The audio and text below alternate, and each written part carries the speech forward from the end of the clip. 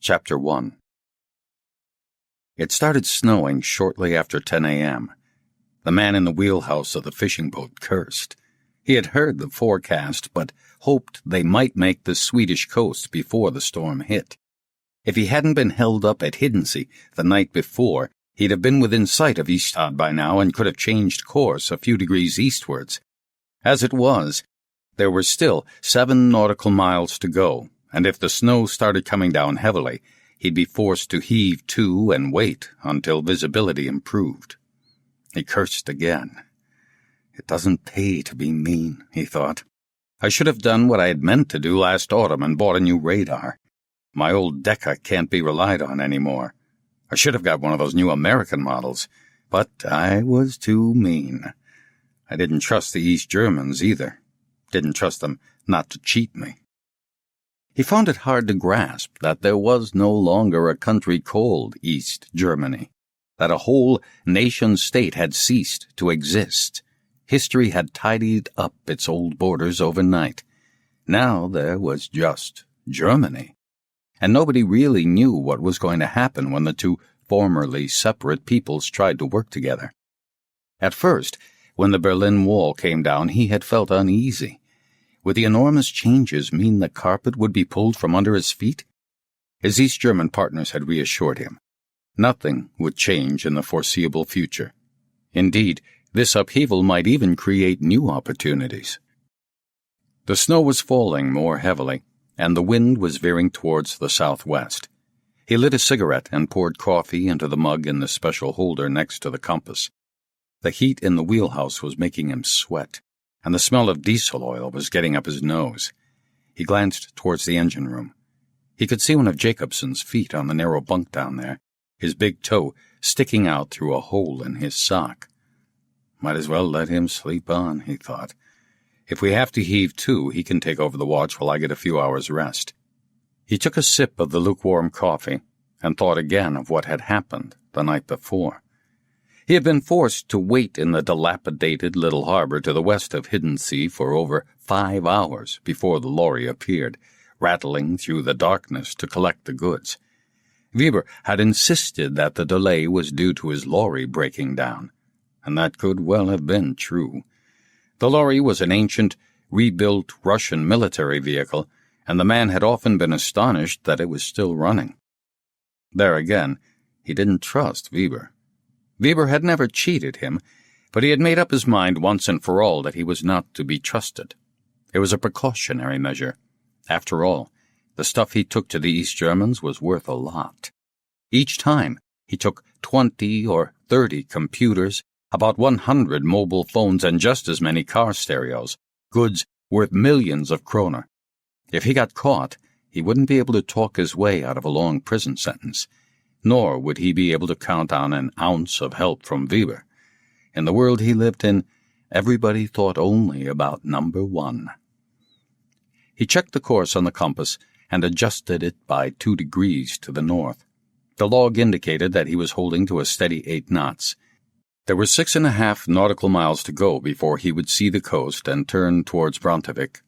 The grayish-blue waves were still visible ahead, but the snow seemed to be getting heavier. 5 more trips, he thought, and that's it. I'll have made all the money I need, and I'll be able to make my move.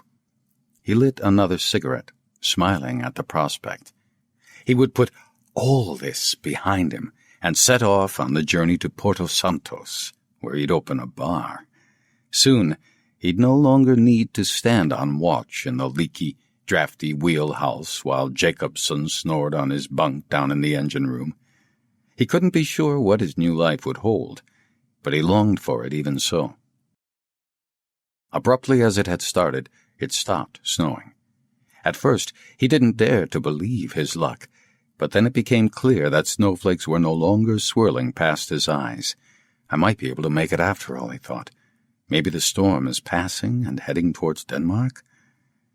Whistling, he poured himself some more coffee.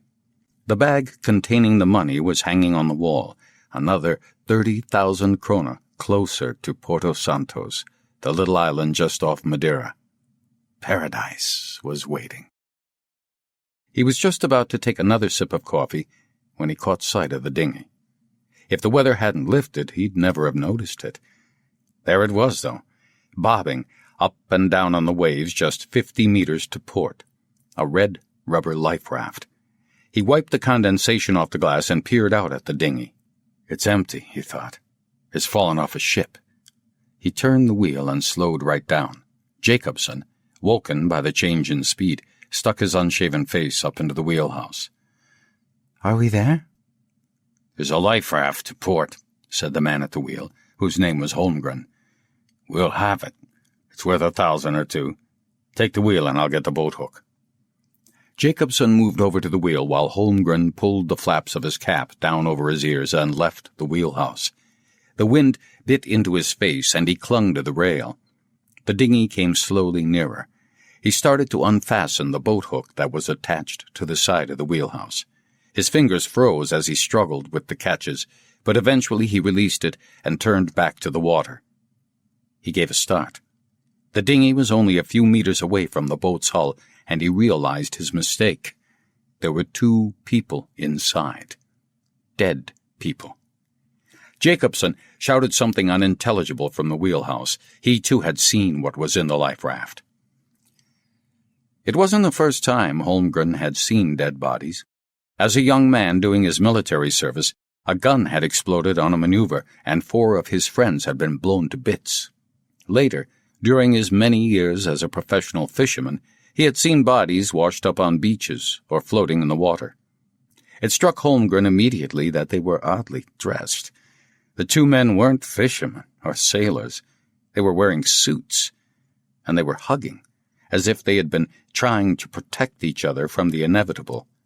He tried to imagine what had happened. Who could they be? Jacobson emerged from the wheelhouse and stood by his side. "Oh, shit," he said. "Oh, shit. What are we going to do?" Holmgren thought for a moment. "Nothing. If we take them on board, we'll only end up with difficult questions to answer. No, we haven't seen them. Simple as that. It is snowing, after all." "Shall we just let them drift?" Jacobson asked. "Yes," Holmgren answered. "They're dead, after all. There's nothing we can do. Besides, I don't want to have to explain where this boat has come from, do you?" Jacobson shook his head doubtfully. They stared at the 2 dead men in silence. Holmgren thought they looked young, hardly more than 30. Their faces were stiff and white. Holmgren shivered. "Odd that there's no name on the life raft," Jacobson said. "What ship can it have come from?" Holmgren took the boat hook and moved the dinghy round, looking at its sides. Jacobson was right. There was no name. "What the hell can have happened?" he muttered. "Who are they? How long have they been adrift, wearing suits and ties?" "How far is it to Ystad?" asked Jacobson. "Just over 6 nautical miles." "We could tow them a bit nearer the coast," said Jacobson, "so that they can drift ashore where they'll be found." Holmgren thought again, weighing up the pros and cons. The idea of leaving them there was repugnant. He couldn't deny that. At the same time, towing the dinghy would be risky. They might be seen by a ferry or some other vessel. He made up his mind quickly. He unfastened a painter, leant over the rail, and tied it to the life raft. Jacobson changed course for Ystad, and Holmgren secured the line when the dinghy was about 10 meters behind the boat and free of its wake. When the Swedish coast came into sight, Holmgren cut the rope, and the life raft with the 2 dead men inside disappeared far behind. Jacobson changed course to the east, and a few hours later they chugged into the harbor at Brantevik. Jacobson collected his pay, got into his Volvo, and drove off towards Svarta. The harbor was deserted. Holmgren locked the wheelhouse and spread a tarpaulin over the cargo hatch. He checked the hawsers slowly and methodically. Then he picked up the bag containing the money, walked over to his old Ford, and coaxed the reluctant engine to life. Ordinarily, he would have allowed himself to dream of Porto Santos, but today, all he could picture in his mind's eye was the red life raft.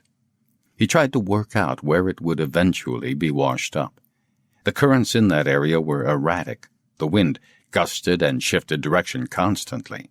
The dinghy could wash up anywhere along the coast. Even so, he guessed that it would be somewhere not far from Ystad, if it hadn't already been spotted by someone on one of the ferries to or from Poland. It was already starting to get dark as he drove into Ystad. 2 men wearing suits, he thought, as he stopped at a red light. In a life raft. There was something that didn't add up.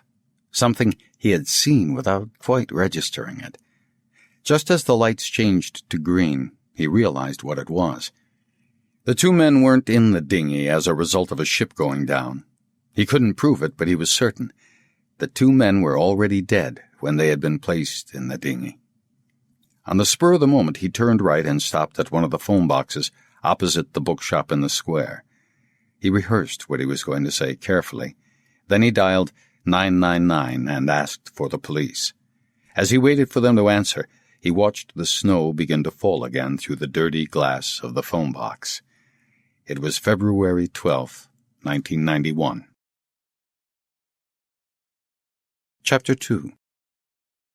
Inspector Kurt Wallander sat in his office at the police station in Ystad and yawned. It was such a huge yawn that one of the muscles under his chin locked. The pain was excruciating.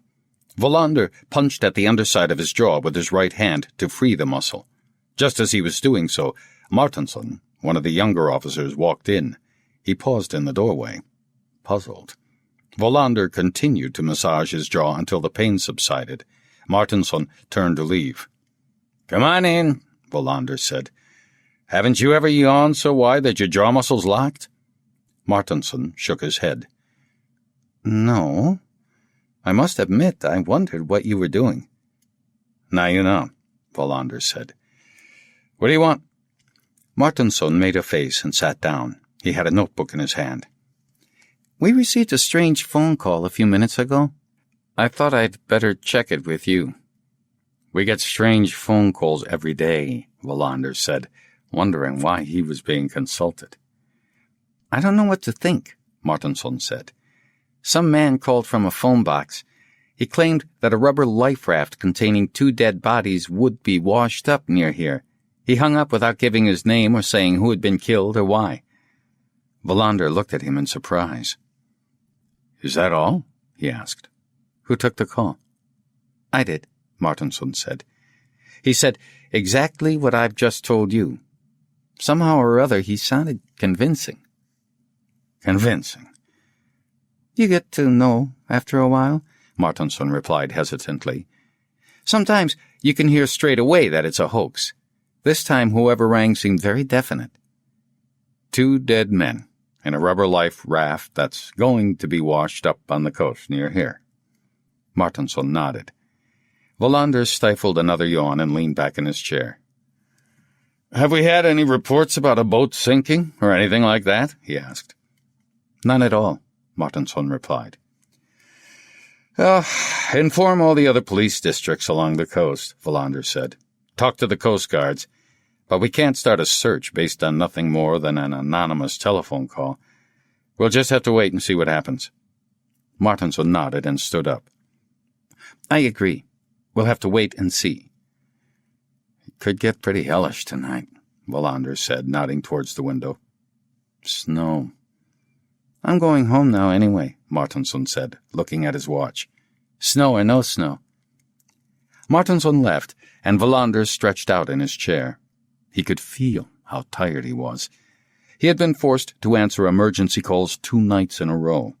The first night, he had led the hunt for a suspected rapist who had barricaded himself in an empty summer cottage at Sandskogen. The man was drugged to the eyeballs, and there was reason to think he could be armed, so they had surrounded the place until 5 a.m., when he had given himself up. The following night, Wallander had been called out to a murder in the town center. A birthday party had got out of hand, and the man whose birthday it was had been stabbed in the temple with a carving knife. He got up from his chair and put on his fleece jacket. "I've got to get some sleep," he thought. "Somebody else can look after the snowstorm." When he left the station, the gusts of wind forced him to bend double. He unlocked his Peugeot and scrambled in. The snow that had settled on the windows gave him the feeling of being in a warm, cozy room. He started the engine, inserted a tape, and closed his eyes. Immediately his thoughts turned to Riedberg. It was less than a month since his old friend and colleague had died of cancer. Wallander had known about the illness the year before, when they were struggling together to solve the murder of an old couple at Lanarp. During the last months of his life, when it was obvious to everybody, and not least to Riedberg himself, that the end was nigh, Wallander had tried to imagine going to the station knowing that Riedberg wouldn't be there. How would he manage without the advice and judgment of old Riedberg, who had so much experience? It was still too soon to answer that question. He hadn't had any difficult cases since Riedberg had gone on sick leave for the last time, and then passed away. But the sense of pain and loss was still very real. He switched on the windscreen wipers and drove slowly home. The town was deserted, as if people were preparing to be besieged by the approaching snowstorm. He stopped at a petrol station off Österleden and bought an evening paper. Then he parked outside his flat in Maria Gatan and went upstairs. He would take a bath and make something to eat. Before going to bed, he'd phone his father, who lived in a little house near Luderup. Ever since his father had become confused and gone wandering through the night in his pajamas the year before, Wallander had made a habit of ringing him every day. He knew it was as much for his own sake as for his father's. He always felt guilty about not visiting him more often. Still, after that incident the year before, his father had a home helper who visited him regularly. This had improved the old man's moods, which were sometimes unbearable. Even so, Wallander's conscience pricked him. He felt he didn't devote enough time to his father. Wallander had his bath, made an omelette, phoned his father, and then went to bed. Before pulling down the roller blinds at his bedroom window, he looked out into the street. A solitary street light was swaying in the gusty wind. Snowflakes danced before his eyes.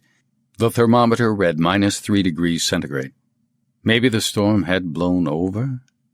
He lowered the blinds with a clatter and crept into bed, falling asleep almost straight away.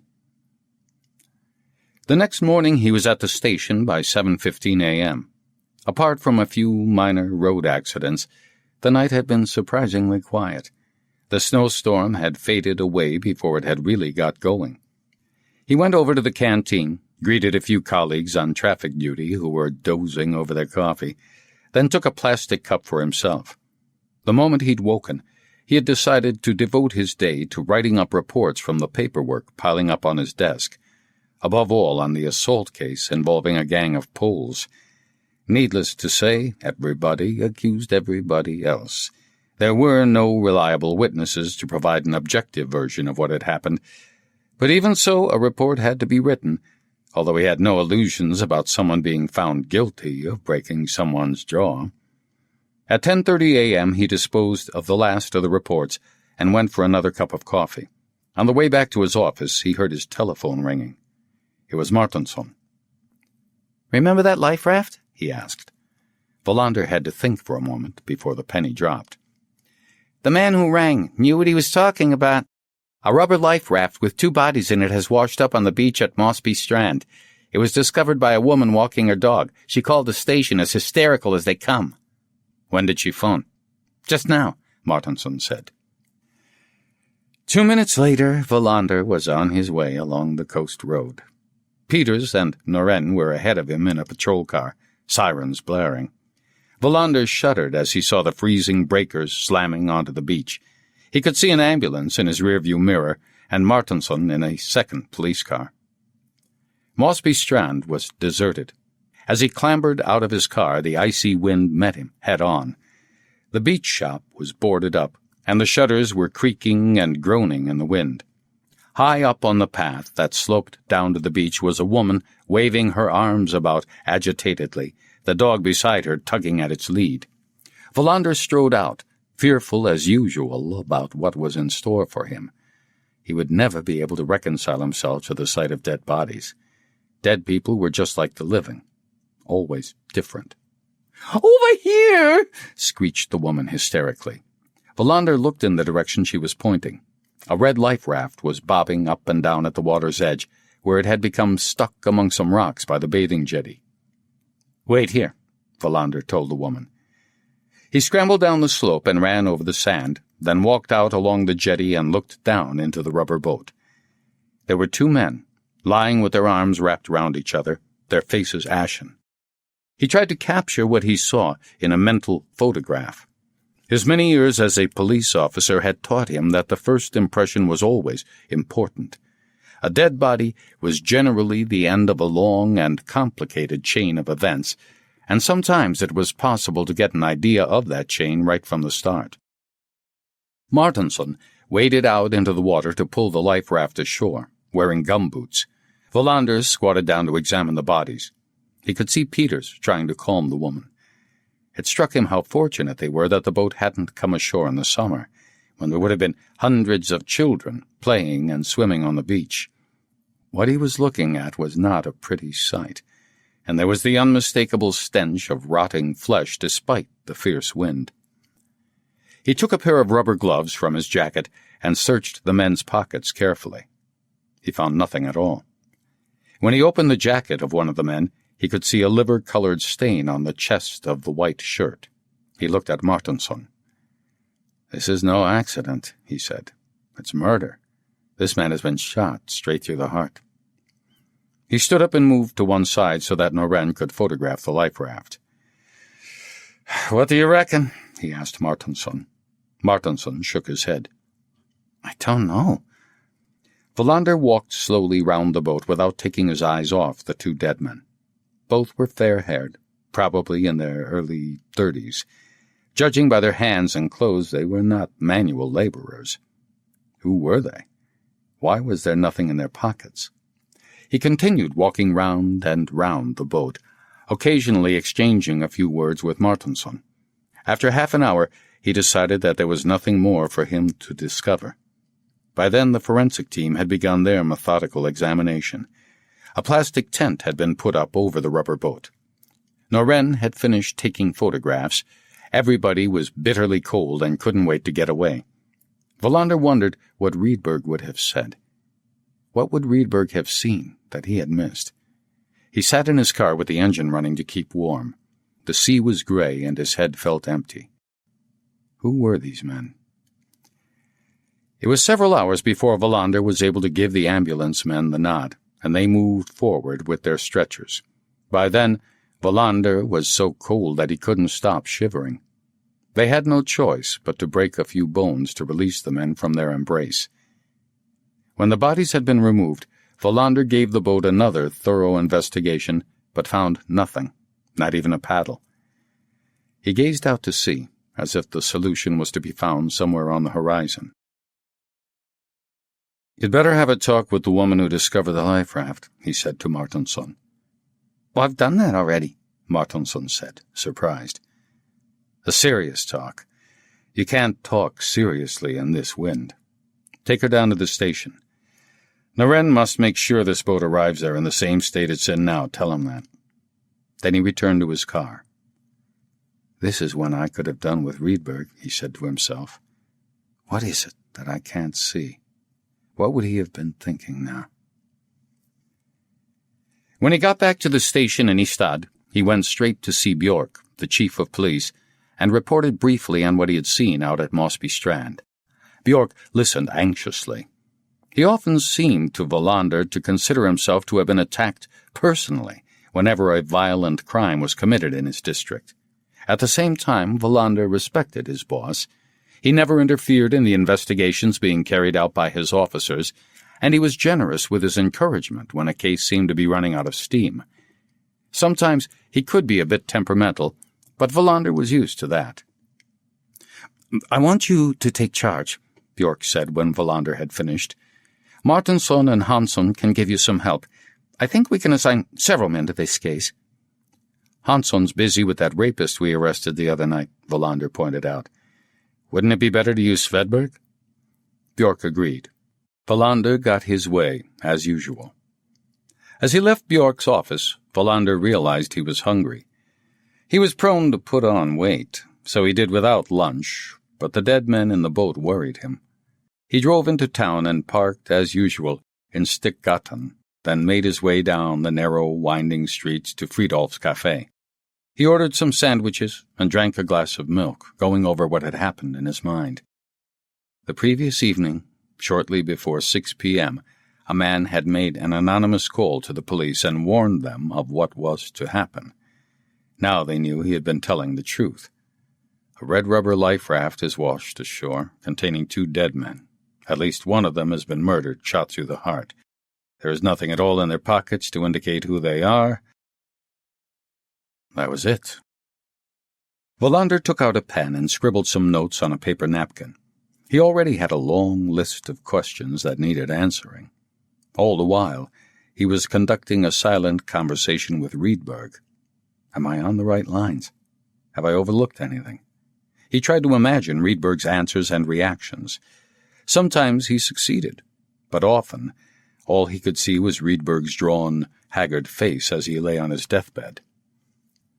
By 3:30 p.m. he was on his way back to the station. He called Martinsson and Svedberg into his office, closed the door, and instructed the switchboard to hold his calls. "This isn't going to be easy," he began. "We can only hope the post-mortems and the forensic team's examination of the life raft and the clothes come up with something. All the same, there are a few questions I'd like answered straight away." Svedberg was leaning against the wall, notebook in hand. He was in his 40s and balding, born in Ystad, and rumor had it that he started feeling homesick the minute he left the town. He often gave the impression of being slow and lacking in interest, but he was thorough, and that was something Wallander appreciated. In many ways, Martinsson was the opposite of Svedberg. He was coming up to 30, born in Trollhättan, and had set his sights early on a police career. He was also involved in Liberal Party politics, and according to what Wallander had heard, had a good chance of being elected to the local council in the autumn elections. As a police officer, Martinsson was impulsive and sometimes careless, but he often had good ideas, and his ambition meant that he worked tirelessly when he thought he could see a solution to a problem. "I want to know where this life raft comes from," Wallander said. "When we know how long the 2 men have been dead, we'll have to try and work out which direction the boat came from and how far it's drifted." Svedberg stared at him in surprise. "Will that be possible?" "We must get down to the meteorological office," Wallander said. "They know all there is to know about the weather and the wind. We ought to be able to get a rough idea of where the boat has come from. And I want to know everything we can find out about the life raft itself. Where it was made, what type of vessels might carry such rafts, everything." He nodded towards Martinsson. "That's your job." "Shouldn't we begin by running a computer search to see if the men are listed anywhere as missing?" Martinsson asked. "You can start by doing that," Wallander said. "Get in touch with the Coast Guards, contact all their stations along the south coast, and see what Bjork has to say about bringing in Interpol straight away. It's obvious that if we're going to trace who they are, we'll have to cast our nets wide from the very beginning." Martinsson nodded and made a note on a sheet of paper. Svedberg chewed thoughtfully on his pencil. "The forensic team will give the men's clothes a thorough going over," Wallander continued. "They must find some clues."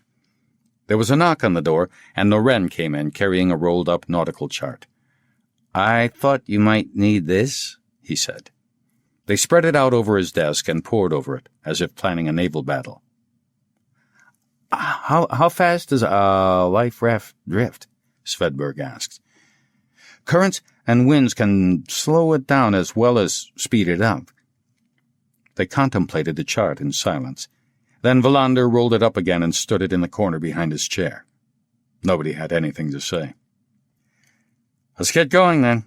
We can meet here again at 6 p.m. and see how far we've got." As Svedberg and Noren left the room, Wallander asked Martinsson to stay behind. "What did the woman have to say?" Martinsson shrugged. "Mrs. Forsell," he said. "A widow, lives in Mosby. She's a retired teacher from the grammar school in Engelholm. Lives here all the year round with her dog, Tengnir. Fancy naming a dog after a poet? Every day they go out for some fresh air on the beach. When she walked along the cliffs last night, there was no sign of a life raft, but it was there this morning. She saw it at about 10:15 a.m. and called us straight away." 10:15 a.m., Wallander said thoughtfully. "Isn't that a bit late to be walking a dog?" Martinsson nodded. That occurred to me as well, but it turned out she'd been out at 7 o'clock, too, but they walked along the beach in the other direction. Wallander changed the subject. The man who rang yesterday, what did he sound like? Like I said, convincing. Did he have an accent? Could you tell how old he was? He had a local accent, like Svedberg's. His voice was hoarse. I wouldn't be surprised to find he's a smoker. In his 40s or 50s, I'd say. He spoke simply and clearly. He could be anything from a bank clerk to a farmer. Wallander had one more question. Why did he ring? I've been wondering that, Martinsson answered. He might have known the boat would drift ashore because he'd been mixed up in it himself. He might have been the one who did the shooting. He might have seen something or heard something. There are several possibilities. What's the logical explanation?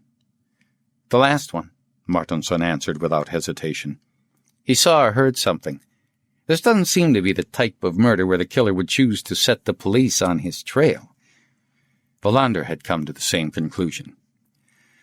Let's go a step further. Seen or heard something? 2 men dead in a life raft? If he isn't involved, he can hardly have seen the murder, or murders. That means he must have seen the raft. A life raft drifting at sea, Martinsson said. How do you see something like that? Only by being in a boat yourself. Exactly. Precisely.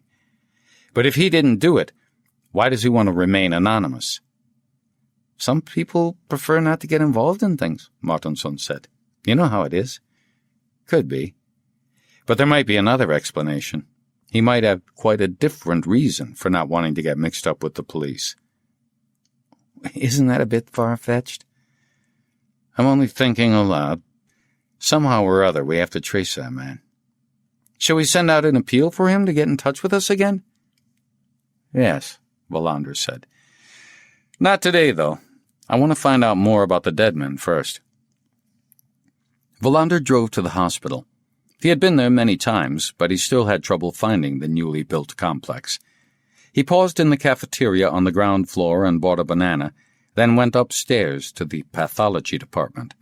The pathologist, whose name was Mirth, hadn't yet started the detailed examination of the corpses. Even so, he was able to answer Wallander's first question. Both men were shot, he stated. At close range, through the heart. I assume that is the cause of death. I'd like to see a report as soon as possible, Wallander said. Is there anything you can say now about the time of death?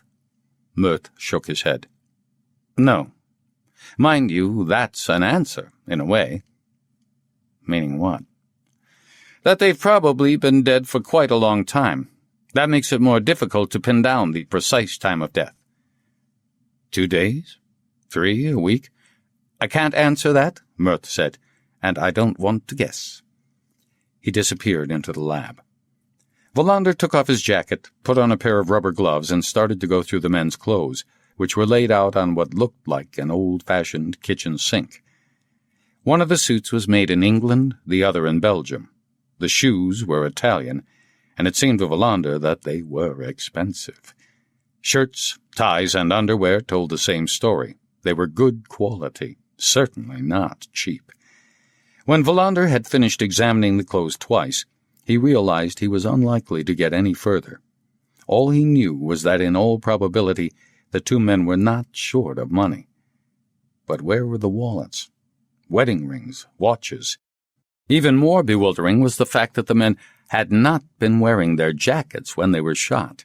There were no holes or powder burns on them. Wallander tried to conjure up the scene. Somebody shoots 2 men straight through the heart. When they're dead, whoever did it then puts their jackets on before dumping the bodies into a life raft. Why? He went through the clothes one more time. There's something I'm not seeing, he thought. Riedberg, help me. But Riedberg had nothing to say. Wallander went back to the police station. He knew the post-mortems would take several hours, and that he wouldn't get a preliminary report until the next day at the earliest. Back in his office, he found a note on his desk from Bjork, saying they should wait another day or so before calling in Interpol. Wallander felt himself getting annoyed. He often found it hard to sympathize with Bjork's cautious approach. The meeting at 6 p.m. was brief. Martinsson reported that there was no record of any missing persons who could possibly be the men in the life raft. Svedberg had had a long discussion with someone at the meteorological office in Norrköping who had promised to help the moment he received a formal request from the Ystad police. Wallander told them that, as expected, the pathologist had confirmed that both men had been murdered. He asked Svedberg and Martinsson to consider why someone would have shot two men and then put their jackets back on the bodies. "Let's keep going for a few more hours," Wallander said. "If you're involved in other cases, either put them on ice for the time being or pass them on to somebody else. This is going to be a tough nut to crack. I'll see to it that we get some more men first thing tomorrow." When Wallander was alone in his office, he unrolled the chart on his desk again. With his finger, he traced the coastline as far as Mossby Strand. The raft could have drifted a long way, he thought. Or no distance at all. It might have been drifting backwards and forwards on the tide. The phone rang. For a moment, he tried to decide whether to answer it. It was late, and he wanted to go home and think about what had happened in peace and quiet. But he lifted the receiver. It was Mert. "Have you finished already?" Wallander asked, surprised. "No," Mert said. "But there's something I think is important, something I can let you know now." Wallander held his breath. "The men are not Swedes," Mert said. "At least, they weren't born in Sweden." "How can you tell?" "I've had a look at their teeth. Their dental work wasn't done by Swedish dentists. Could have been by Russian ones, though." "Russian?" "Yes, Russian dentists. Or dentists from one of the Eastern Bloc countries. They use quite different methods from us." "Are you absolutely sure?"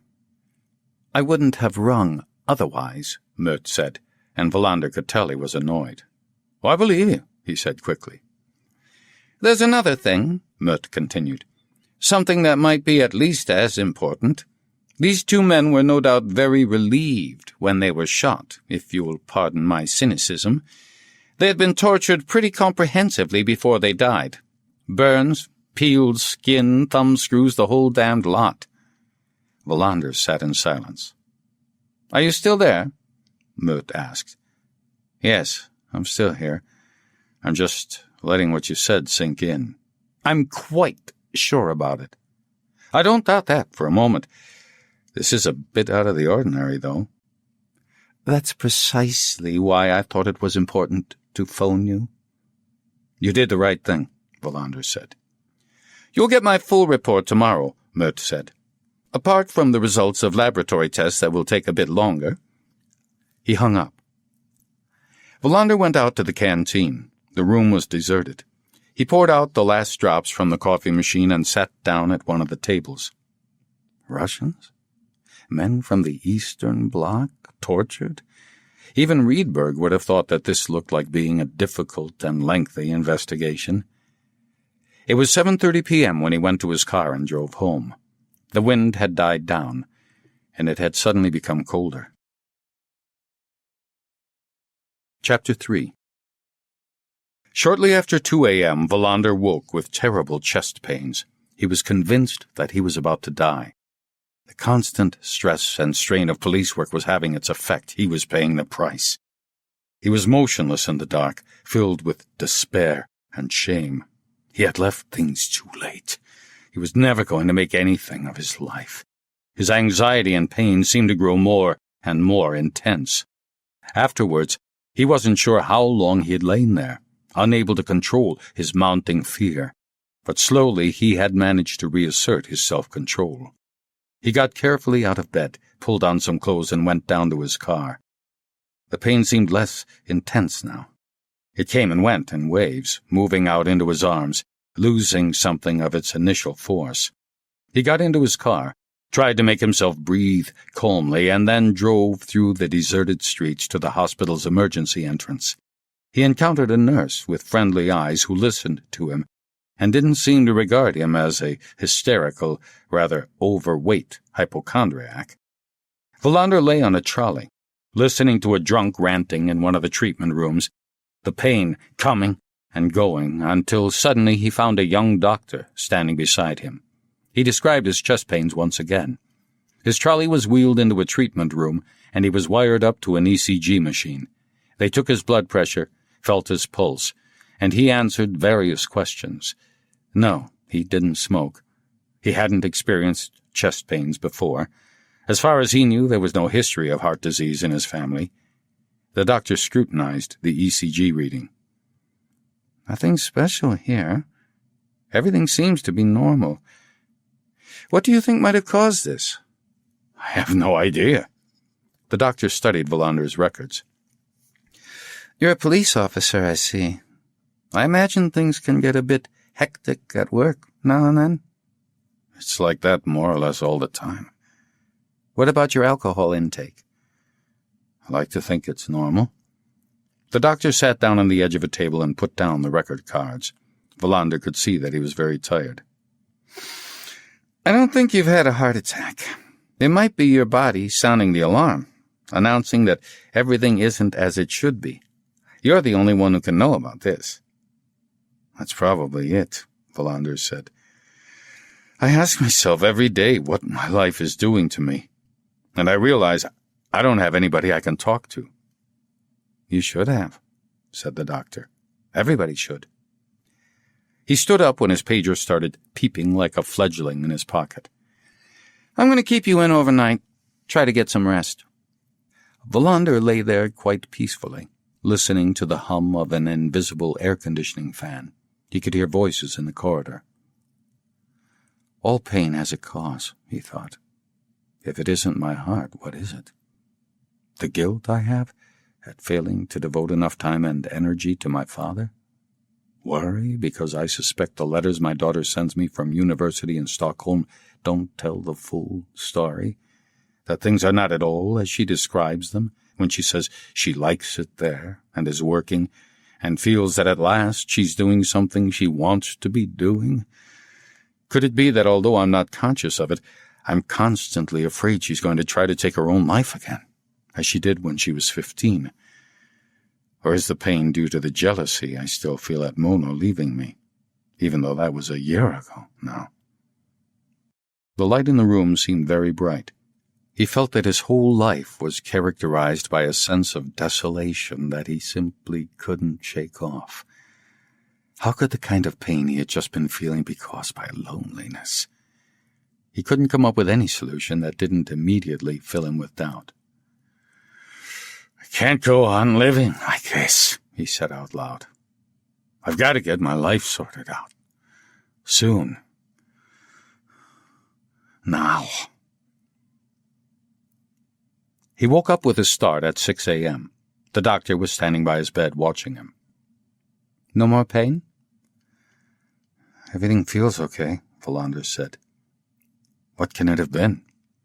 Tension, the doctor said. Stress. You know best yourself. Yes, I suppose I do. I think you should have a thorough examination, the doctor said. If nothing else, we need to be sure there's nothing physically wrong with you. It will make it easier for you to look inside your own head and see what kind of shadows are lurking there. Wallander drove home, took a shower, and had a cup of coffee. The thermometer read -3 degrees centigrade. The sky had cleared, and the wind had dropped. He sat there for a long time, thinking about the previous night. The pains and his stay in the hospital had taken on an air of unreality. But he knew he couldn't just ignore what had happened. His life was his own responsibility. It was 8:15 a.m. before he felt he could face work. As soon as he got to the station, he became embroiled in an argument with Bjork, who was insisting that the forensic squad in Stockholm should have been brought in at once to make a thorough investigation at the scene of the crime. There was no scene of the crime, Wallander said. If there's one thing we can be sure about, it's that the men were not murdered in that life raft. Now we don't have Rydberg to rely on. We need outside help, Bjork said. We don't have the expertise. Why didn't you close off the beach where the life raft was found?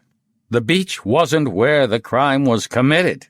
The raft had been drifting at sea. Are you suggesting that we should have fixed the plastic ribbon round the waves?" Wallander was getting angry. True, neither he nor any other of the officers in Ystad had Rydberg's experience, but that didn't mean he was incapable of deciding when to call in assistance from Stockholm. "Either you let me make the decisions," he said, "or you run the case yourself." "Well, there's no question of that," Bjork said. "But I still think it was an error of judgment not to consult Stockholm." "Well, I don't." That was as far as they could go. "I'll come and see you shortly," said Wallander. "I've got some stuff I'd like your opinion on." Bjork looked surprised. "Oh, have we got something to go on? I thought we were up against a brick wall." "Not quite. I'll be with you in 10 minutes.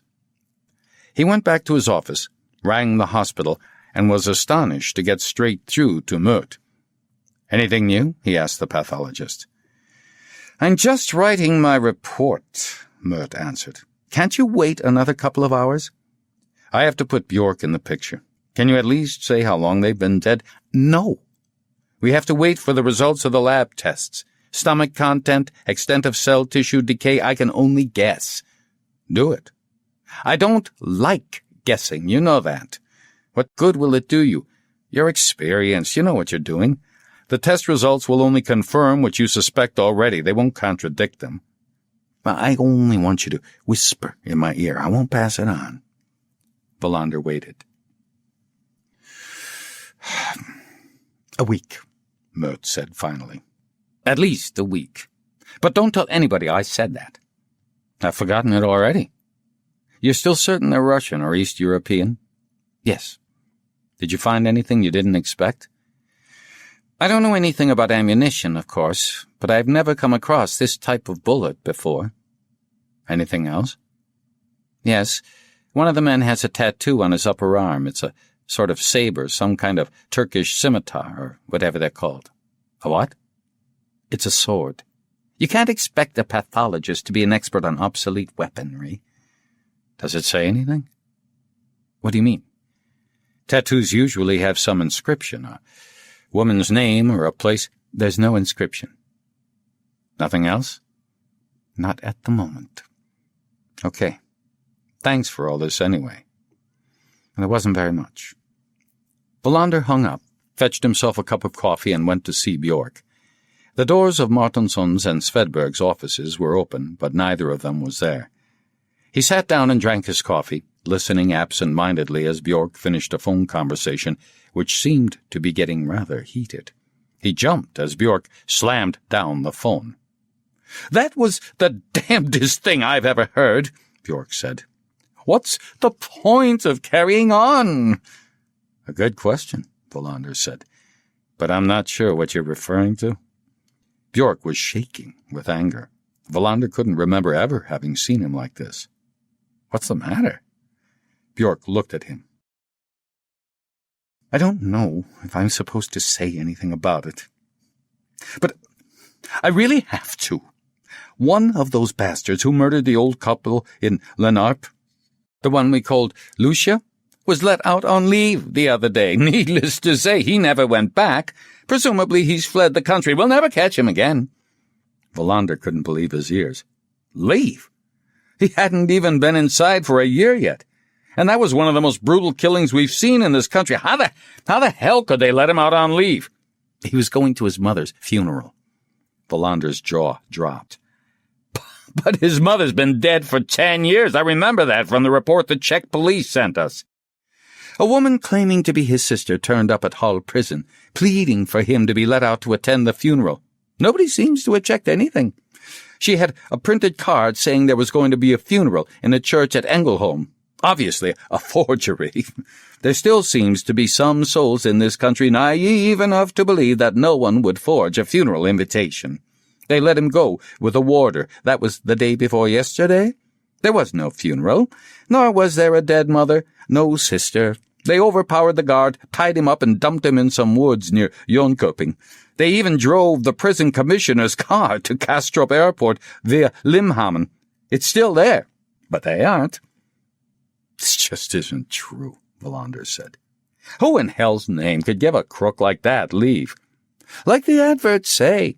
Sweden is fantastic, Bjork said. It makes me sick. Whose responsibility is it? Whoever gave him leave should be locked up in the cell he has left empty. How is a thing like that possible? I'll look into it, Bjork said. But that's the way it is. The bird has flown. Wallander's mind went back to the unimaginably savage murder of the old couple in Lennart. He looked up at Bjork in resignation. What's the point? He wondered. Why do we bust ourselves to catch criminals if all the prison service does is let them go again? Bjork didn't answer. Wallander stood up and went over to the window. How much longer can we keep going? We have to, said Bjork. Are you going to tell me now what you know about those two men in the rubber boat? Wallander told him what he knew. He felt depressed, tired, and disappointed. Bjork made a few notes as he was speaking. Russians, he said, when Wallander had finished. We're from an Eastern Bloc country. Mert was certain of that. I'd better contact the Foreign Ministry, said Bjork. It's their job to get in touch with the Russian police. Or Polish, the Eastern Bloc. They could be Russians living in Sweden, Wallander said. Or Germany. Or why not Denmark? Even so, most Russians are still in the Soviet Union, Bjork said. I'll contact the Foreign Ministry straight away. They know what to do in a situation like this. We could put the bodies back into the life raft and ask the Coast Guards to have it towed out into international waters, Wallander answered. Then we could wash our hands of the case. Bjork seemed not to hear. We'll have to get some help in identifying them. Photographs, fingerprints, clothes, and a tattoo, a scimitar. A scimitar? Yes, a scimitar. Bjork shook his head and reached for the phone. Just a minute, Wallander said. Bjork withdrew his hand. I'm thinking about the man who telephoned, Wallander said. According to Martinsson, he had a local accent. We should try to trace him. Have we any clues? None. That's precisely why I suggest we put out an appeal. We can keep it general. We can appeal for anybody who has seen a red rubber boat drifting around and ask them to get in touch with the police. Bjork nodded. I'll have to speak to the press in any case. Reporters started ringing ages ago. How they can find out so quickly about what happens on a deserted stretch of beaches beyond me. It took them precisely half an hour yesterday. You know we have leaks, Wallander said, reminded once again of the double murder at Lennart. What do you mean, we? The police. The Ystad police. Who does the leaking? How am I supposed to know that? It ought to be your job to remind all staff to be discreet and observe professional secrecy. Bjork slammed his fist down on his desk, as if administering a box on the ears, but he didn't answer Wallander directly. We'll make an appeal, was all he said. At midday, before the news on the radio. I want you to be at the press conference. Right now, I must call Stockholm and get some instructions. Wallander got to his feet. It would be great if we didn't have to. Didn't have to do what? Find whoever shot the men in the life raft? I'll find out what Stockholm has to say, Bjork said, shaking his head. Wallander left the room. Martinsson's and Svedberg's offices were still empty. He glanced at his watch, nearly 9:30 a.m. He went down to the basement of the police station where the life raft had been placed on wooden trestles. He used a strong torch to examine it thoroughly, looking for the name of a firm or country of manufacture, but he found nothing, which surprised him. He couldn't come up with a satisfactory explanation for why that should be. He went round the rubber boat once more, and this time noticed a short piece of rope. It was different from the rope holding the wooden floor in place. It had been cut off with a knife. He tried to imagine what conclusions Rydberg would have drawn, but his mind was a complete blank. He was back in his office by 10 a.m. Neither Martinsson nor Svedberg answered when he phoned their rooms. He pulled over a notebook and started to write out a summary of the little they knew about the two dead men. People from the Eastern Bloc, shot through the heart at close range, then dressed in their jackets and dumped in a life raft that still hadn't been identified. Plus, the men had been tortured. He pushed the notebook away. A thought had suddenly struck him. Men who have been tortured and murdered, he thought. You hide the bodies away, dig graves for them, or send them to the bottom of the sea with iron weights attached to their legs. If you load them into a life raft, the likelihood is that they will be found. Can that have been the intention, that they would be found? Doesn't the life raft suggest the murder took place on board a ship? He crumpled up the top page of the notebook and threw it into the wastepaper basket. I don't know enough, he thought. Riedberg would have told me not to be impatient. The phone rang. It was 10:45 a.m. The moment he heard his father's voice, he remembered that he was supposed to go and see him. He should have been in Lutterup by 10 a.m., so they could drive to a shop in Malmö to buy canvases and paints. "Why haven't you come?" his father asked angrily. Wallander decided to be perfectly straight with him. "I'm sorry. I had forgotten all about it." There was a long pause. "At least that's an honest answer," his father said finally. "I can come tomorrow," Wallander said. "Make it tomorrow, then," his father said, and hung up. Wallander wrote a note on a piece of paper and fastened it to the telephone. He'd better not forget tomorrow. He rang Svedberg. Still no reply. Martinsson answered, though. He had just come back to his office. Wallander went out into the corridor to meet him. "Do you know what I've discovered today?" Martinsson asked. "That it's more or less impossible to describe what a life raft looks like. All different models made by different manufacturers look the same. Only experts can tell them apart. So I went to Malmö, and I've been visiting the various importers." They had gone to the canteen to fetch some coffee. Martinsson got some biscuits, and they went to Wallander's office. "So now you know all about life rafts," Wallander said. "Quite a bit, but I don't know where this one comes from." "It's odd that there isn't any logo or a notice of country of manufacture," Wallander said. "Life-saving equipment is generally covered in all kinds of notes and instructions." "I agree. So did the importers in Malmö. But there is the possibility of a solution. The Coast Guard. Captain Österdahl, a retired officer who has devoted his whole life to working on the customs boats, 15 years in Arkösund, 10 years in the Greek archipelago. After that he moved to Simrishamn and was based there until he retired. Over the years, he drew up his own register of different types of vessel, including rubber boats and life rafts." "Who told you this?" "I struck it lucky when I called the Coast Guard. The man who answered had worked on one of the customs boats that Österdahl skippered." "Good. Maybe he can help us." "If he can't, then nobody can," Martinsson said philosophically. "He lives out at Sandhammaren. I thought I'd drive out and fetch him so that he can take a look at the boat. Have there been any developments?" Wallander told him Murt's conclusions while he listened attentively. "So we may have to cooperate with the Russian police," he said when Wallander had finished. "Can you speak Russian?" "Not a word. Mind you, it might mean that we can drop the whole business." "No harm in hoping." Martinsson suddenly became thoughtful. "That's the way I feel sometimes, in fact," he said after a while. "That I wish we could just drop certain criminal cases, because they're so awful, too bloody and unreal. When I was at police college, we didn't learn how to cope with tortured corpses abandoned in life rafts. It's as if developments in crime have left me behind, and I'm only 30. In recent years, Kurt Wallander had often felt the same way as Martinsson. It had become more difficult to be a police officer. They were living at a time characterized by a sort of criminality that nobody had experienced before. It was a myth that a lot of police officers left the force in order to become security guards or work for private firms for financial reasons. The truth was that most police officers that left the force did so on grounds of insecurity.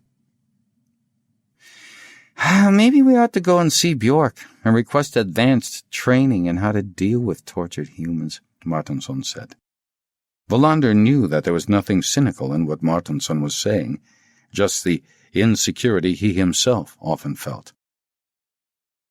Every generation of police officers seems to say the same thing, he said. We're no exception. I can't remember Rydberg ever complaining, can you? Rydberg was an exception.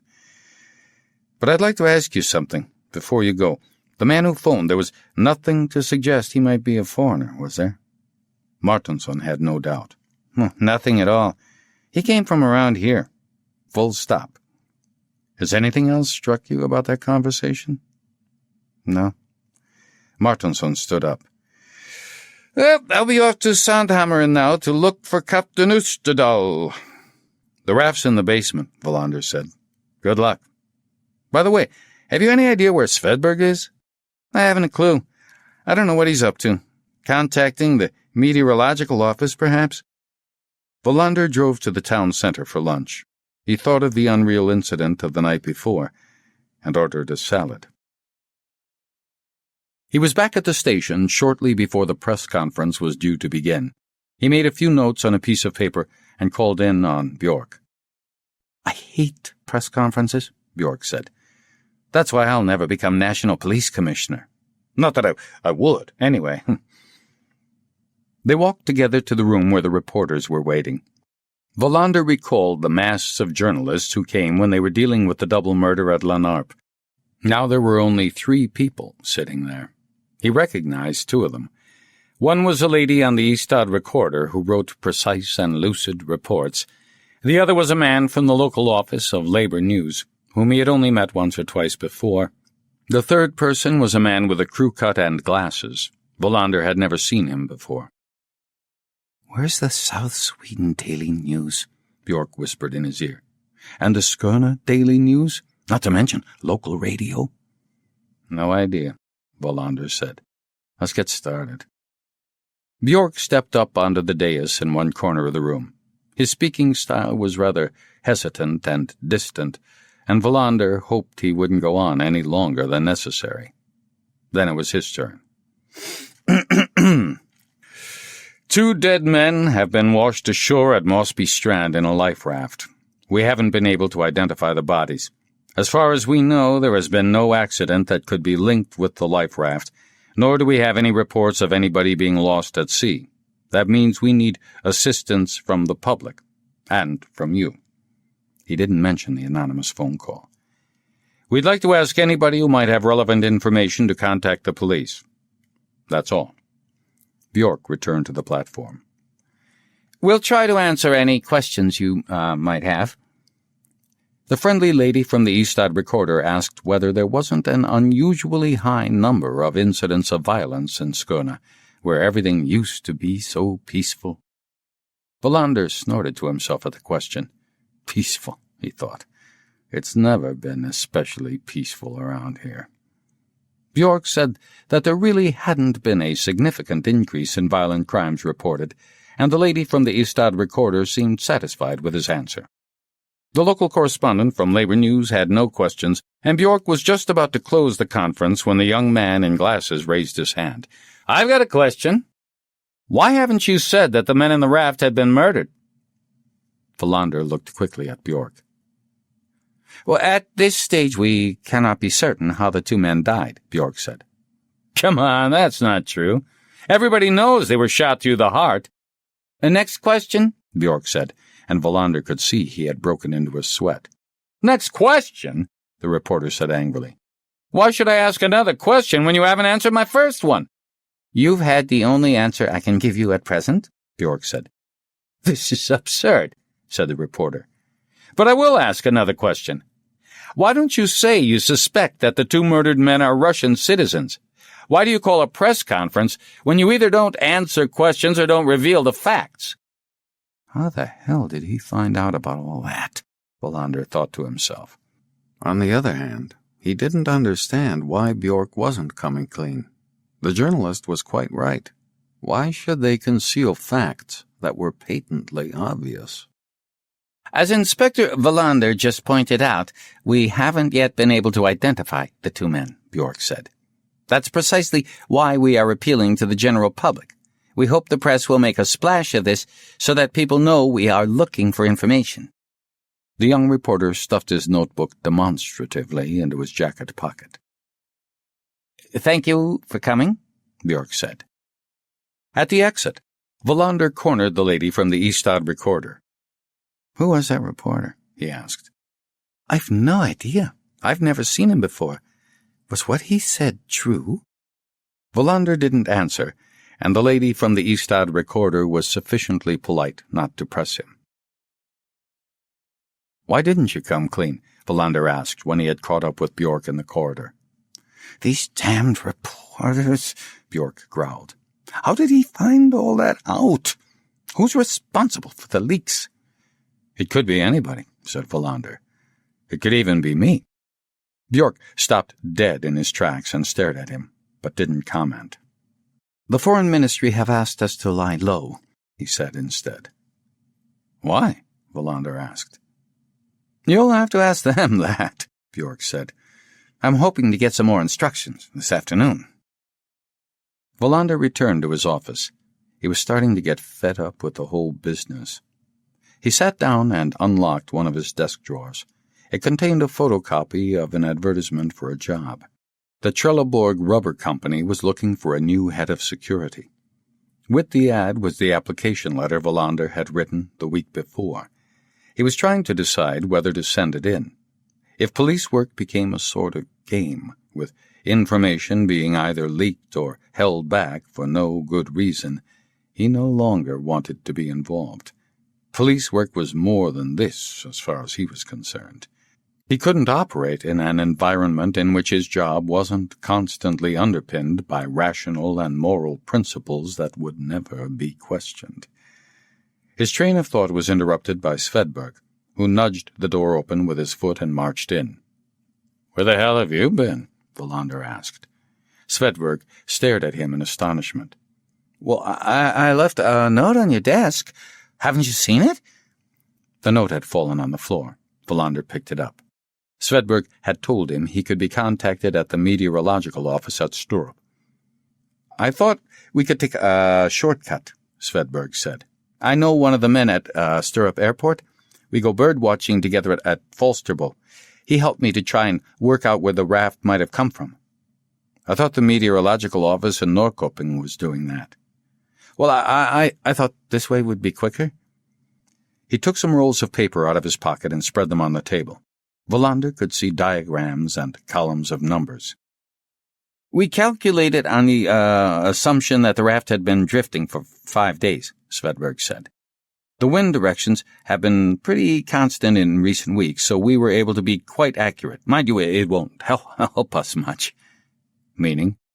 That the life raft probably drifted quite a long way. Meaning? It could have come from countries as far apart as Denmark and Estonia. Wallander stared at Svedberg in disbelief. Is that really possible? Yes. You can ask Johnny yourself. Good work, Wallander said. Go and tell Bjork. He can pass the information on to the Foreign Ministry. Then, maybe we can get rid of the whole affair. Get rid of? Wallander told him what had happened earlier in the day. He could see that Svedberg was disappointed. I don't like dropping something I've started, Svedberg said. Nothing is certain. I'm just putting you in the picture. Svedberg went off to see Bjork, and Wallander went back to his job application. All the time, the raft with the murdered men was bobbing up and down in his mind. Mertz's post-mortem report was delivered at 4 p.m. He was still awaiting the results from the laboratory tests, but he estimated that the men had been dead for approximately 7 days. They had probably been exposed to salt water for about the same length of time. One of the men was about 28, the other slightly older. Both had been in good health. They had been subjected to extreme torture. East European dentists had treated their teeth. Wallander put the report aside and looked out of the window. It was dark already, and he was hungry. Bjork called to say that the Foreign Ministry would get back to him in the morning with further instructions. "In that case, I'm off home," Wallander said. "Do that," Bjork said. "I wonder who that journalist was." They found out the next day. Placards for the Express were full of the sensational discovery of dead bodies on the Scanian coast. The front-page story revealed that the murdered men were almost certainly Soviet citizens, and that the Foreign Ministry had been brought in. The Ystad police had been ordered to hush up the whole affair, and the newspaper wanted to know why. But it was 3 p.m. the following afternoon before Wallander saw the placards. By that time, a lot more water had flowed under the bridge. Chapter 4. When Wallander arrived at the police station shortly after 8 a.m., everything seemed to happen at once. The temperature had risen above freezing again, and the town was enveloped in a steady drizzle. Wallander had slept well, without experiencing a recurrence of the previous night's problems. He felt rested. The only thing that he was worried about was the mood his father might be in when they drove to Malmö later that day. Martinsson met him in the corridor, and Wallander could see at once that he had something important to tell him. Everyone knew that when Martinsson was too restless to stay in his own office, something had happened. "Captain Österdahl has solved the mystery of the life raft," he bellowed. "Have you got a minute?" "I've always got a minute," Wallander said. "Come into my office. See if Svedberg's here yet." A few minutes later, they were gathered in Wallander's room. "People like Captain Österdahl ought to be put on a register, you know," Martinsson said. "The police should set up a department on a national basis whose only job is to work with people who have unusual expertise." Wallander nodded. He'd often thought the same thing himself. There were people with comprehensive expertise in many esoteric fields dotted around the country. Everybody knew about the old lumberjack in Härjedalen who had identified the top to a bottle of Asian beer that had defeated not only the police, but also the experts at the wine and spirits monopoly. The lumberjack's evidence had helped to convict a murderer who would otherwise have got away with it. "Give me somebody like Captain Österdahl any day, rather than these consultants who run around stating the obvious for huge fees," Martinsson continued. "And he was only too glad to help." And was he of help? Martinsson took his notebook out of his pocket and slammed it down on the desk. It was as if he had pulled a rabbit out of an invisible hat. Wallander could feel himself getting irritated. Martinsson's dramatic gestures could be trying. But perhaps that was the way provincial Liberal Party politicians behaved. "We're all agog," Wallander said after a brief silence. "When the rest of you had gone home last night, Captain Österdahl and I spent a few hours examining the life raft in the basement," Martinsson said. "It couldn't be earlier, as he plays bridge every afternoon, and he refused to break that habit. Captain Österdahl is an old gentleman with very firm views. I hope I'm like him when I get to that age." "Get on with it," Wallander said. He knew all about opinionated old gentlemen. His father was constantly in the back of his mind. "He crawled around the life raft like a dog," Martinsson went on. "He even smelt it.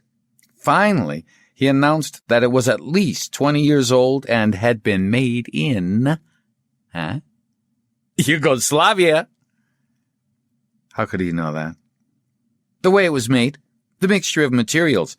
Once he had considered all the evidence, he didn't hesitate for a second. All his reasons are here in this notebook. I really admire people who know what they're talking about." Why wasn't there a label stating that the boat was made in Yugoslavia? "Not boat," said Martinsson. "That was the first thing Captain Österdahl taught me. It's a raft, and nothing else. And he had an excellent explanation for why there was nothing to indicate its country of origin. They often send their life rafts to Greece and Italy, and firms there fit them with false labels. It's no more unusual than watches made in Asia having European trademarks."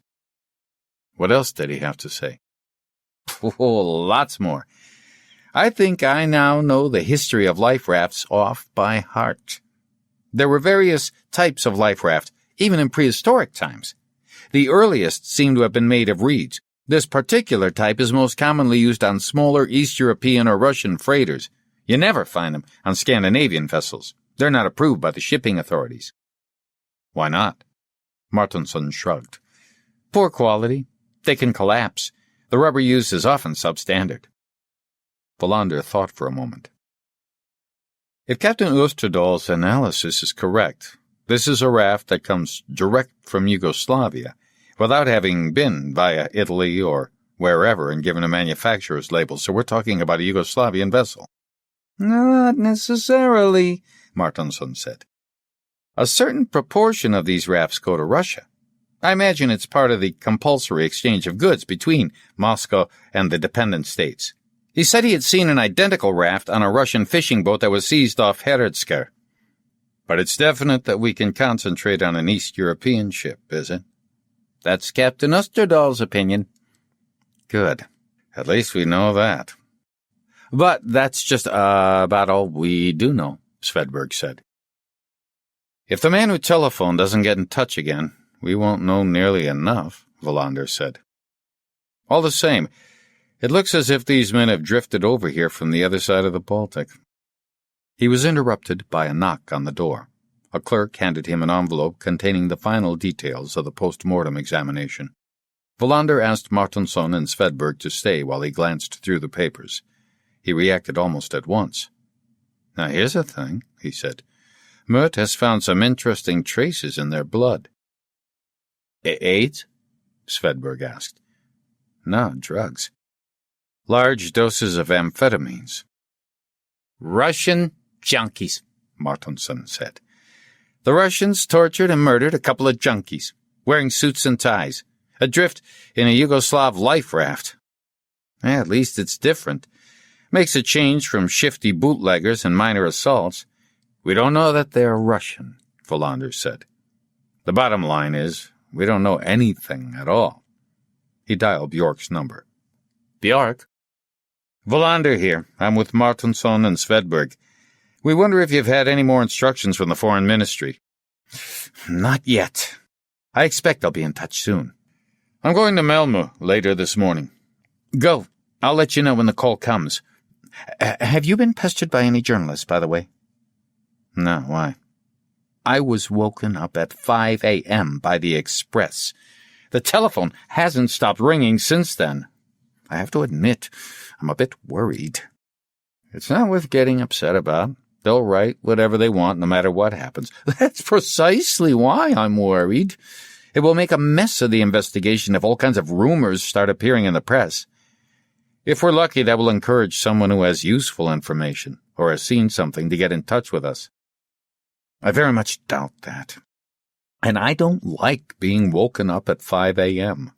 Who knows what one might say when one's half asleep? Wallander hung up. Let's keep calm, he said.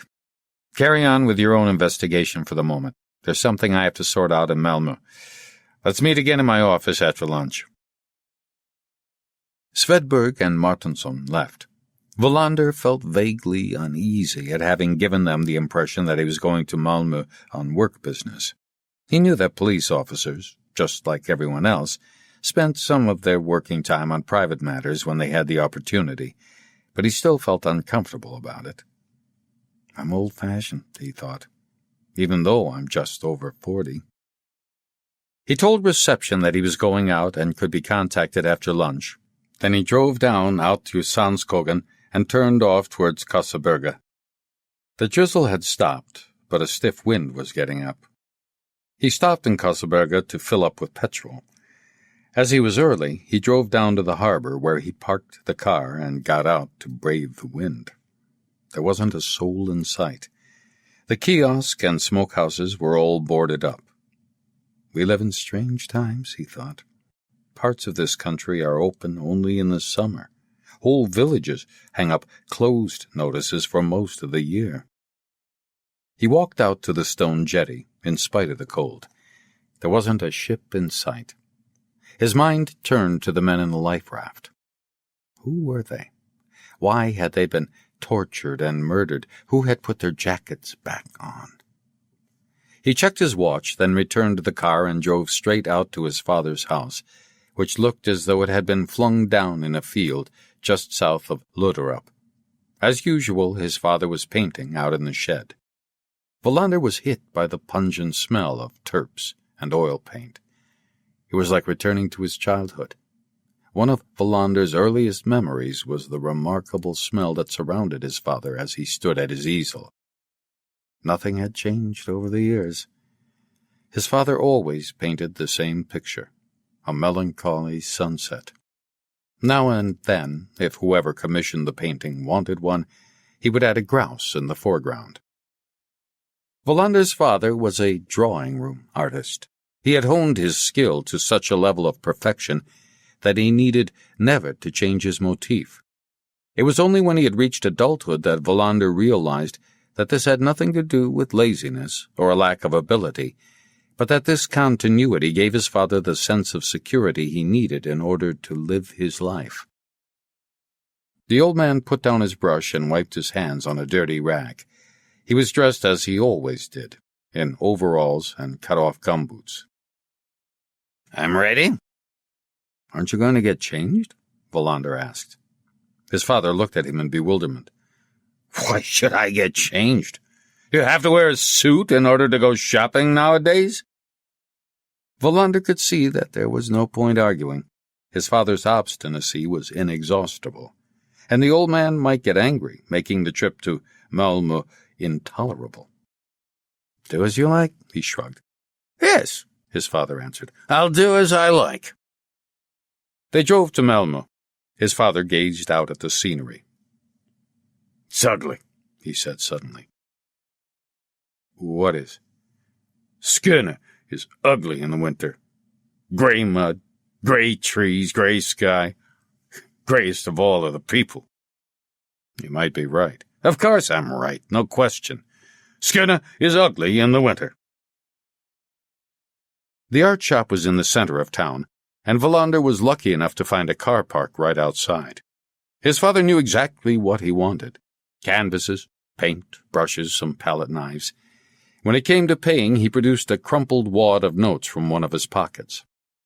Wallander kept in the background and wasn't even allowed to help his father carry his purchases out to the car. "That's that," his father said. "We can go home now." It occurred to Wallander that they might stop somewhere and have a meal. To his astonishment, his father found that a splendid idea. They stopped at the Svedala Motel and went into the cafeteria.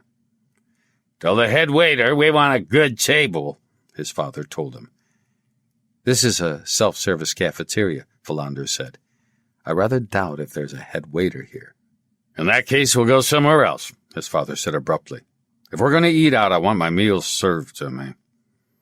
Wallander eyed his father's filthy overalls uneasily, but then remembered a rather seedy pizzeria in Skurup, and they drove there and ordered the lunch of the day: poached cod. Wallander watched the old man as they ate, and it occurred to him that he would probably never get to know his father before it was too late. In the past, he had thought of them as quite different people, but now he wasn't so sure. His wife Mona, who had left him the previous year, had often accused him of the same obstinacy, the same pedantic self-absorption. "Perhaps I just don't want to recognize the similarities," he thought. "Maybe I'm frightened of getting like him. Pig-headed, incapable of seeing anything he doesn't want to see." At the same time, he could see that being pig-headed was an advantage for a police officer. If he hadn't been what some outsiders would no doubt have categorized as overly stubborn, a great many cases that he had been responsible for wouldn't have been solved. Obstinacy wasn't so much an occupational disease, rather it was an essential requirement. "Have you been struck dumb?" His father interrupted his train of thought crossly. "Sorry, I was thinking." "I don't want to go out for a meal with you if you haven't got anything to say." "What do you want me to say?" "You can tell me how you're getting on, how your daughter's doing. You can even tell me if you've found yourself a new woman." "A new woman? Are you still sulking about Mona? No, I'm not sulking. But no, I haven't found a new woman, as you put it. Why not? It's not all that easy. What do you do? What do you mean? Is that really such a difficult question? I'm simply asking how you go about finding yourself a new woman. I don't go dancing, if that's what you think. I don't think anything. I just wonder. You get odder and odder as the years go by. Odder? You should have done like I said. You should never have gone in for the police. So we're back where we started, are we? Wallander thought. Plus ça change. The smell of turpentine. A freezing, cold spring day in 1967. They were still living in the converted smithy outside Limholm, but soon he would escape. He's been expecting the letter. He runs out to the letterbox as soon as he sees the postman's van, tears open the envelope, and reads what he's been waiting for. He has been accepted by the police college and will enroll in the autumn. He races back, throws open the door to the cramped studio where his father is painting. "I've been accepted by the police college," he cries.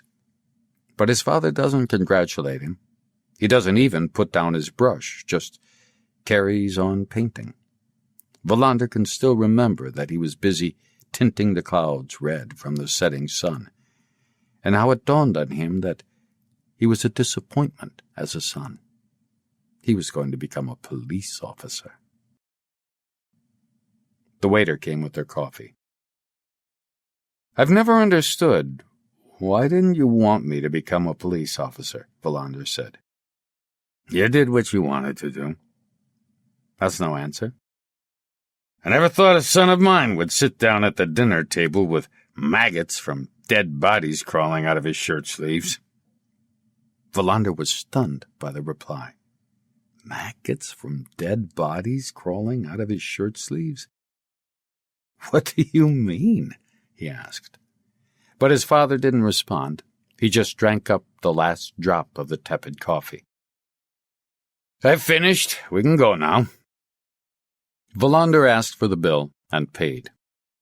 I'll never get an answer, he thought. I'll never know why he was so against my joining the police. They drove back to Luderup. The wind was getting up. His father took the canvases and paints into his studio. "When are we going to have a game of cards?" "I'll come round in a few days," Wallander replied. He drove back to Ystad. He couldn't make up his mind whether he was angry or shocked. Maggots from dead bodies crawling out of his shirt sleeves. What on earth did he mean? It was 12:45 p.m. when he returned to his office. By then he had decided to demand a proper answer from his father the next time he saw him. He resolved to put the conversation out of his mind in the meantime, forcing himself to be a police officer again. The first thing he had to do was to contact Bjork, but before he got round to dialing his number, the phone rang. He picked up the receiver. "Wallander." There was a scratching and scraping noise. He repeated his name. "Are you the one who's dealing with that life raft?" Wallander didn't recognize the voice. There was a man speaking quickly and under pressure. "Who am I speaking to?" "That's irrelevant. This is about that life raft." Wallander reached for his notebook. "Did you phone us the other day?" "Phone you?" The man seemed genuinely surprised. "It wasn't you who phoned and warned us that a life raft would be washed ashore somewhere not far from Ystad?" There was a long silence. Wallander waited. "Forget it," the man said, and hung up. Wallander wrote down details of the conversation. He knew that he had made a mistake. The man had rung because he wanted to talk about the bodies in the life raft, but when he heard there had already been a call, he was surprised, perhaps frightened, and decided to hang up. It was obviously not the same man Martinsson had spoken to. So there was more than one person with information. Martinsson was right. Whoever had seen something must have been on board a ship. They must have been crew, since nobody went out alone in a boat during the winter. But which ship? It could have been a ferry, or a fishing boat, or perhaps a freighter, or one of the oil tankers that were forever traversing the Baltic. Martinson appeared in the doorway. "Are you ready?" he asked. Wallander decided not to mention the phone call just yet. He'd tell his colleagues when he had had time to think the whole thing through. "I haven't spoken to Bjork," was all he said. "We can meet in half an hour." Martinson disappeared, and he rang Bjork's number. "Bjork?" "Wallander. How's it going?" "Come round, and I'll fill you in." Wallander was surprised by what Bjork had to say. "We're going to have a visitor," Bjork told him. "The Foreign Ministry is going to send us someone who will assist us in our investigation." "Someone from the Foreign Ministry? What will they know about a murder investigation?" "I've no idea, but he'll be arriving this afternoon. I thought it would be as well if you picked him up. His flight is due at Sturup at 17:20. "For God's sake," Wallander said. "Is he coming to help us or to keep an eye on us?" "I've no idea," Bjork said again. "Besides, that's just the beginning. Guess who else has been in touch?" "The National Police Commissioner?" Bjork gave a start. "How did you know that?" "My guesses are sometimes right. What does he want?" "To be kept in the picture, and to send us a couple of officers, one from serious crime and one from narcotics." "Do they need to be met at the airport, too?" "No, they can look after themselves." Wallander thought for a moment. "This seems odd. Not least the official from the Foreign Ministry. Why is he coming? Have they been in touch with the Soviet police and the Eastern Bloc?" "Everything is according to the book, or so the Foreign Ministry people tell me." "Whatever that means." Bjork flung out his arms. "I've been chief of police long enough to know how things are done in this country. Sometimes I'm the one who's kept in the dark. Other times it's the Minister of Justice. Mostly, though, it's the Swedish people who aren't told what's really going on." Wallander was well aware of the many scandals involving justice in recent years, which had exposed the network of tunnels linking the basements of state organizations. Tunnels linking ministries and institutions. What had been thought to be mere suspicions, or accusations dismissed as the fantasies of the lunatic fringe, had now been confirmed. A large proportion of the real power was practiced in dimly lit, secret corridors, far beyond the control regarded as essential in a state governed by the rule of law.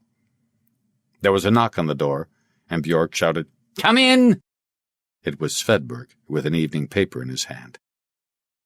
"I thought you might like to see this," he said. Wallander gave a start when he saw the front page. Bold headlines announced the sensational discovery of bodies on the Scanian coast. Bjork jumped up from his chair and grabbed the newspaper, and they all read it over each other's shoulders. To his surprise, Wallander recognized his own anxious face in a blurred photograph. It must have been taken at the time of the Lennarp murder, he thought quickly. "No, the investigation is being led by Criminal Inspector Knut Wollman." Bjork flung the paper down. He had the red patch on his brow that foreshadowed a furious outburst. Svedberg sidled towards the door.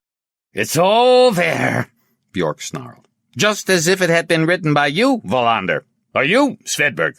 The paper knows the Foreign Ministry is involved and that the National Police Commissioner is keeping an eye on developments. They even say that the life raft was made in Yugoslavia, which is more than anyone has told me. Is this true?" "It's true," Wallander said. "Martinson told me this morning." "This morning? For Christ's sake, when is this damned paper printed?" Bjork was pacing up and down. Wallander and Svedberg looked at each other. When Bjork lost his temper, he could go on and on forever.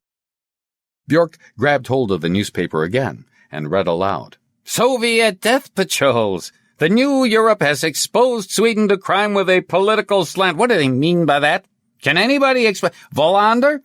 "I've no idea. I reckon the best policy is to take no notice of what they say in the press." "How can anybody take no notice? Oh, we'll be besieged by the media after this." As if he had just uttered a prophecy, the phone rang. It was a daily news reporter asking for a comment. Bjork put his hand over the receiver. "We'd better call and have a new press conference. Or shall we issue a statement? What's best? What do you think?" "Both," Wallander answered. "But wait until tomorrow for the press conference. That man from the foreign ministry might have something to say." Bjork informed the journalist and hung up without answering any questions. Svedberg left the room while Bjork and Wallander put together a short press release. When Wallander stood up to go, Bjork asked him to stay. "We'll have to do something about these leaks. I've obviously been far too naive. I remember you complaining about it last year when you were busy with that murder in Lanark, but, I dismissed it as an overreaction. What can I do about it now?" "I wonder whether it's possible to do anything," Wallander said. "That's a lesson I learned last year. I think we're just going to have to put up with this sort of thing from now on." It'll be a great relief to retire," Bjork said after a moment's thought. "I sometimes get the feeling the world is leaving me behind." "We all feel like that," Wallander said. "I'll go and get that man from the foreign ministry. What's his name?" "Turn." "First name?" "Nobody mentioned one." Wallander found Martinsson and Svedberg waiting for him in his office. Svedberg was describing Bjork's outburst. Wallander decided to keep the meeting brief. He told them about the telephone call and his conclusion that more than one person had seen the life raft. "Was he a local?" Martinsson asked. Wallander nodded. "We ought to be able to trace them in that case," Martinsson said. "We can eliminate oil tankers and freighters. What does that leave?" "Fishing boats," Wallander said. "How many fishing boats are working off the south coast of Skåne?" "A great many," Martinsson said.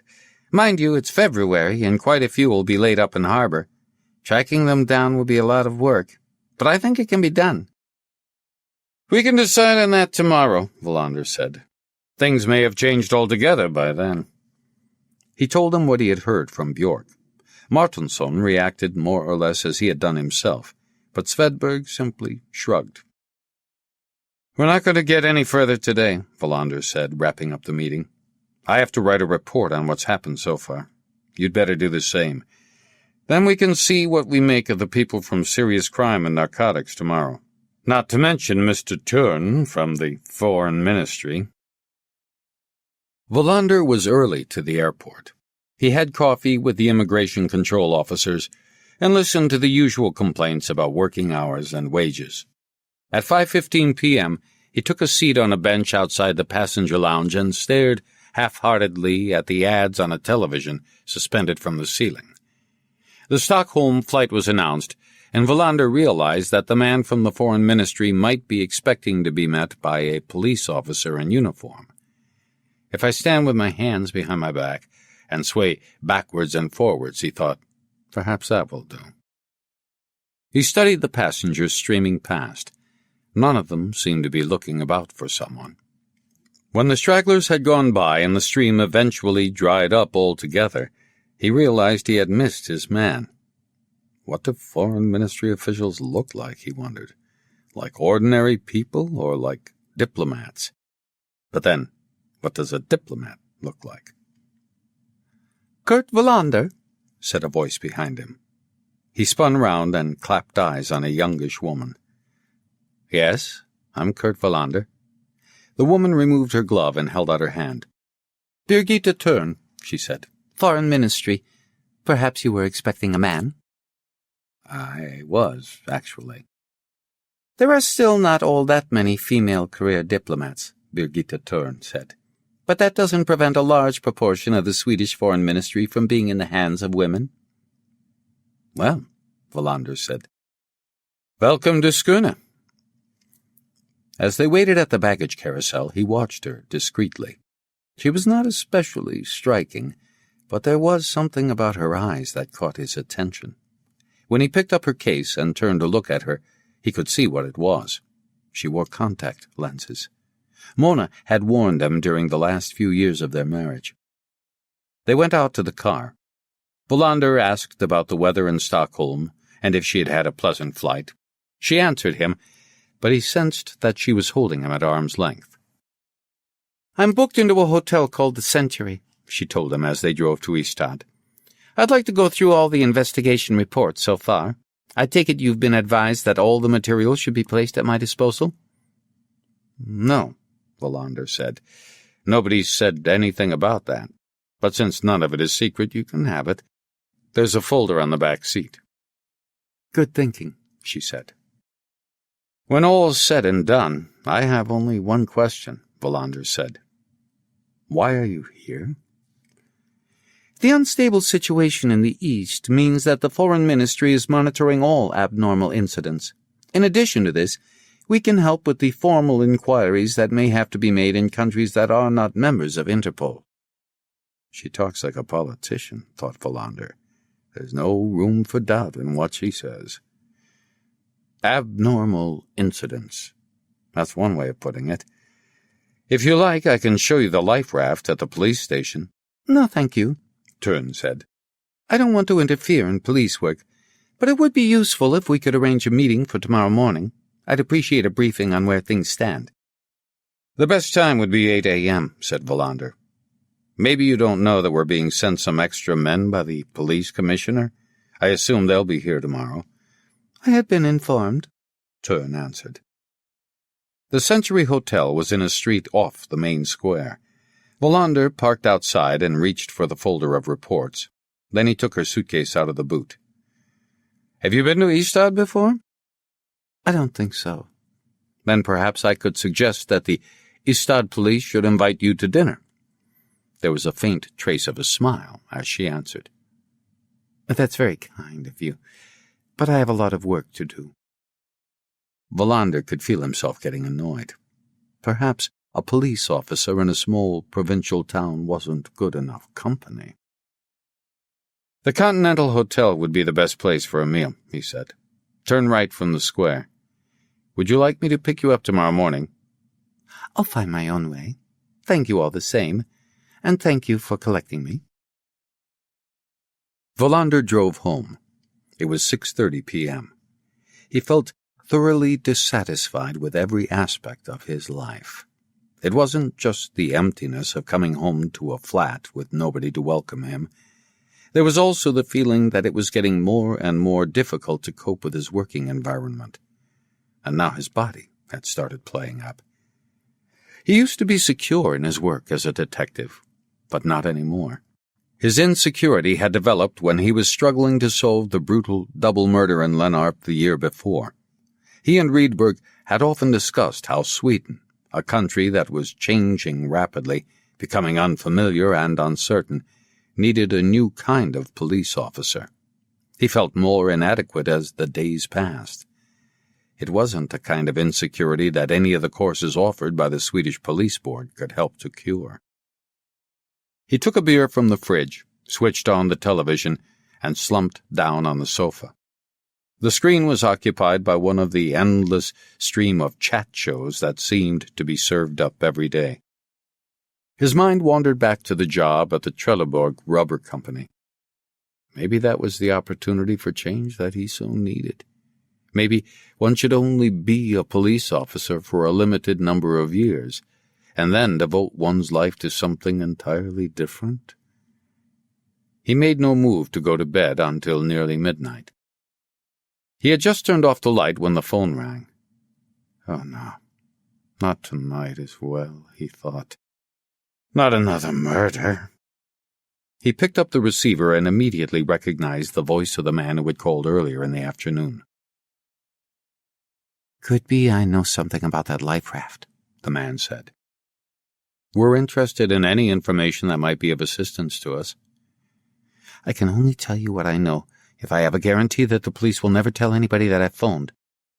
"You can be as anonymous as you like." "That's not enough.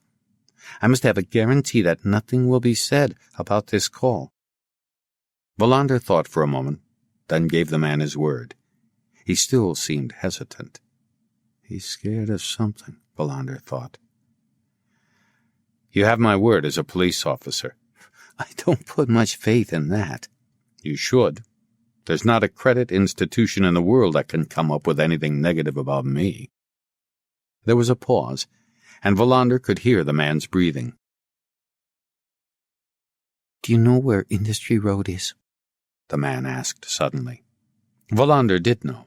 It was on an industrial estate on the eastern edge of the town. "Drive there now.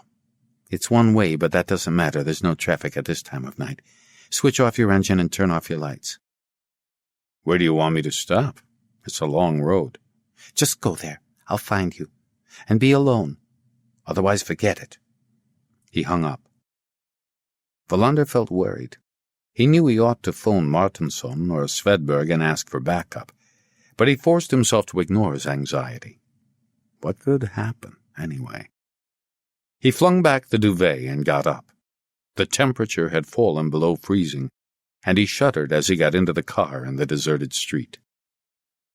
When he turned into Industry Road, which was lined with car sales rooms and small business premises, there was no sign of any lights. He drove halfway down the road, then switched off his lights and engine, and settled down in the darkness to wait. The fluorescent clock on his dashboard showed just past midnight. At 12:30, nothing had happened. He made up his mind to go back home if nobody had appeared by 1 a.m. He didn't notice the man until he was standing next to the car. He quickly wound down the window. The man's face was in darkness, and Wallander couldn't make out his features. He did recognize the voice, though. "Drive after me," the man said, and disappeared. A few minutes later, a car approached from the opposite direction and flashed its lights. Wallander followed, and they drove out of town to the east. Suddenly, he realized he was scared. Chapter 5. The harbor at Brantevik was deserted. Only a few isolated lights were reflected in the dark, stagnant waters of the basin. Wallander wondered whether the lights had been broken, or if, as part of its cuts, the local government wasn't replacing spent bulbs. The future of our society gets gloomier and gloomier, he thought. A symbolic image is becoming more and more real. The lights of the car ahead of him went out. Wallander switched off his own and sat there in the darkness.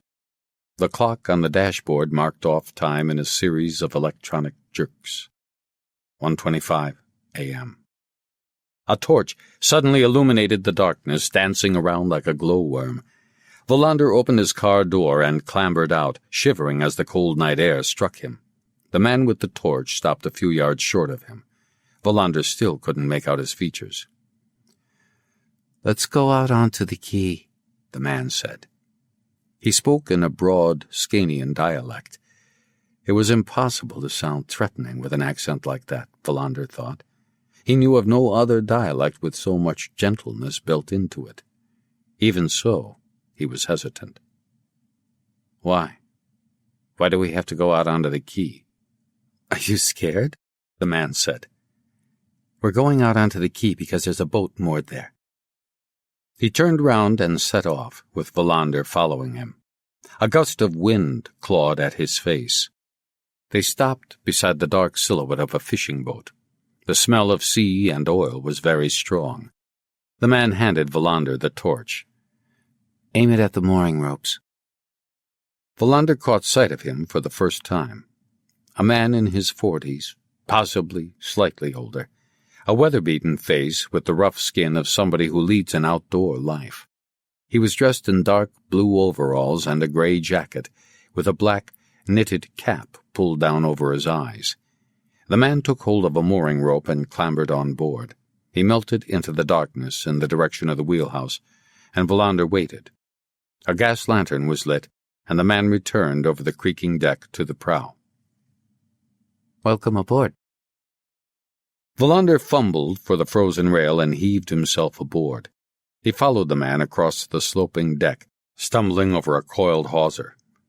"Don't fall in," the man said. "The water's cold." Wallander followed him into the cramped wheelhouse and then down into the engine room.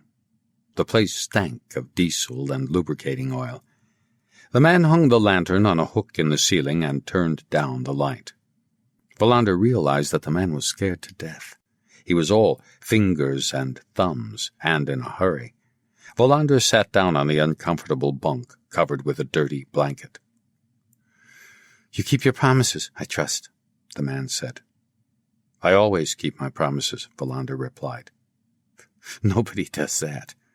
I'm thinking about what will happen to me." "What is your name?" "That's irrelevant." "But you did see the life raft with 2 dead bodies." "Could be." "You wouldn't have phoned us otherwise." The man reached for a grimy chart beside him on the bunk.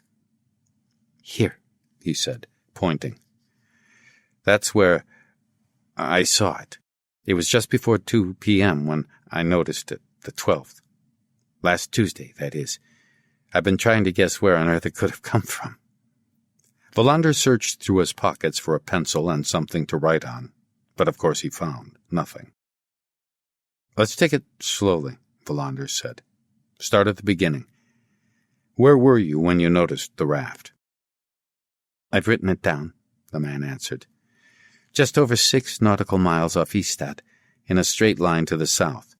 The raft was drifting towards the northwest. I've written down the exact position." He handed Wallander a crumpled scrap of paper. Wallander had the impression the location was exact, even though the figures meant nothing to him. "The life raft was drifting," he said. "I'd not have noticed it if it had been snowing." "We'd never have noticed it," thought Wallander. Every time he says "I," he hesitates almost imperceptibly, as if he had to keep reminding himself to tell only part of the truth. "It was drifting to port," the man continued. "I towed it towards the Swedish coast and let it go when I could see land." That explains the severed rope, Wallander thought. They were in a hurry, and they were nervous. They didn't hesitate to sacrifice a bit of rope. "Are you a fisherman?" "Yes." "No," thought Wallander. "You lied again. You're a bad liar. And I wonder what you're afraid of." "I was coming home," the man said. "You must have a radio on board," Wallander said. "Why didn't you alert the Coast Guards?" "I have my reasons." Wallander could see that he would have to break down the man's fear, or he would never get anywhere. Confidence, he thought. He must feel he really can trust me. "I have to know more," Wallander said. "Obviously, I'll be making use of whatever is said here in the investigation, but nobody will know it was you who said it." "Nobody has said anything. Nobody has telephoned." It dawned on Wallander that there was a perfectly simple explanation for the man's anxious determination to be anonymous. He had realized before, during his conversation with Martinsson, that the man he was talking to had not been alone on the boat, but now he knew exactly how many crewmen there had been. 2. Not 3, not more, just 2, and it was this second man that he was afraid of. "Nobody's telephoned," Wallander said. "Is it your boat?" "What difference does that make?" Wallander started all over again. He was certain now the man had nothing to do with the men's deaths, but had only been on board the vessel that discovered the life raft and towed it towards the shore. That made things simpler, although he couldn't understand why the witness was quite so scared. Who was the other man? Then the penny dropped. Smugglers. Trafficking in refugees or booze. This boat is being used for smuggling. That's why there's no smell of fish. "Did you notice any other vessels nearby when you saw the life raft?" "No." "Are you absolutely sure?" "I only say what I know." "But you said you'd been guessing?" The answer Wallander received was definite. "The raft had been in the water for a long time. It couldn't have been cast off recently." "Why not?" "It had already started to collect algae." Wallander couldn't remember seeing any algae when he had inspected the raft himself. "There was no sign of any algae when we found it." The man thought for a moment. "It must have been washed off when I towed it towards the shore. The raft was bobbing up and down in my wash. How long do you think it had been in the water? Maybe a week? Hard to say. Wallander sat watching the man. He was restless, and seemed to be straining to hear any sound as they spoke. "Is there anything else you want to tell me?" Wallander asked him. "Every little thing could be significant." "I think the raft had drifted from one of the Baltic countries." "Why do you think that? Why not Germany?" "I know these waters. I reckon that raft had come from the Baltic states." Wallander tried to picture a map of the region. "That's a long way. Past the whole of the Polish coast and right into German waters? I find that hard to believe." "During the Second World War, mines could drift a very long way in a short time. The winds we've had lately would make it quite possible." The light from the lantern suddenly started to die down. "I've got nothing more to say," the man said, folding up the chart. "You remember what you promised?" "I know exactly what I promised. I have one more question, though. What are you frightened of? Why did we have to meet in the middle of the night?" "I'm not frightened," the man said as he put the chart away. "And if I was, that would be my business." Wallander tried to think of any other questions he should ask before it was too late. Neither of them noticed the slight movement of the boat. It was a gentle dip, so gentle it was no wonder that it passed unnoticed, like a faint swell that only just reached land. Wallander climbed up from the engine room and shone his torch quickly over the walls of the wheelhouse. He couldn't see anything that would make it easy to identify the boat again later. "Where can I get in touch with you if I need to?" he asked when they were back on the quay. "You can't," the man said. "And in any case, you won't need to. There's nothing more I can tell you." Wallander counted his paces as he walked along the quay. When he put his foot down for the 73rd time, he felt the gravel of the harbor square. The man had been swallowed up by the shadows. He had taken his torch and disappeared without another word. Wallander sat in his car without switching on the engine. For a moment, he thought he saw a shadow moving in the darkness, but then decided he had imagined it. It dawned on him that he was meant to drive away first. When he came out onto the main road, he slowed down, but no headlights appeared in his rearview mirror. It was 2:45 a.m. when he reached home. He sat at his kitchen table and noted down the details of the conversation he had had in the fishing boat. The Baltic states, he thought. Can the life raft really have drifted all that way? He went to the living room and found his tattered school atlas in a cupboard among piles of old magazines and opera programs. Southern Sweden and the Baltic Sea. The Baltic states seemed quite close, and yet far away at the same time. I know nothing about the sea, he thought, about currents and winds. Perhaps the man was right? And why would he have told me something he knew was untrue? Once again he thought of the man's fear, and the other crew member, the unknown man of whom he was so afraid. It was 4 a.m. by the time he went back to bed. He lay awake for a long time before he managed to fall asleep. He awoke with a start. The clock on his bedside table said 7:46 a.m. He cursed, jumped out of bed, and dressed.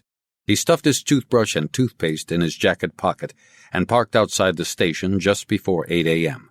In reception, Ebba beckoned to him. "Bjork wants to see you," she said. "You look a sight. Did you oversleep?"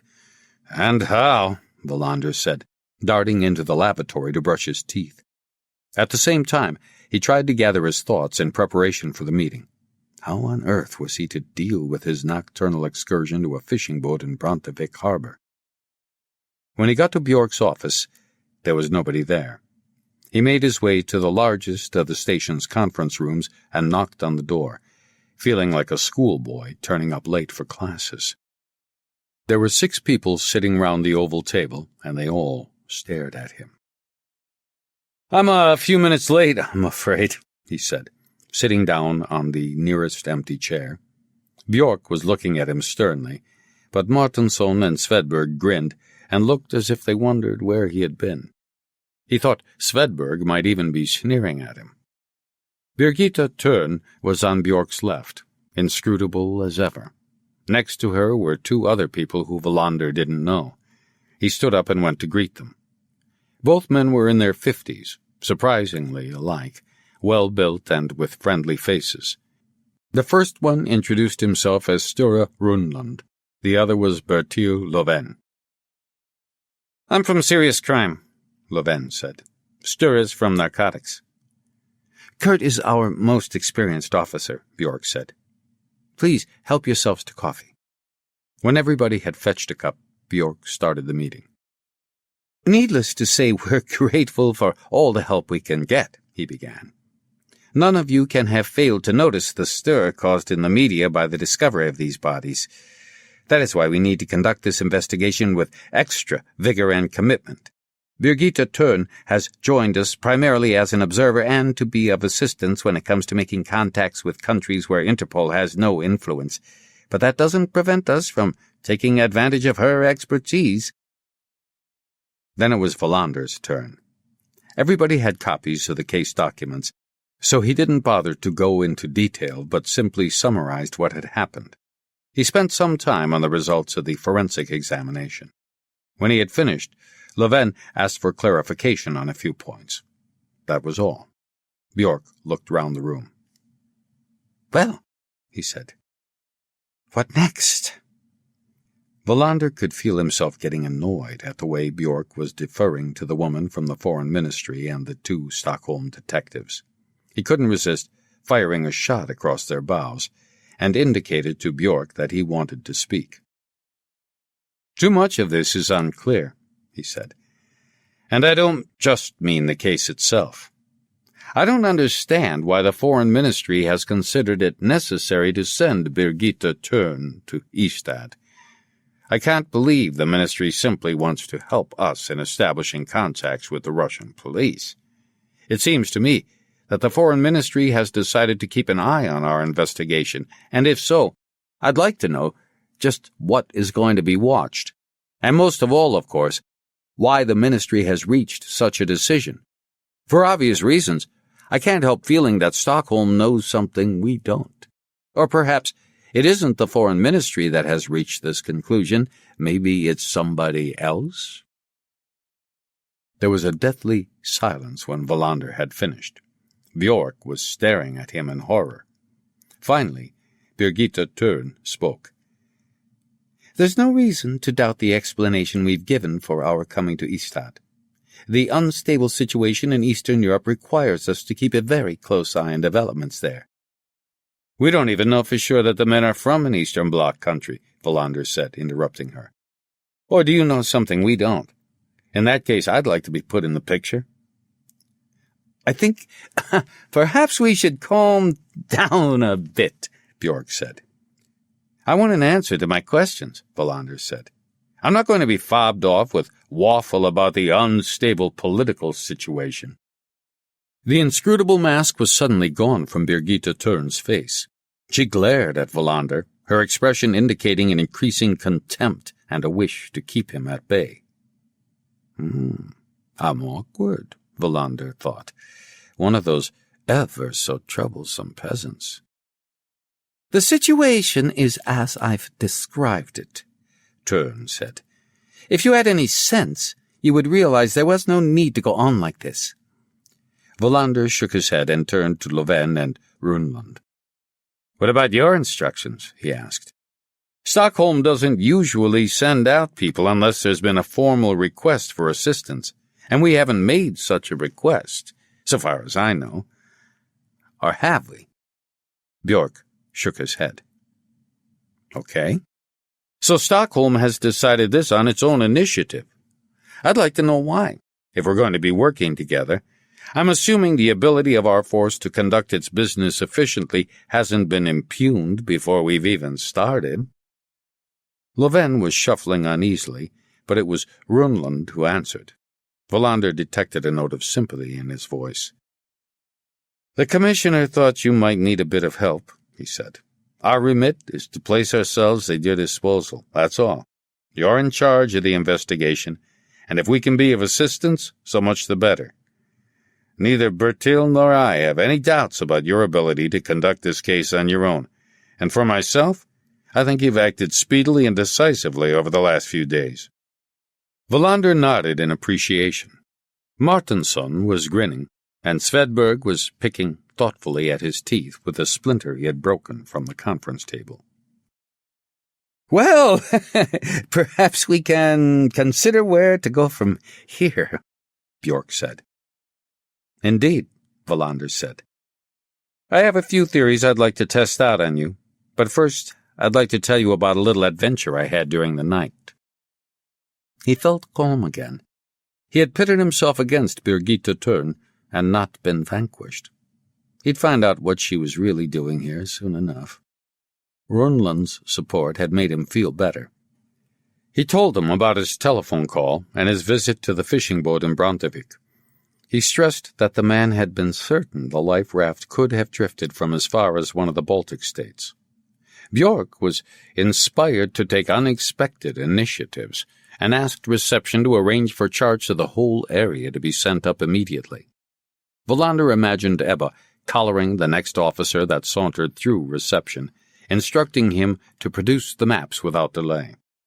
He poured himself another cup of coffee and started to explain his theories. "The evidence points to the men having been murdered on board a ship," he said. "You would expect the bodies to have been disposed of in the ocean, but I suspect that the killers wanted the bodies to be found. I find it difficult to explain why that should be so, not least because it must have been very uncertain where and when the life raft would wash ashore. Anyway, the men were shot at close range after being tortured. People are tortured as punishment or to extract information. The next thing to bear in mind is that both men were under the influence of drugs, amphetamines to be precise. Somehow or other drugs are involved in this case. I have the distinct impression these men were not short of money. Their clothes make that clear. By Eastern European standards, they must have been pretty well off if they could afford to buy the shoes and clothes they were wearing. I'd never be able to afford their clothes." Löfven burst out laughing at his final remark, but Birgitta Törn continued staring doggedly down at the table. "We know quite a lot, even if we can't fit the bits of the jigsaw together to produce a picture that gives us the sequence of events and the reason the men were murdered. There's one thing we need to establish immediately. Who were these men? That's what we must concentrate on. And we must also get a ballistic report on the bullets that killed them, without delay. I want to check on all missing or wanted persons in Sweden and Denmark. Fingerprints, photos, and descriptions of the men must be sent immediately to Interpol. Maybe we'll find something in our criminal records. And we need to contact the police in the Soviet Union and the Baltic states, assuming that hasn't happened already. Perhaps Birgitta Törn can fill us in on this?" "That will happen later today. We'll be contacting the International Division of the Moscow Police." "The police in Estonia, Latvia, and Lithuania must be contacted as well." "That will happen via Moscow." Wallander looked questioningly at her, then turned to Bjork. "Didn't we have a visit from the Lithuanian police last autumn?" "What Birgitta Törn says is no doubt correct," Bjork said. "The Baltic states have their own national police forces, but it's still the Soviet police that makes the formal decisions." "I wonder," Wallander said. "Still, I dare say that the Foreign Ministry knows more about this than I do." "Yes," Törn said. "No doubt we do." Bjork brought the meeting to a close and immediately disappeared with Birgitta Törn. A press conference had been arranged for 2 p.m. Wallander stayed behind in the conference room and went over the various tasks with the others. Svedberg fetched the plastic bag containing the bullets, and Löfven undertook to make sure that the ballistic examination happened quickly. The others split the enormous job of going through the lists of missing and wanted persons. Martinsson had contacts in the Copenhagen police and undertook to get in touch with them. You don't need to bother about the press conference, Wallander said. That'll be a headache for Bjork and myself. Are they as unpleasant here as they are in Stockholm? Runlund asked. I don't know what press conferences are like in Stockholm, Wallander told him, but they're not exactly fun here. The rest of the day was spent sending descriptions of the dead men to all police districts in Sweden and the Scandinavian countries, and working their way through various records and registers. It was soon clear that the men's fingerprints weren't in the Swedish or Danish records, but Interpol would take longer to give an answer. Wallander and Leven weren't sure whether the East German police records had been incorporated into Interpol. Had their criminal records been transferred to a central database covering the whole of unified Germany? Come to that, had there actually been any normal criminal records in the GDR? Had there been a distinction between the vast archives of the security services and criminal records? Leven agreed to find the answers to these questions, while Wallander prepared himself for the press conference. When he and Bjork met before the briefing was due to begin, Wallander noticed that his boss was very quiet. Why doesn't he say anything, he wondered. Did he think I was rude to that elegant lady from the foreign ministry? A large number of journalists and television reporters gathered in the room where the press conference was going to take place. Wallander looked for the young reporter from the Express, but couldn't see him. Bjork started proceedings, as usual, launching an unexpected attack on the incomprehensibly irresponsible reports published by the press. Wallander's thoughts wandered to his nighttime meeting with the frightened man at Baltic harbor. When it was his turn to speak, he began by repeating his appeal for the public to contact the police if they had any information that might be relevant. A reporter asked if there had been any response so far, and Wallander said there had not. The press conference was surprisingly low-key, and Bjork expressed his satisfaction as they left the room. "What's the lady from the foreign ministry doing?" Wallander asked as they walked down the corridor. "She's on the phone nearly all the time," Bjork said. "No doubt you think we ought to bug her calls." "It wouldn't be a bad idea," Wallander muttered. The day passed without significant developments. It was a question of being patient, of seeing whether any fish would swim into the nets they had put out. Shortly before 6 p.m., Martinsson popped his head round Wallander's door and asked if he'd like to come around for dinner at his place that evening. He had already invited Leven and Runlund, who seemed to be feeling homesick. "Svedberg's busy," he said. "Birgitta Törn told me she was going to Malmö tonight. What about you?" "Sorry, I can't," Wallander said. "I've got an appointment, I'm afraid." It was partly true. He hadn't absolutely made up his mind whether to drive again to Brantevik and take a closer look at the fishing boat. At 6:30 p.m. he phoned his father as usual and was instructed to buy a new pack of cards and bring it with him the next time he came. As soon as he had hung up, he left the station. The wind had dropped, and the sky was clear. He stopped on the way home to buy some food. By 8:30 p.m., when he had finished eating and was waiting for the coffee to brew, he still hadn't made up his mind. No doubt it could wait until tomorrow. Besides, he was exhausted from the previous night's exertions. He sat for ages at his kitchen table over his coffee, trying to imagine Rydberg opposite him, discussing the day's events. He went through what had happened step by step with his invisible visitor. It was 3 days since the life raft had beached at Mossby Strand. They weren't going to get any further until they established who the dead men were, but even if they did that, the riddle might remain unsolved. He put his cup in the sink. He noticed a drooping plant on his windowsill and watered it before going to the living room and choosing a Maria Callas recording of La Traviata. He had made up his mind to postpone the visit to the fishing boat. Later that evening he tried to ring his daughter at her college near Stockholm, but nobody answered. At 10:30 p.m. he went to bed and fell asleep almost at once. The following day, the 4th day of the investigation, just before 2 p.m., What everybody had been expecting finally came to pass. Birgitta Törn went to Wallander's office with a telex. The police in Riga had informed the Swedish Foreign Ministry, via their superiors in Moscow, that it was likely that the men were Latvian citizens. In order to facilitate further investigations, Major Litvinov of the Moscow police suggested that his Swedish colleagues might like to establish direct contact with the Serious Crimes Unit in Riga. "So they do exist after all," Wallander said. "The Latvian police, I mean." "Who said they didn't?" she answered. "If you'd got in touch with Riga directly, though, there could have been diplomatic repercussions. I'm not sure we'd have received a response at all. I take it you are aware that the situation in Latvia is rather tense?" Wallander knew that.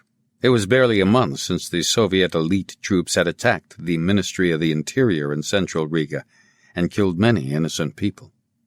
Wallander had seen newspaper pictures of barricades made of stone blocks and iron poles. All the same, he wasn't quite clear what was going on. As usual, he felt he didn't know enough about what was happening around him. "What do we do now, then?"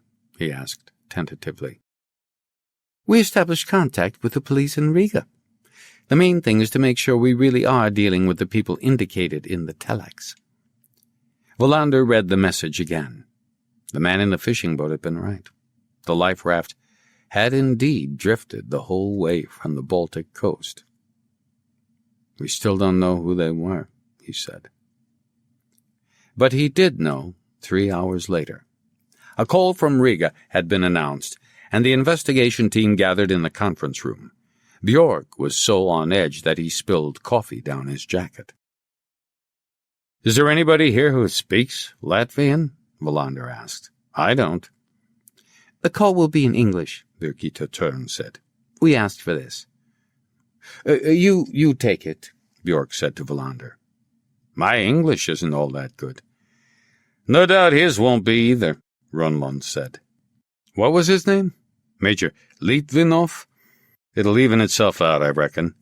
"Major Litvinov is stationed in Moscow," Birgitta Törn pointed out. "We'll be talking to the police in Riga, in Latvia."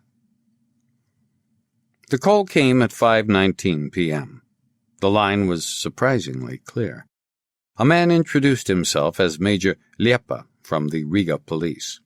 Wallander made notes as he listened, occasionally answering a question. Major Liepa spoke very bad English, and Wallander was not at all confident that he understood everything he said. Nevertheless, when the call was over, he felt he had the most important information jotted down in his notebook. 2 names, 2 identities. Janis Leija and Juris Kalns. "Riga had their fingerprints," Wallander said. "According to Major Liepa, there was no doubt that the bodies we found are these 2. "Excellent," Bjork said. What sort of men were they?" Wallander read from his notes. "Notorious criminals." "Did he have any idea why they might have been murdered?" Bjork asked.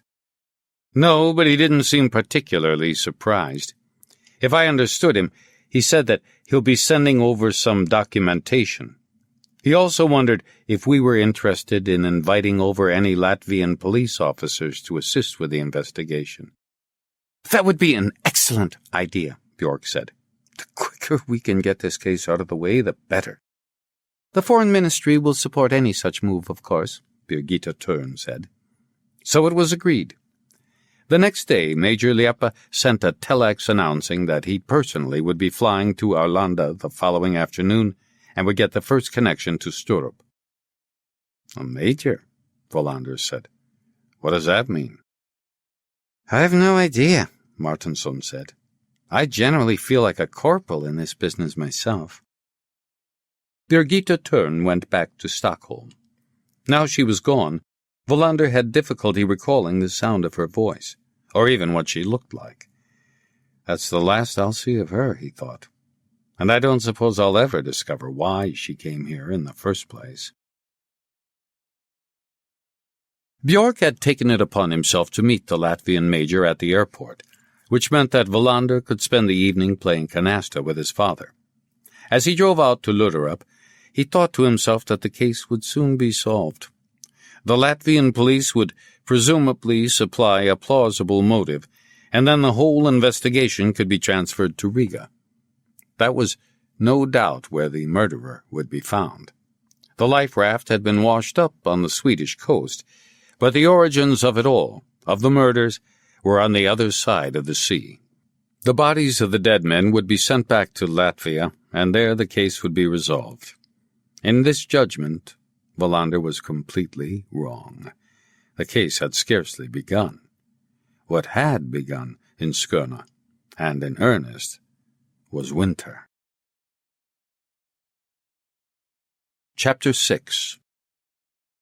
Wallander had expected Major Liepa to be in uniform when he arrived at the police station in Ystad, but the man Björk introduced him to on the 6th day of the investigation was wearing a baggy gray suit and a badly knotted tie.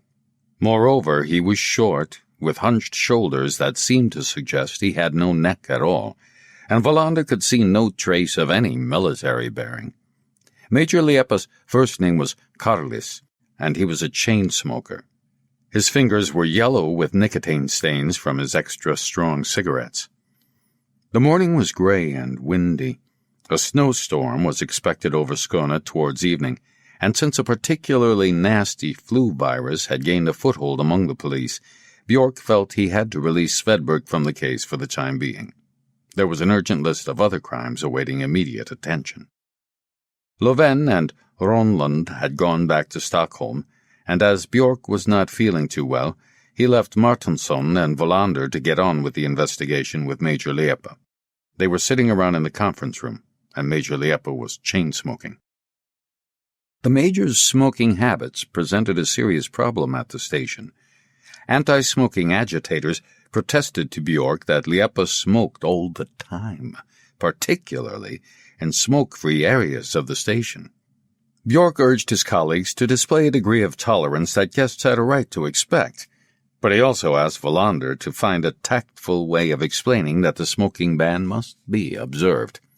When Wallander summoned up his shaky English and explained how important it was for Swedish rules regarding smoking to be observed, Liepa shrugged and stubbed out his cigarette without further ado.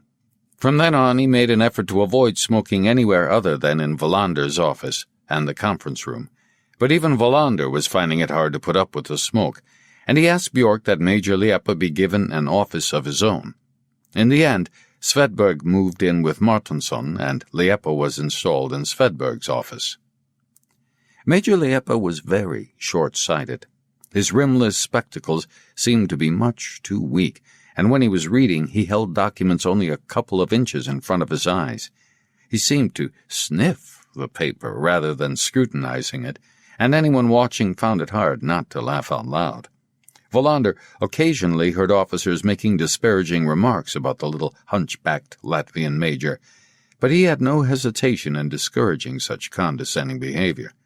He had found Liepa an extremely shrewd and perceptive police officer, not unlike Rydberg, not least in being passionate in his enthusiasm.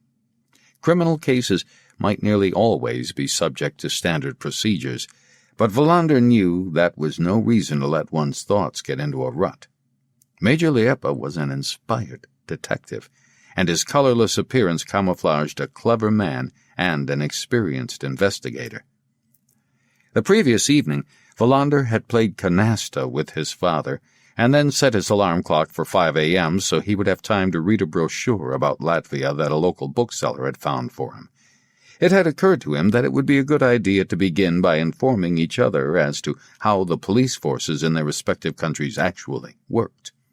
The fact that the Latvian police used military ranks indicated big differences between the two forces. Over his morning coffee, Wallander had tried to formulate some general principles in English concerning the working methods of the Swedish police, but it struck him that he didn't really know how the Swedish police force worked. Things weren't made any easier by the fact that the National Police Commissioner had recently introduced wide-ranging reforms and Wallander seemed to be endlessly reading badly written memos describing the changes. When he asked Bjork what these changes really meant, he had been given vague, evasive replies. Now, sitting opposite the chain-smoking major, he reckoned he might as well forget all such matters. If any misunderstanding arose, they would sort it out. When Bjork had excused himself, coughing away heartily, Wallander decided that it was time to break the ice. He asked Major Liepa where he was staying in Ystad. "In a hotel," Liepa replied. "I don't know what it's called." Wallander was disconcerted. Liepa seemed to have no interest in anything other than the case in hand. Better leave the polite chit-chat until later, he thought. All we have in common is an investigation into a double murder. Nothing else. Major Liepa embarked on a long and detailed account of how the Latvian police had been able to establish the identity of the two dead men. His English was not good, and this obviously irritated him. During one of their breaks, Wallander rang his bookseller friend and asked whether he had an English-Latvian dictionary in stock, but he didn't. They were going to have to undertake a difficult journey together with very little of a common language. After more than 9 hours of intensive reading of reports, Martinsson and Wallander staring at their copies of an incomprehensible stenciled document in Latvian while Major Liepa translated, pausing all the while to try and find the right word before continuing, Wallander thought he had more or less grasped what had happened. Despite their comparative youth, Leah and Collins had made a name for themselves as a pair of volatile and predatory criminals. Wallander noted the contempt with which Major Liepa described them as members of the Russian minority in his country. He had known that the large group of ethnic Russians that had lived in Latvia since Russia annexed the Baltic states at the end of the Second World War were opposed to the campaign for national liberation, but he hadn't been aware of the extent of the problem. He simply didn't have the political insight, he told himself. Major Liepa made no attempt to conceal his disgust at this situation, making it plain on several occasions. "These Russians were bandits," he said, "members of our Eastern Mafia." Leah was 28 and Collins barely 30, but they each had substantial criminal records. Robbery, assault, smuggling, and illegal currency transactions. The Riga police suspected that at least 3 murders could be attributed to the pair, but it had not been possible to bring charges. When Major Liepa finished translating the reports and extracts from criminal records, Wallander asked the question that seemed to him crucial. "These men have committed many big crimes," he said. Martinsson interjected, suggesting that a better word in English might be serious. "What appears odd is the fact that they have only been in prison for very short periods. I mean, they were convicted criminals and had been sentenced." Major Liepa's face broke into a broad smile, and he seemed keen to respond. That was a question he was hoping for, Wallander thought. It was worth more than all the polite exchanges he could have mustered. "I have to explain the situation in my country," Major Liepa said, lighting another cigarette. "No more than 15% of the population of Latvia are Russians, but even so, Russians have controlled our country in every way since the end of the war. The sending in of Russian nationals is one way used by Moscow to suppress us. It might be the most effective method used. You ask me why Leah and Collins have spent so little time in prison when they should really have been there for life, even executed. Well, I do not say that all public prosecutors and judges are corrupt. That would be an oversimplification. It would be a controversial and unethical claim. What I say is that Leah and Collins had powerful protectors behind them." "The Russian Mafia," Wallander said. "Yes and no. The Mafia in our country also needs subtle protectors. I'm convinced that Leah and Collins spent a lot of their time serving the KGB. The secret police never likes to see its own men in prison, unless they are traitors or defectors. The shadow of Stalin has always hovered over the heads of people like that. The same is true of Sweden, was Wallander's immediate reaction. We might not be able to refer to such a monster in our recent history, but a complicated network of interdependent individuals is not the exclusive preserve of a totalitarian state. The KGB, Major Liepa said, and the Mafia, they're linked. Everything is connected by links only the initiated can see. The Mafia, Martinsson interrupted, who so far had remained silent, apart from helping Wallander with his English. That's something new for us in Sweden, the concept of well-organized Russian or East European crime syndicates. A few years ago, the Swedish police became aware of gangs of Russian origin, in Stockholm especially. We still know very little about them. There have been isolated incidents of brutality warning us that something of this kind was appearing in Sweden, and we are aware that over the next few years this type of criminal will seek to infiltrate our own underworld and establish themselves in key positions. Wallander was jealous of the fluent way that Martinsson could express himself in English. His pronunciation might be awful, but his vocabulary was much richer than Wallander's. Why didn't the National Police Board provide courses in English instead of all those daft jamborees about staff development and internal democracy? I am sure you're right, Major Liepa said. As the communist states start to disintegrate, they behave like shipwrecked sailing boats. The criminals are the rats, the first to leave the sinking ship. They have contacts. They have money. They also have access to advice. A lot of the refugees from the Eastern Bloc are nothing but criminals, not fleeing oppression but seeking new territory. It's easy for them to forge a new past and identity. Major Liepa, Wallander said, you say that this is what you believe the situation to be. You do not know for certain? I am certain, replied Major Liepa, but I can't prove it. Not yet. Wallander realized that in Major Liepa's words were references and significance he couldn't recognize or understand. In Major Liepa's country, criminal activities were linked with a political elite that had the authority to overrule and directly influence the sentencing of criminals. The two dead men had criminal backgrounds. Who would want them dead? And why? It occurred to Wallander that as far as Major Liepa was concerned, every criminal investigation involved his search for proof of a political implication. Maybe that's how we should approach things in Sweden, he thought. Maybe we have to accept that we just aren't digging deeply enough into the criminal activity all around us. The men, Martinsson asked. Who killed them? I don't know, Major Liepa replied. They were executed, of course, but why tortured? What did the killers want to know before they silenced Leia and Collins? Did they find out what they wanted to know? I also have many unanswered questions. We're hardly going to find the answers here in Sweden, Wallander said. I know, Major Liepa said.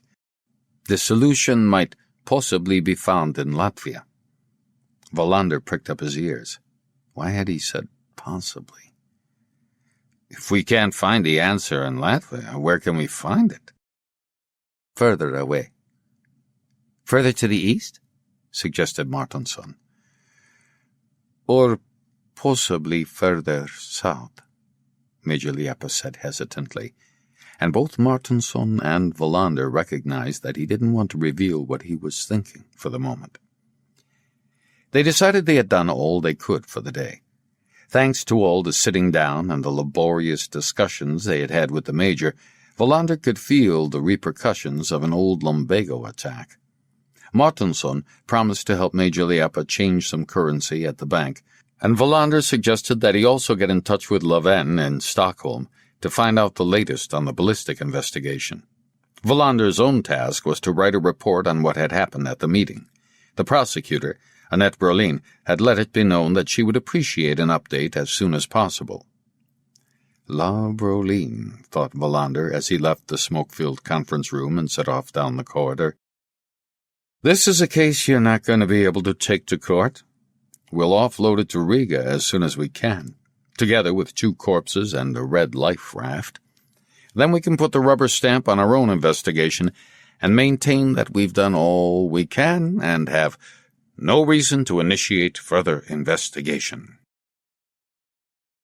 Wallander wrote his report after lunch, while Martinsson looked after Major Liepa, who had expressed a desire to buy some clothes for his wife.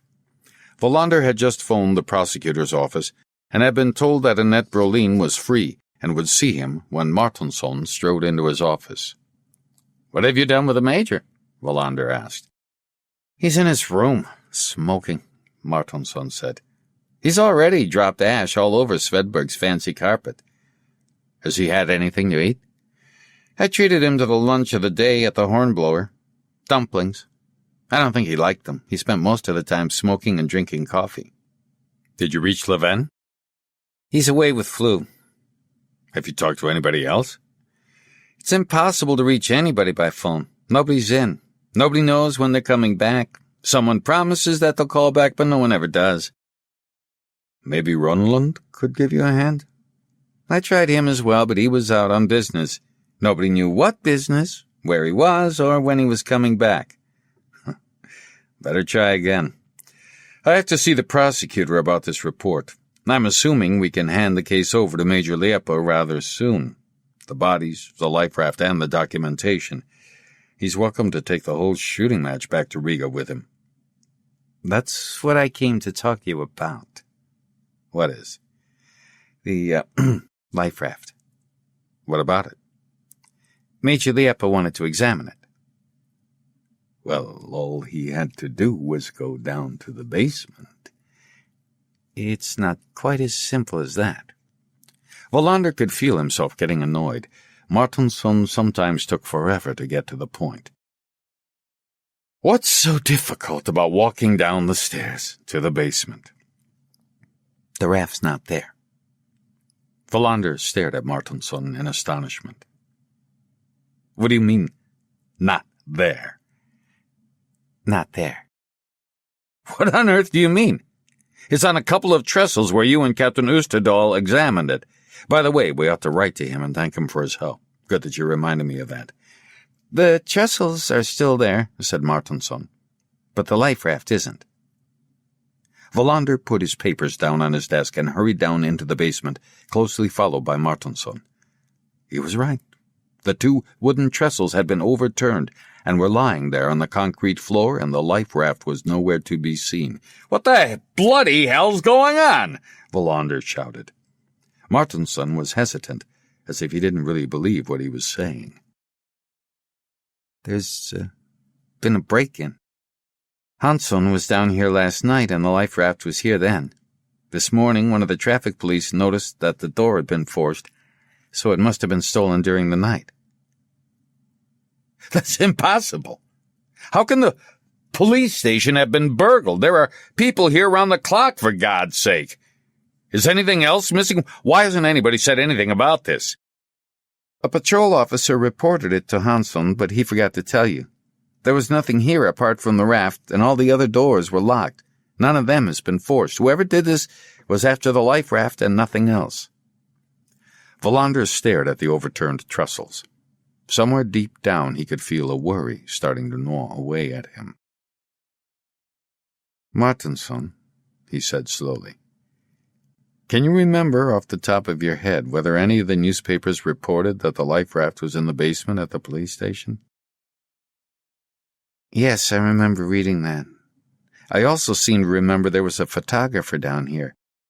But who would take the risk of breaking into a police station to get their hands on a life raft?" "You've hit the nail on the head," Wallander said. "Who would take a risk like that?" "I'm lost," Martinsson said. "Maybe Major Liepa will have the answer. Bring him here, then we'll have a thorough search, and tell somebody to get hold of the patrol officer. Who was it?" "I think it was Peters. He's probably at home now in bed. If it snows tomorrow night, he's going to have a hard shift." "We'll have to wake him. We have no alternative." When Martinsson left, Wallander inspected the door. It was a thick steel door with a double lock, but the burglars had got in without doing any visible damage to the door itself. Obviously, the lock had been picked. These people knew what they were doing, Wallander thought. They knew how to pick a lock, at any rate. He took another look at the overturned trestles. He had inspected the life raft himself, and had been absolutely certain he hadn't missed anything.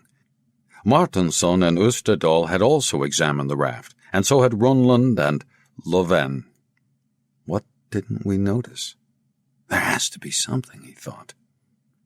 Martinsson reappeared with the Major, cigarette in hand. Wallander switched on all the lights, and Martinsson explained to the Major what had happened. Wallander was watching him. As he had expected, Liepa showed no surprise. He only nodded slowly, then turned to Wallander. You had examined the life raft. A retired captain had specified that it had been made in Yugoslavia, I think. That's no doubt correct. There are many Yugoslavian life rafts on Latvian vessels, including police boats. But you had examined the raft, I believe? Yes, Wallander answered. And then he realized the fatal error he had made. Nobody had let the air out of the rubber boat. Nobody had looked inside it. It had not occurred to him to do so. Major Liepa seemed to have understood already, and Wallander felt embarrassed. How could he have failed to open the raft up?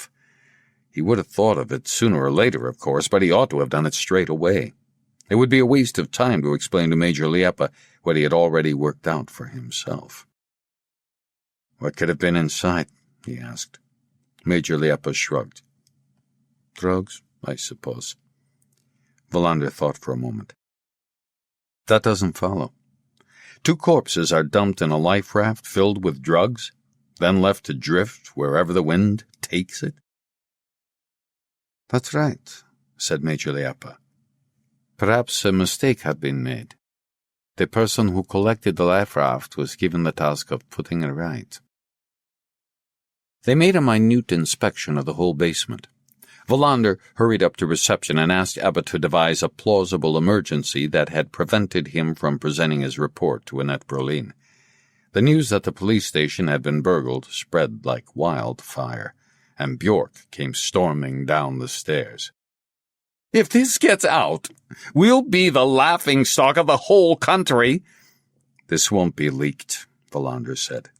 It's too painful. Wallander told Bjork what he guessed had happened, realizing that Bjork would have serious reservations as to whether he was competent to run a serious crime investigation. It had been an inexcusable lapse. Have I grown complacent? He wondered. Am I even up to being a security officer at the Trelleborg Rubber Company? Maybe the best thing would be for me to go back on the beat again in Malmö. They found not a single clue. No fingerprints, no footprints on the dusty floor. The gravel outside the forced door had been churned up by police cars, and there was nothing to indicate that any of the tire tracks weren't from the police's own cars. Eventually, they agreed that there was nothing more they could do, and they went back to the conference room. Peters had turned up, sullen and angry at having been called in. All he could contribute was the exact time that he had discovered the break-in. Wallander had also checked with the night duty staff, but nobody had seen or heard anything. Nothing. Nothing at all. Wallander suddenly felt very tired. He had a headache from Major Liepa's cigarettes. What should I do now? He wondered. What would Riedberg have done? 2 days later, the missing life raft was still a mystery. Major Liepa had advised that trying to track it down would waste resources. Wallander had to agree, however reluctantly, but he couldn't shake off the sense of having made an unforgivable mistake. He was despondent and woke every morning with a headache. Skåne was in the grip of a fierce snowstorm. The police were warning people via the radio to stay at home and venture out onto the roads only if it was absolutely essential. Wallander's father was snowed in, but when he phoned, his father told him he hadn't even noticed that the road was deep in snowdrifts. The chaos caused by the blizzard meant that more or less no progress was made with the case. Major Liepa had shut himself in Svedberg's office and was studying the ballistic report. Wallander had a long meeting with Annette Brolin. Every time he met her, he was stung by the memory of the crush he had on her the year before. But the memory seemed unreal, as if he had imagined it all. Brolin contacted the Director of Public Prosecutions and the legal section of the Foreign Ministry to get approval to close the case in Sweden and hand it over to the police in Riga. Major Liepa had also arranged for his headquarters to make a formal request to the Foreign Ministry. On an evening when the blizzard was at its height, Wallander invited Major Liepa round to his flat. He had bought a bottle of whiskey, which they emptied during the course of the evening. Wallander started feeling drunk after a couple of glasses, but Major Liepa appeared completely unaffected. Wallander had started addressing him simply as Major, and he didn't seem to object. It wasn't easy to hold a conversation with the Latvian police officer. Wallander couldn't decide whether this was due to shyness, if his poor English embarrassed him, or if he might have a touch of aristocratic reserve. Wallander told him about his family, chiefly Linda and the college she was at in Stockholm. For his part, Major Liepa said simply that he was married to a woman named Baiba, but that they had no children. As the evening wore on, they sat for long intervals holding their glasses, saying nothing. "Sweden and Latvia," Wallander said. "Are there any similarities? Or is everything different? I try to picture Latvia, but I just can't, and yet we're neighbors." The moment he had uttered the question, Wallander realized it was pointless. Sweden was not a country governed as a colony by a foreign power. There were no barricades in the streets of Sweden. Innocent people were not shot or run over by military vehicles. Surely everything was different. The Major's reply was surprising. "I am a religious man. I don't believe in a particular God, but even so one can have a faith, something beyond the limits of rationality. Marxism has a large element of built-in faith, although it claims to be a science and not merely an ideology. This is my first visit to the West. Until now, I have only been able to go to the Soviet Union or Poland or the Baltic states. In your country, I see an abundance of material things. It seems to be unlimited. But there is a difference between our countries that is also a similarity. Both are poor. You see, poverty has different faces.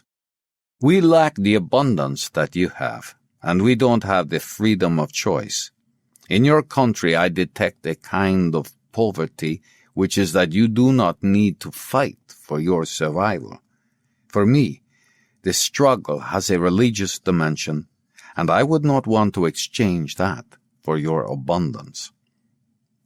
Wallander knew the Major had prepared this speech in advance.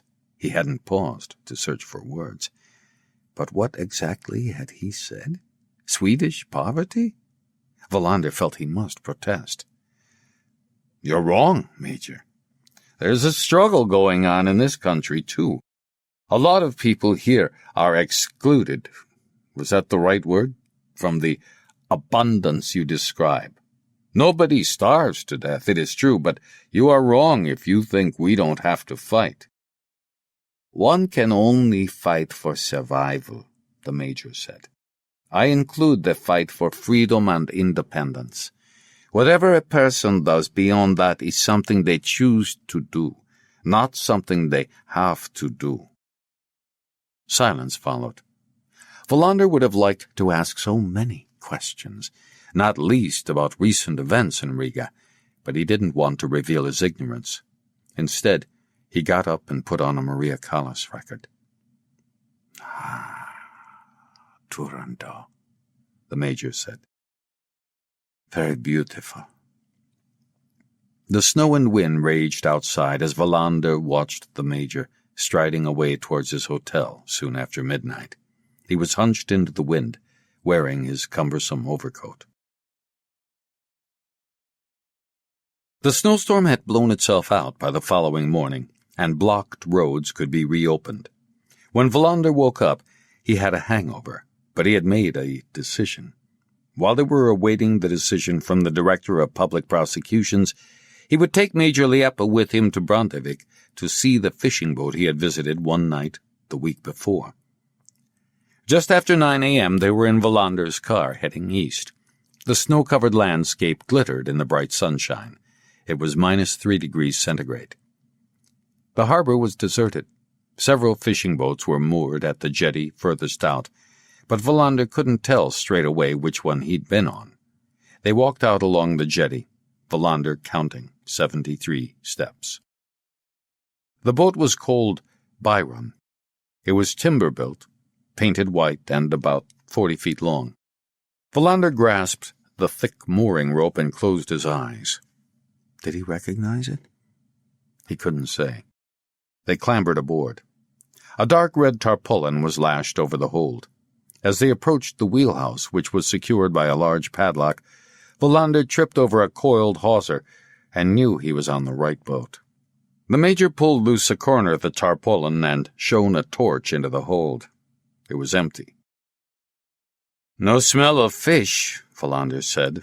"No sign of any fish scales, no nets. This boat is used for smuggling. But what are they smuggling, and where to?" "Everything," said the Major. "There has been an acute shortage of everything in the Baltic states up until now, and so smugglers can bring us anything at all." "I'll find out who owns the boat," Wallander said. "Even if I've made a promise, I can still find out who owns it." "Would you have made the promise I did, Major?" "No. I'd never have done that." There wasn't much more to see. When they got back to Ystad, Wallander spent the afternoon trying to establish who owned the Byron. It wasn't easy. It had changed owners numerous times in the last few years, and one of the many owners had been a trading company in Simrishamn with the imaginative name Vanker's Fish. Next, the boat had been sold to a fisherman by the name of Urstrom, who had sold it after only a few months. Wallander eventually managed to establish that a Sten Holmgren, who lived in Ystad, now owned the boat. Wallander was surprised to find that they actually lived in the same street, Maria Gatan. He looked up Sten Holmgren in the phone book, but didn't find him. There were no records of a company owned by Sten Holmgren at the county offices in Malmö. To be on the safe side, Wallander also checked the county offices in Kristianstad and Karlskrona, but there was no trace of a Sten Holmgren there either. Wallander flung down his pencil and went for a cup of coffee. The phone started ringing as he returned to his office. It was Annette Brolin. "Guess what I have to tell you?" "That you're dissatisfied with one of our investigations again?" "Of course I am, but that's not what I was going to say." "Then I've no idea." "The case is to be closed and the whole matter will be transferred to Riga." "Is that definite?" "The Director of Public Prosecutions and the Foreign Ministry are in complete agreement. They both say the case should be abandoned. I've just heard. The formalities seem to have been sorted out in double-quick time. Your Major can go home now and take the bodies with him." "He'll be glad about that," Wallander said. "Going home, that is." "Any regrets?" "None at all." "Ask him to come and see me. I've told Bjork. Is Liepa around?" "He's in Svedberg's office smoking his head off. I've never met a heavier smoker." Early the next day, Major Liepa caught a flight to Stockholm with a connection to Riga. The 2 zinc-lined coffins went to Stockholm in a hearse and onwards by air cargo. Wallander and Major Liepa said their goodbyes at the check-in at Sturup. Wallander had bought an illustrated book on Skåne as a farewell present. It was the best he could think of. "I'd like to hear how things turn out," he said. "You'll be kept informed," the Major told him.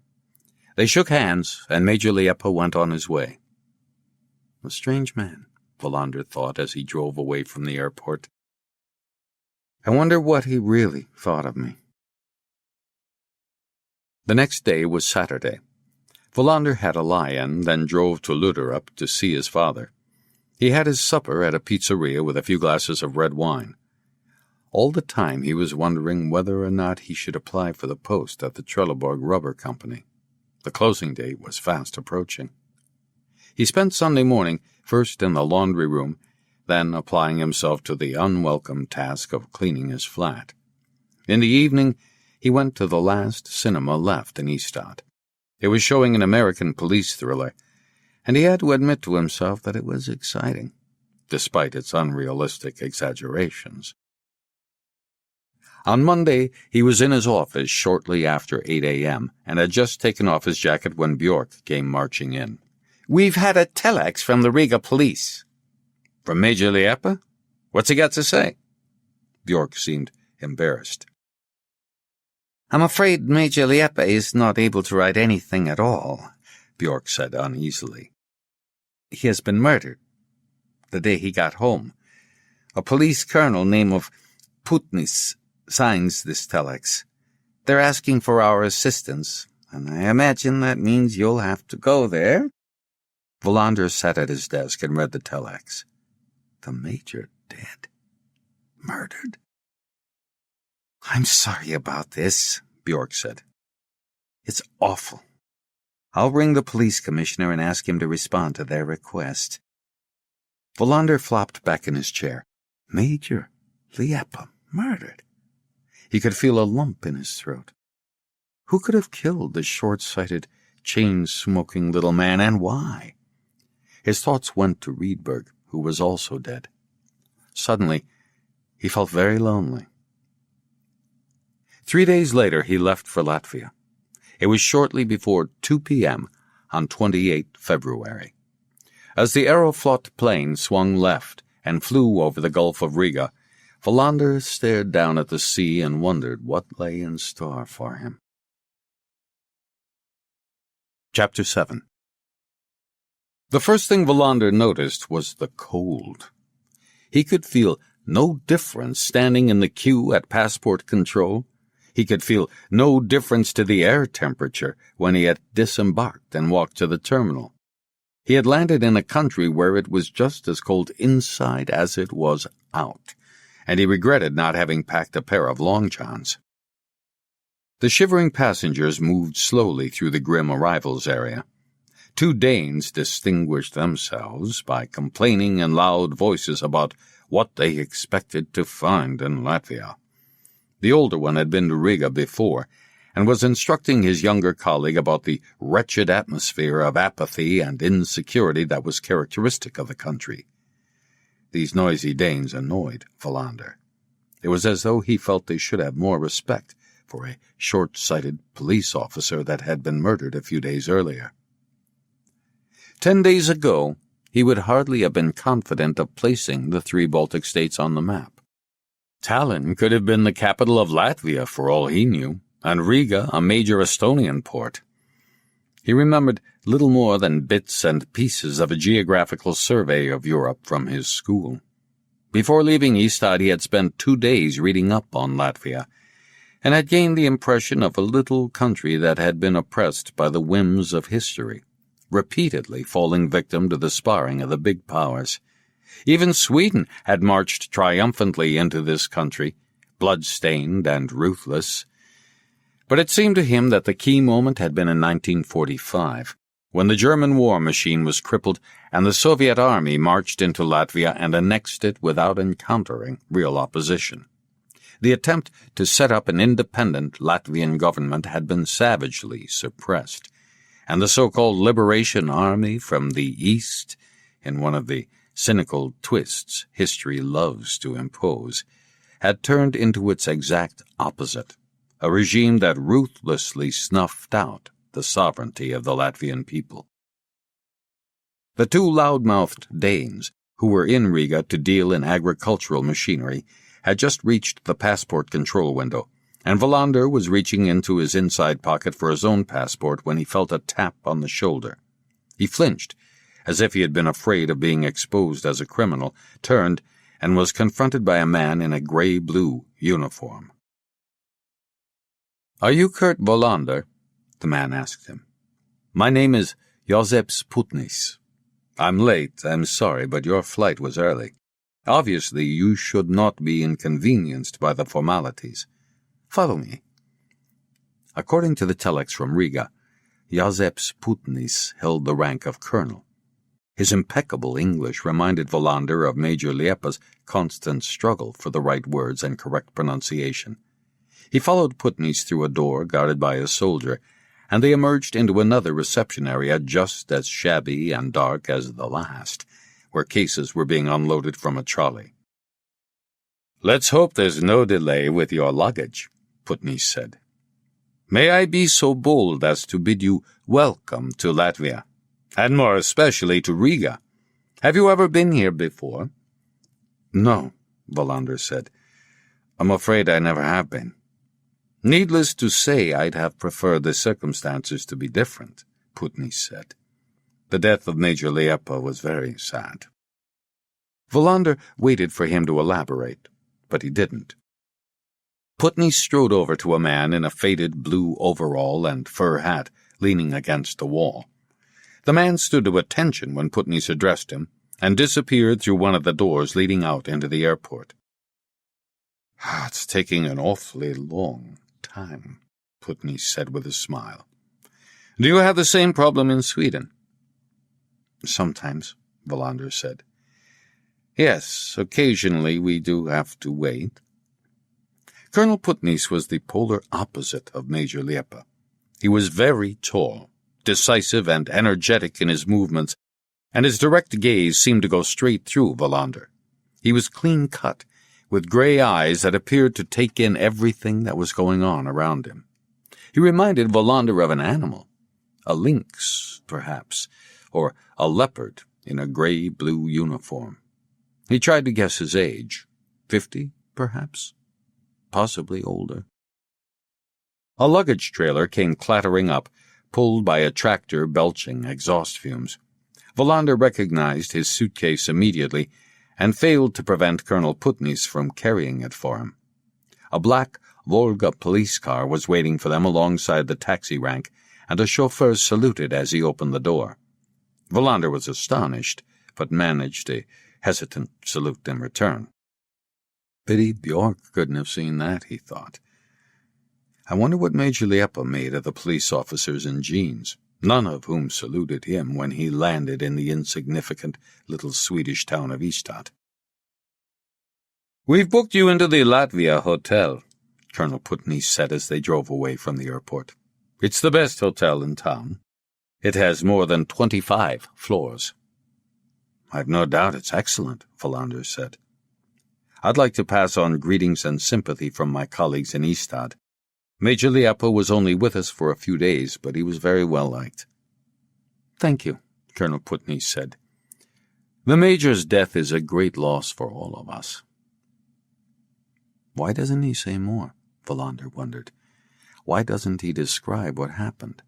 Why was the Major murdered? By whom? How? Why have they asked me to come here? Is there some suspicion that the Major's death might be connected with his visit to Sweden? He looked out over the countryside. Deserted fields with irregular patches of snow. Here and there an isolated gray dwelling surrounded by an unpainted fence. Here and there a pig rooting in a dunghill. He had the impression of endless misery, making him think of the trip he had recently made to Malmö with his father. Skåne might look inhospitable in winter, but what he was seeing here suggested a desolation that was beyond anything he had ever imagined. As he contemplated the countryside, Wallander was overcome by sadness. It was as if the country's painful history had covered the fields in gray paint. He felt an impulse to act. He hadn't come to Riga just to be depressed by a grim winter landscape. "I'd like to see a report as soon as possible," he said. "What actually happened? All I know is that Major Liepa was murdered the day he got back to Riga." "Once you've settled into your room, I'll come and collect you," Colonel Putney said. "We've planned a meeting for this evening." "All I need to do is dump my case," Wallander said. "I'll only need a couple of minutes." "The meeting is arranged for 7:30 p.m., Colonel Putney said. It was clear to Wallander that his eagerness would make no difference. The plan had already been decided on. It was starting to get dark as they drove through Riga's suburbs towards the center of town. Wallander took in the dreary housing estates stretching away on both sides of the road. He couldn't make up his mind how he felt about what might lie in store for him.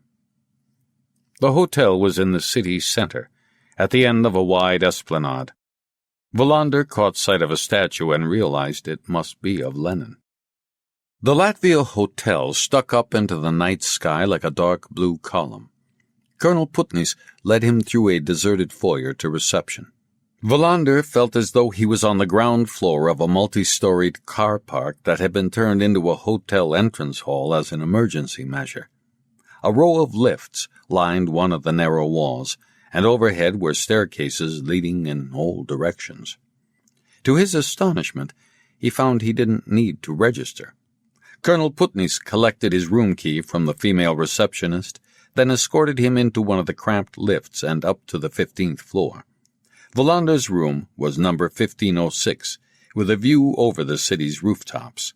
He wondered if he'd be able to see the Gulf of Riga in daylight.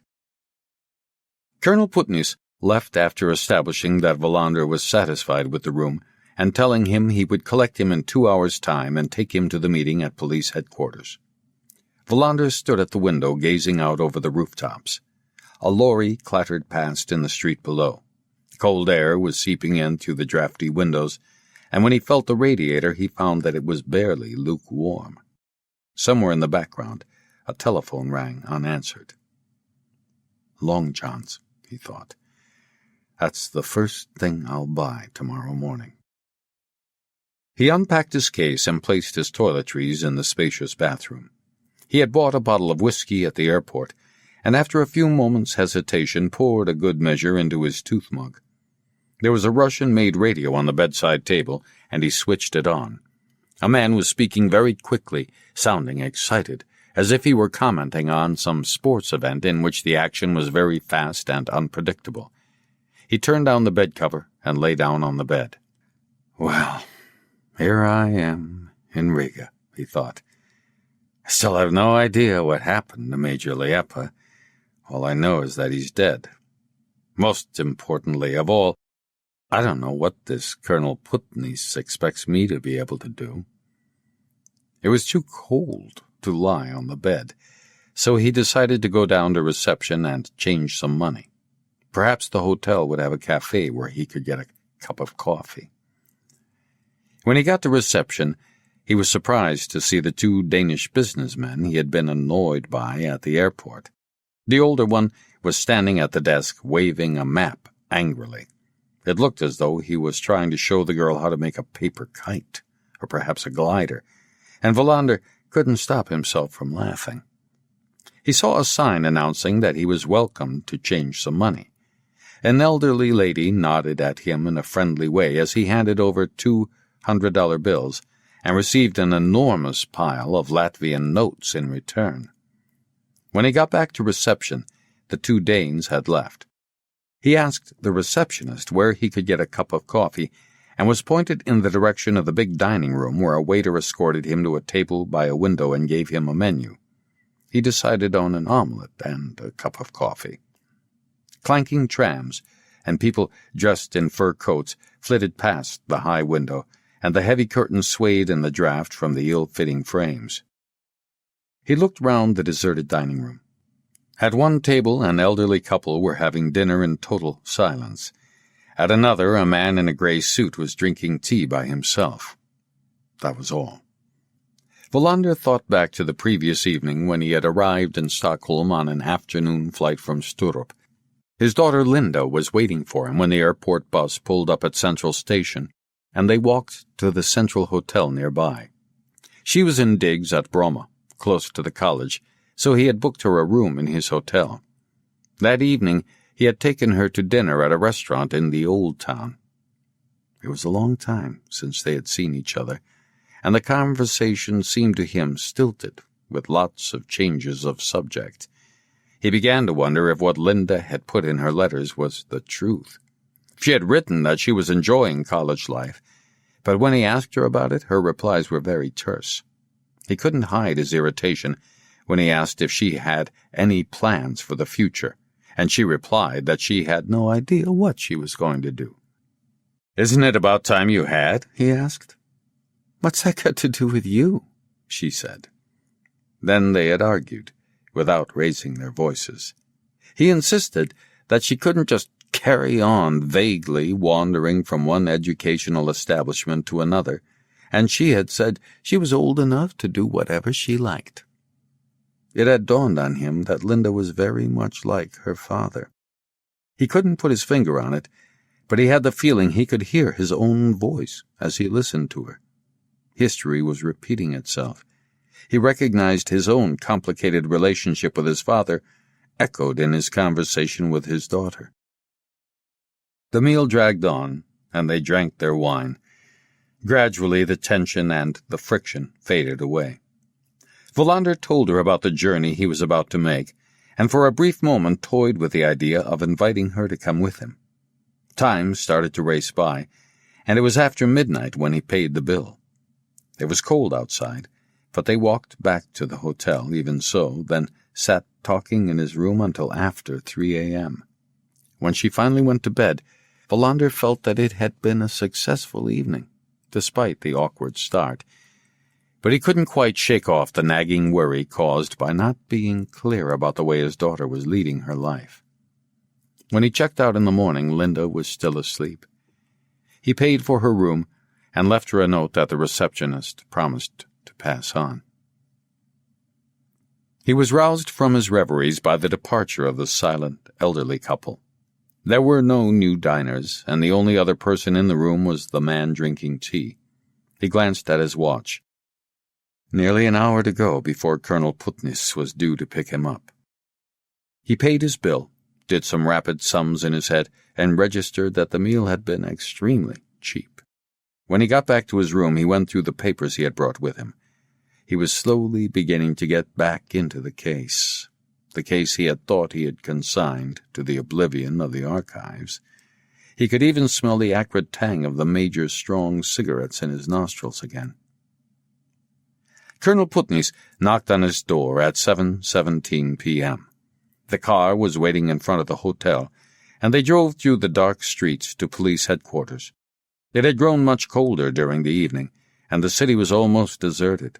The streets and squares were poorly lit, and Wallander had the impression of a town built up of silhouettes and stage sets. They drove through an archway and drew up in what looked like a walled courtyard. Colonel Putnis hadn't spoken during the journey, and Wallander was still waiting to hear why he had been called over to Riga. They walked along empty, echoing corridors, down a staircase and then along another corridor, and eventually came to a door which Colonel Putnis opened without knocking. Wallander entered a large, warm but poorly lit room dominated by an oval conference table covered in a green felt cloth. There were 12 chairs at the table, and a jug of water and some glasses in the center. A man was waiting deep in the shadows, and he turned and approached as Wallander came in. "Welcome to Riga," the man said. "My name's Juris Murniers." "Colonel Murniers and I have joint responsibility for solving the murder of Major Liepa," Putnis said. Wallander sensed straight away that there was tension between the two men. Something in Putnis's tone of voice gave the game away. There was also something hidden in the brief exchange. Colonel Murniers was in his 50s with closely cropped gray hair. His face was pale and bloated, as if he was diabetic. He was short, and Wallander observed that he moved around without the slightest sound. Another cat creature. 2 colonels. 2 cats, both in gray uniforms. Wallander and Putnis hung up their overcoats and sat at the table. The waiting time is over, Wallander thought. What happened to Major Liepa? Now I'm going to find out. Murniers did the talking. Wallander noticed he had positioned himself so that his face was almost all in shadow, and when he spoke in fluent, well-formulated English, his voice seemed to come from an endless darkness. Colonel Putney sat staring straight ahead, as if he couldn't really be bothered to listen.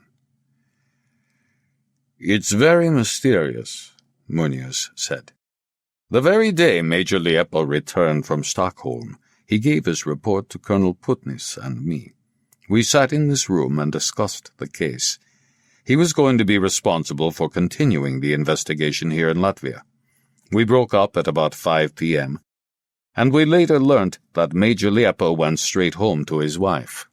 They live in a house behind the cathedral. She has said that he seemed perfectly normal, although of course he was pleased to be home. They had dinner, and he told her about his experiences in Sweden. Incidentally, you seem to have made a very good impression on him, Inspector Wallander. Shortly before 11 p.m. the phone rang. Major Liepa was just getting ready for bed. His wife didn't know who called, but the Major got dressed again and told her that he would have to go back to police headquarters straight away. There was nothing unusual about that, although she may have been disappointed that he had been called out the same night he had got back from abroad. He didn't give any reason for his having to go on duty. Munoz fell silent and reached for the water jug. Wallander glanced at Putney, who was staring straight ahead.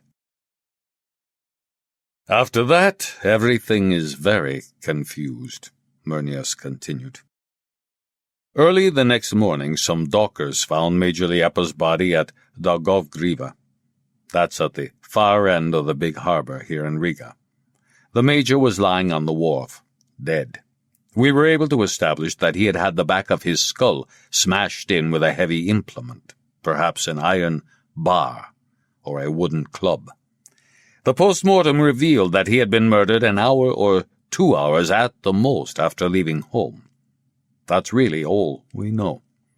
We have no witnesses who saw him leaving home nor out at the harbor. It's all very mysterious.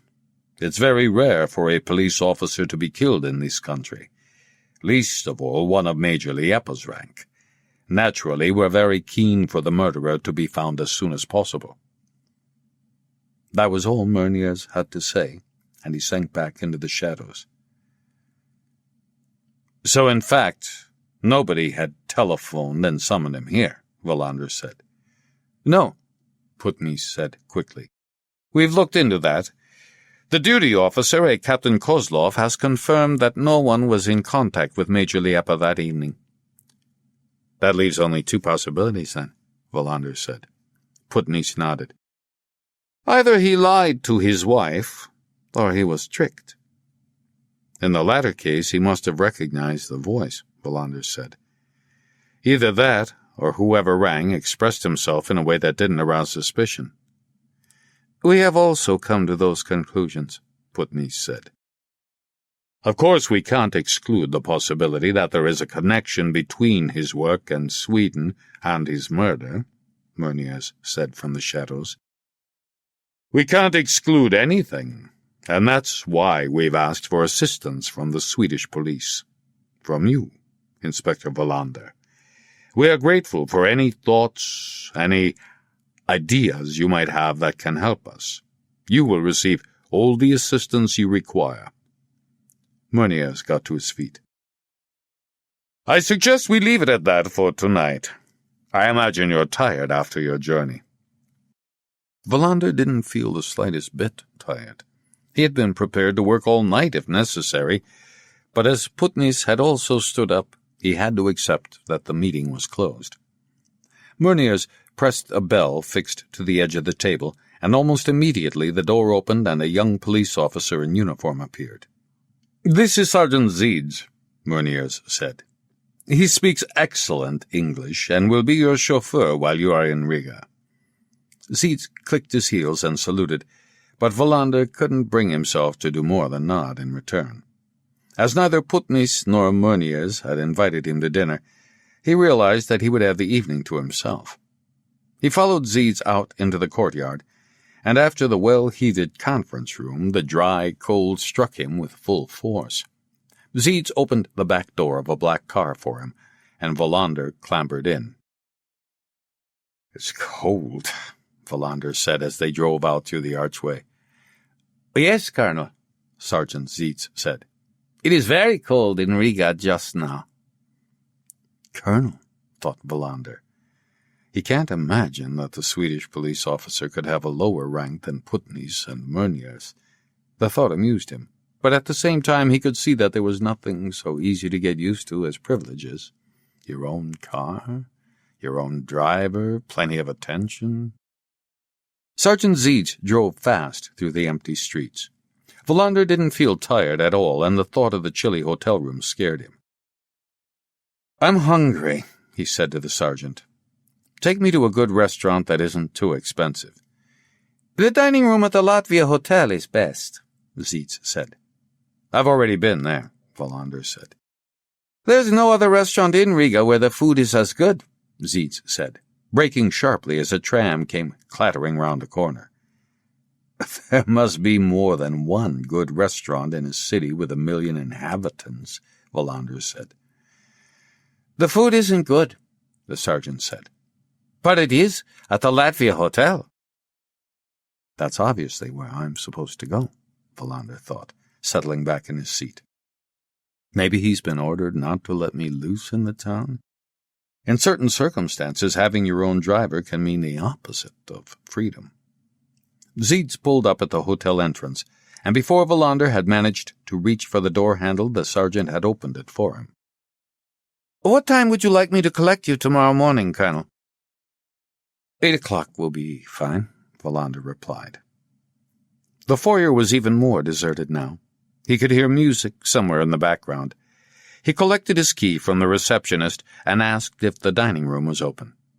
The man, who had heavy eyelids and pale features reminiscent of Colonel Meunier's, nodded. Wallander asked where the music was coming from. "We have a nightclub," the receptionist said glumly. As Wallander left reception, he thought he recognized the man who had been drinking tea in the dining room earlier. Now he was sitting in a worn leather sofa reading a newspaper. Wallander was certain it was the same man. "I'm being watched," he thought. Just like the worst of those Cold War novels, there's a man in a gray suit pretending to be invisible. What on earth do Putney's and Meunier's think I'm going to do? The dining room was almost as empty as it had been earlier in the evening. A group of men in dark suits were sitting round a long table at the far end of the room, speaking in low voices. To his surprise, Wallander was shown to the same table as before. He had vegetable soup and a chop that was tough and overdone, but the Latvian beer was good. He was feeling restless, so didn't bother about coffee, and instead paid his bill and went in search of the hotel's nightclub. The man was still on the sofa. Wallander had the impression of walking through a labyrinth. Various half-flights of stairs that seemed to lead nowhere brought him back to the dining room. He tried to follow the sound of the music, and eventually came upon an illuminated sign at the end of a dark corridor. A man said something Wallander didn't understand, and opened the door for him, and he found himself in a dimly lit bar. In sharp contrast to the dining room, the bar was jam-packed. Behind a curtain separating the bar from the dance floor, a band was blaring away, and Wallander thought he recognized an ABBA song. The air was fetid, and he was reminded once again of the Major's cigarettes. He noticed a table that seemed to be empty and elbowed his way through the throng. All the time he had the feeling he was being watched, and realized there was every reason for him to be cautious. Nightclubs in the Eastern Bloc countries were often the haunts of gangs who made a living robbing visitors from the West. He managed to bawl out an order to a waiter through all the noise, and a few minutes later a glass of whiskey landed on the table in front of him. It cost almost as much as the meal he had had earlier. He sniffed at the contents of the glass, imagining a plot involving spiked drinks, and drank a depressed toast to himself. A girl, who never told him her name, emerged from the shadows and sat down on the chair next to him. He didn't notice her until she leaned her head over towards him, and he could smell her perfume, reminiscent of winter apples. She spoke to him in German, and he shook his head. Her English was awful, worse than the Major's was, but she offered to keep him company and asked for a drink. Wallander felt at a loss. He realized she was a prostitute, but tried to put that fact out of his mind. Riga was dreary and cold, and he had an urge to talk to somebody who wasn't a colonel. He could buy her a drink. He was the one calling the shots, after all.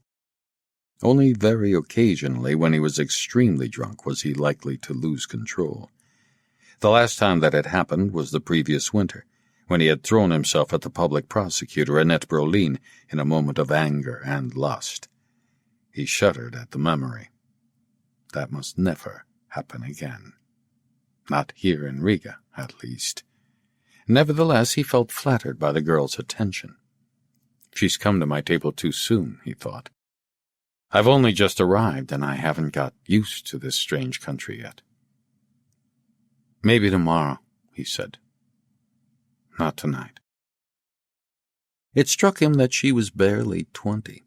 Behind all that makeup was a face that reminded him of his own daughter. He emptied his glass, stood up, and left. That was a close call, he thought. Much too close. The man in the gray suit was still in the foyer reading his newspaper. Sleep well, Wallander said to himself. I'll see you again tomorrow, no doubt. He slept badly. The duvet was heavy and the bed uncomfortable. Through the mists of his sleep, he could hear a telephone ringing constantly. He wanted to get out of bed and answer it, but when he woke up, everything was silent. The next morning he was woken up by a knock on the door. Only half awake, he shouted, "Come in!" When the knock came again, he realized he had left the key in the lock. He pulled on his trousers and opened the door to find a woman in a cleaner's apron with a breakfast tray. He was surprised, as he hadn't ordered breakfast, but perhaps that was just part of the normal service. Maybe Sergeant Zietz had arranged it? The chambermaid said good morning in Latvian, and he tried to memorize the expression. She placed the tray on a table, gave him a shy little smile, and went towards the door. He followed, in order to lock it after her. But instead of leaving the room, the chambermaid closed the door and put her finger to her mouth. Wallander stared at her in surprise. She slowly took a sheet of paper from the pocket of her apron, and Wallander was about to speak when she put her hand over his mouth. He could sense her fear, and knew she wasn't a chambermaid at all. But he could also see that she wasn't a threat. She was just scared. He took the paper and read what it said, in English. He read it twice in order to memorize it, then looked up at her. She put her hand in her other pocket and produced something that looked like a crumpled poster. She handed it over, and when he unfolded it, he realized it was the dust jacket of the book about Skåne he had given her husband, Major Liepa, the week before. He looked up at her again. Besides the fear, her face also indicated something else. Determination, perhaps? Or maybe obstinacy. He walked across the cold floor and fetched a pencil from the desk. On the inside of the dust jacket, which had a photograph on it of the cathedral in Lund, he wrote, "I have understood." He gave her back the dust jacket, and it struck him that Major Liepa looked nothing like what he had imagined. He couldn't remember what the Major had said when he was sitting on Wallander's settee and Maria Gatan in Ystad, listening to Maria Callas and talking about his wife, but the impression he had formed was different, not of a face like hers. He cleared his throat as he carefully opened the door, and she melted away. She had come to him because she wanted to speak to him about her dead husband, the Major, and she was terrified. When somebody called his room and asked for a Mr. Eckers, he was to take the lift to the foyer, then go down the steps leading to the Hotel Sauna, and look for a gray-painted steel door next to the dining room's loading bay.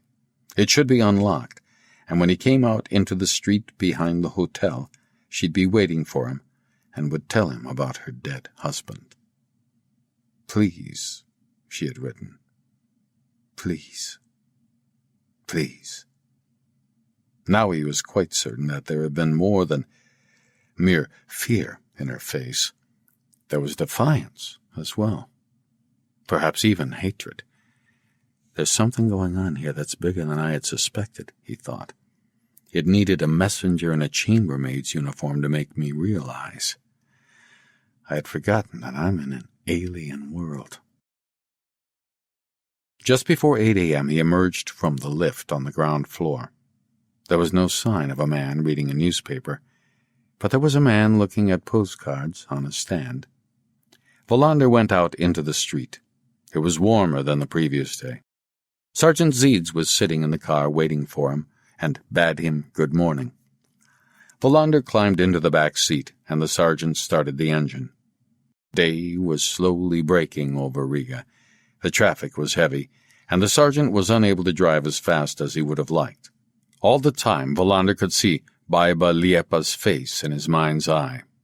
Suddenly, without warning, he felt scared. Chapter 8. Shortly before 8:30 a.m., Wallander discovered that Colonel Meunier smoked the same extra-strong cigarettes as Major Liepa. He recognized the packet with the brand name Prima that the colonel took out of his uniform pocket and placed on the table in front of him. Wallander felt as though he was in the middle of a labyrinth.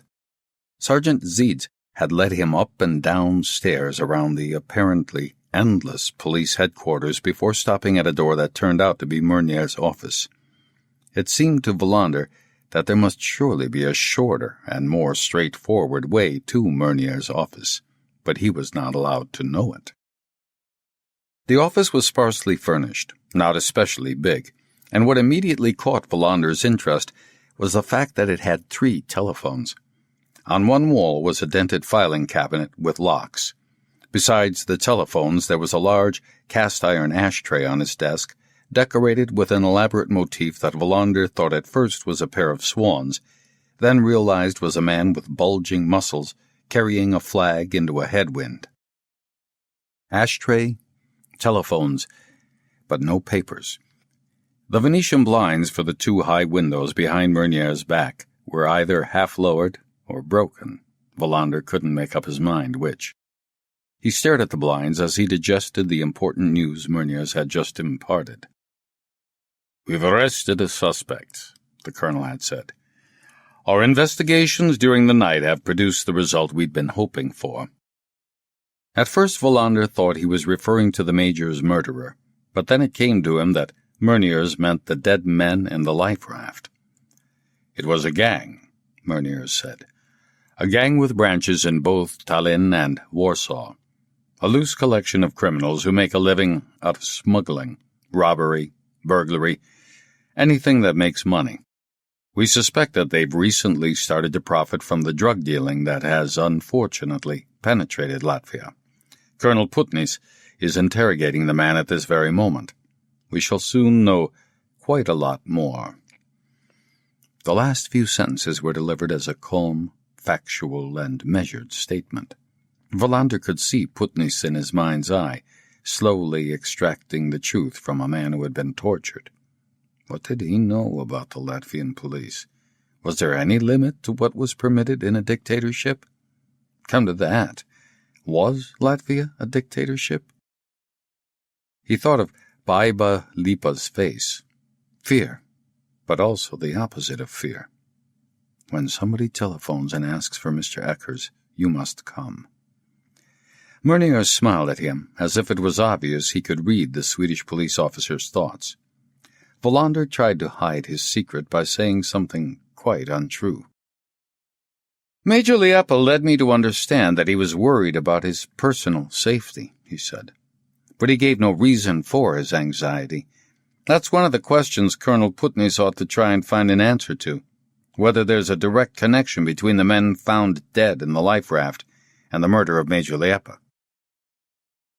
Wallander thought he could detect an almost invisible shift in Murnier's expression.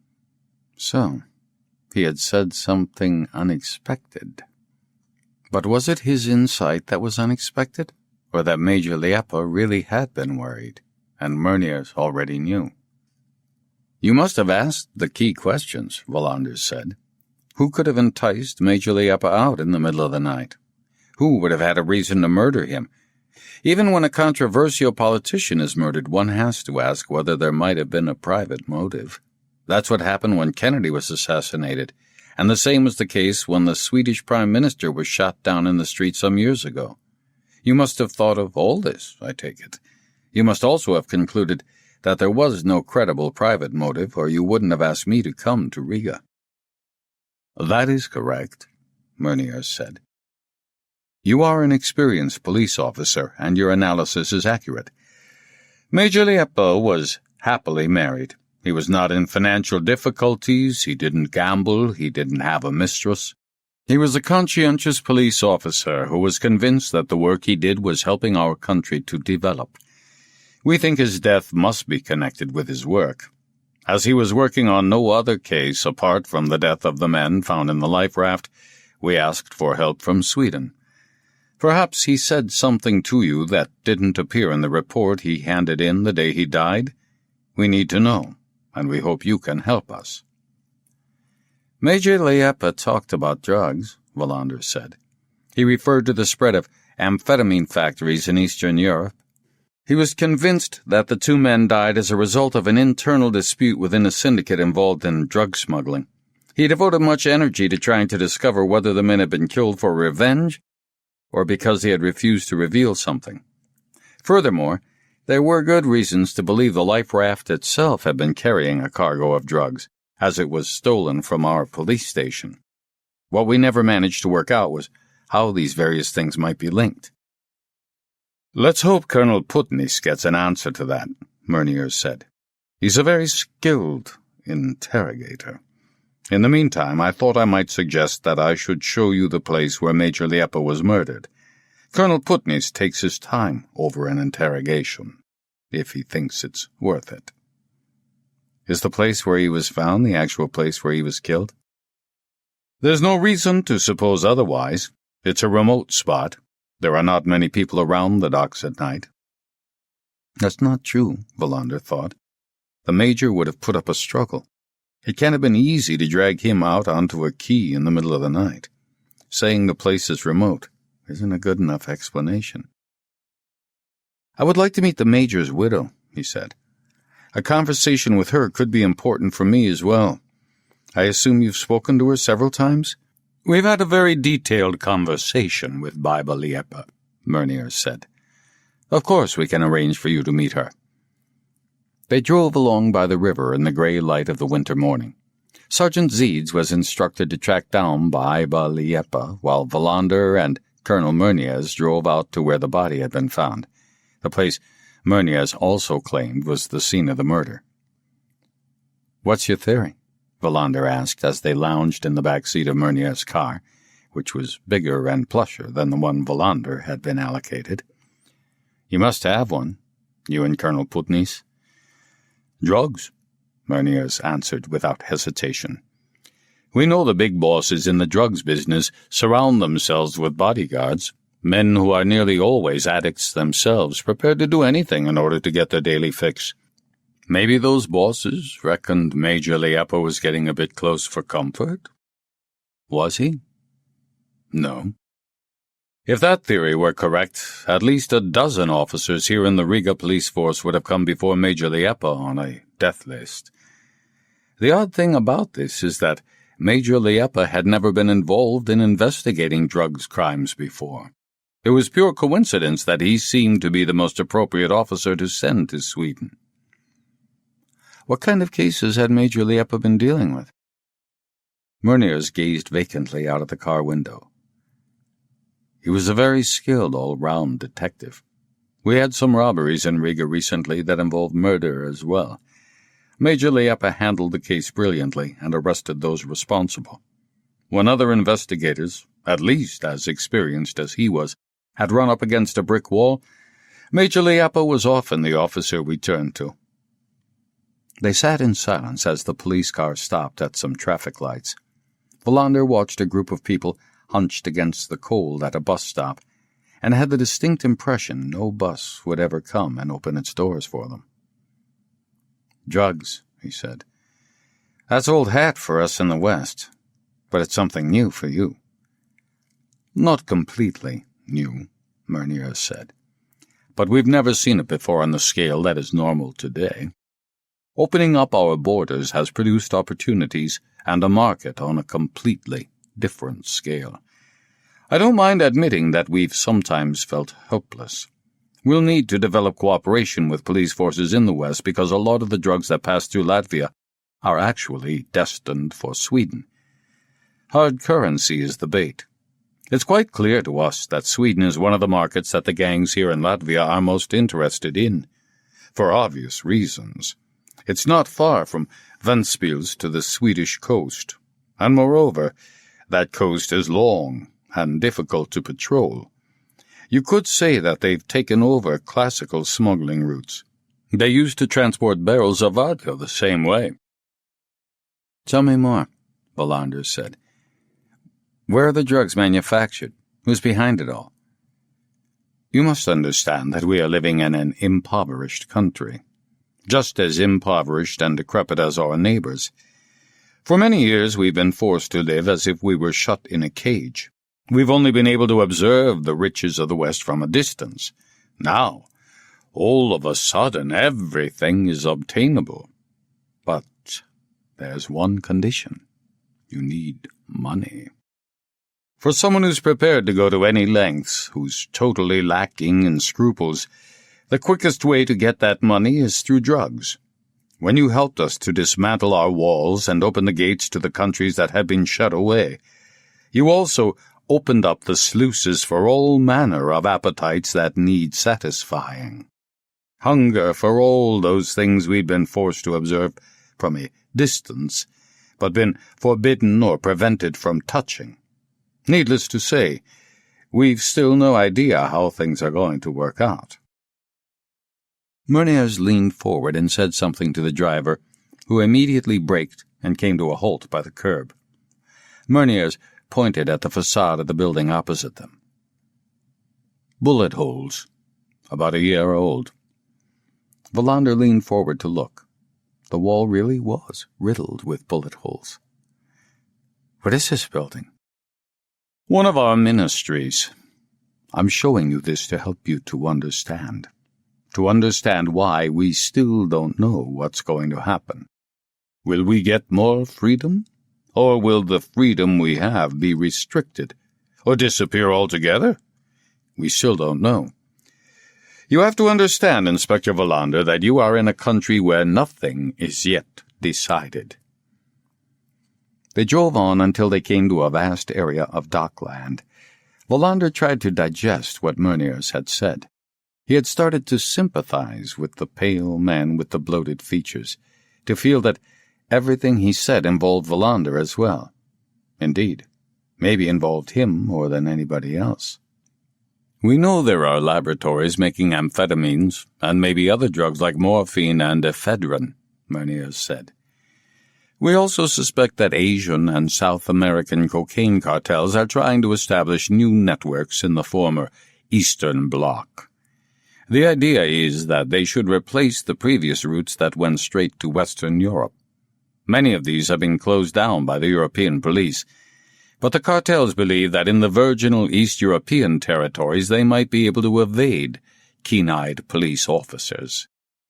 Let's say they find us easier to corrupt and bribe."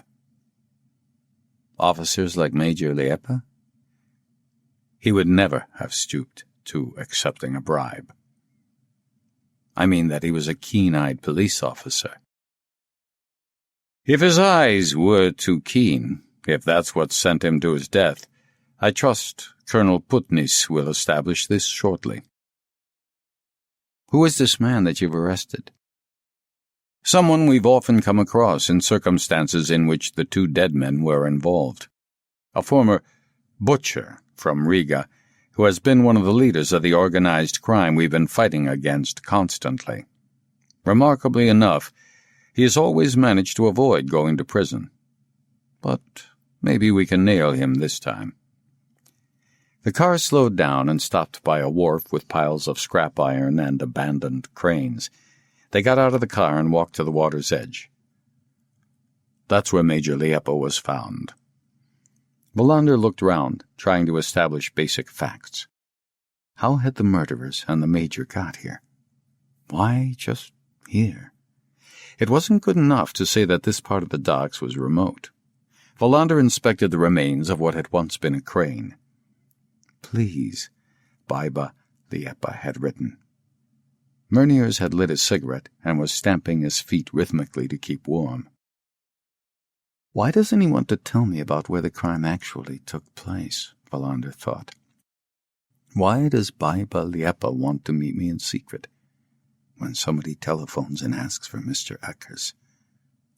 What am I really doing here in Riga? The anxiety he had felt that morning had returned.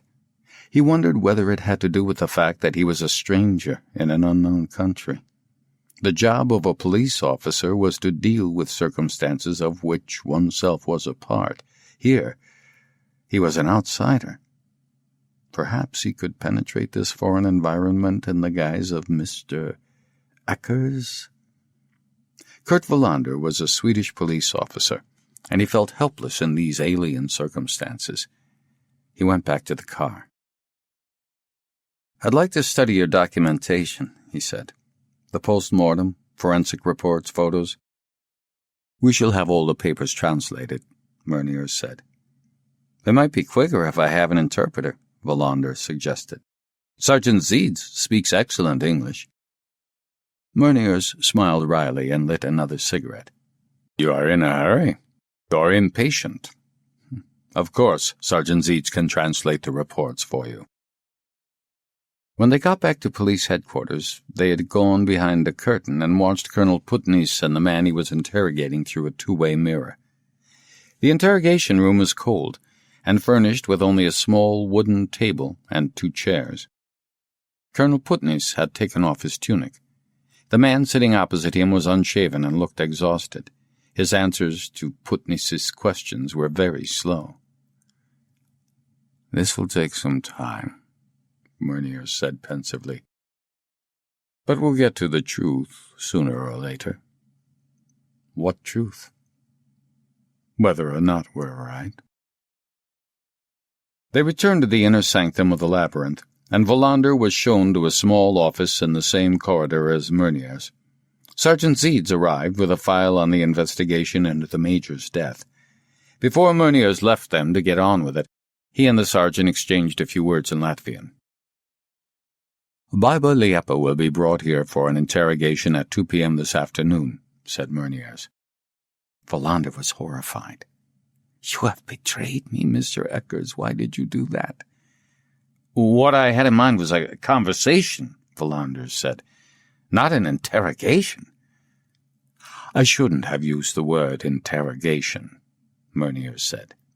Allow me to explain that she indicated she would be delighted to see you.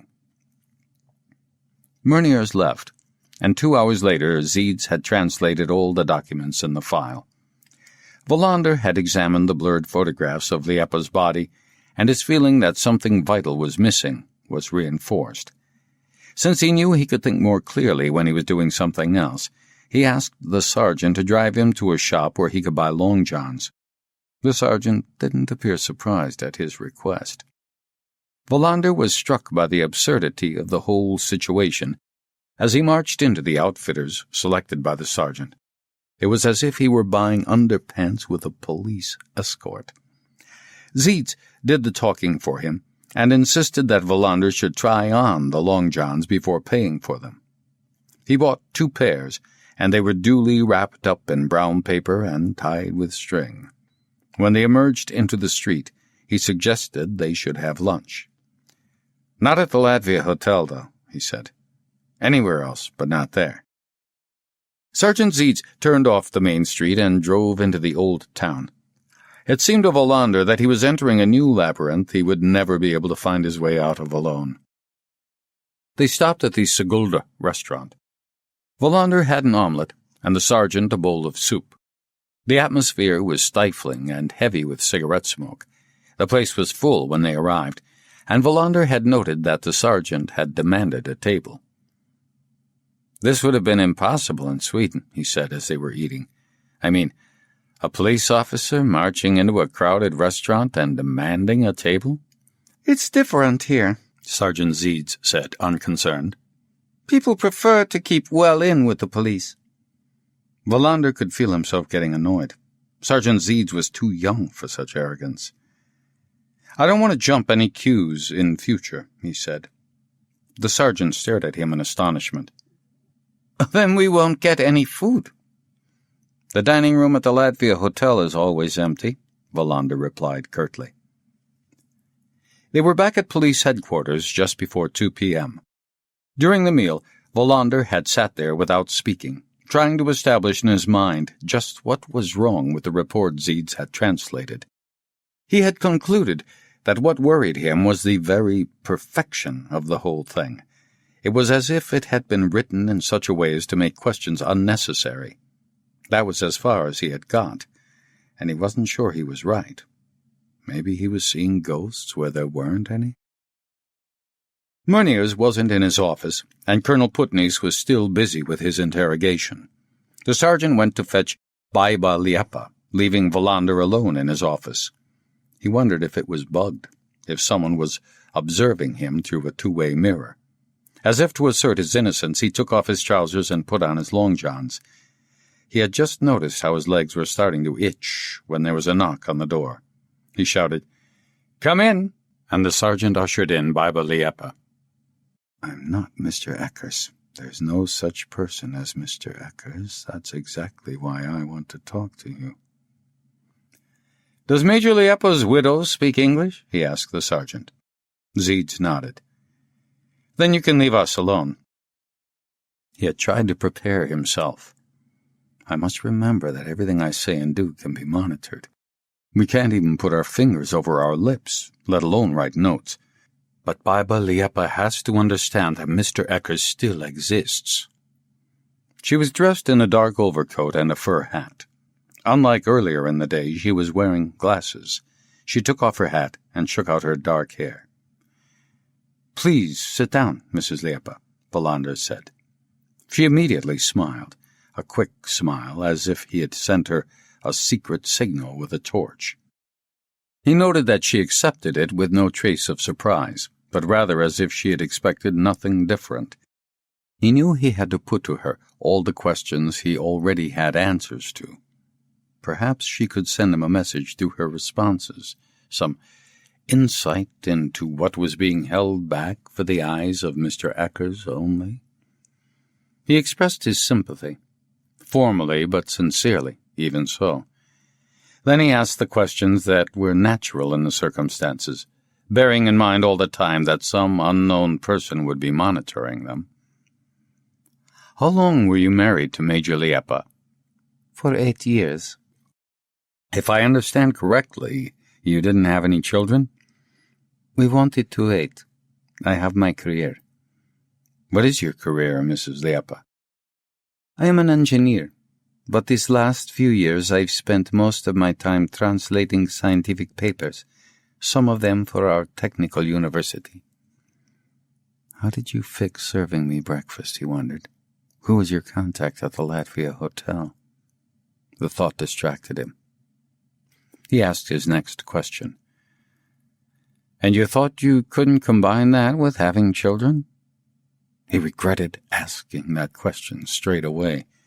That was a private matter, irrelevant. He apologized by not waiting for an answer, but just pressing on. "Mrs. Liepa, you must have thought, worried, wondered about what really happened to your husband. I've had the interrogations you had with the police translated. You say you don't know anything, don't understand anything, have no idea about anything. I'm sure that's the case. Nobody wants your husband's murderer to be caught and punished more than you do. Nevertheless, I'd like you to think back one more time, to the day when your husband got back from Sweden. There might be something you overlooked because of the shock of hearing that your husband had been murdered." Her reply gave him the first coded signal for him to interpret. "No," she said. "I haven't forgotten anything. Nothing at all." Herr Eckers, I wasn't shocked by something unexpected. What happened was what we had feared. "Maybe a bit earlier, then," Wallander said. He would have to tread very carefully now, so as not to make it too difficult for her. "My husband didn't speak about his work. He would never break the oath of silence he had taken when he became a police officer.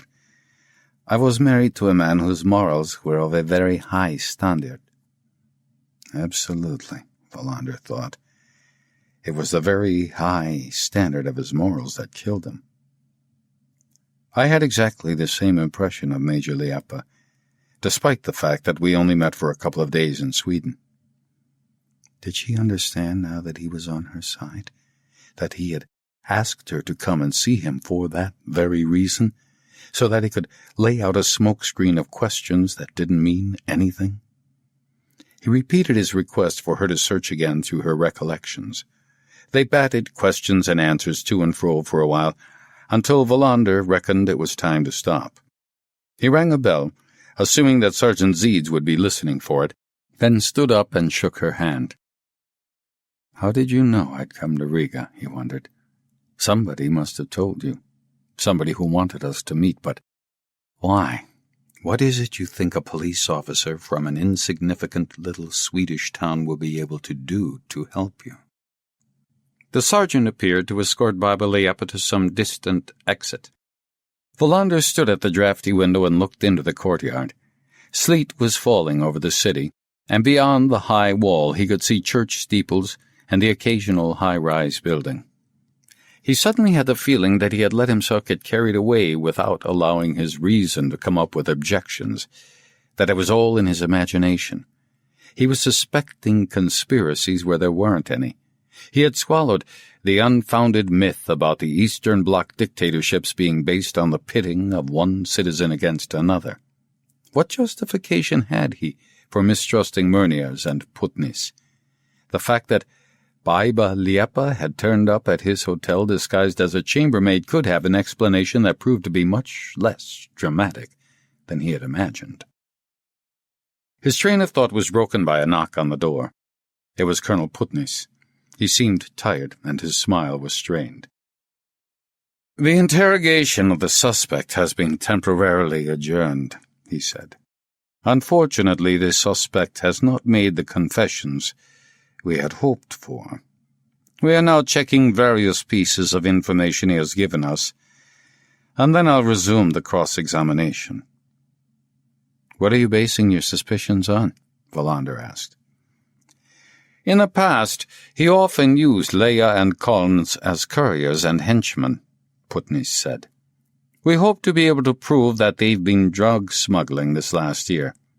Hagelman, as he's called, is the type who wouldn't hesitate to torture or murder his colleagues if he thought it necessary. He hasn't been acting alone, of course. We're looking for other members of his gang at present. Many of them are Soviet citizens, so they might well be in their own country now, unfortunately. But we're not going to give up. We've also found several weapons Hagelman had access to, and we're looking into whether the bullets that killed Leia and Collins came from any of them." "What about the connection with Major Liepa's murder?" Wallander asked. "Where does that fit in?" "We don't know," Putnis replied. "But it was a planned killing, an execution. He wasn't even robbed. We have to conclude that it had something to do with his work." "Could Major Liepa have been leading a double life?" Wallander asked. Putnis smiled wearily. "We live in a country where awareness of what our fellow citizens get up to has become an art form. That is no less true in the case of fellow police officers. If Major Liepa had been leading a double life, we'd have known about it. Unless somebody was protecting him." Putney stared at him in astonishment. Who could have been protecting him? I don't know. Just thinking aloud. Not a particularly well-founded thought, I'm afraid. Putney's got up to leave. I had intended inviting you to our house for dinner this evening, but unfortunately that won't be possible as I have to go on with the interrogation. Perhaps Colonel Meuniers had the same idea? It would be most impolite of us to leave you to your own devices in a strange town. The Latvia Hotel is splendid, Wallander said. Besides, I had planned to summarize the thoughts I've had about the death of Major Liepa. That will take all evening. Putney nodded. Tomorrow evening, then. I'd like you to come round and meet my family. Osma, my wife, is an excellent cook. I'd like that, Wallander said. That would be very nice. Putney left, and Wallander rang the bell. He wanted to get out of the police headquarters before Meuniers had a chance to invite him home, or maybe to some restaurant or other. I'd like to go back to the hotel now, Wallander said when Zeitz appeared in the doorway. I have quite a lot of notes to write up in my room this evening. You can come and collect me at 8 a.m. tomorrow. When the sergeant had left him at his hotel, Wallander bought some postcards and stamps in reception. He also asked for a map of the city, but as the map the hotel had was not detailed enough, he was directed to a bookshop not far away. Wallander looked around in the foyer, but couldn't see anyone drinking tea or reading a newspaper. That means they're still here, he thought. One day they'll be obvious, the next they'll be invisible. I'm supposed to doubt whether the shadows exist. He left the hotel and went in search of the bookshop. It was already dark, and the pavement was wet from sleet. There were a lot of people about, and Wallander stopped now and then to look in shop windows. The goods on display were limited, and much of a muchness. When he got to the bookshop, he glanced back over his shoulder. There was no sign of anybody hesitating mid-stride. An elderly gentleman who didn't speak a word of English sold him a map of Riga. He went on and on in Latvian, as if he took it for granted that Wallander could understand every word. He returned to his hotel. Somewhere in front of him was a shadow he couldn't see. He made up his mind to ask one of the colonels the next day why he was being watched. He thought he'd broach the subject in a friendly fashion, without sarcasm or aggression. He asked at reception if anybody had tried to contact him. "No calls, Mr. Wallander, no calls at all," was the answer. He went up to his room and sat down to write his postcards, moving the desk away from the window to avoid the draft. He chose a card with a picture of Riga Cathedral to send to Bjork. Somewhere, not far from there, Major Liepa lived. Late one evening, the major had taken a telephone call and been summoned. "Who made that call, Major? Mr. Eckers is in his room, waiting for an answer to that question." He wrote cards to Bjork, Linda, and his father. He hesitated about the last of his cards, then decided to send greetings to his sister Christina. It was 7 p.m. now. He filled his bath with lukewarm water and balanced a glass of whiskey on the edge of the tub. Then he closed his eyes and started to go through the whole thing, from the very beginning.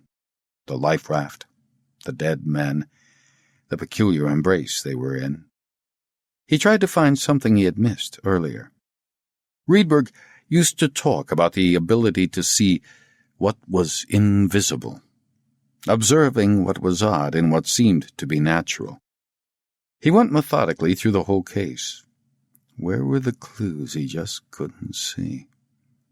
When he had finished his bath, he sat at his desk and started to make more notes. He felt sure the 2 Latvian police colonels were on the right track. There was nothing to contradict the theory that the men in the life raft had been punished for an internal indiscretion. It didn't really matter that they had been shot in their shirt sleeves and then flung into a life raft. He didn't believe any more that whoever did this intended the bodies to be found.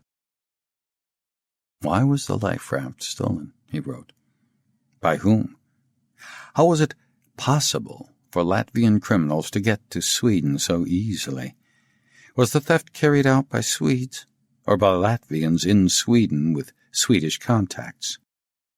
Major Liepa had been murdered the very night he got back from Sweden. There was plenty to suggest he had been silenced. What did Major Liepa know, he wrote, and why am I being given a thoroughly unsatisfactory account of the case which avoids establishing where the murder took place? Baiba Liepa, he wrote. What does she know, but doesn't want to tell the police? He slid his notes to one side and poured himself another glass of whiskey. It was nearly 9 p.m., and he was hungry.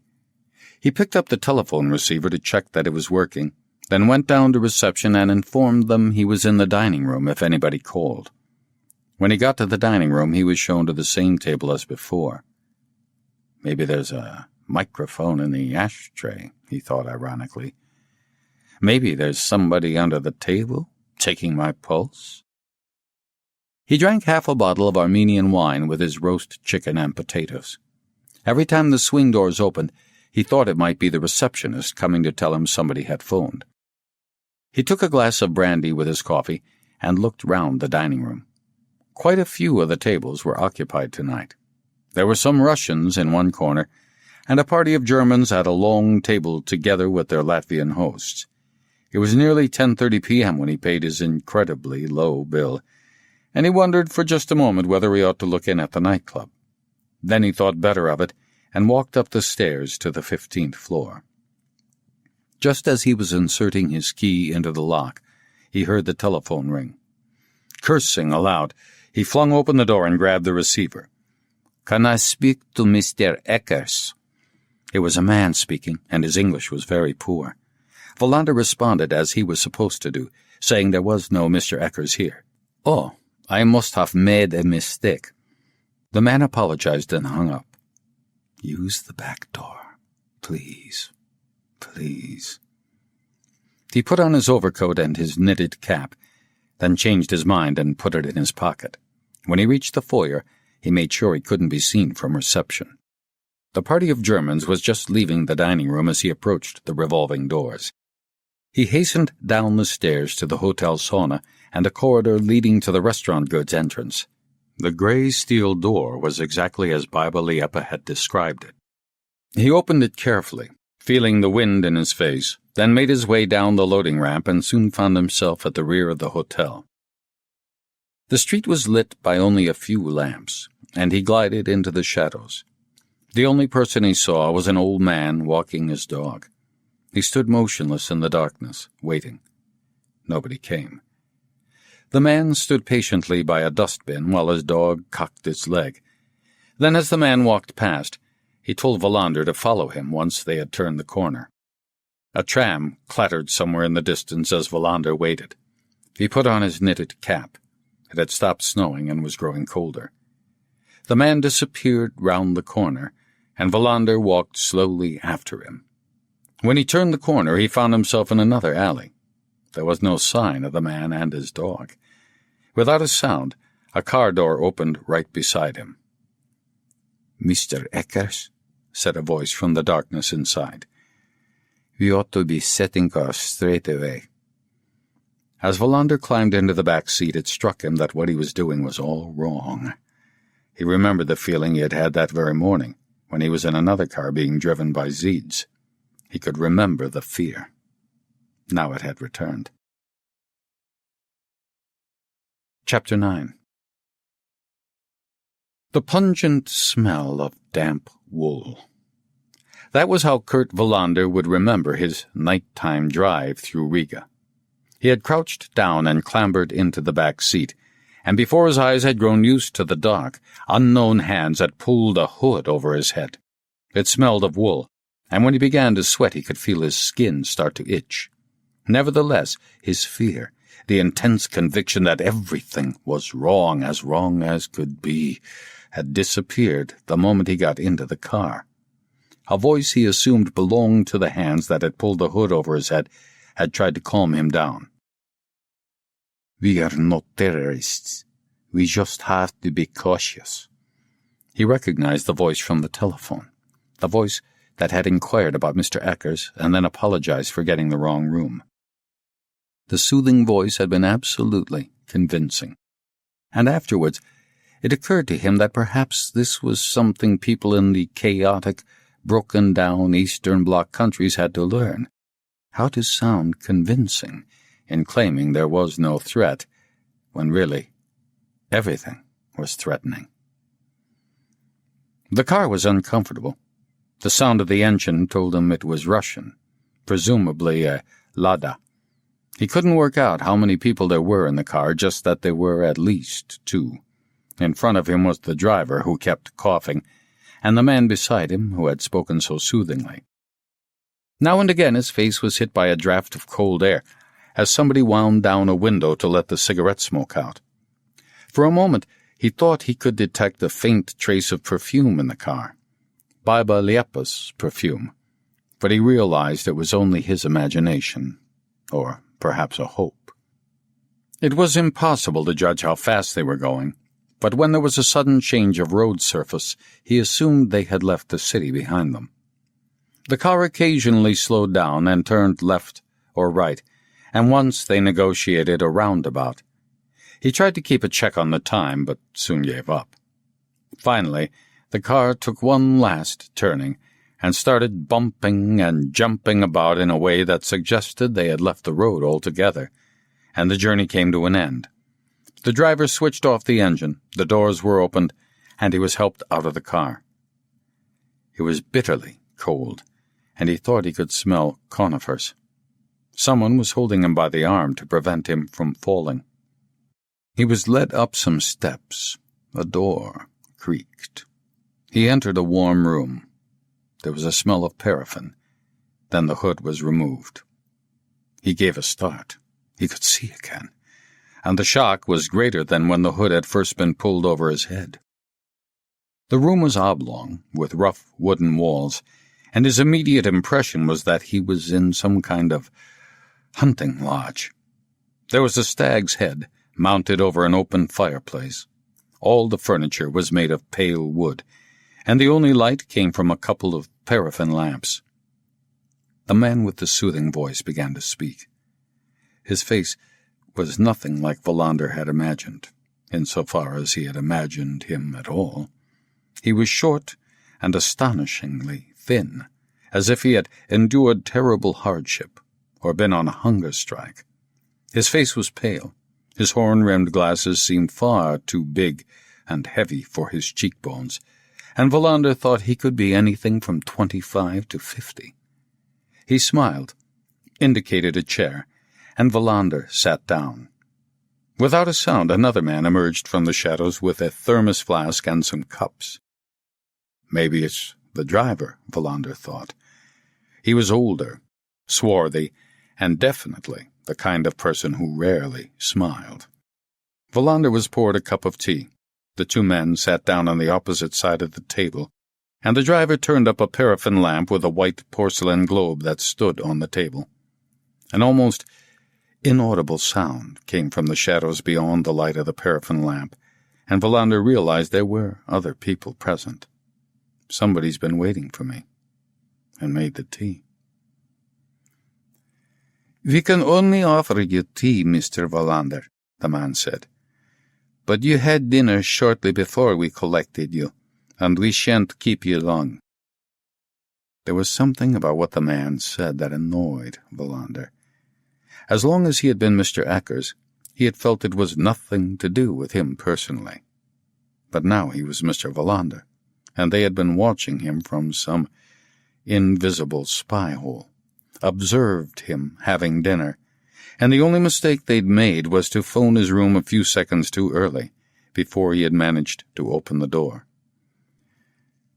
"I have every reason to distrust you," he said. "I don't even know who you are. Where's Major Liepa, the Major's widow?"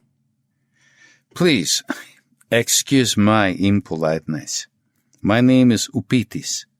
You can be completely calm. The moment our conversation is over, you can return to your hotel, I promise you." Upitis, thought Wallander. It's like Mr. Eckers. Whatever his name is, you can be sure it's not that. "A promise from an unknown person is worthless," Wallander said. "You drove me off with a hood over my head. Is hood really the right word? I agreed to meet Mrs. Liepa on her terms because I knew her husband. I assumed she might be able to tell me something that could help the police to throw light on why Major Liepa was killed. I've no idea who you are. In other words, I have every reason to distrust you. Upitis thought for a moment and nodded in agreement. You're right. Please don't think we are being so cautious without good reason. I'm afraid it's essential. Mrs. Liepa was unable to be with us tonight, but I am speaking on her behalf. How can I be sure of that? What is it that you want, in fact? We want your help. Why do you have to give me a false identity? Why this secluded meeting place? As I've already said, I'm afraid it is necessary. You haven't been in Latvia very long yet, Mr. Wallander. You'll understand eventually. How do you think I could help you? Once again he heard an almost imperceptible noise from the shadows beyond the faint light of the paraffin lamp. Baiba Liepa, he thought. She's not coming out, but she's there, all right. Very close to me. You must be patient for a few minutes, Upitis said. Let me begin by explaining what Latvia really is. Is that necessary? Latvia is a country like any other country, though I have to admit I don't know what your flag looks like. I think it is necessary for me to explain. The very fact that you say our country is just like all the others means that there are certain things you really do have to understand. Wallander took a sip of tea. He tried to penetrate the shadows with his gaze. Maybe there was a hint of a beam of light he could see from the corner of his eye, as if from a door that wasn't properly closed. The driver was warming his hands round his mug. His eyes were closed, and it was clear to Wallander that the conversation was to be between himself and Upitis. "Who are you?" he asked. "Tell me that, at least." "We are Latvians," Upitis answered. "We happen to be born in this stricken country at a very unfortunate time. Our paths have crossed, and we have realized that both we and you are involved in a mission that simply must be carried out." "Major Liepa?" Wallander asked, but left his question unfinished. "Let me start at the beginning," Upitis said. "You have to understand that our country is on the verge of total collapse, just as in the other two Baltic states, not to mention the other countries that were treated as colonies by the Soviet Union. People are trying to recover the freedom they lost after the Second World War. But freedom is born of chaos, Mr. Wallander, and monsters bent on achieving ghastly aims are lurking in the shadows. Assuming that one can be either for or against freedom is a catastrophic error. Freedom has many faces. The large number of Russians who were moved here in order to dilute the Latvian population and bring about our ultimate demise are not only worried about their presence being questioned, but naturally enough, they are also frightened of losing all their privileges. There is no historical precedent of people voluntarily surrendering their privileges, and so they are arming themselves to defend their position, and doing so in secret. That's why what happened here last autumn came about.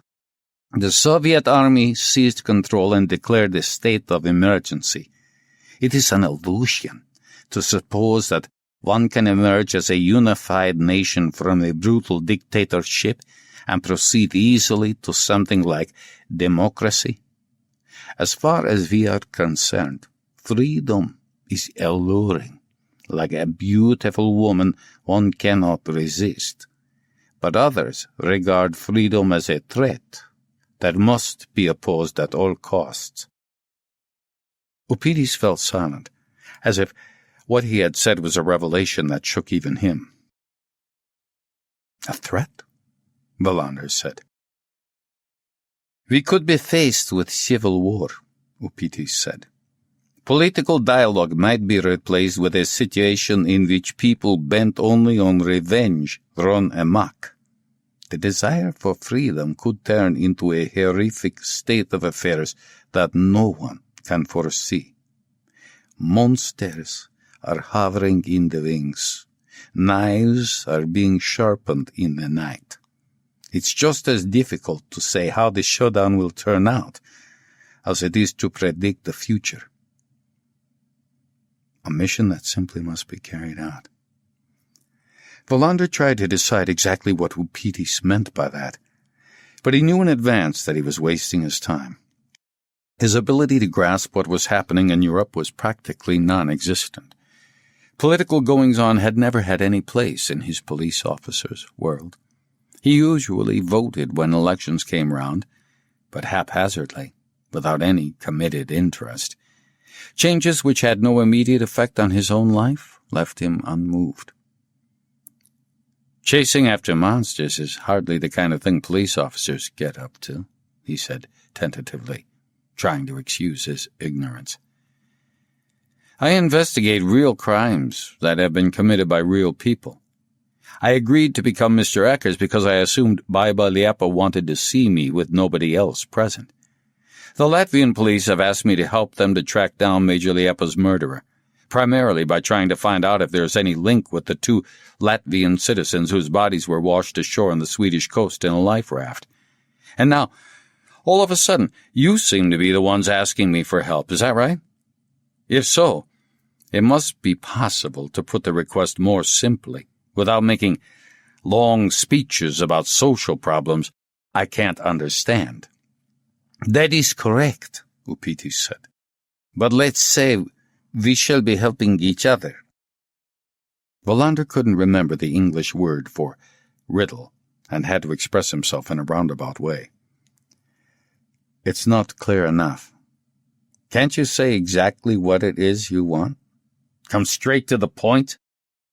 Upitis slid over his notebook, which had been hidden behind the paraffin lamp, and produced a pen from the pocket of his shabby jacket. The bodies of 2 Latvian citizens drifted ashore on the Swedish coast. Major Liepa went over to Sweden. Did you work with him? Yes. He was a good police officer. But he was only in Sweden for a few days. Yes. How could you know he was a skillful investigator after such a short time? Thoroughness and experience are almost always evident straight away. It was clear to Wallander that the question seemed innocent enough, but that Upitis was quite sure of what he was after. The questions were a way of spinning an invisible web. He was like a skillful investigator himself, heading for a specific goal right from the start. The simplicity of the questions was an illusion. Perhaps he's a police officer, Wallander thought. Maybe it isn't Major Liepa hiding in the shadows. Maybe it's Colonel Putney's or Colonel Mornier's. So you thought highly of Major Liepa's work? Of course. Isn't that what I said? If you discount Major Liepa's experience and thoroughness as a police officer, how can one discount that? What impression did you have of him as a man? The same as I had of him as a police officer. He was calm, thorough, very patient, knowledgeable, intelligent. Major Liepa had the same opinion of you, Mr. Wallander. He thought you were a good police officer. Alarm bells rang in Wallander's mind. It was only a vague feeling, but he suspected Upitis was coming round to his important questions. At the same time, he realized something was wrong.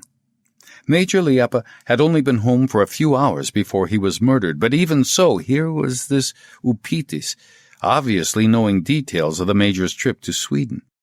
Only the Major could have passed on that kind of information, either directly or via his wife. That was nice of him, Wallander said. Were you very busy during the time Major Liepa spent in Sweden? There's always a lot to do when you're investigating a murder. So you didn't have time to socialize?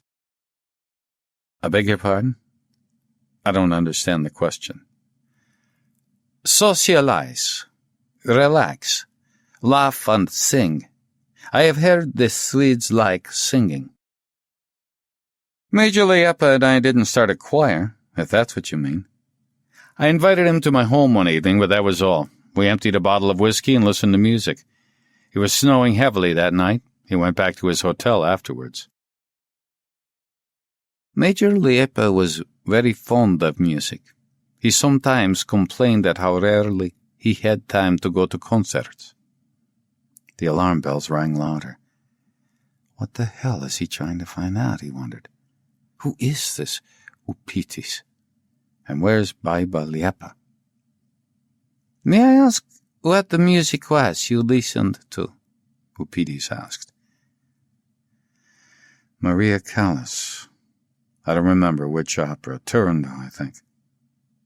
I'm not familiar with it. It's one of Puccini's most beautiful operas. And you drank whiskey? Yes.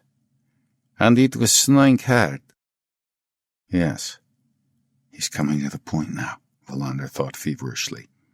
What does he want me to say without my realizing I've said it?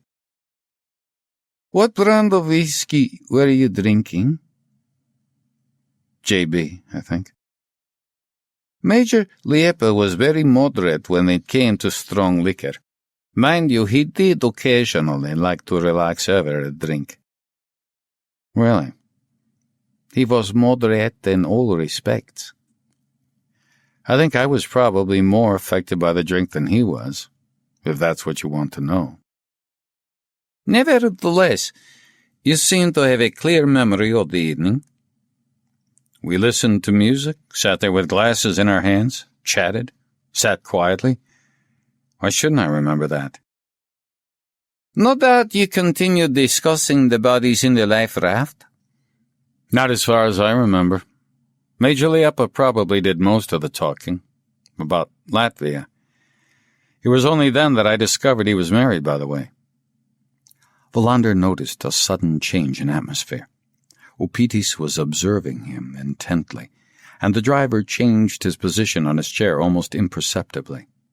Wallander was so sure his intuition was reliable that he had no doubt they had just passed the point in the conversation that Upitis had been working towards all the time. But what was it exactly? In his mind's eye, he could see the Major sitting on his sofa, resting the glass of whiskey on one knee, listening to the music. There must have been something more to it, something that justified the creation of Mr. Eckers as a secret identity for a Swedish police officer. You presented Major Liepa with a book as he was leaving, is that right? I bought him a book of photographs of Skåne. Not very imaginative, perhaps, but I couldn't think of anything better. Major Liepa much appreciated the gift. How do you know? His wife told me. Now we're on the way out, thought Wallander. These questions are just to distract attention from the real point of the conversation. Have you had dealings with police officers from the Eastern Bloc before? We were once visited by a Polish detective, that's all. Upitis pushed his notebook to one side. He hadn't made a single note so far, but Wallander was certain Upitis had found out what he wanted to know. What was it, he wondered. What am I telling him without realizing it? Wallander took a sip of tea, which was by now icy cold. Now it's my turn. Now I must stand this conversation on its head. Why was the Major killed? Major Liepa was very worried about the way things were going in this country, Upitis replied hesitantly. We often talked about it.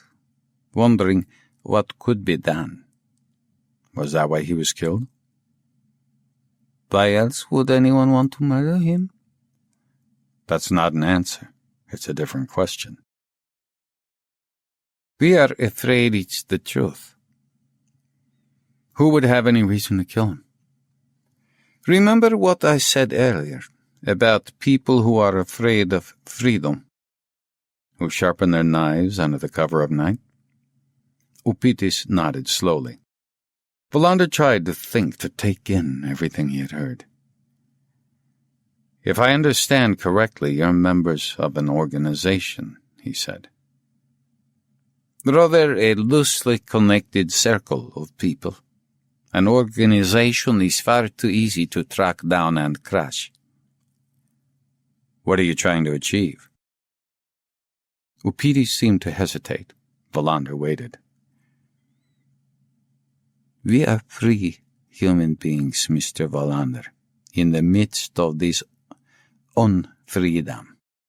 We are free in the sense that we are able to analyze what's going on all around us in Latvia. Perhaps one should add that most of us are intellectuals, journalists, academics, poets. Perhaps we form the core of what can become the political movement that could save our country from ruin. If chaos breaks out, if the Soviet Union launches an invasion, if a civil war cannot be avoided. Major Liepa was one of you? Yes.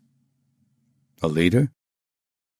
We don't have any leaders, Mr. Wallander, but Major Liepa was an important member of our circle. Given his position, he had an excellent overview. We think he was betrayed. Betrayed?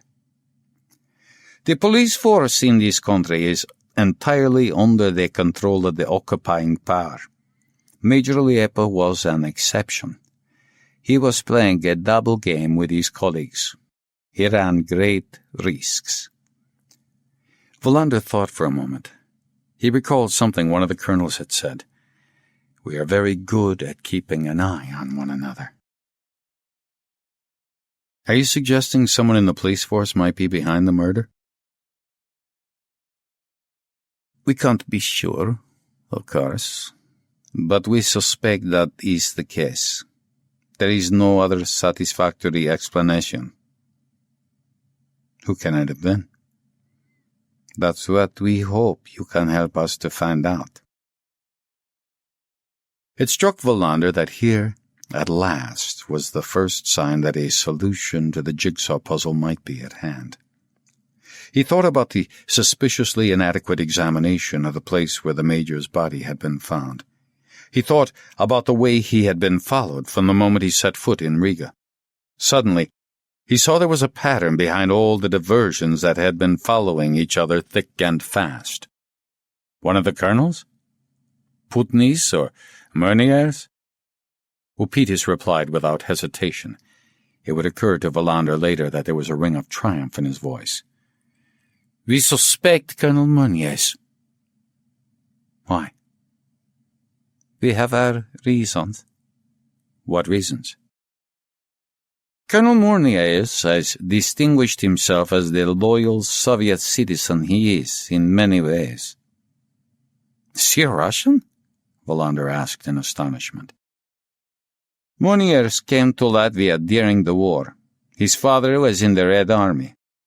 He joined the police in 1957 when he was young. Very young, and very promising. So you're saying he has killed one of his own subordinates? There is no other explanation. But we cannot know whether Murnier's committed the murder himself. Why was Major Liepa murdered the night he got back from Sweden? Major Liepa was an uncommunicative man, Upitis said. He didn't waste words. That's a habit you acquire in this country. Although I was a close friend of his, he never said anything more to me than he had to. You learn not to burden your friends with too many confidences. Nevertheless, he did occasionally indicate he was onto something. What? We don't know. You must have some idea, surely. Opitis shook his head. He suddenly looked very tired. The driver was motionless on his chair. How do you know you can trust me? Wallander asked. We don't, but we have to take the risk. We imagine a Swedish police officer is not interested in getting too involved in the terrible chaos that is the norm in our country. Dead right, Wallander thought. I don't like being followed. I don't want to be driven off at night to secret meetings and hunting lodges. What I want most of all is to go back home. I must see Major Liepa, he said. Opitis nodded. We'll phone you and ask for Mr. Eckers. Maybe as soon as tomorrow. I can ask for her to be brought in for questioning. Opitis shook his head. Too many people would be listening. We'll arrange a meeting. That was the end of the discussion. Opitis seemed to be lost in thought. Wallander glanced into the shadows. The faint beam of light was no longer to be seen. Did you find out what you wanted to know? He asked. Opitis smiled without replying. During the evening when Major Liepa was round at my place, drinking whiskey and listening to Turandot, he said nothing that could have had a bearing on his murder. You could have asked me straight out. There are no shortcuts in this country of ours, Opitis said. The roundabout route is most often the only accessible one, and the safest. He put his notebook away and got to his feet. The driver jumped up from his chair. I'd rather not have to wear the hood on the way back. It makes me itchy. Of course, Opitis said. You must realize, though, that it is also in your interests to be cautious. It was moonlit and cold as they drove back to Riga. Through the car windows, Wallander could see the silhouettes of dark villages flashing by. They continued through the suburbs, in the shadow of countless tower blocks and unlit streets. Wallander got out of the car in the same place as he had clambered in. Opitis had told him to use the hotel's back entrance. When he tried the door, he found it was locked. He was wondering what to do next, when he heard the door being unlocked carefully from the inside. To his surprise, he recognized the man who had opened the door to the hotel's nightclub a few days earlier. Wallander followed him up a fire escape and was accompanied until he had opened the door of room 1506. It was just after 2 a.m. The room was freezing. He poured whiskey into his tooth mug, wrapped himself in a blanket, and sat down at the desk. Although he was tired, he knew he wouldn't be able to sleep until he had written a summary of what had just happened. The pen felt cold in his hand. He pulled towards him the notes he had made earlier, took a sip of whiskey, and started to think. Go back to the beginning, Riedberg would have said. Forget all the gaps and the puzzles. Start with what you know for certain. But what did he know for certain, in fact? 2 murdered Latvians drift ashore near Ystad in a life raft manufactured in Yugoslavia. That was one starting point beyond question. A major from the Riga police force spends a few days in Ystad in order to assist in the investigation. Wallander himself makes the inexcusable error of not examining the life raft thoroughly enough. And then it is stolen. Stolen by whom? Major Liepa goes back to Riga. He submits a report to the 2 colonels, Putnis and Murniers. Then he goes home and shows his wife the book he had been given by the Swedish police officer, Wallander. What does he discuss with his wife? What makes her turn to Opitis after having disguised herself as a hotel chambermaid? Why does she invent Mr. Eckers? Wallander emptied his glass and poured out some more whiskey. The tips of his fingers were white, and he put his hands inside the blanket to warm them up. "Look for a connection even where you don't think there can be one," Rydberg often used to say. But were there any connections? The only common denominator was Major Liepa. The Major had talked about smuggling and about drugs. So had Colonel Meuniers. But there was no proof, only speculation. Wallander read through what he had written, at the same time thinking about what Upitis had said. Major Liepa was onto something. But what? One of the monsters Upitis had spoken of? Deep in thought, he contemplated the curtains wafting gently in the draught from the ill-fitting window. Somebody betrayed him. We suspect Colonel Meuniers. Could that be possible? Wallander's mind went back to the previous year, when a police officer in Malmö had shot down an asylum-seeking refugee in cold blood. Was there really any such thing as an impossibility? He carried on writing. Dead men in life raft. Drugs. Major Liepa. Colonel Meuniers. What did that chain indicate? What had Upitis wanted to know? Did he think Major Liepa had given something away that night as he sat on my sofa listening to Maria Callas? Did he want to know what had been said? Or did he just want to know if Major Liepa had confided anything at all to me? It was nearly 3:15 a.m. Wallander sensed he'd got about as far as he was going to get. He went to the bathroom and brushed his teeth. In the mirror, he saw that his face was still red and blotchy from the woolen hood. What does Baiba Liepa know? What is it that I can't see? He got undressed and flopped into bed after setting his alarm for just before 7 a.m., but he couldn't sleep. He looked at his watch. 3:45 a.m. He could see the hands of the alarm clock in the darkness. 3:35 a.m. He adjusted his pillow and shut his eyes. Suddenly, he gave a start and looked at his watch again. 3:51 a.m. He stretched out his hand and switched on the bedside light. The alarm clock said 3:41 a.m. He sat up. Why was the alarm clock slow? Or was his wristwatch fast? Why the difference? It had never happened before. He picked up the alarm clock and adjusted the hands to show the same time as his wristwatch, 3:44 a.m. Then he switched off the light and closed his eyes. He was on the point of dozing off. He was jerked back into consciousness. He lay quite still in the darkness, telling himself it was all in his imagination. In the end, though, he switched the light on once more, sat up in bed, and screwed the back off his alarm clock. The microphone was about as big as a penny piece, 3 or 4 millimeters thick. It was jammed between the 2 batteries. At first, Wallander thought it was a lump of fluff or a piece of gray tape, but when he tilted the lamp and examined the clock's mechanism closely, he saw that what was stuck between the batteries was a cordless microphone. He sat there for a long time, staring at the clock he was holding in his hand. Then he screwed the back on again. Shortly before 6 a.m., he sank into restless slumber, leaving the bedside light on.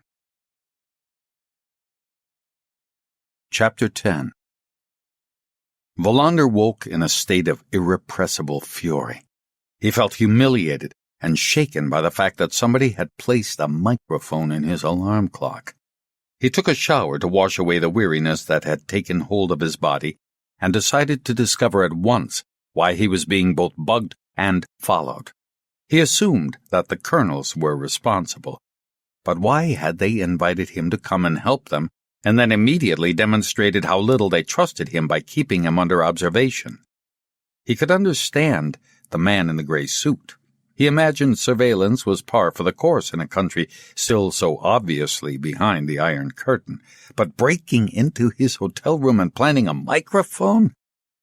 At 7:30 a.m., he ordered a cup of coffee in the dining room.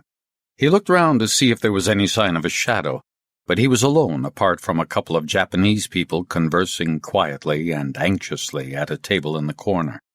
He went out into the street just before 8 a.m. The air was milder. Perhaps spring was on the way. Sergeant Zeeds was standing by the car waving to him. As a sign of his displeasure, Wallander sat grim and silent all the way to the fortified police headquarters. When Sergeant Zeeds made to see him to his office in Meunier's corridor, Wallander waved him away. He knew the way by now. But to his great annoyance, he got lost and had to ask for directions. He stopped at Meunier's door and raised his hand to knock, then changed his mind and went to his own office. He was tired still, and felt he needed to pull himself together before venting his rage on Meunier's. He had barely taken off his jacket when the phone rang. "Good morning," Colonel Putney said. "I hope you slept well, Mr. Wallander." "No doubt you know perfectly well that I have hardly slept at all," Wallander thought. "The microphone must have told you I didn't snore even once. I'll bet there's a report on your desk already." "I can't complain," he said. "How's the interrogation going?" "Not very well, I'm afraid, but I'll have another go this morning. We shall confront the suspect with a lot of new material that may encourage him to reconsider his position." "I feel rather redundant," Wallander said. "I can't really see how I can be of any help." "Good police officers are always impatient," Colonel Putney said. "I thought I might call in on you, if you don't mind." "I'm here," Wallander said. Colonel Putney's arrived 15 minutes later. He had with him a young police officer carrying a tray with 2 cups of coffee. Putney had bags under his eyes. "You look tired, Colonel Putney." The air in the interrogation room is always bad." "Maybe you smoke too much?" Putney shrugged. "I'm sure you're right. I've heard that Swedish police officers seldom smoke. I find it hard to contemplate an existence without cigarettes." Major Liepa, thought Wallander. Had he managed to describe that peculiar police station in Sweden where no smoking was allowed except in designated areas? Putney had taken out a packet of cigarettes. "Do you mind?" "Please, go ahead. I don't smoke myself, but I'm not irritated by cigarette smoke." Wallander tried the coffee. It had a bitter aftertaste and was very strong. Putney sat deep in thought, watching the smoke floating up to the ceiling. "Why are you keeping watch on me?" Wallander asked him. Putney stared questioningly. "I beg your pardon?" He knows how to put on an act, thought Wallander, and could feel his indignation flood back. "Why are you keeping watch on me? I've known that you are having me followed, but why do you consider it necessary to hide a microphone in my alarm clock?" Putney studied him thoughtfully. "The microphone in your alarm clock can only be due to an unfortunate misunderstanding. Some of my subordinates can be over-enthusiastic at times. The plainclothes police officers who are keeping an eye on you are there for your own safety." "Why? What could happen to me?" "We don't want anything to happen to you. Until we know why Major Liepa was murdered, we are being extra careful." "I can look after myself," Wallander said dismissively. "I'd be grateful if you'd refrain from planting any more microphones. If I find another one, I shall return to Sweden immediately." "I apologize," Putney said. "I shall ensure that whoever was responsible receives a severe reprimand." "But you are the one who issued the orders, surely?" "Not for the microphone," Putney insisted. "That must have been one of my captains taking a regrettable initiative." The microphone was very small, very advanced. "I take it somebody will have been sitting in a neighboring room, listening?" Putney nodded. "Of course. I thought the Cold War was over," Wallander said. "When one historical period is replaced by another, there is always a group of people left over from the old society," Putnis said philosophically. I'm afraid that's true even of police officers. Will you allow me to ask some questions not directly linked to the investigation? Wallander asked. Putnis's weary smile returned. Of course. But I'm not sure if I will be able to give you satisfactory answers. It occurred to Wallander that Putnis's exaggerated politeness was out of step with the impression he had of police officers in the Eastern Bloc countries. When he had first met Putnis, he had been reminded of a big cat, a smiling beast of prey. A polite, smiling beast of prey. I don't mind admitting that I haven't much idea of what's happening in Latvia, Wallander began. But I do know what happened here last autumn. Tanks in the streets, people lying dead in the gutter, the dreaded advance of the Russian Black Berets. I've seen the remains of the barricades in the streets. I've seen bullet holes in house walls. There's a widespread desire to break away from the Soviet Union, to finally put an end to the occupation. That determination is coming up against opposition. There are different ways of looking at that opposition, Putnis said hesitantly. Where do the police stand in this situation? Putnis stared at him in surprise. We keep order, of course. How does one keep tanks in order? What I mean is that we make sure people keep calm, ensure that nobody gets hurt unnecessarily. But surely the tanks must be regarded as the cause of the disorder. Putnis carefully stubbed out his cigarette before replying. You and I are both police officers. We have the same elevated goal, to combat crime and ensure that people feel safe. But we work in different circumstances, and that affects the way in which we go about our business. You said there are different ways of looking at things. I suppose there are different views inside the police force as well. I know that in the West the police are regarded as apolitical civil servants. The police force has to be neutral towards whatever government happens to be in power. In principle, the same applies in our country as well. But there is only one party here, isn't there? Not now anymore. Certain new political organizations have emerged in recent years. Wallander could see that Putnis was skillfully avoiding answering any of his questions. He decided to take the bull by the horns. What do you think yourself? What about? About independence? Breaking free? A colonel in the Latvian police force has no business commenting on that question. Certainly not to a stranger. I hardly think there are any hidden microphones in here, Wallander insisted. Your reply will go no further. Besides, I'll be back in Sweden shortly. I'm hardly going to get on a soapbox in the town square and announce what you've told me in strict confidence. Putnis eyed him up and down for some time before replying. I trust you, Inspector Wallander, of course. Allow me to say that I sympathize with what is happening in this country, and in our neighboring countries, and the Soviet Union, but I'm afraid not all of my colleagues share that view. Colonel Murnias, for instance, Wallander thought. But he won't admit as much, of course. Colonel Putnis got to his feet. That was a thought-provoking conversation. But now I have to confront an unpleasant person in an interrogation room. The reason I called in on you was to say that my wife Ausma wonders if it will be convenient for you to have dinner with us tomorrow evening. I had forgotten that we had a previous engagement tonight. That would be splendid. Colonel Murnias would like you to be in touch with him this morning. He thought you and he could discuss the areas the investigation should be concentrating on. Obviously, I'll let you know if my interrogation achieves a breakthrough. Putnis left the room. Wallander read through the notes he had made the night before, when he got back from the hunting lodge in the forest. We suspect Colonel Murnias, Upitis had said.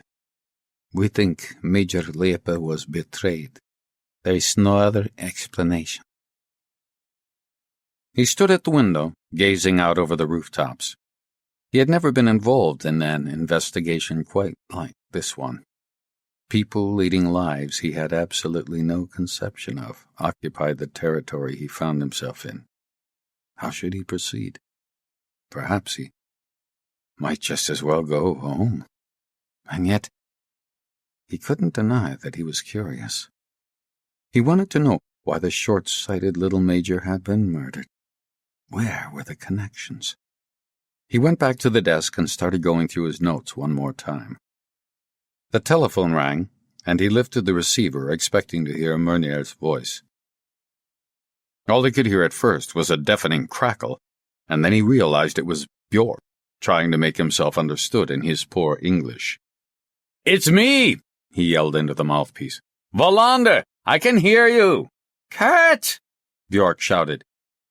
"Is that you? I can hardly hear you! I'm only on the other side of the Baltic. Why is the line so awful? Can you hear me?" "I can hear you. You don't need to shout." "What did you say?" "Stop shouting, and don't speak so fast." "How's it going?" "Slowly. I don't even know if we're getting anywhere." "Hello? I said it's going slowly. Can you hear me?" "Only just. Don't speak so fast. Stop shouting. Are you okay?" All of a sudden, the connection was crystal clear. Bjork might have been in the neighboring room. "That's better. I didn't hear what you said." "It's going slowly, and I don't know if we're getting anywhere. A colonel by the name of Putnis has been questioning a suspect since yesterday, but I've no idea where that will lead." "Do you think you can be of use?" Wallander hesitated, then replied confidently. "Yes. I think it's good for me to be here, if you can spare me for a bit longer." "There's been nothing special here. It's pretty quiet." "Yes, you can concentrate on what you're doing." "Any leads on the life raft?" "Not a thing." "Is there anything else I ought to know? Have you got Martinsson there?" "Martinsson's in bed with flu. We've dropped the preliminary investigation now that Latvia's taken over. We've got nothing new to contribute." "Have you had any snow?" Wallander didn't hear Bjork's reply. The telephone link was cut off, as if somebody had taken a pair of scissors to it. Wallander replaced the receiver, and it occurred to him that he ought to phone his father. He still hadn't sent the postcards he had written. Maybe he ought to buy some souvenirs of Riga. What on earth could one take home from Latvia? He pushed away a vague feeling of homesickness, drank the remains of his cold coffee, and went back to his notes. After half an hour, he leaned back in his creaking desk chair and stretched. At last he was beginning to feel less tired. The first thing I must do is talk to Major Liepa, he thought. Until I do that, everything is based on guesswork. She must have information of crucial significance. I have to know why Upitis arranged the meeting last night, what he wanted me to tell him or feared I might know. He wrote her name on a piece of paper and drew a ring round it. He put an exclamation mark after her name. Then he wrote Meunier's name and put a question mark after it. He gathered his papers together, stood up, and went out into the corridor. When he knocked on Meunier's door, he heard a grunting noise, and on entering found Meunier's on the phone. The colonel pointed to one of the uncomfortable visitors' chairs, and Wallander sat down and waited. He listened to what Meunier's was saying. It seemed to be a heated conversation, and occasionally the colonel's voice rose to a bellow. Wallander realized there was considerable strength confined within that swollen, neglected body. He couldn't understand a word of what was being said, but it suddenly dawned on him that Meunier's was not speaking Latvian. The intonation was different. It was a while before it occurred to him that Meunier's must be speaking Russian. The conversation ended with Meunier's firing off a salvo that sounded like a string of peremptory orders, then slamming down the receiver. "Idiots," he muttered, wiping his face with his handkerchief. He turned to Wallander, cool and collected once more, and smiled. "It's always difficult when one's subordinates don't do what they are supposed to do. Do you have the same problem in Sweden?" "Often," Wallander replied politely. He watched the man sitting opposite. Could he have murdered Major Liepa? Of course he could.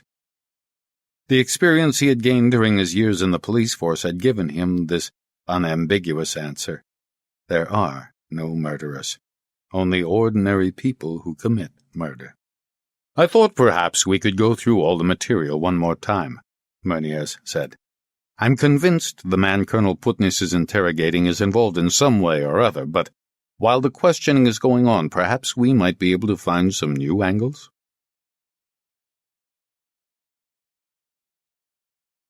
I feel that the investigation of the crime scene is inadequate, he said. Meunier raised an eyebrow. In what way? Sergeant Zietz translated the report for me, and several details didn't ring true. To start with, nobody seems to have bothered to search the key itself. What might have been found there? Tire marks. Major Liepa would hardly have walked out to the harbor that night. Wallander waited for Meunier to comment, but as the colonel said nothing, he continued. Nobody seems to have looked for a murder weapon either. My overall impression is that the murder couldn't have been committed where the body was found. The reports that Sergeant Zietz translated for me state that the scene of the crime and the place where the body was found are identical, but they provide no evidence to support this. What strikes me as oddest of all, though, is that no witnesses have been questioned. There were no witnesses. How do you know? We've spoken to the security officers at the harbor. Nobody saw anything. Besides, Riga is a city that sleeps at night. I was thinking rather about the district where Major Liepa lived. It was late at night when he left the house. Somebody might have heard a door closing and checked to see who was going out so late. A car might have stopped. There's nearly always somebody who saw or heard something, if only you dig deep enough. Meunier nodded. That's exactly what we're doing just now. A number of police officers are currently knocking on doors with a photo of Major Liepa. Don't you think that's a bit late? People soon forget, or they mix up days and dates. Major Liepa used to go up and down those stairs to his flat every day. Sometimes it can be advantageous to wait a little, Meunier answered. When the rumor that Major Liepa had been murdered started to spread, people claimed to have seen all kinds of things, or they imagined they had. Waiting for a few days can be a way of getting people to reflect, to sort out the difference between what they imagined they might have seen and accurate observations. Wallander knew that Meunier had a point, but his own experience was that it could be helpful to conduct 2 door-to-door exercises, with a few days between visits. Is there anything else that concerns you? What did Major Liepa have on? What do you mean? Was he in uniform or in civilian clothes? In uniform, he had told his wife he had to go on duty. What did they find in his pockets? Cigarettes and matches, some small change, a pen. Nothing that had no business to be there. There was nothing missing either. His identity card was in his breast pocket, and he had left his wallet at home. Was he carrying his gun? Major Liepa preferred not to carry a gun unless there was a real risk that he might be forced to use it. How did he generally get to the police station? He had a car with a driver, of course, but often he chose to walk. God knows why. In the case notes it says that Biba Liepa doesn't recall having heard a car stop outside. Of course not. He wasn't going on duty, he had been tricked. He didn't know that at the time, though. Since he didn't go back inside, he must have assumed something had happened to the car. What did he do then? Presumably he started walking. We can't be sure. Wallander had no more questions, but was now certain that the investigation had been conducted badly. So badly that it gave the impression of having been set up. But in order to conceal what? I'd like to spend some hours nosing around his home and the surrounding streets, Wallander said. Sergeant Zietz can help me. You won't find anything, Meunier assured him. But you're welcome to. If anything crucial comes out of the interrogation, I'll send for you. He pressed the bell. Sergeant Zietz appeared in the doorway. Wallander asked him to start by showing him the town. He felt he needed to give his brain an airing before getting to grips with the fate of Major Liepa. Sergeant Zietz seemed to relish the task of showing off his city to the visitor. He described the streets and parks they passed at length, and Wallander could see how proud he was. They drove down a spacious boulevard, with the river on the left, and the sergeant pulled up by the curb to show Wallander the tall monument to freedom. Wallander tried to work out what the gigantic obelisk represented, and recalled Upitis saying that one could long for freedom, but also be scared of it. Some disreputable-looking men were squatting at the foot of the monument, shabbily dressed, shivering with cold. Wallander watched one of them pick up a cigarette end from the street. Riga is full of contrasts, he thought. Everything I see, and think I'm beginning to understand, is immediately followed by its opposite. Unpainted, high-rise buildings soar above highly decorated but decrepit blocks of flats built before the war. Huge esplanades end up either as narrow alleys or as splendid squares, the Cold War parade grounds of gray concrete and granite monuments. When the sergeant stopped at a red light, Wallander watched the endless stream of people flowing down the pavements. Were they happy? Were they any different from people back home? He couldn't judge. Vermund's Park, Sergeant Zietz said. There are a couple of cinemas over there, the Spartak and the Riga. That's the esplanade to the left. Now we're turning into Valdemar Street. When we have crossed the bridge over the municipal canal, you'll see the Dramatic Theatre on your right. Now we're turning left again into 11th November Quay. Shall we keep going, Colonel Wallander? No, that'll be enough, Wallander said, not feeling in the least like a colonel. You can help me buy some souvenirs later on, but now I'd like you to stop somewhere near Major Liepa's house. Skarnu Street, Sergeant Zietz told him. In the heart of the oldest part of Riga.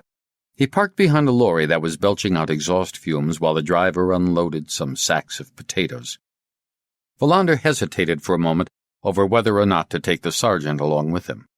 Without him, he wouldn't be able to ask any questions, but even so, he felt a need to be alone with his observations and thoughts. That's Major Liepa's house, Sergeant Zietz said, pointing at a building crammed between two tower blocks that appeared to be holding it up. Did his flat overlook the street? Asked Wallander. Yes, on the second floor. Those 4 windows to the left? Wait here, Wallander told him. It was the middle of the day, but the street was quiet. Wallander walked slowly to the house Major Liepa had emerged from when he went out for that last, solitary walk. He remembered Riedberg saying that a police officer had to be an actor, to approach the unknown by trying to get inside it, under the skin of a criminal or a victim, imagining their thoughts and reactions. Wallander went up to the entrance door and opened it. It was dark on the staircase, and there was an acrid smell of urine. He let go of the door, and it closed with no more than a slight click. He could not trace where the insight came from, but as he stood peering up the dim stairs, something suddenly became clear to him. It was as if a little gleam of light had spread out, and he could remember everything he had seen flashing before his eyes. There was something beforehand, he thought. When Major Liepa came to Sweden, a lot had already happened. The life raft Mrs. Forsell had come upon at Mossby Strand was only a small part of a chain of events that Major Liepa was tracking. That was what Upitis had wanted to know. Had Major Liepa revealed any of his suspicions? Had he said anything about what he knew or suspected of a crime back in his homeland? Wallander could now see quite clearly that he had missed a line of thought he ought to have caught on to sooner. If Upitis was right, and Major Liepa had been betrayed by one of his colleagues, possibly Colonel Meuniers, wasn't it possible that others besides Upitis might be asking the same question?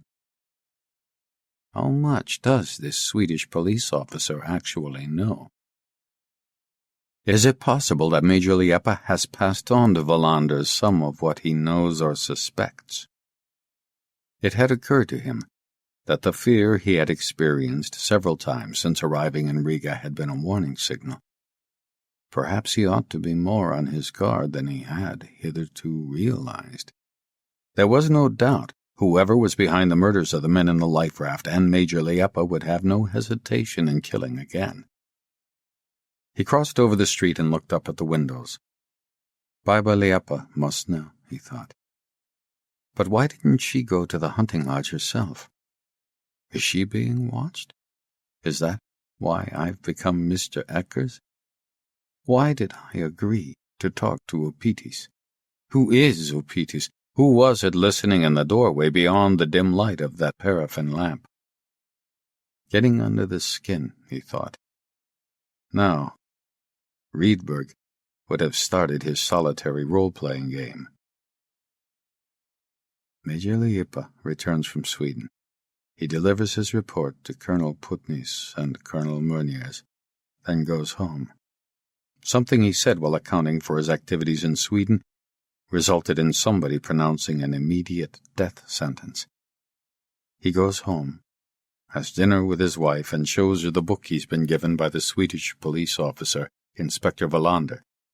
He's glad to be home again, and has no idea that this is the last evening of his life. Once he's dead, his wife tries to establish contact with the Swedish police officer. She invents Mr. Eckers, and a man calling himself Upitis questions him in an attempt to find out what Wallander knows, or what he doesn't know. The Swedish police officer is asked to help, although it is not at all clear how he can help. Nevertheless, it is obvious that the crime is connected with the political unrest in Latvia, and that at the heart of it is a dead major of the police force by the name of Liepa. In other words, there is an extra link to add to the chain already established. Politics. Is that what the major discussed with his wife the final evening of his life? The phone rings just before 11 p.m. Nobody knows where the call came from, but Major Liepa appears to have no sense of it being connected with the carrying out of the death sentence. He says he's been called in for night duty and leaves his flat.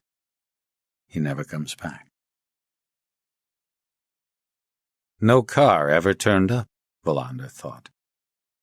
He waits for a few moments, of course. He doesn't suspect there's anything wrong. After a while it occurs to him the car may have broken down, so he decides to walk. Wallander took his map of Riga from his pocket and started walking. Sergeant Zeeds was sitting in the car watching him. Who is he reporting to? Wallander wondered. Colonel Meuniers? The voice on the phone calling him out in the middle of the night must have inspired confidence, he thought. Major Liepa can't have suspected anything. On the other hand, he must have had reason to be extremely suspicious about everybody. Who was there whom he could trust? The answer was obvious. Barbara Liepa, his wife. It was clear to Wallander that he wasn't going to get anywhere by wandering around with a map in his hand. The people, there must have been more than just one of them, who had set up the major would have planned it pretty carefully. If he were going to get anywhere, he would have to explore different avenues. When he returned to the car, it struck Wallander that it was odd there was no written report of the major's trip to Sweden. Wallander had seen for himself how the major had been making notes during his time in Ystad. On several occasions he had commented on how important it was to write detailed reports. But Sergeant Zeeds had not translated any such written report for him. It was either Putnis or Meuniers who had given an account of their last meeting with the major. He could see Major Liepa in his mind's eye. The moment the plane left Sturup, he would have folded out the little table in the back of the seat in front and started writing his report. He would have continued writing while waiting for his transfer at Arlanda, and kept on working at it during the last part of his journey, the flight to Riga. Didn't Major Liepa submit a written report on his work in Sweden? He asked, after getting into the car. Sergeant Zeeds stared at him in surprise. How would he have had time for that? Oh, he'd have made time, Wallander thought to himself. That report must exist. but perhaps there's somebody who doesn't want me to see it. "Souvenirs," Wallander said. "I'd like to go to a department store and then we can have lunch, but remember, no queue jumping." They parked outside the central department store. Wallander spent an hour wandering round with the sergeant in tow. The store was packed, but there were not many goods on display. It was only when he came to the books and CDs section that his interest was aroused. He found some opera recordings with Russian singers and orchestras, and they were very cheap. He also bought some art books at similarly low prices. He wasn't really sure who he was going to give them to, but he had them gift-wrapped, and the sergeant guided him to and fro between the various tills. It was all so complicated that Wallander broke out in a sweat. When they emerged into the street again, he proposed without more ado that they should eat at the Latvia Hotel. The sergeant nodded his approval, as if to indicate that the point he'd been trying to make all along had got through at last. Wallander went up to his room with his presents, took off his jacket, and washed his hands in the bathroom. He hoped in vain the phone would ring and somebody ask for Mr. Eckers, but nobody did. He locked his room door behind him and took the lift down to the ground floor. Even though Sergeant Zeeds had been with him, he had asked if there were any messages when he collected his room key. The receptionist shook her head. He looked around in reception for any of the colonel's men, but saw no one. He had sent Sergeant Zeeds ahead to the dining room, in the hope that this might result in their being seated at a different table from the usual one. A woman waved to him. She was at a counter that sold newspapers and postcards. He had to look round before being sure he was the one she was beckoning. He walked over to her. "Would you like to buy some postcards, Mr. Wallander?" she asked. "Not just now," Wallander said, wondering how she knew his name. The woman was wearing a gray dress and was probably in her 50s. She had made the mistake of painting her lips bright red, and it occurred to Wallander that what she needed was an honest girlfriend to tell her how awful it looked. She held out some cards for him to look at. "Beautiful, aren't they? Wouldn't you like to see a bit more of our country?" "I don't think I have time, I'm afraid. Otherwise, I'd love to make a tour of Latvia." "I'm sure you can find time for an organ concert, though," said the woman. "You're fond of classical music after all, Mr. Wallander." He gave an almost imperceptible start. How could she know his taste in music? "There's an organ concert tonight in St. Gertrude's Church. It starts at 7 p.m. I've drawn a map for you in case you want to go." She handed it over to him, and he noticed it said Mr. Eckers in pencil on the back. "The concert is free," the woman said, when she saw him fumbling in his inside pocket for his wallet. Wallander nodded and put the map in his pocket. He bought some of the postcards, then went into the dining room. This time he was certain he was going to meet Major Liepa. Sergeant Zeeds was sitting at the same old table, signaling to him. The dining room was unusually full, and the waiters seemed to be at full stretch for once. Wallander sat down and showed Zeeds his postcards. "We live in a very beautiful country," the sergeant said. An unhappy country, Wallander thought. Wounded, crippled like an injured animal.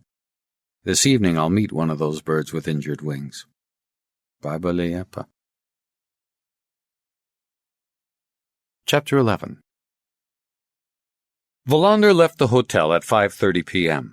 He reckoned that if he couldn't shake off the shadows during the next hour, then he never would. When he said goodbye to Sergeant Zeeds after their lunch together, he had excused himself by saying he had some paperwork to deal with and preferred to do it in his hotel room. He had spent the rest of the afternoon trying to resolve how to get rid of the men tailing him. He had no experience of being shadowed, and only very rarely had he done any shadowing of a suspect himself. He ransacked his memory to try to recall any words of wisdom from Riedberg about the difficulties of tailing people, but was forced to conclude he had not expressed any views on the art of shadowing. Wallander also realized that he could not plan any surprise maneuvers since he wasn't familiar with the streets of Riga. He would have to seize any opportunity that arose, and he was not confident of succeeding but he felt bound to try. Major Liepa wouldn't have gone to such lengths to ensure that they met in secret unless she had good reason. Wallander couldn't imagine someone married to the Major would be prone to overly dramatic gestures. It was already dark when he left the hotel, and it had started to get windy. He left his key at reception without saying where he was going or when he would be back. St. Gertrude's Church, where the concert was to take place, was not far from the Latvia hotel. He had a vague hope of being able to lose himself among all the people hurrying home from work. Out in the street, he buttoned up his jacket and glanced quickly round, but couldn't see anybody who looked as if they were following him. Perhaps there was more than one of them? He knew that experienced shadows never trailed their target, but always tried to position themselves ahead. He walked slowly, stopping frequently to look at shop windows. He hadn't been able to think of a better ploy than pretending to be a foreigner who was looking for suitable souvenirs to take back home with him. He crossed the broad esplanade and walked down the street behind the government offices. He thought of hailing a taxi and asking to be taken to somewhere and then transferring to another one, but decided that would be far too easy a ruse for a pursuer to see through. No doubt whoever was following him could very quickly establish who had used the city's taxis and where they had gone. He stopped at a window display of drab-looking clothes for men. He didn't recognize any of the people passing by behind him, whose reflections he could see in the glass. What am I doing? He wondered. Liepa, you should have told Mr. Eckers how he could find his way to the church without being followed. He set off again. His hands were cold, and he regretted not bringing any gloves with him.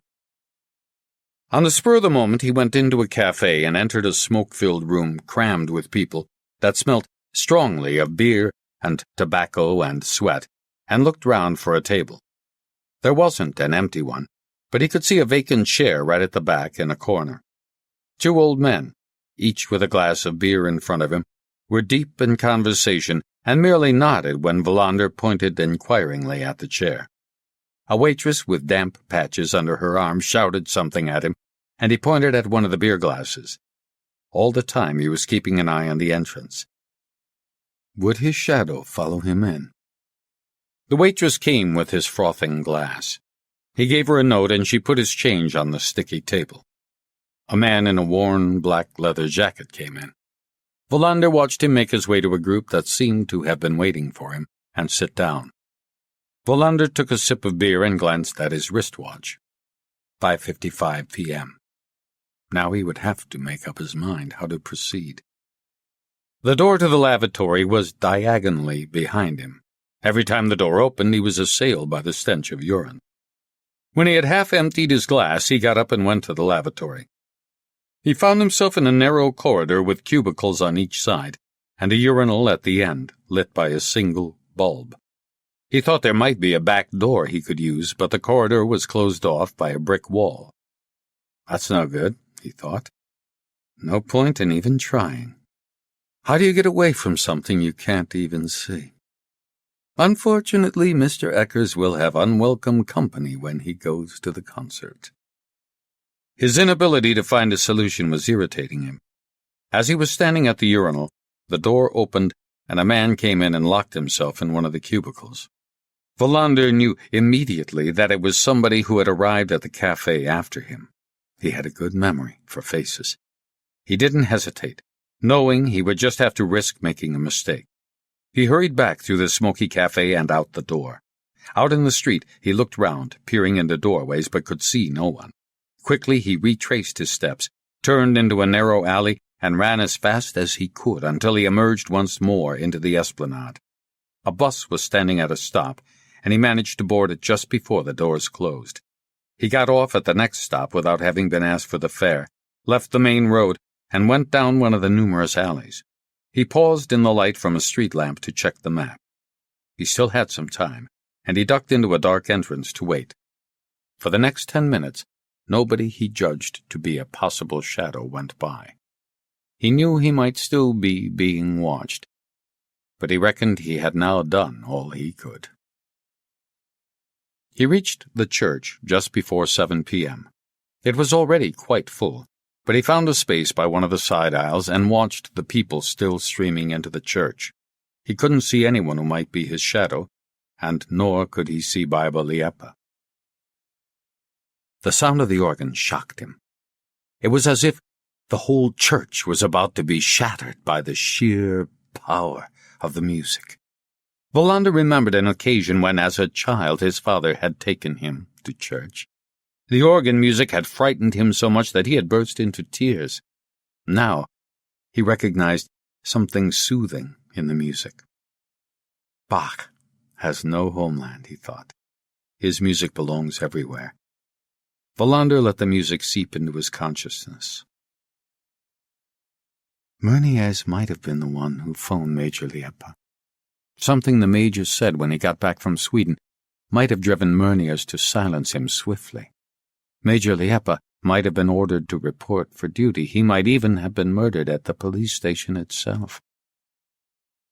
He was suddenly shaken out of his train of thought by the sensation of being watched.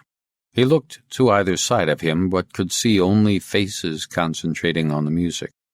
In the broad central choir, all he could see was people's backs. He continued looking round until his gaze reached the aisle opposite. There was Major Liepa, in the middle of a pew, amidst a group of old people. She was wearing her fur hat, and looked away once she was certain Wallander had recognized her.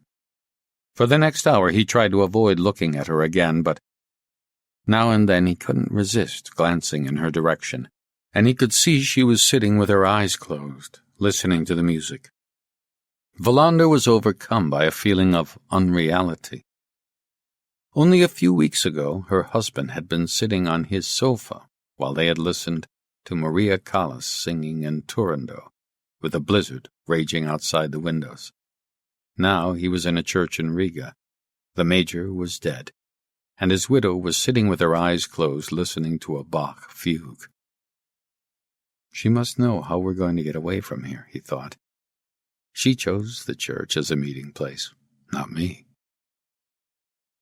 When the concert was over, everyone stood up to leave immediately, and there was a bottleneck at the exit. The rush astonished Wallander.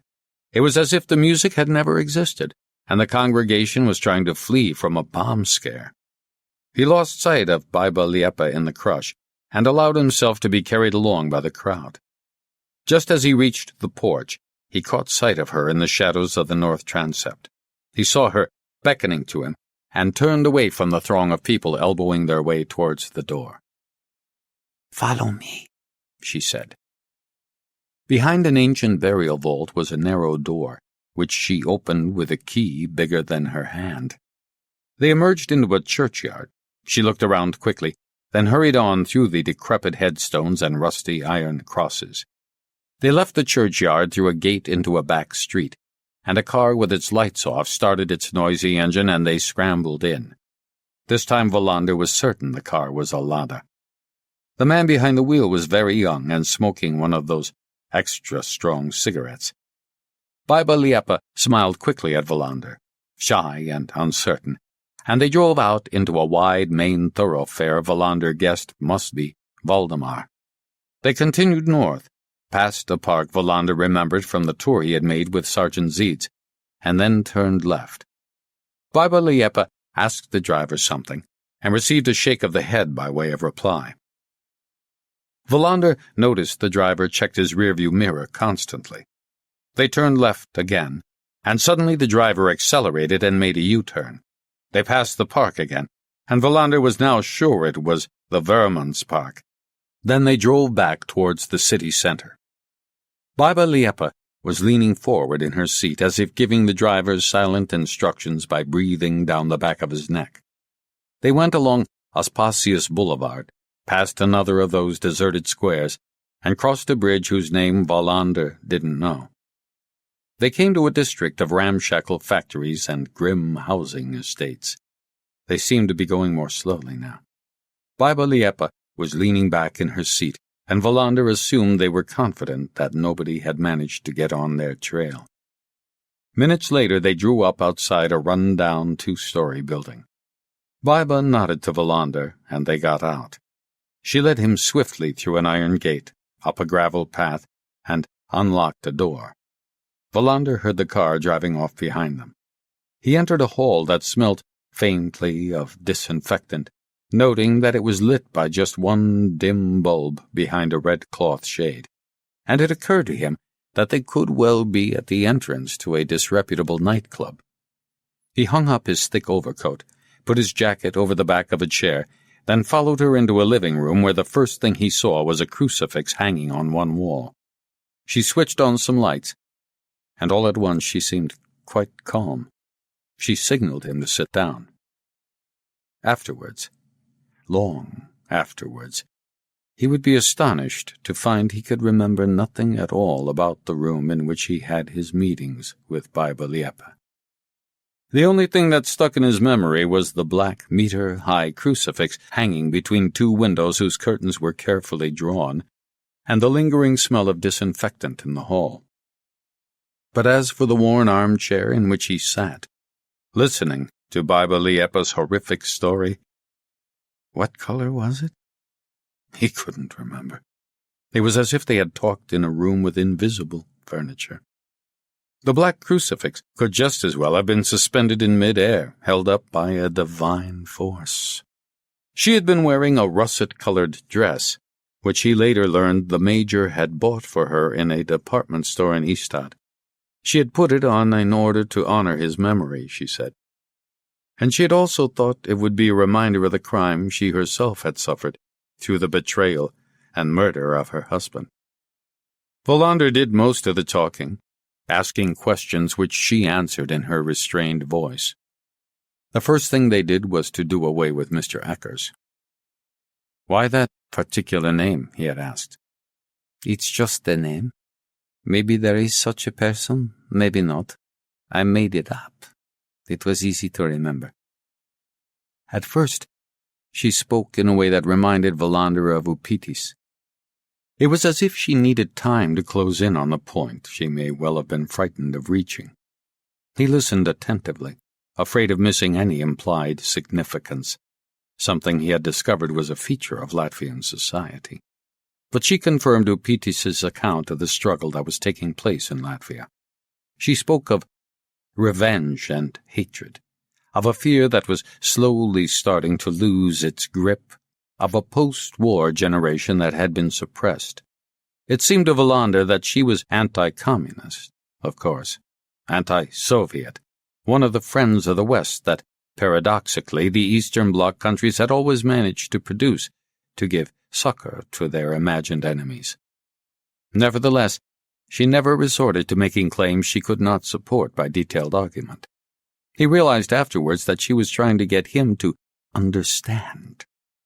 She was his teacher, and she didn't want to leave him in ignorance about the circumstances that lay behind the current situation, that explained the events of which it was too soon to establish an overall view. He realized that he had been far too ignorant of what was really going on in Eastern Europe. "Call me Kurt," he had said, but she shook her head and continued to keep him at the distance she had settled on from the start. He would continue to be Mr. Wallander. He had asked her where they were. "In a flat belonging to a friend. To endure and to survive, we have to share everything.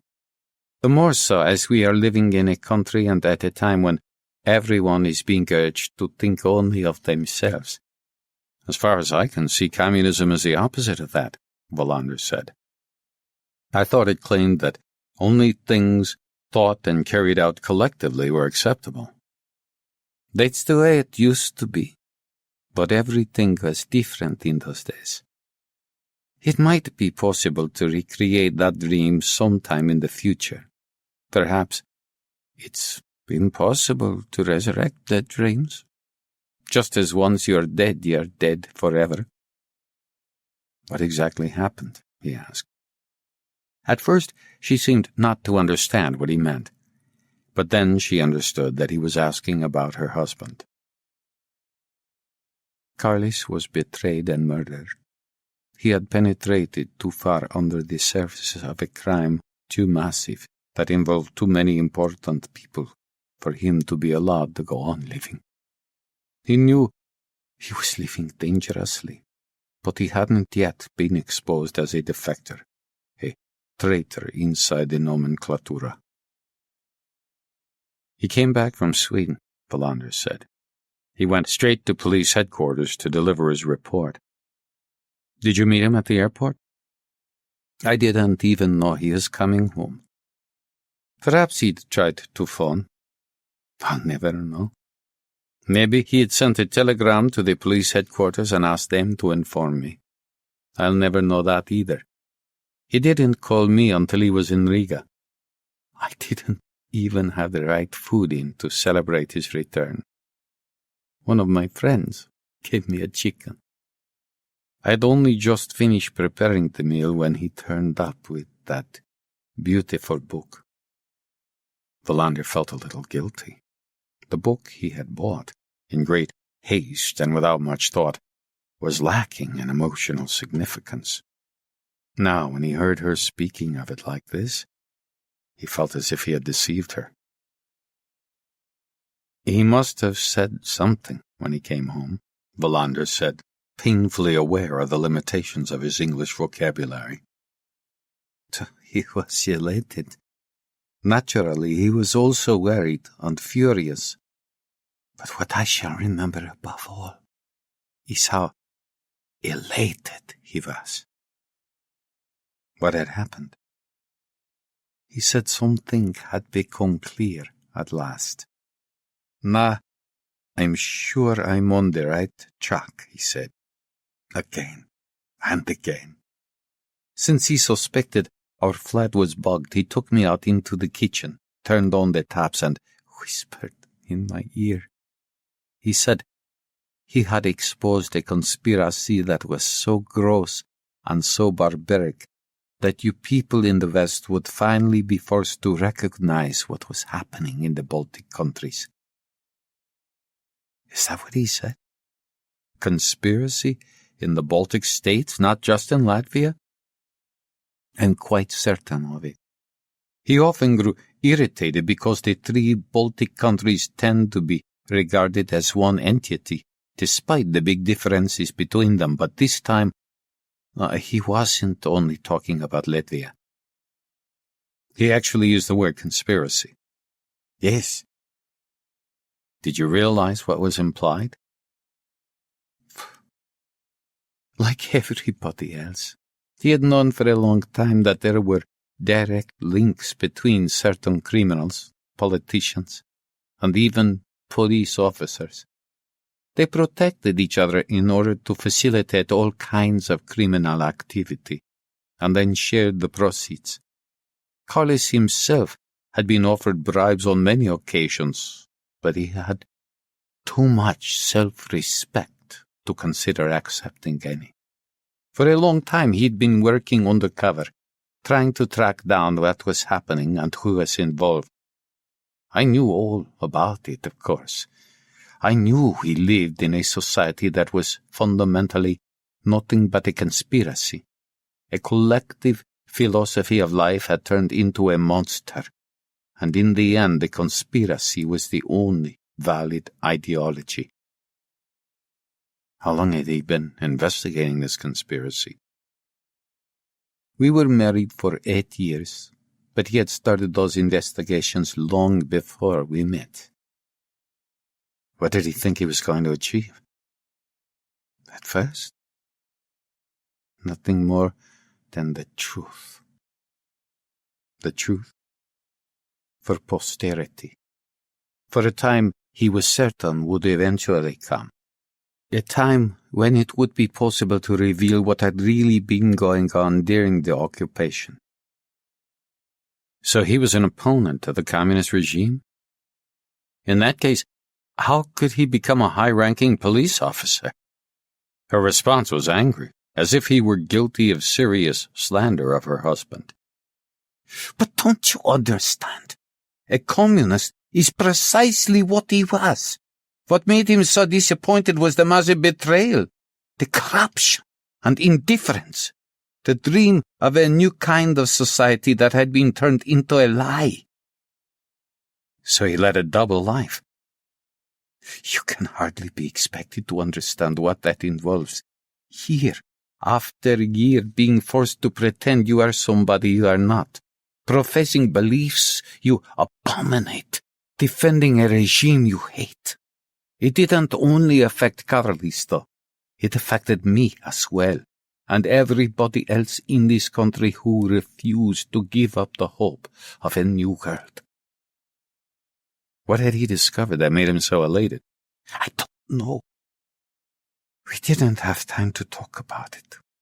We had our most intimate conversations under the bedclothes, where no one could hear us. He said nothing at all. He was hungry. He wanted to eat and drink wine. I think he felt that at long last he could relax for a few hours, give in to his feelings of elation.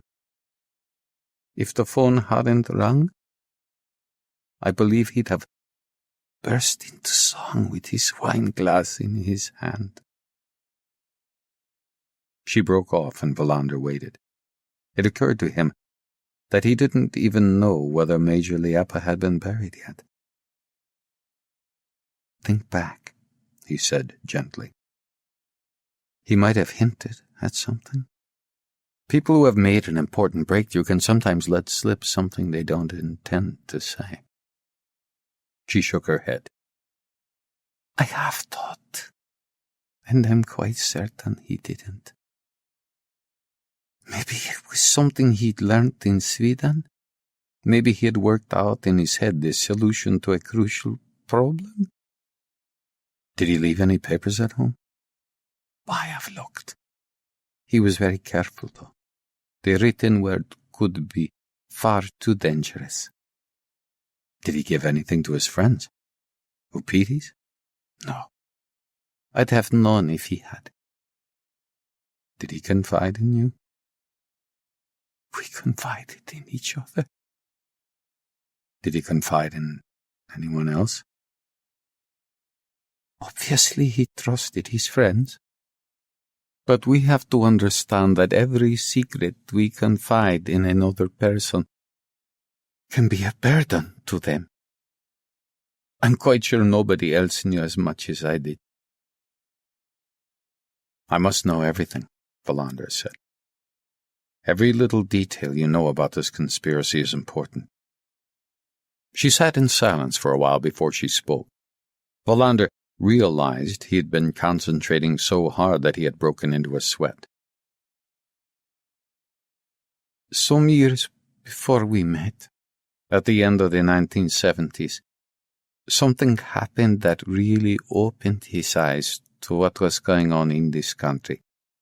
He often spoke of it, saying that every person's eyes need to be opened in an individual way. He used a metaphor I didn't understand at first. Some people are woken up by cocks crowing, others because the silence is too great. Now I know what he meant. What happened more than 10 years ago was that he'd been involved in a long and meticulous investigation that eventually led to his arrest of the culprit. He was a man who had stolen many icons from our churches. Irreplaceable works of art that had been smuggled out of the country and sold for huge sums of money. Carlis had no doubt the man would be found guilty. But he wasn't. Why not? He wasn't even taken to court. The case was abandoned. Carlis couldn't understand what was going on, of course, and demanded a trial. But without warning, the man was released, and all the documents on the case declared secret. Carlis was ordered to forget the whole business. The man who issued that order was his superior. Could still remember his name. Amtmanis. Carlis was convinced that Amtmanis was himself protecting the criminal, and may even have been sharing the spoils. That incident hit him very hard. Wallander's mind went back to that snowy night when the short-sighted little major was sitting on his sofa. "I'm a religious man," he had said. "I don't believe in a particular God, but even so one can still have a faith." And then? I still hadn't met Carlis then, but I think he went through a serious crisis. Maybe he thought of resigning from the police. As a matter of fact, I believe it was me who convinced him he should continue in his job. "How did you meet?" She looked at him in surprise. "Does that matter?" "It might. I don't know. All I do know is I have to keep asking questions if I'm going to be able to help you." "How do people meet?" she said with a sad smile. "Through friends. I'd heard about this young police officer who wasn't like the others. He didn't look like much, but I fell in love with him the first time I saw him." "So you got married?" He kept on working? "He was a captain when we met, but he was promoted unusually quickly. Every time he took another step up the ladder, he would come home and say that another invisible little funeral wreath had been hung on his shoulder straps. He continued to try to find proof of a link between the leading politicians of our country, the police, and various gangs. He had made up his mind to pin down all the contacts, and he once talked about a secret government department here in Latvia whose only purpose was to coordinate contacts between the underworld and the politicians and police officers involved. About a year ago, I heard him use the word conspiracy for the first time. You mustn't forget that he had the feeling then that he was in step with the times. Perestroika in Moscow had spread as far as Latvia, and we had begun to meet more often and to discuss more openly what needed to be done in our country. Was his boss still Amtmanis? Amtmanis had died. Muniers and Putnis had become his immediate superiors. He distrusted both of them and had a definite feeling that one of them was involved in, and possibly even the leader of the conspiracy he was trying to penetrate. He said there was a condor and a lapwing in the police force, but he didn't know which was which. A condor and a lapwing. The condor is a vulture, but the lapwing is an innocent wader. When Carlos was a boy, he was very interested in birds and had even dreamt of becoming an ornithologist. But he didn't know which was which.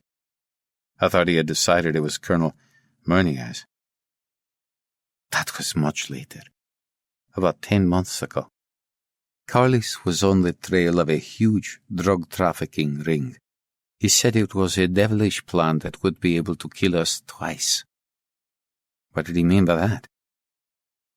I don't know. She stood up quickly, as if she were suddenly scared of going any further. I can offer you a cup of tea. I'm afraid I don't have any coffee.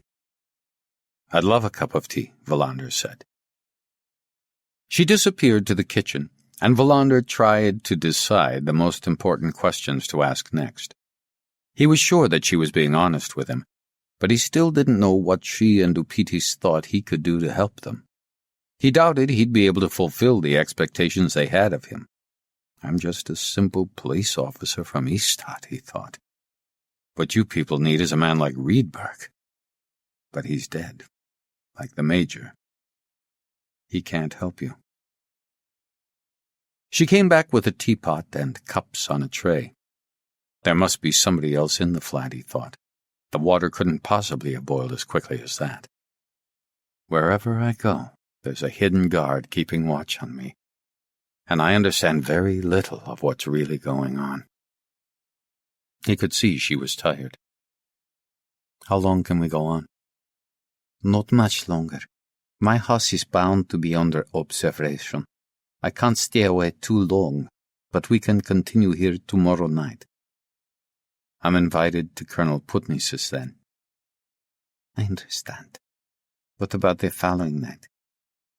He nodded, took a sip of tea, which was weak, and continued putting his questions. You must have wondered what Carlos meant by the drug-smuggling ring killing twice, he said. You must have discussed it with Upitis, surely. Carlos once said that you can use anything at all for blackmail purposes. When I asked what he meant by that, he said it was something one of the colonels had told him. Why I remember that particular detail, I have no idea. Maybe because Carlos was very quiet and withdrawn at the time. Blackmail. That was the word he used. Who was going to be blackmailed? Latvia. Did he really say that? A whole country could be subjected to blackmail? Yes.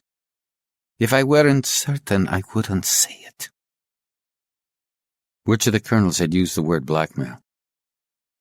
I think it was Murnier's, but I'm not sure. What did Carlos think of Colonel Putney's? He said Putney's wasn't among the worst. What did he mean by that? He observed the law. He didn't take bribes from just anyone. But he did take bribes? They all do. Not Carlos, though. Never. He was different. Wallander could see she was starting to get restless. The rest of his questions would have to wait. Baiba, he said, and that was the first time he used her first name. I want you to think over everything you've told me this evening. The day after tomorrow, I might ask you the same questions again. Yes. All I do is think. For a moment he thought she was going to cry, but she regained her self-control and got to her feet. She drew a curtain hanging on one wall back to reveal a door, which she opened. A young woman entered, smiled, and began to clear away the tea things. This is Inese, Major Liepa told him. You have been to visit her this evening. That's your explanation if you're asked. You met her in the nightclub at the Latvia hotel, and she's become your lover. You don't know exactly where she lives, only that it's on the other side of the bridge. You don't know her second name, as she's only your lover for the few days you're in Riga. You think she is a filing clerk. Wallander listened open-mouthed. Major Liepa said something in Latvian, and Inese struck a pose for him. Remember her face, Major Liepa said. She'll be collecting you the day after tomorrow. Go to the nightclub after 8 p.m., and you will find her there. What's your own alibi? I went to an organ concert, then visited my brother. Your brother? He was the one driving the car. Why did you put a hood over my head when I went to meet Upitis? His judgment is better than mine. We didn't then know if we could trust you. What do you really think I can do to help? See you the day after tomorrow, she said evasively. We have no time to lose. The car was at the gate. She didn't say a word during the drive back to the city center. Wallander suspected she was crying. When they dropped him not far from the hotel, she shook his hand. She muttered something in Latvian, and Wallander scrambled out of the car, which disappeared in a flash. He was hungry, but even so he went straight up to his room. He poured himself a glass of whiskey, then lay down on the bed, under the cover. He could think only of Major Liepa. It was after 2 a.m. before he undressed and got into bed. In his dreams, someone was lying at his side. It wasn't his lover, Inese, but somebody else, someone the colonels directing his dreams never allowed him to see. Sergeant Zeeds collected him the next morning at exactly 8 a.m. At 8:30 a.m., Colonel Murnier's called in at his office. We think we've found Major Liepa's murderer. Wallander looked at him in astonishment. You mean the man Colonel Putness has been interrogating these last couple of days? No, not him. He's no doubt a slimy criminal who's also involved in some way or other. But we've got another man. Come and see. They went down to the basement. Meuniers opened the door to an antechamber with a two-way mirror on one wall. Meuniers beckoned to Wallander, inviting him to take a look. The room behind the mirror had bare walls, a table and two chairs. On one of the chairs was Upitis. He had a dirty bandage on his forehead. He was wearing the same shirt he'd had during their nighttime conversation in the unknown hunting lodge. Who is he? Wallander asked, without taking his eyes off Upitis. He was afraid his shock might betray him. On the other hand, maybe Meuniers knew already. He's a man we've had our eyes on, Meuniers said. A failed academic, poet, butterfly collector, journalist. Drinks too much, talks too much. He has spent quite a few years in prison for all kinds of offenses. We've known for some time that he was involved in serious crime, although we could never prove it. We had an anonymous tip suggesting he might have something to do with Major Liepa's death. Is there any proof? Needless to say, he doesn't confess to anything at all. But we have evidence as significant as a voluntary confession. What? The murder weapon. Wallander turned to look at Meuniers. The murder weapon. Perhaps we should go up to my office so that I can give you the background to this arrest. Colonel Putness ought to be there as well by now. Wallander followed Meuniers up the stairs. He noticed the colonel was humming to himself. Somebody's been leading me up the garden path, he thought, horrified. Somebody's been leading me up the garden path. But I don't know whom. I don't know who, and I don't know why. Chapter 12. Upitis was charged. When the police searched his flat, they found an old wooden club with strands of hair stuck to it. Upitis didn't have an alibi for the night of Major Liepa's murder. He claimed he was drunk, had been with some friends, but couldn't remember whom. In the course of the morning, Meuniers sent out a squad of officers to question people who might have been able to supply Upitis with an alibi, but nobody remembered having seen or been visited by him. Meuniers expended an enormous amount of energy on the search, while Colonel Putness seemed more inclined to wait and see what developed. Wallander did everything he could to discover the truth. His first reaction when he saw Upitis through the two-way mirror was that Upitis had been betrayed, but then he started to have doubts. Too much was still unclear.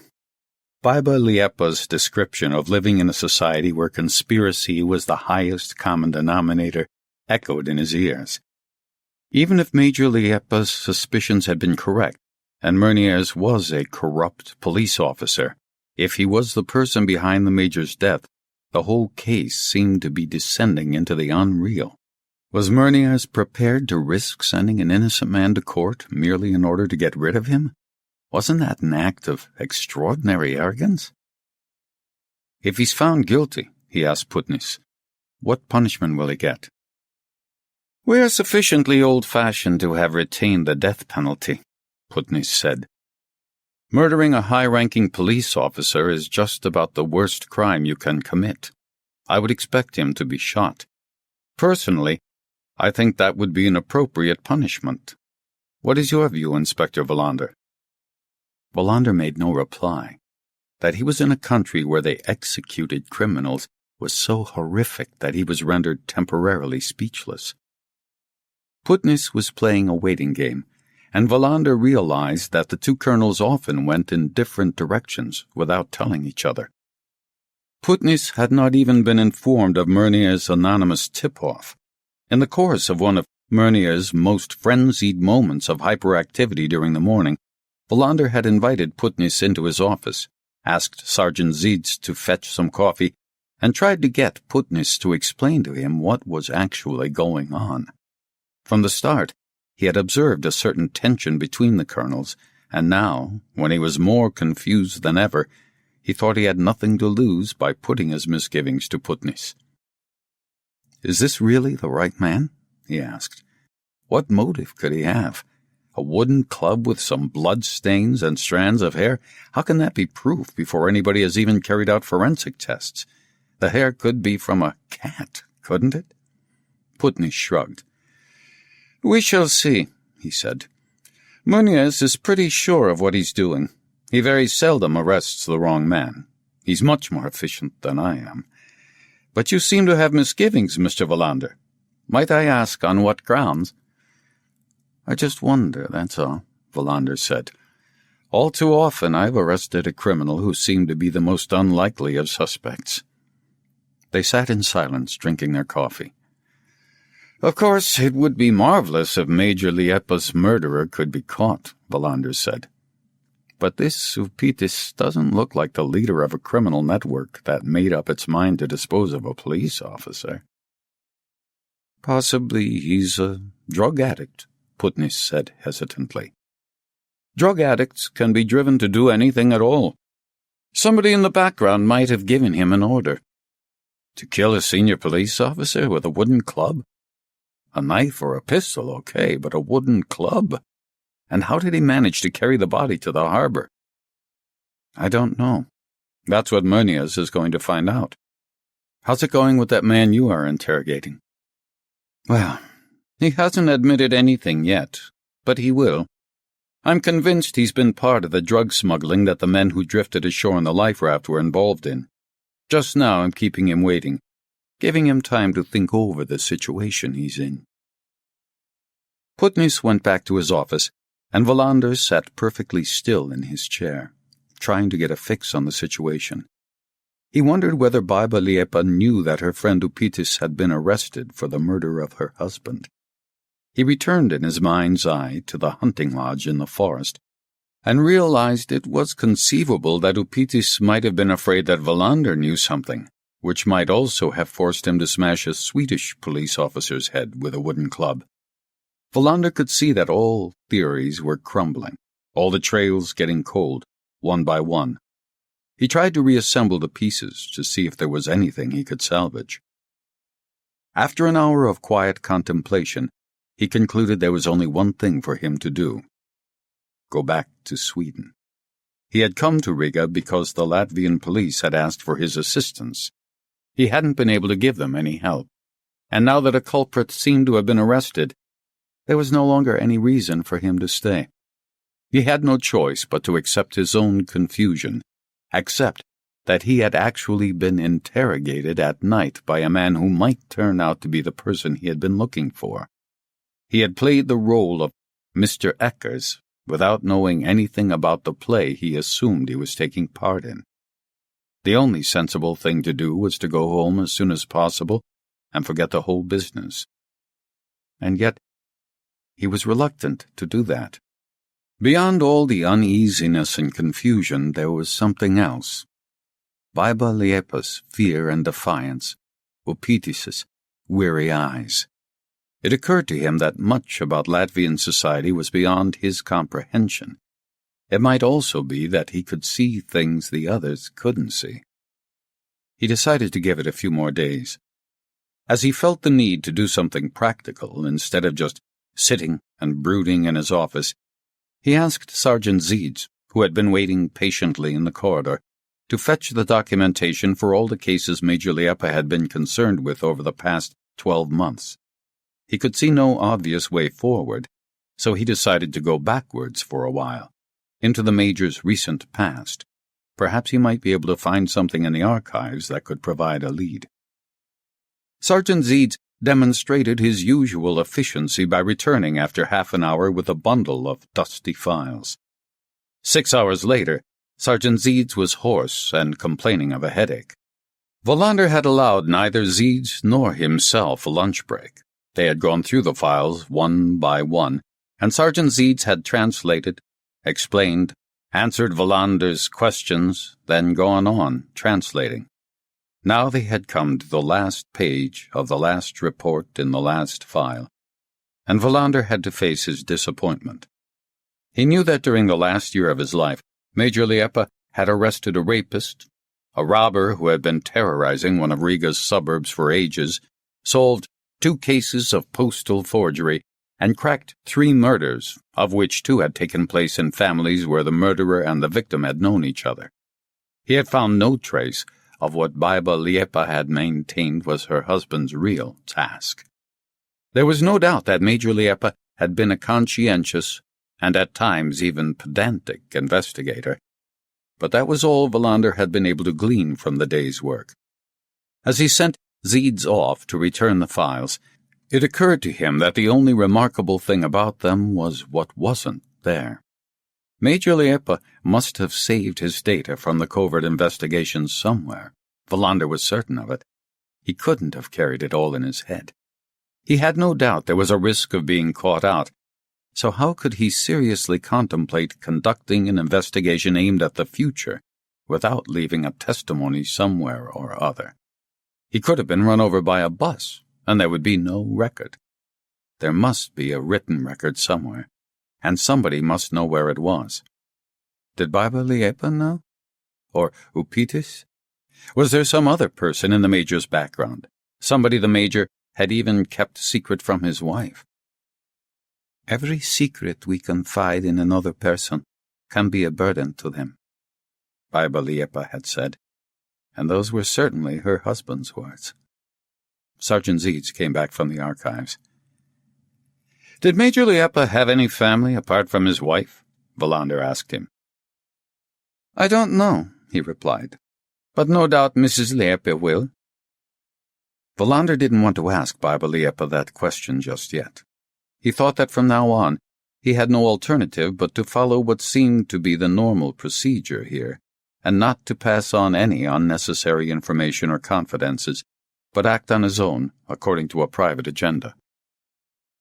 There must be a personal dossier on Major Liepa.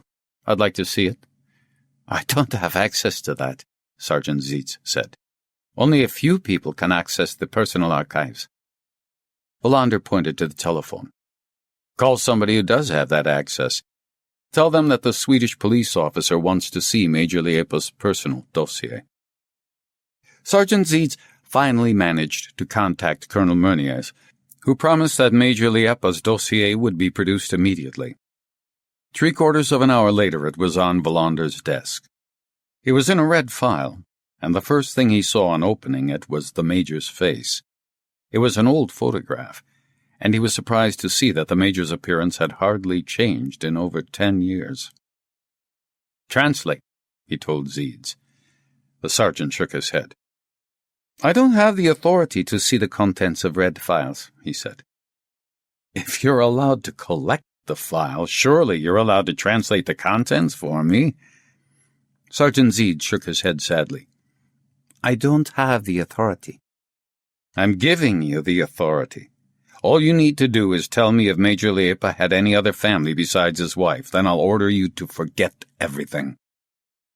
Reluctantly, Sergeant Zeeds sat down and leafed through the papers.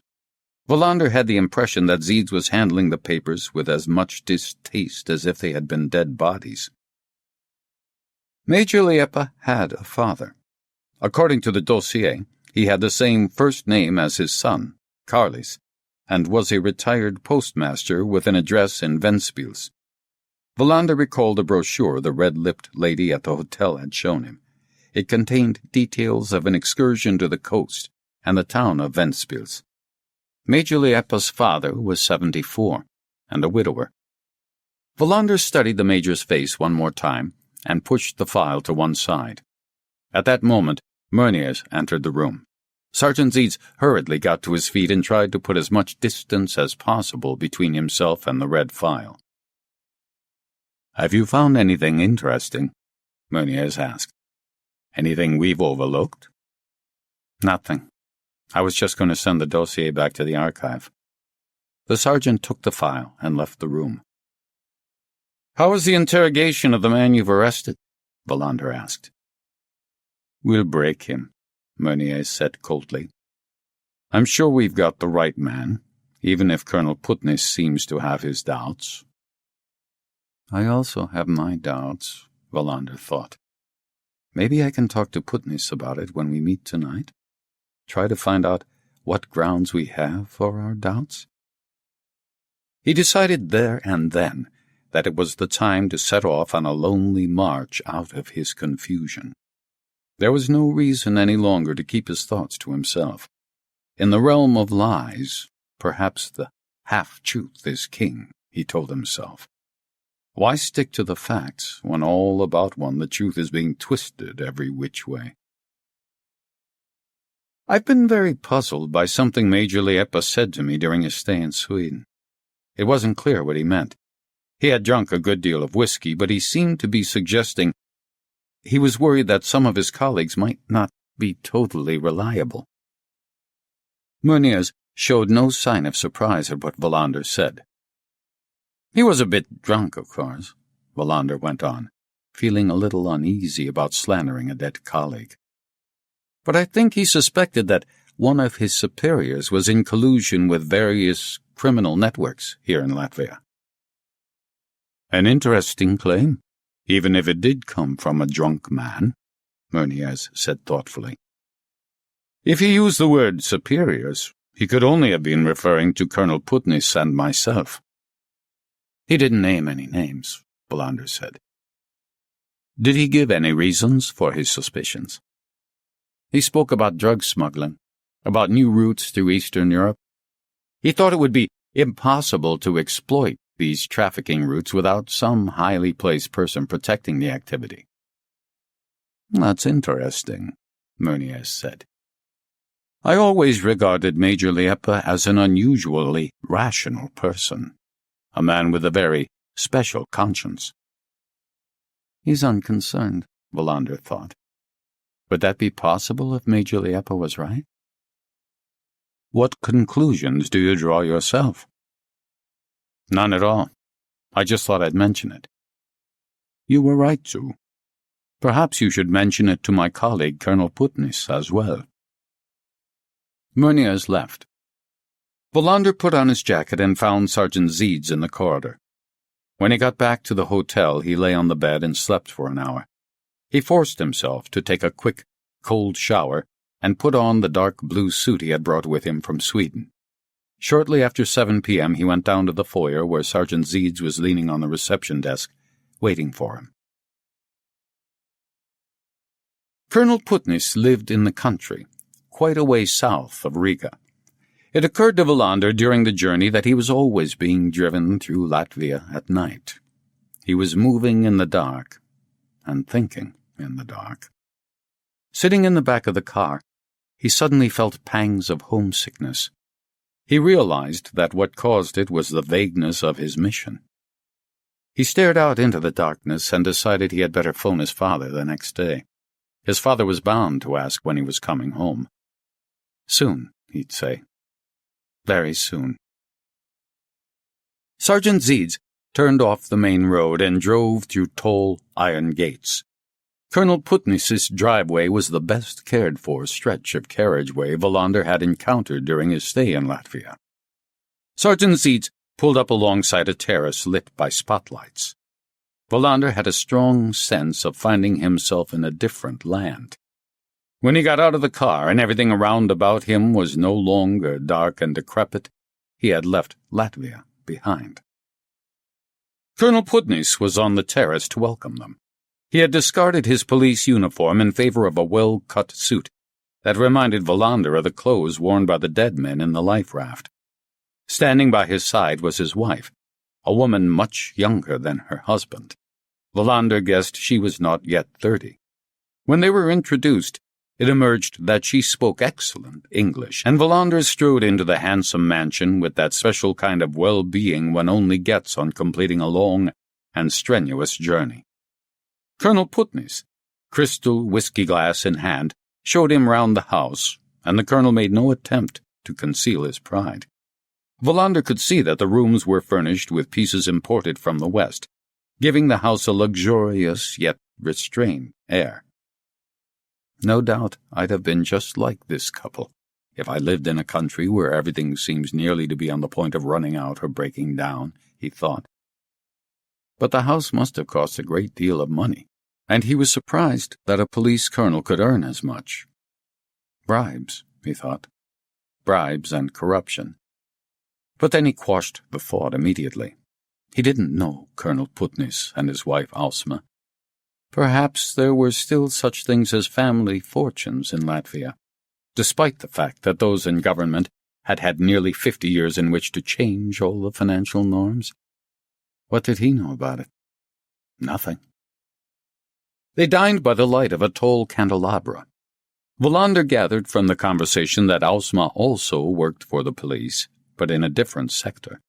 He had the impression that her work was top secret, and it occurred to him that she might belong to the local section of the Latvian KGB.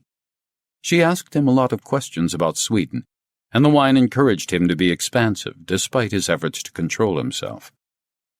After dinner, Ausma disappeared into the kitchen to make coffee. Putnis served cognac in a living room where attractive leather armchairs stood in various groups. Wallander would never be able to afford furniture like that no matter how long he worked, and the thought made him aggressive. He felt a vague, personal responsibility. It was as if, by not protesting, he would have contributed to the bribes that made Colonel Putnis's home affordable.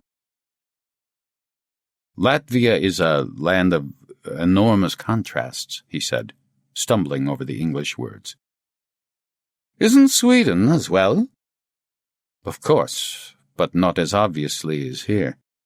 It would be unthinkable for a Swedish police officer to live in a house like yours. Colonel Putnis stretched out his hands as if to excuse himself.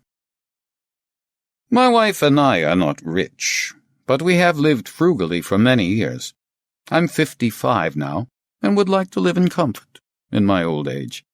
Is there anything wrong with that? I'm not talking about rights and wrongs, Wallander said. I'm talking about differences. When I met Major Liepa, it was the first time I had come across anybody from one of the Baltic states. I had the impression he came from a country with much poverty. There are a lot of poor people here. I'm not denying that. I'd like to know how things really stand. Colonel Putnis's gaze was penetrating. I don't think I understand your question. With regard to bribes, corruption, links between criminal organizations and politicians, I'd like to know the answer to something Major Liepa said when he came round to my flat in Sweden, something he said when he was about as drunk as I am now. Colonel Putnis observed him with a smile. Of course. Of course, I shall explain, if I can. But first, I need to know what Major Liepa actually said. Wallander repeated the invented quotation he had presented to Colonel Meuniers a few hours earlier. Irregularities do occur, even in the Latvian police force, Putnis said. Many police officers receive low wages, and the temptation to accept bribes can be great. At the same time, though, I have to say that Major Liepa had a tendency to exaggerate the prevailing circumstances. His honesty and industry were admirable, of course, but occasionally he may have been guilty of confusing facts with emotional misconceptions. You mean he was exaggerating? Unfortunately, I think he was. Even when he claimed that a high-ranking police officer was deeply embroiled in criminal activity. Colonel Putnis warmed his cognac glass in his hands. He must have been referring to either Colonel Meuniers or myself, he said. That surprises me. His accusation was both inaccurate and irrational. But there must have been some explanation. Perhaps Major Liepa thought Meuniers and I were getting old too slowly, Putnis said with a smile. Perhaps he was dissatisfied by the fact that we stood between him and his own promotion? Major Liepa didn't give me the impression of being especially concerned with his own career. Putnis nodded sagely. Let me suggest a plausible explanation, but I must stress it is strictly between ourselves. I do not normally betray confidences. About 10 years ago, Colonel Meunier succumbed to an unfortunate weakness, Putness said. He was caught taking a bribe from a director of one of our textile factories who had been arrested on suspicion of embezzlement. The money taken by Meunier was seen as compensation for his turning a blind eye to the fact that some of the arrested man's fellow criminals had been given the opportunity to conceal certain documents that could have provided crucial proof. What happened next? The matter was hushed up. The businessman was given a symbolic sentence, and within a year he was appointed head of one of the country's biggest sawmills. What happened to Meunier? Nothing. He was full of remorse. He had been overworked at the time and had gone through a painful and lengthy divorce. The tribunal assigned the task of judging the case decided that the offense should be forgiven. Perhaps Major Liepa had assumed, wrongly, that a temporary weakness was in fact a chronic character defect. That's the only explanation I can give you. Can I pour you some more cognac? Wallander held out his glass. Something Colonel Putness had said, and also Meunier's earlier, nagged at him, although he couldn't put his finger on it. Just then, Alsma came in with the coffee tray and began to tell Wallander with great enthusiasm about all the sights he must see before leaving Riga. As he listened to her, his anxiety nagged away in the back of his mind. Something crucial had been said, something barely noticeable, but it had caught his attention even so. "The Swedish gate," Alsma said. "You haven't even seen our monument from the time when Sweden was one of the great powers of Europe?" I must have missed it. Sweden is still a great power even today, Colonel Putness said. A small country, but much envied on account of its great riches. Afraid of losing the thread of the vague suspicion he had intuitively registered, Wallander excused himself and went to the lavatory. He locked the door and sat down. Many years ago, Riedberg had taught him the importance of immediately following up on a clue that seemed to dangle so close to his eyes that it was difficult to see. It dawned on him. Something Meunier had said that had been contradicted by Colonel Putness only moments ago, using almost the same words. Meunier had spoken of Major Liepa's rationality, and Colonel Putness about his irrationality. In view of what Putness had vouchsafed about Meunier, perhaps that wasn't difficult to understand. But as Wallander sat there on the lavatory lid, he realized that he would have expected the pair to have precisely the opposite views. "We suspect Meunier," Major Liepa had said. "We suspect he was betrayed." Maybe I've got it all wrong, Wallander thought.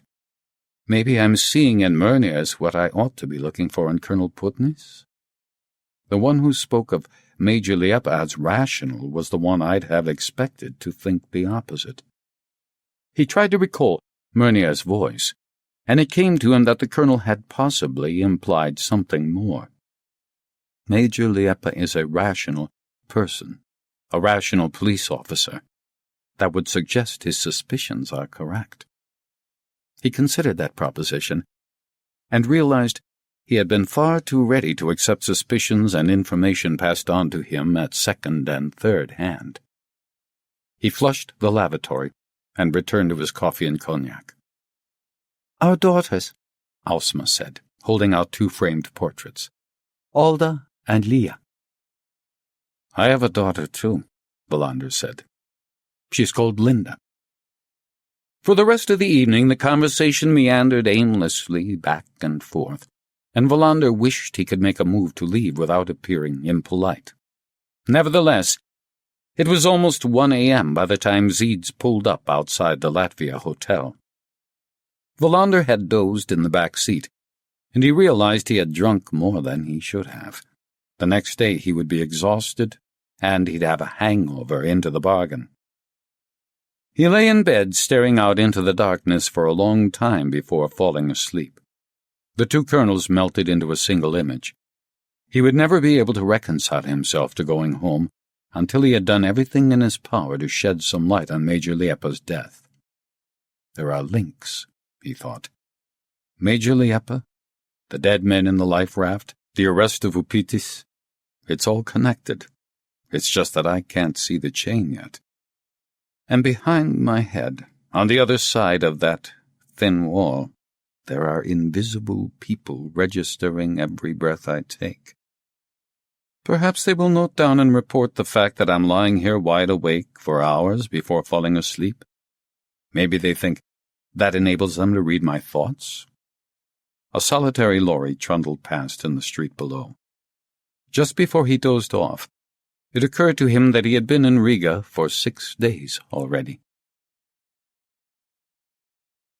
Chapter 13. When Wallander woke the next morning, he was just as tired and hungover as he had feared. His temples were throbbing, and when he brushed his teeth, he thought he was going to be sick. He dissolved 2 headache tablets in a glass of water and bemoaned the fact that his capacity for drinking strong liquor in the evening was a thing of the past. He examined his face in the mirror and saw that he was getting more and more like his father. His hangover was not only making him feel miserable, that something was now lost forever, but he was also noticing the first vestiges of age in his pale, puffy face. He went down to the dining room at 7:30 a.m., had a cup of coffee, and forced down a fried egg. He felt rather better once he had some coffee inside him. He had half an hour to himself before Sergeant Zeeds was due to collect him, and he rehearsed once more the facts in this complicated chain of events that had begun when 2 well-dressed, dead men drifted ashore at Mossby Strand.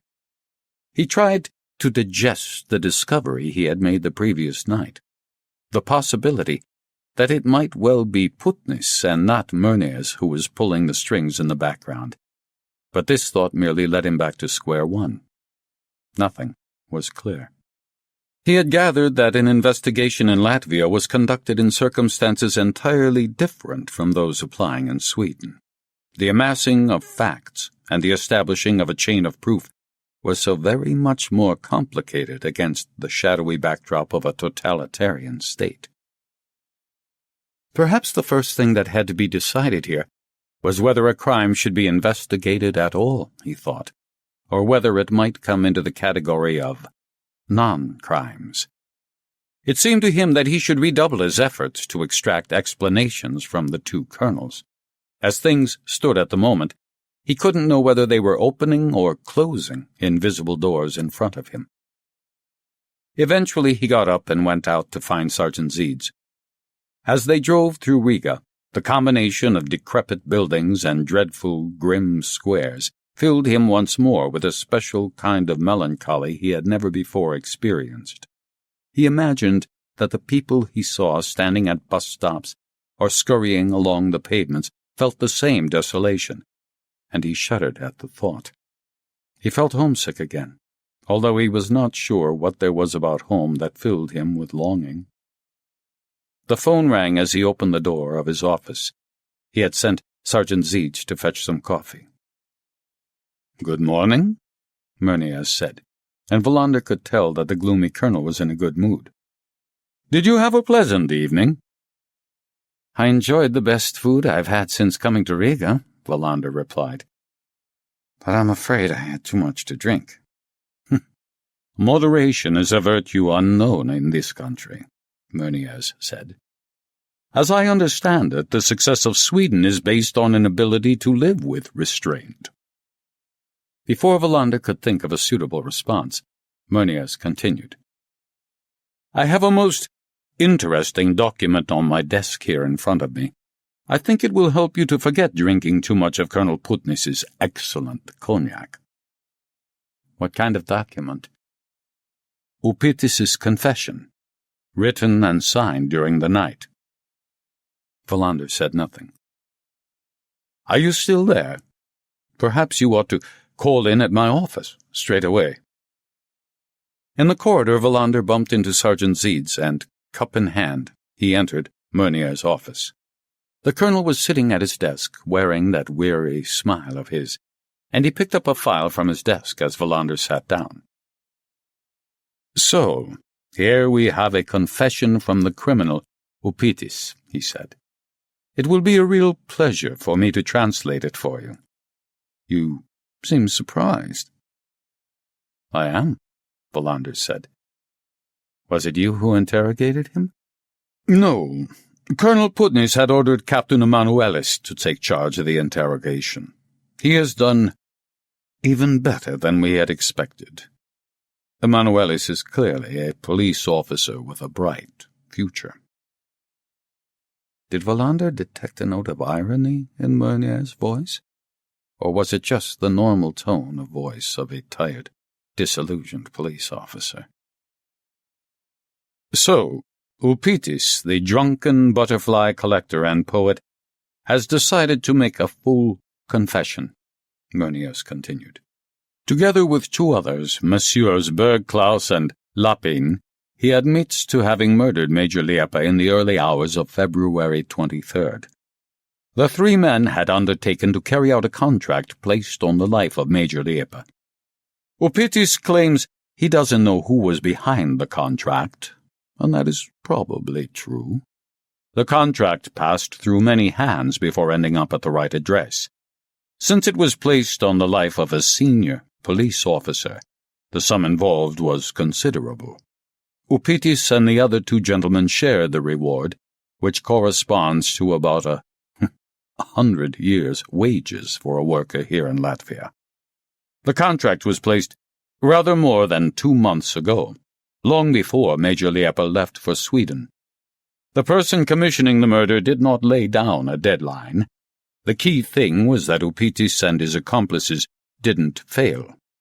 Then, suddenly, that changed.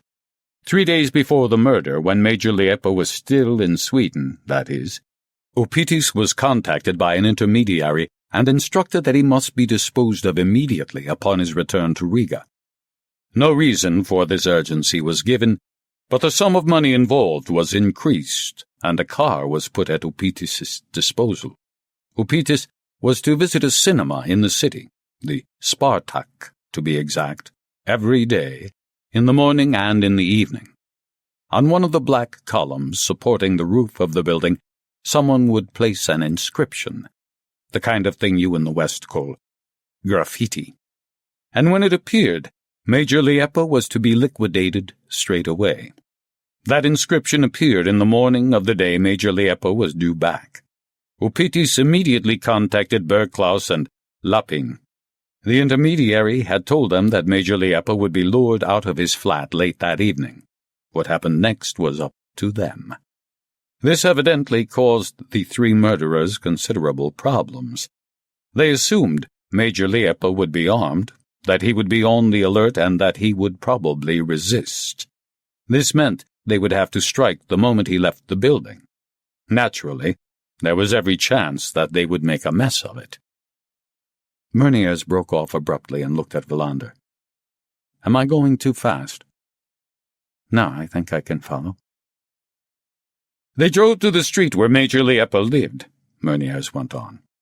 They had taken out the bulb of the lamp by the front door, and they hid in the shadows, armed with various weapons. Earlier they had been to a bar and fortified themselves with large amounts of strong liquor. When Major Liepa stepped through the door, they attacked. Upitis maintains it was Lapin who struck him on the back of the head. When we bring in Lapin and Bergklaus, no doubt they will all blame each other.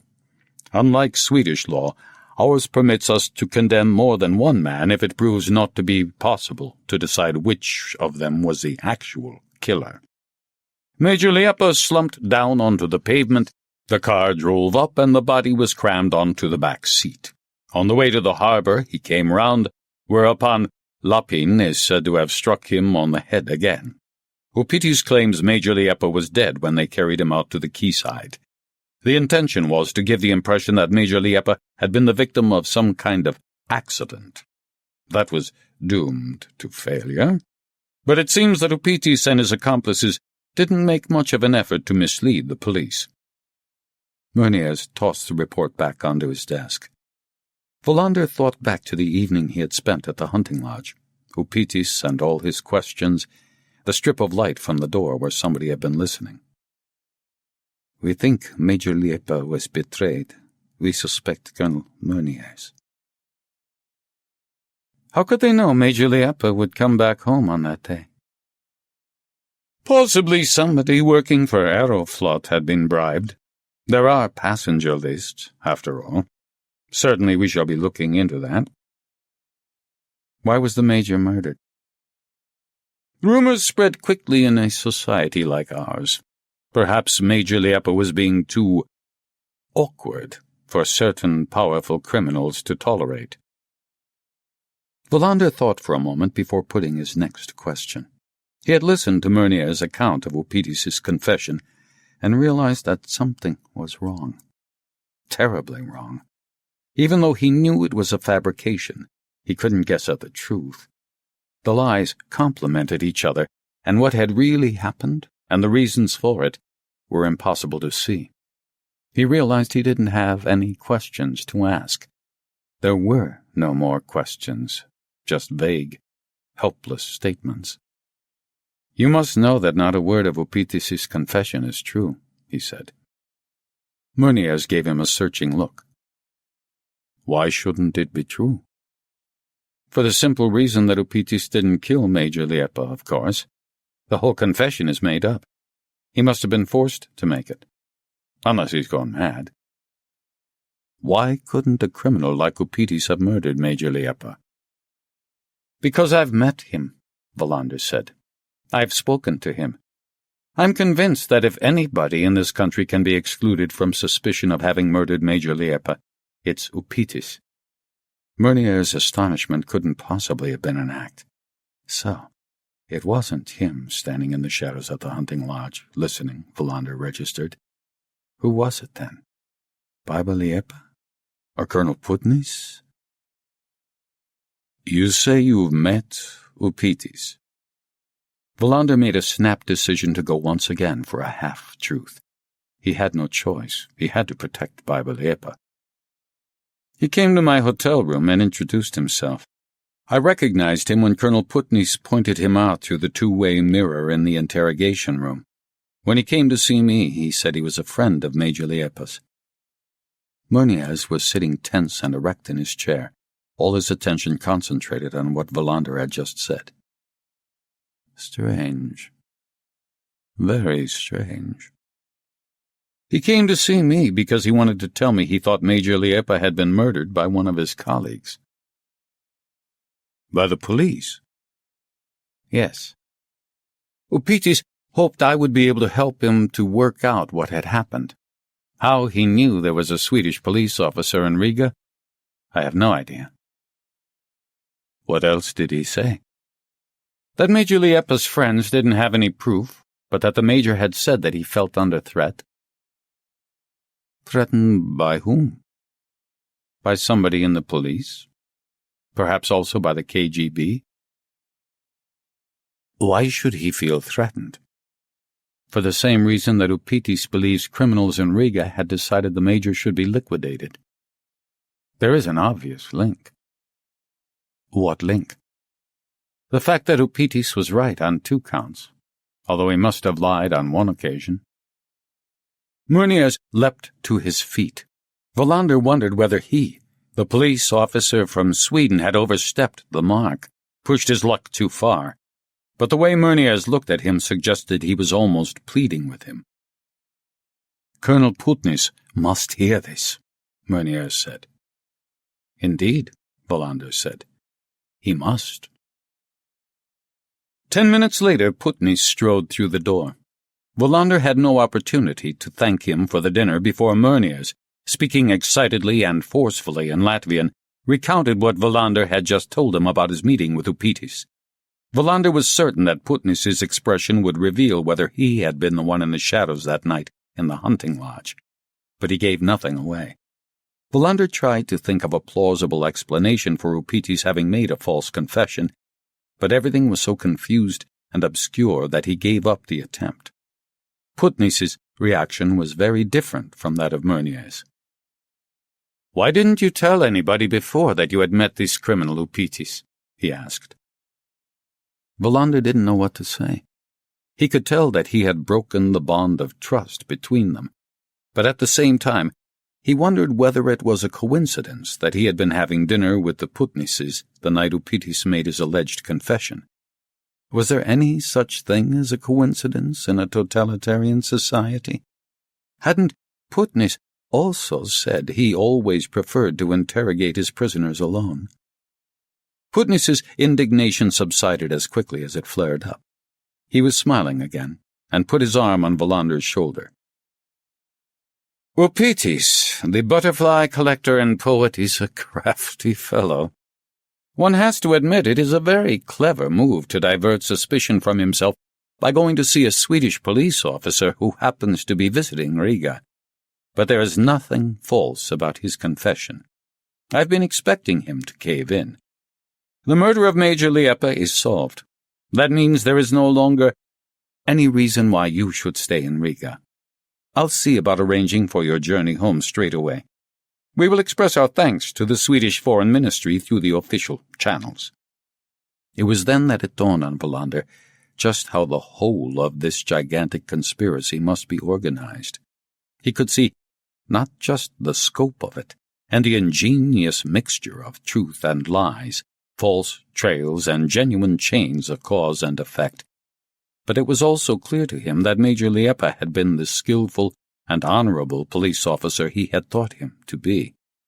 He understood Baiba Liepa's fear just as well as he understood her defiance.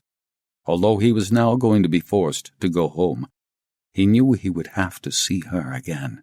He owed her that, just as he knew he had an obligation to the dead major. "Of course I'll go home," he said. "But I'll stay until tomorrow. I've had far too little time to see the beautiful city I've been staying in.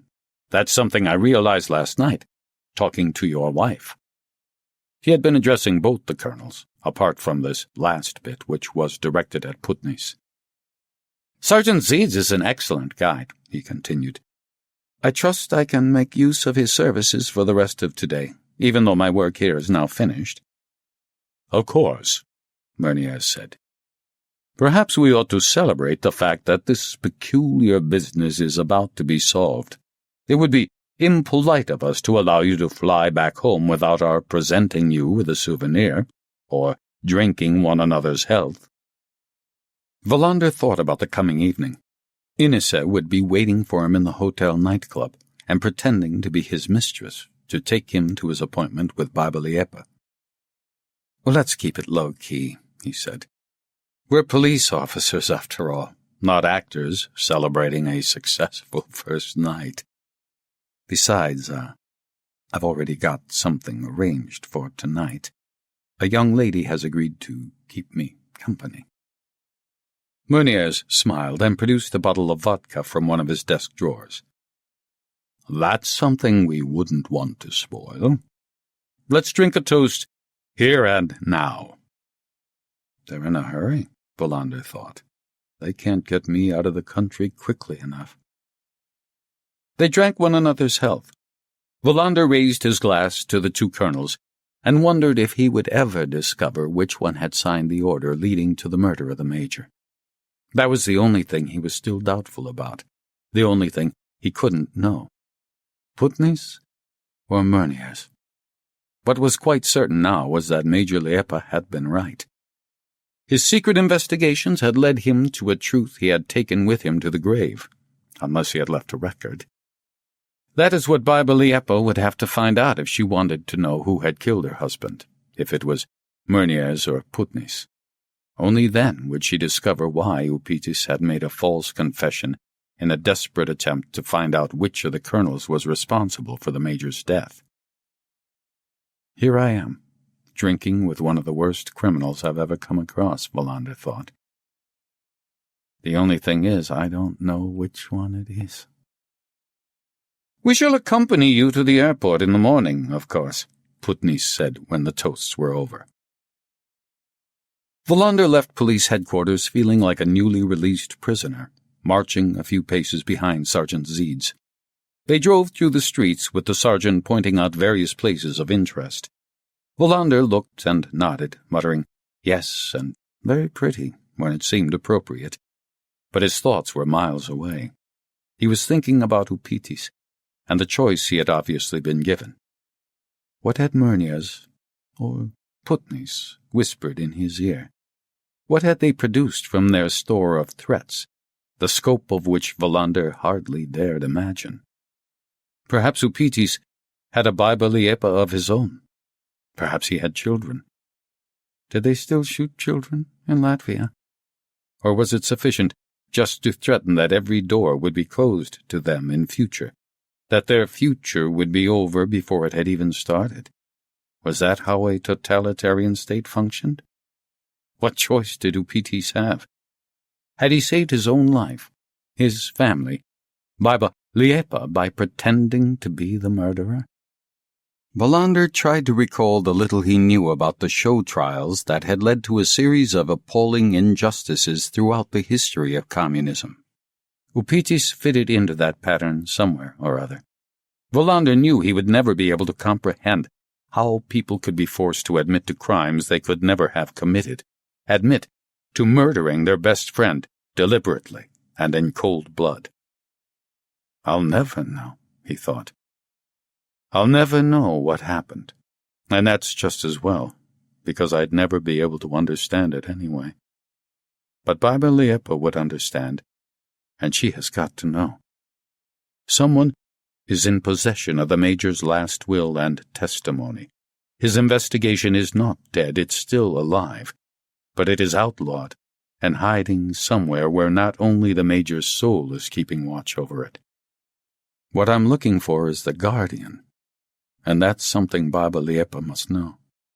She must know that somewhere there is a secret that mustn't be lost. It's so cleverly hidden that nobody but her will be able to find it and interpret it. She was the person he trusted. She was the Major's angel, in a world where all the other angels had fallen. Sergeant Zeeds stopped before a gate in the ancient city wall of Riga, and Wallander got out of the car, realizing it must be the Swedish gate that Mrs. Putnis had spoken about. He shivered. It had grown cold again. He inspected the cracked brick wall absent-mindedly and tried to decipher some ancient symbols carved into it. He gave up more or less straight away and went back to the car. "Shall we go on?" the sergeant asked. "Yes," said Wallander. "I want to see all there is to see." He had realized that Zeeds liked driving, and all alone in the back seat, despite the cold, despite the sergeant's constant glances in the rearview mirror, he preferred the car to his hotel room. He was thinking about the evening, about how essential it was that nothing should prevent his meeting with Major Liepa. For a moment he considered contacting her at the university and telling her what he knew in a deserted corridor. But he had no idea what subject she taught, and he didn't even know if there was more than one university in Riga. There was also something else that had begun to form in his mind. The brief meetings he had had with Major Liepa, although fleeting and overshadowed by the grim point of departure, had been more than mere conversations about a sudden death. They had an emotional content far beyond what he was used to. Deep down, he could hear his father's touchy voice bewailing his son who had gone astray, and not only become a police officer, but had also been stupid enough to fall for the widow of a dead Latvian police officer. Is that the way it was? Had he really fallen in love with Major Liepa? As if Sergeant Zeeds could read his thoughts, he stuck out his arm and pointed to a long, ugly building, telling him that it was a part of Riga University. Wallander contemplated the grim brick edifice through the misted-up car window. Somewhere in there was Major Liepa. All official buildings in this country looked like prisons, and it seemed to Wallander their occupants were really prisoners. Not the Major, and not Upitis, although he was now a real prisoner, and not just one trapped in an endless nightmare. He suddenly felt tired of driving round with the sergeant, and requested him to return to the hotel. Without knowing why, He asked him to come back at 2 p.m. He spotted one of the men in gray immediately, and it occurred to him that the colonels no longer needed to pretend. He went into the dining room and deliberately sat down at a different table, ignoring the anxious face of the waiter who came to attend to him. I can really stir things up by refusing to cooperate with the government department that takes care of table placing, he thought, feeling furious. He slammed himself into the chair, ordered a beer and schnapps, and then noticed that the boil he got on his buttock from time to time had reappeared, making him even angrier. He stayed in the dining room for more than 2 hours, and whenever his glass was empty, he beckoned the waiter and ordered a refill. As he grew more and more drunk, he staggered around in his mind and, in a burst of sentimentality, he imagined taking Major Liepa back to Sweden with him. As he left the dining room, he couldn't help waving to the man in gray who was keeping watch from one of the sofas. He took the lift to his room, lay down on the bed, and fell asleep. Much later, somebody started knocking on a door somewhere inside his head. It took him a while to realize that it was the sergeant knocking on his door. Wallander jumped out of bed, yelled at him to wait, and doused his face with cold water. He asked the sergeant to take him out of town to a forest where he could go for a walk and prepare for his meeting with the lover who would take him to Major Liepa. It was cold in the forest. The ground was hard under his feet, and it seemed to Wallander he was in an impossible situation. We live in an age where the mice are hunting the cats, he thought. But that isn't true either, as nobody knows any more who are the mice and who the cats. That sums up my situation precisely. How can I be a police officer when nothing is what it seems to be anymore? Nothing makes sense. Not even Sweden, the country I once thought I understood, is an exception. A year ago, I drove a car in an advanced state of intoxication, but I wasn't punished because my colleagues rallied round to protect me. Just another case of the criminal shaking hands with the man who's chasing him. As he walked through the fir trees while Zeeds waited in the black limousine, he made up his mind to apply for the job at the Trelleborg Rubber Company. He'd come to the point where a decision like this was inevitable. Without any doubt, without needing to convince himself, he realized it was time to get out. The thought put him in a good mood, and he returned to the car. They drove back to Riga. He said goodbye to the sergeant and went to the reception desk for his key, where he was handed a letter from Colonel Putnis informing him that his flight to Helsinki would leave at 9:30 a.m. the next morning. He went up to his room, took a bath in the lukewarm water, and went to bed. There were 3 hours to go before he was due to meet Inese, and he ran through everything that had happened once more. He tried to put himself in the major's position, and imagined the extent of the loathing Carlis Liepa must have felt. The loathing, and also the feeling of impotence at having access to proof but not being able to do anything about it. He had seen into the very heart of the corruption, which involved either Putnis or Murnias, or possibly both of them, meeting criminals and creating a situation not even the mafia had managed to achieve. State-controlled crime. Liepa had seen, and he had seen too much, and he'd been murdered. Somewhere or other was his testimony, records of his investigation, and his proof. Wallander sat bolt upright in bed. He had overlooked the most serious consequence of this testimony. It must have occurred to Putnis or Murnias as well.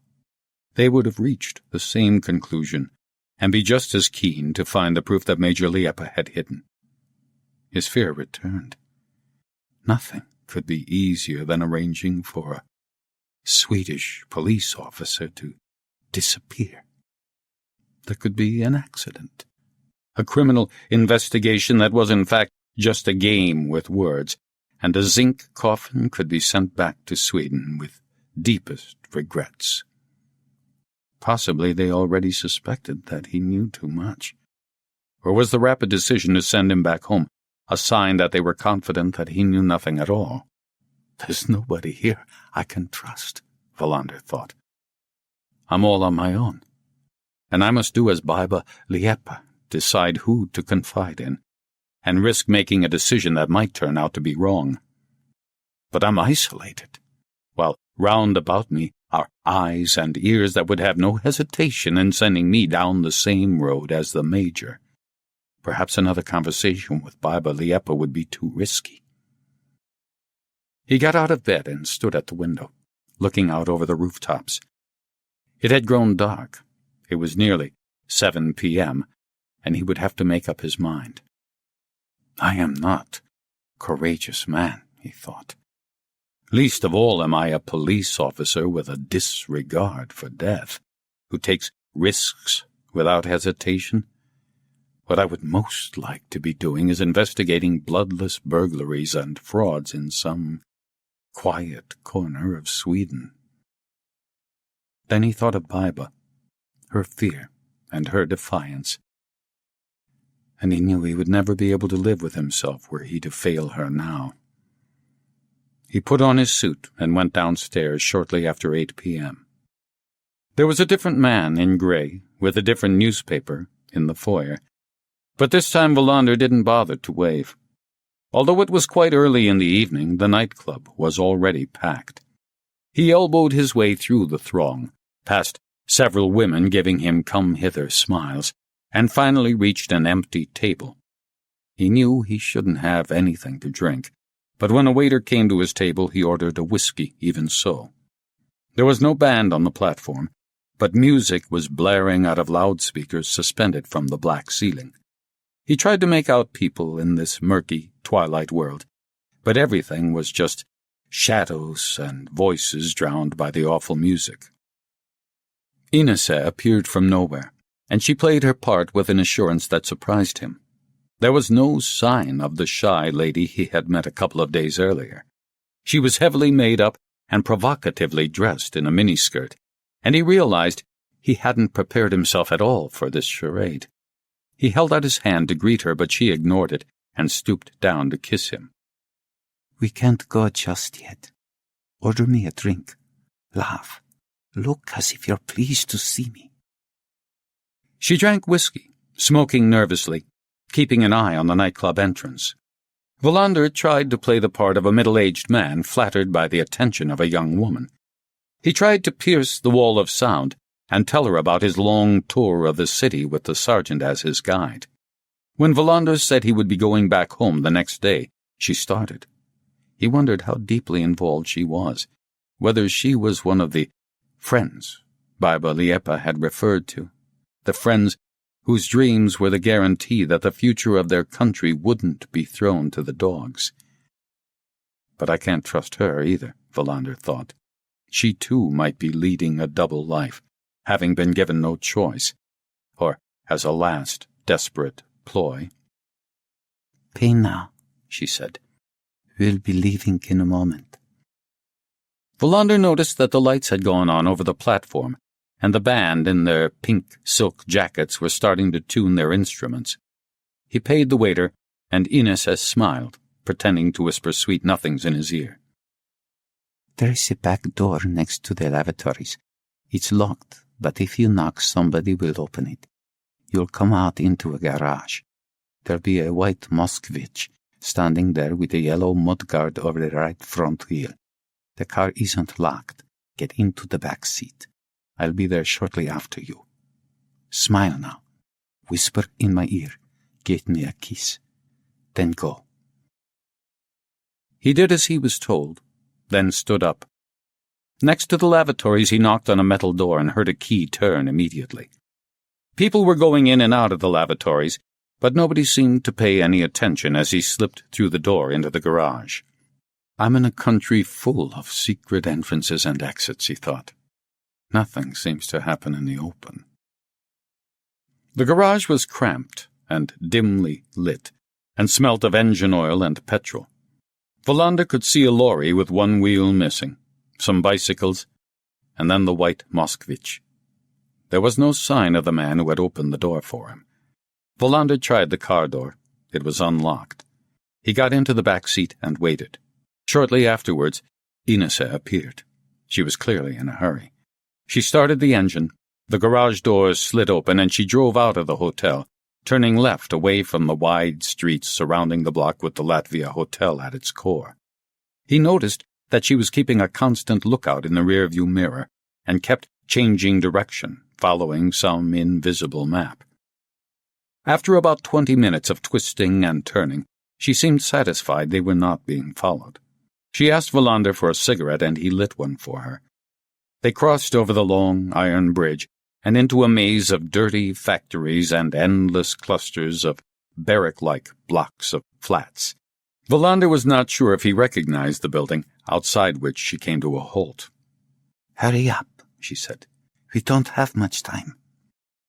Major Liepa let them in and exchanged a few hurried words with Ines. Wallander wondered if she had already been told he would be leaving Riga the next morning, but she said nothing, merely taking his jacket and putting it over a chair back. Ines had disappeared, and they were once again alone together in the quiet room with the heavy curtains. Wallander had no idea how to start, what he ought to say, and so he did what Rydberg had so often told him to do. Tell it how it is. It can't make things any worse. Just tell it how it is.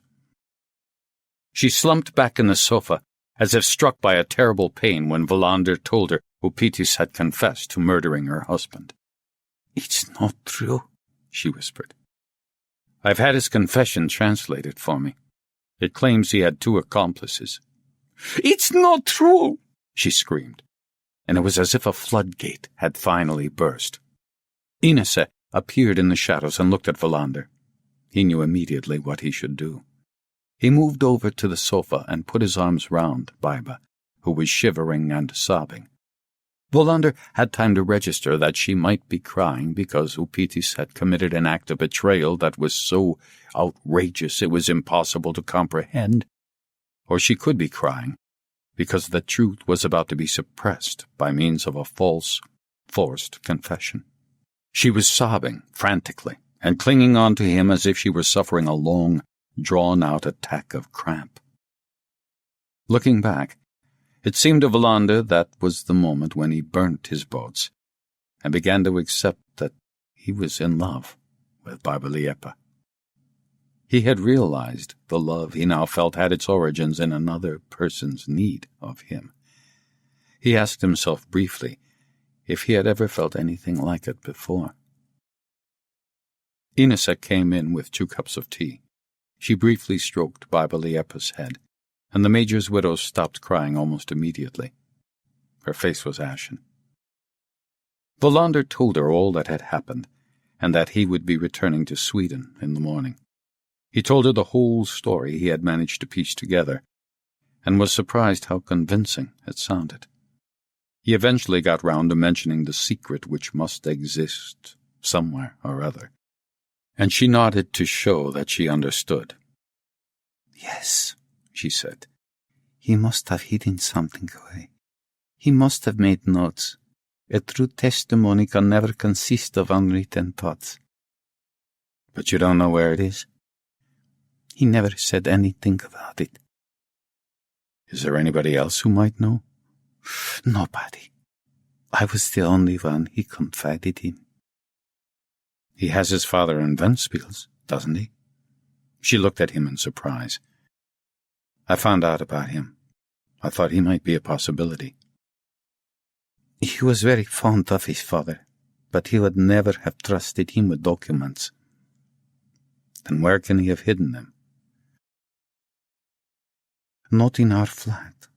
That would have been too dangerous. The police would have torn the whole building apart if they thought there might be anything hidden there." "Think. Put yourself back in time. Try to remember. Where could he possibly have hidden them?" She shook her head. "I don't know." "He must have foreseen that something like this could happen. He must have assumed you would understand, would have known there was proof waiting for you to find. It must be somewhere that only you would think of." She suddenly grabbed hold of his hand. "You must help me. You can't leave. It's impossible for me to stay. The colonels would never understand why I hadn't gone back to Sweden. And how would I be able to stay here without their knowing? You can come back, she said, still clinging onto his hand. You got a girlfriend here. You can come as a tourist. But you're the one I'm in love with, he thought, not Ines. You've got a girlfriend here, she repeated. He nodded. He did have a girlfriend in Riga, but it wasn't Ines. He said nothing, and she didn't try to make him. She seemed convinced he would return. Ines came back into the room, and by now Major Liepa had got over the shock of hearing that Upitis had made a confession. In our country, you can die if you say something, and you can die if you don't say anything, or say the wrong things, or talk to the wrong people. But Upitis is strong. He knows we won't abandon him. He knows we know his confession isn't true. That's why we will win in the end. Win? All we ask for is the truth. All we ask for is decency, something fundamental, the freedom to live in the freedom we choose to live in. That's too big a thing for me, Wallander said. I want to know who murdered Major Liepa. I want to know why 2 dead men drifted ashore on the Swedish coast. Come back here and I'll teach you about my country, Major Liepa said. Not just me, but Ines as well. I don't know. Major Liepa looked at him. You can't be a man who lets people down. If you were, Carlos would have been wrong, and he was never wrong. It's not possible, Wallander repeated. If I were to come back here, the colonels would know about it immediately. I'd have to have a false identity, a false passport. That can be arranged, Major Liepa said eagerly. Provided I know you'll come back. I'm a police officer.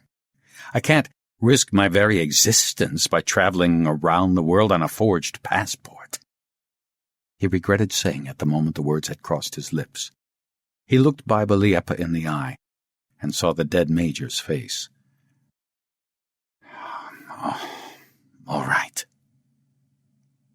I'll come back. The night wore on, and it turned midnight. Wallander was trying to help Major Liepa locate some clue as to where the major could have hidden his proof. Her concentration was unshakable, but nowhere could they find any traces. In the end, their conversation simply petered out. Wallander thought of the dogs that were looking out for him somewhere out there in the darkness, the colonel's dogs that never ceased to look for him. With a growing feeling of unreality, he saw that he was being drawn into a plot that would bring him back to Riga to conduct a criminal investigation in secret.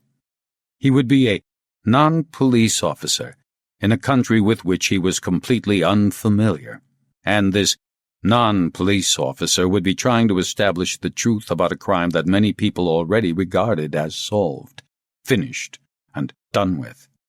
He knew the whole venture was mad, but he couldn't take his eyes off Major Liepa's face, and her voice had been so full of conviction he had been unable to withstand it. It was nearly 2 a.m. when Ines announced they would have to call a halt. She left him alone with Major Liepa, and they bade farewell to each other in silence. Major leaned forward and kissed him on the cheek. We have friends in Sweden. They'll be in touch with you. They'll help to organize your return. Ines drove him back to the hotel. As they approached the bridge, she nodded at the rearview mirror. Now they're telling us. We must look as though we're very much in love and can't bear to part when we say goodbye outside the hotel. I'll do my best, Wallander said. Maybe I should try and persuade you to come up to my room. She laughed. I'm a good girl. But when you come back, maybe we can let things go that far. She left, and he stood for a while in the bitter cold, trying to look as if he were devastated by her going. The next day he flew home via Helsinki. The colonels escorted him through the airport and bade him a hearty farewell. One of these men murdered the major, Wallander said to himself. Or was it both of you? But how could a police officer from Ystad be expected to discover what really happened? It was late evening when he got back home and unlocked the door of his flat in Mariagatan. Already the whole episode had begun to fade and take on the nature of a dream, and it seemed to him that he would never see Major Liepa again. She would have to mourn the death of her husband without ever discovering what happened. He took a sip of the whiskey he had bought during the flight. Before going to bed, he spent a considerable time listening to Maria Callas, feeling tired and uneasy. He wondered how it was all going to end. Chapter 14. 6 days after he returned, he received a letter. He found it on the floor in the hall when he returned home after a long and difficult day at the station. Sleet had been falling all afternoon, and he spent some time on the landing, shaking his clothes and stamping his feet before opening the door. He thought later that it was as if he'd been steeling himself for the moment when they contacted him. Deep down he'd known all along that they would, but he still didn't feel ready for it. The envelope on his doormat was an ordinary brown one. At first he thought it was some kind of advertising material, as there was a company name printed on the front. He put it on the hall table and forgot all about it. It wasn't until he had finished his dinner, a fish gratin that had been in the freezer too long, that he remembered the letter and went to fetch it. It was from Lipman's Flowers, and it struck him that this was an odd time of year for a garden center to be sending a catalogue. He very nearly put it straight into the dustbin, but he could never resist taking a look at even the most uninteresting junk mail before binning it. It was a bad habit picked up from his job. There might be something hidden in among the colorful brochures. It sometimes seemed to him that he lived the life of a man compelled to turn over every stone he found. He always needed to know what was underneath it. He opened the envelope and saw that it contained a handwritten letter. He realized they had contacted him. He left the letter on the kitchen table while he made a cup of coffee. He needed to give himself a bit of time before reading it. When he had left the plane at Arlanda a week ago, he had felt vaguely uneasy, but relieved to no longer be in a country where he was being watched all the time. And in a flash of unaccustomed spontaneity, he had tried to start a conversation with the woman at immigration control when he handed his passport in through the window. "It's good to be home," he had said. But she had glanced dismissively at him and shoved the passport back without even opening it. This is Sweden, he had thought. Everything is bright and cheerful on the surface. Our airports are built so that no dust or shadows could ever intrude. Everything is visible. Nothing is any different from what it seems to be. Our national aspiration, our religion, is that security written into the Swedish Constitution, which informs the whole world that starving to death is a crime. But we don't talk to strangers unless we have to, because anything unfamiliar can cause us harm. Dirty our floors and dim our neon lights. We never built an empire, and so we've never had to watch one collapse, but we persuaded ourselves that we had created the best of all possible worlds, and that, even if small, we were the privileged keepers of paradise. Now that the party's over, we take our revenge by having the least friendly immigration control officers in the world. His feeling of relief was replaced almost immediately by depression. In Kurt Wallander's world, this worn-out, or at least partially demolished paradise, there was no place for Major Liepa. He couldn't imagine her here, in all this light, under all these neon strips that never failed. Nevertheless, he was already beginning to pine for her, and when he had lugged his suitcase down the long, prison-like corridor to the domestic terminal where he would wait for his connection to Malmö, he was already starting to dream of his return to Riga, to the city where the invisible dogs had been spying on him. The Malmö flight was delayed, and he had been issued a coupon that entitled him to a sandwich. He had sat for ages in the cafe, watching aircraft taking off and landing in the light snow. All around him, men in smart suits were chattering away into mobile phones, and to his astonishment, he actually heard an overweight washing machine salesman jabbering into his monstrous plaything, telling the story of Hansel and Gretel to a child. He found a call box and dialed his daughter's number. To his amazement, he got through to her, and felt immediate pleasure on hearing her voice. He toyed briefly with the idea of staying on for a few days in Stockholm, but realized that she was very busy, and he didn't raise the subject. Instead, he thought of Baiba, about her fear and her defiance, and he wondered if she really dared to believe that the Swedish police officer wouldn't let her down. What could he possibly do, though? If he were to go back, the dogs would pick up his scent, and he would never be able to shake them off. It was late in the evening by the time he landed at Storup. There was nobody there to meet him, so he took a taxi into Ystad and from the dark back seat chatted about the weather to the driver, who was going far too fast. When there was nothing more to say about the fog and the snowflakes dancing in the headlights, he suddenly imagined he could smell Major Liepa's perfume in the car, and felt anguish at the thought of not seeing her again. The next day he drove out to see his father at Luderup.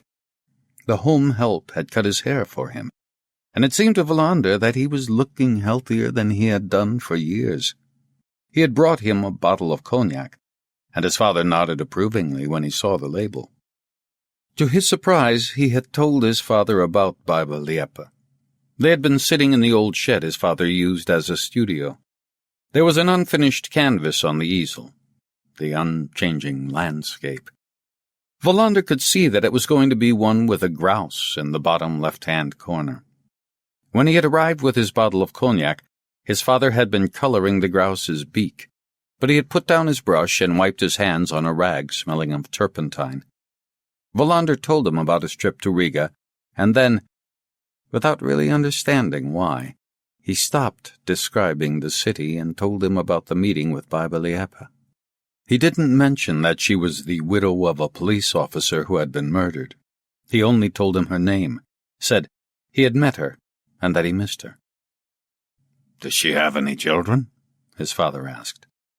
Wallander shook his head. "Can she have children?" "I suppose so. How on earth should I know?" "You must know how old she is, surely." "Younger than I am. About 33, perhaps?" "Then she can have children." "Why do you want to know if she can have children?" "Because I think that's what you need." "I've got Linda." "One's not enough.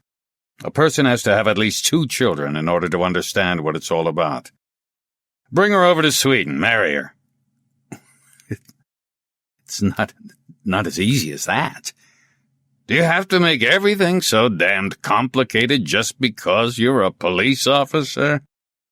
Here we go, Wallander thought. He's off again. The moment you start having a conversation with him, he finds some excuse for getting at me because I joined the police force. "Can you keep a secret?" he asked the old man. His father eyed him suspiciously. "How could I avoid being able to? Who is there I could tell it to?" "I'm thinking of packing it in as a police officer," Wallander said. "I might apply for a different job, as a security officer at the rubber factory in Trelleborg." "I only said I might." His father stared at him for some time before replying. "It's never too late to see sense," he said eventually.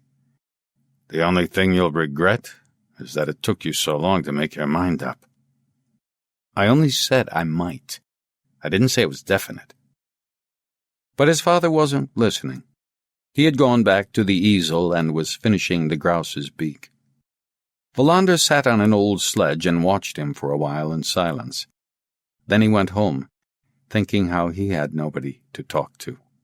He was 43 years old and missed having somebody to confide in. When Riedberg died, he had become lonelier than he could ever have imagined. The only person he had was Linda. He couldn't talk to Mona, his ex-wife. She had become a stranger to him, and he knew next to nothing about her life in Malmö. As he drove past the turning to Kasseberga, he thought of going to Kristianstad to pay a visit to Goran Boman and the police there. Maybe he could talk to him about everything that had happened. But he didn't. He returned to duty after writing a report for Björk. Martinsson and his other colleagues asked him a few questions over coffee in the canteen, but it was soon clear they weren't really interested in anything he had to say. He posted his application to the factory in Trelleborg and rearranged the furniture in his office in an attempt to revive some enthusiasm for work. Björk seemed to have noticed his heart wasn't really in it, and made a well-meaning but vain effort to cheer him up by asking him to stand in for him and give a lecture to the Rotary Club. He agreed to do it, and gave an unsuccessful talk on technology and police work over lunch at the Continental Hotel. He forgot every word he had said the moment he sat down. One morning he woke up and was convinced he was ill. He went to the police doctor and was given a thorough examination. The doctor could find nothing wrong with him, but advised him to continue to keep an eye on his weight. He had returned from Riga on the Wednesday, and on the Saturday evening he drove to a restaurant in Aarhus where there was a dance band. After a couple of dances, a physiotherapist from Kristianstad called Ellen invited him to join her at her table, but he couldn't get Major Liepa's face out of his mind. She was following him around like a shadow, and he made his excuses and left early. He took the coast road from Aarhus and stopped at the deserted field where the flea markets are held every summer. The previous year he had set off there like a madman, gun in hand, in pursuit of a murderer. The field was lightly covered in snow. The full moon was shining over the sea, and he could see Major Liepa standing before him. He drove back to his flat in Ystad and drank himself into a stupor. He turned his stereo up so loudly that the neighbors started thumping on the walls.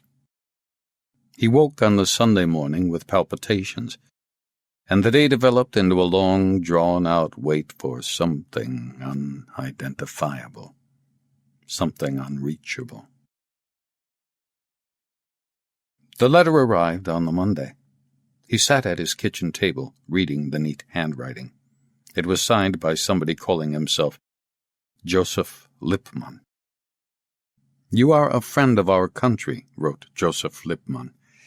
"We have been informed from Riga of your marvelous work there. You will shortly be hearing from us with more details of your return journey. Joseph Lippmann." Wallander wondered what his marvelous work consisted of, and who were the us who were going to get in touch again. He was annoyed by the brevity of the message, and the tone that sounded almost like an order. Did he have no say in the matter?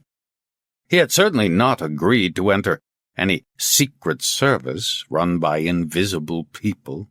His anguish and doubt were stronger than his resolve and willpower.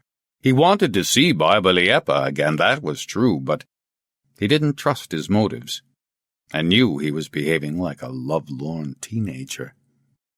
Nevertheless, when he woke up on Tuesday morning, he suspected that deep down he had made up his mind. He drove to the station, took part in a dismal union meeting, and then went in to see Björk. "I was wondering if I might take some of the leave I'm due for," he said. Björk stared at him with a mixture of envy and deep sympathy. "I wish I could do the same," he said gloomily. "I've just been reading a long memo from the National Police Board. I've imagined all my colleagues up and down the country doing exactly the same thing, every man jack of them hunched over his desk. I read it through, then sat there thinking that I haven't a clue what it's all about. We're expected to pass comment on various earlier documents about some big reorganization plan, but I've no idea which of all those documents this memo is referring to. Go on leave, Wallander suggested. Bjork petulantly shoved aside a paper lying on the desk in front of him. Out of the question. I'll be able to go on leave when I retire, if I live that long. Mind you, it would be very stupid to die in harness. You want to go on leave, did you say? I'm thinking of having a week skiing in the Alps. If I do, it could help solve some of your problems regarding work over midsummer. I can work then and wait until the end of July before going on holiday. Bjork nodded. Have you really managed to find a package trip at this time of year? I thought they were all fully booked by now. No. Bjork raised an eyebrow. That sounds a bit dodgy, doesn't it? I'll take the car down to the Alps. I don't like package holidays. Who does? Bjork suddenly assumed the formal expression he wore when he considered it necessary to remind everyone who was the boss. What cases have you got on your desk at the moment? Surprisingly few. That assault business out at Svarta is the most pressing of them, but that's something any of the others can take over. When are you thinking of leaving? Today? Thursday will do. How long had you thought of staying away? I have 10 days owing to me. Bjork nodded and made a note. I think it's a good idea for you to take some leave. You've been looking a bit out of sorts. You can say that again, Wallander said as he made his escape. He spent the rest of the day working on the assault case. He made several telephone calls and also managed to reply to an inquiry from the bank about some muddle with his salary payments. All the time he was expecting something to happen. He looked up the Stockholm telephone directory and found several people called Lippmann, but there was nothing in the yellow pages about Lippmann's flowers. Shortly after 5 p.m. he cleared his desk and went home. He made a little detour and pulled up outside the new furniture store, went inside, and found a leather armchair he rather fancied for his flat, but was horrified by the price. He stopped at the grocer's in Hammengaten to buy some potatoes and bacon. The young girl at the checkout smiled and seemed to recognize him, and he recalled that a year or so previously he had spent a day trying to track down a man who had robbed the shop. He drove home, made the dinner, and then plunked himself down in front of the television. They contacted him shortly after 9 p.m. The telephone rang, and a man speaking broken Swedish asked him to come to the pizzeria across the road from the Continental Hotel. Wallander suddenly felt sick and tired of all this secrecy business, and asked for the man's name. I have every reason to be suspicious, he explained. I want to know what I'm letting myself in for. My name is Joseph Lippmann. I wrote to you. Who are you? I run a little business. A nursery? I suppose you could call it that. What do you want from me? I think I expressed myself quite clearly in the letter. Wallander hung up. He wasn't getting any answers anyway. He was infuriated at being constantly surrounded by invisible faces who expected him to be interested and prepared to cooperate. What evidence was there to prove that this Lippmann wasn't one of the Latvian colonel's henchmen? He didn't take the car, but walked down Regamentsgatan to the center of town. It was 9:30 p.m. by the time he reached the pizzeria. There were people at about 10 of the tables, but he couldn't see a man who could possibly be Lippmann. He remembered something Riedberg had once taught him. You should always decide whether it would be better to be the first or the last person to arrive at a predetermined meeting place. He didn't know if it was of any importance in this case. He sat at a table in the corner, ordered a glass of beer, and waited. Joseph Lippmann turned up just before 10 p.m. By then, Wallander had begun to wonder whether the intention had been to lure him away from his flat. But the moment the door opened and the man entered, Wallander had no doubt the new arrival was Joseph Lippmann. He was in his 60s and wearing an overcoat far too big for him. He moved slowly and cautiously among the tables, as if he were afraid of falling or treading on a mine. He smiled at Wallander, took off his overcoat and sat down opposite him. He was nervous and kept glancing round the room. At one of the tables sat a couple of men who were being terribly rude about a third, who wasn't with them. Wallander guessed that Joseph Lippmann was Jewish. At least, he looked like what Wallander thought of as a typical Jew. His cheeks were covered in tough gray stubble, and his eyes were dark behind rimless spectacles. But then, what did Wallander know about what Jews looked like? Nothing. The waitress approached, and Lippmann ordered a cup of tea. He was so excessively polite that Wallander suspected he had endured many humiliations in his life. "I'm most grateful that you came," Lippmann said quietly. Wallander had to lean forward in order to hear what he was saying. "You didn't give me any choice. First a letter, then a telephone call. Maybe you should start by telling me who you are." Lippmann shook his head. "Who I am is of no significance. You are the important one, Mr. Wallander." "No," Wallander said, feeling himself getting annoyed again. "You must understand that I've no intention of listening to what you've got to say if you're not even prepared to confide in me who you are." The waitress arrived with the tea, and they waited until they were alone again. "My role is merely that of organizer and messenger," Lippmann said. "Who wants to know the name of the messenger? It doesn't matter. We are meeting here tonight, and then I shall disappear. We will probably never meet again. The important thing, therefore, is not confiding in you, but practical decisions. Security is always a practical matter. In my view, the business of trust is also a practical matter."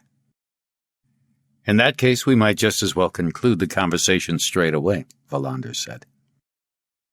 "I've got a message for you from Major Liepa," Lippmann said hastily. "Don't you even want to hear that?" Wallander relaxed.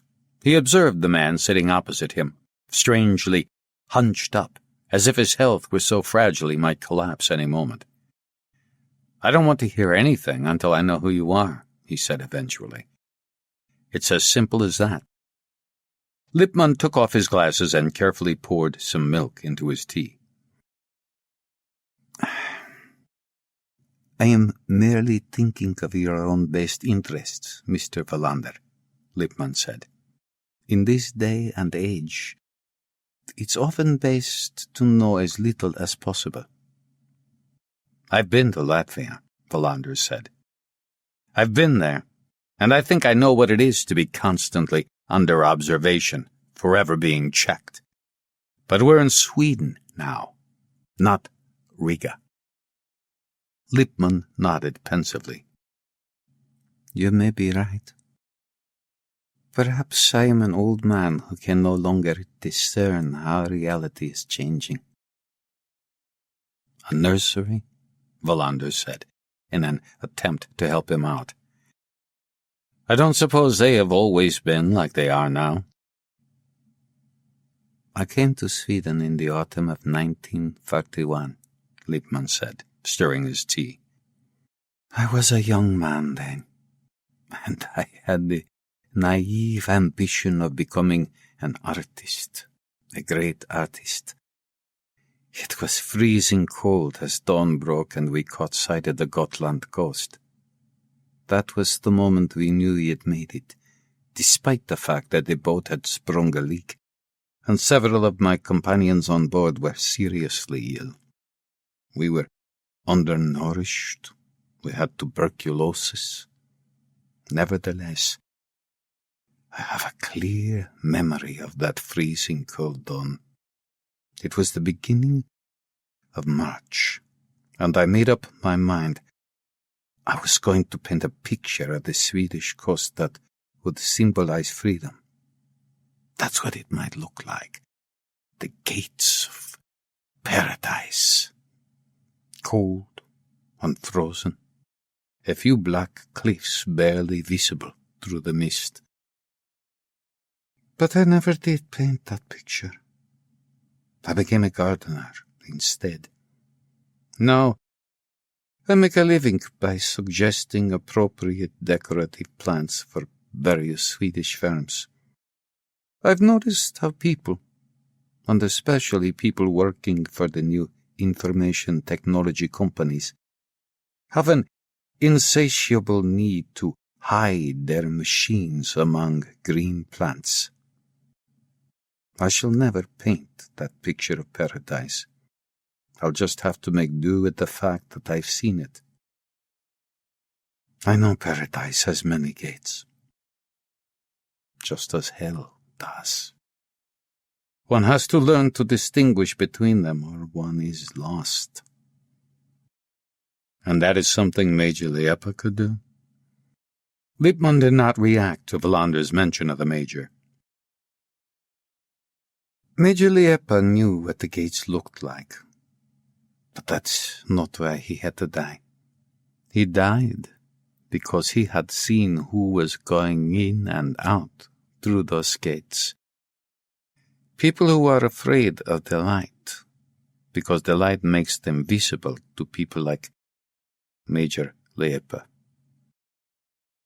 Wallander had the impression that Lippmann was a deeply religious man.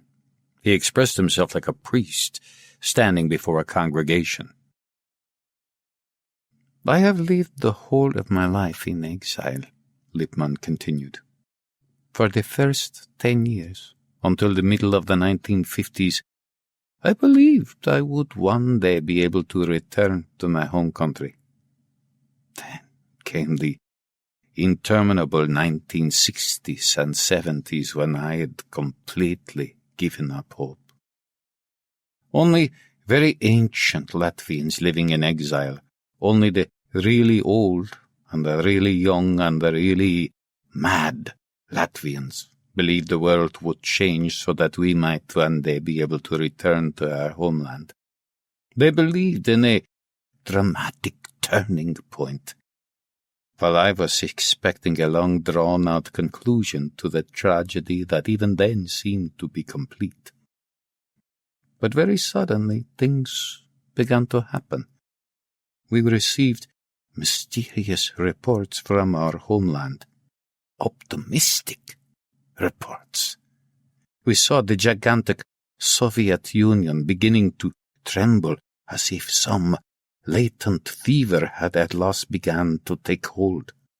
Could it really be that what we had never dared to believe might actually happen? We still don't know the answer to that question. We realize that we might yet again be tricked out of our freedom. The Soviet Union this weekend. But that could be a temporary condition. We do not have much time at our disposal. Major Liepa knew that, and that is what drove him on. We, Wallander said. Who are we? All Latvians in Sweden belong to an organization, Lippmann answered. We have joined various organizations as a substitute for our lost homeland. We have tried to help people retain their culture. We have constructed various lifelines. We have established foundations. We have listened to cries for help, and we have attempted to respond to them. We have fought constantly to avoid being forgotten. Our exile organizations have been our way of replacing the cities and villages we have lost. The glass door opened, and a man entered. Lippmann reacted immediately. Wallander recognized the man. His name was Elmberg, and he was the manager of one of the local petrol stations. There's no cause for alarm, he said. That man hasn't hurt a fly since the day he was born. I doubt if he's ever given a thought to the existence of Latvia. He's the manager of a petrol station. Major Liepa has sent a cry for help, Lippmann said. She is asking that you come. She needs your assistance. He took an envelope from his inside pocket. From Major Liepa. For you. Wallander took the envelope. It was not sealed, and he carefully extracted the thin writing paper. Her message was brief and written in pencil, as if in a hurry. There is a testimony and a guardian, she had written, but I am afraid I shall be unable to discover the right place on my own. Trust the messenger as you once trusted my husband. Baiba. We can supply everything you need in order to get to Riga, Lippmann said when Wallander put the letter down. You can hardly make me invisible. Invisible? If I go to Riga, I must become somebody new. How will you manage that? How can you guarantee my safety? You will have to trust us, Mr. Wallander, but we don't have much time. Wallander could see that Lippmann was anxious. He tried to convince himself that none of what was happening all around him was real, but he knew that this was what the world was like. Major Liepa had made one of the thousands of cries for help that are constantly sent across continents. This one was meant for him, and he was obliged to answer. I've requested leave from Thursday onwards. Officially, I'm going skiing in the Alps. I can be away for just over a week. Lippmann slid his cup to one side. His weak, melancholy expression had been replaced by fierce determination. That's an excellent idea. Naturally, a Swedish police officer goes to the Alps every winter to try his luck on the piste. What route are you traveling? Via Sassnitz, then by car through the old East Germany. What is the name of your hotel? I've no idea. I'd never been to the Alps before. But you can ski. Yes. Lippmann was deep in thought. Wallander beckoned the waitress and ordered a cup of coffee. Lippmann shook his head absent-mindedly when Wallander asked him if he wanted any more tea.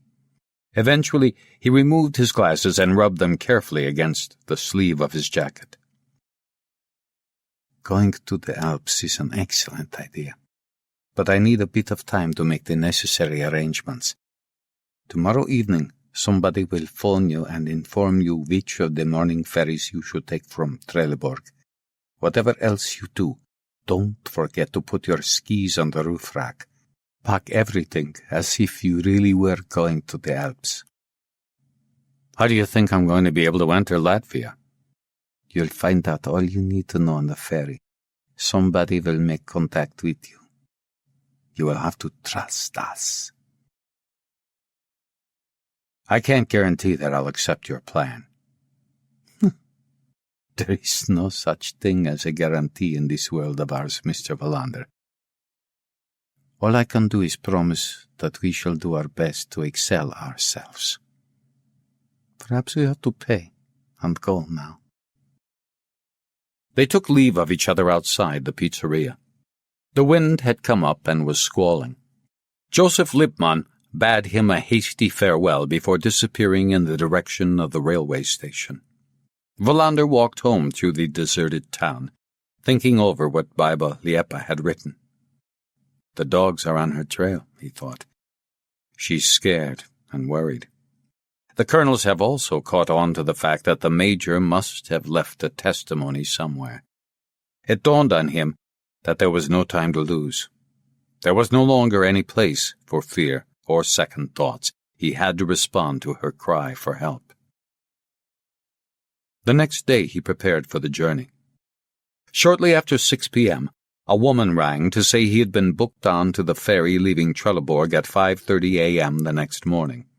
To Wallander's astonishment, she announced herself as a representative for Lippmann's travel agency. He went to bed at midnight. His last thought before going to sleep was how crazy the whole scheme was. He was on the point of getting involved voluntarily in something that was doomed to fail. At the same time, Biba's cry for help was real, and he felt bound to answer it. Early the next morning he drove onto the ferry in Trelleborg harbor. One of the passport officials waved to him and asked where he was going. "To the Alps," Wallander told him. "Sounds great. Does you good to get away occasionally. That's what we all need to do. I couldn't have kept going a single day longer." "Well, you can forget all about being a police officer for a few days." "I will," Wallander said, but knew that was definitely not true. He was about to embark on his toughest assignment, an assignment that didn't even exist. The dawn skies were gray. He went up on deck as the ferry pulled away. He shivered as he watched the open sea slowly grow as the ship moved further from land and the Swedish coast disappeared from view. He was in the cafeteria having a bite to eat when a man in his 50s with a ruddy face and shifty eyes approached him and introduced himself as Preuss. Preuss had written instructions from Joseph Lippmann and a brand-new identity that Wallander was to use from now on. "Let's take a walk up on deck," Preuss suggested. There was thick fog over the Baltic the day Wallander went back to Riga. Chapter 15. The border was invisible. It was there, nevertheless, inside him like a coil of barbed wire just under his breastbone. Kurt Wallander was scared. He would look back on the final steps he took on Lithuanian soil to the Latvian border as a crippling trek towards a country from where he would find himself shouting Dante's words, "Abandon hope, all ye who enter here." Nobody returns from here. At least, no Swedish police officer will get out alive. The night sky was filled with stars. Preuss had been with him from the moment he had made contact on board the Trelleborg ferry, and he didn't seem unmoved by what was in store. Through the darkness, Wallander could hear that his breathing was fast and irregular. "We must wait," Preuss whispered in his barely comprehensible German. Warten. At first, Wallander had been furious at being supplied with a guide who didn't speak a word of English. He wondered what Joseph Lippmann had been thinking of, assuming that a Swedish police officer, barely able to string together a few words of English, would be a German speaker. Wallander had come very close to calling the whole thing, which now appeared to be the triumph of wild fantasy over his own common sense, off. It seemed to him that the Latvians had been living in exile for too long and had lost all touch with reality. Twisted by grief, over-optimistic, or just plain mad.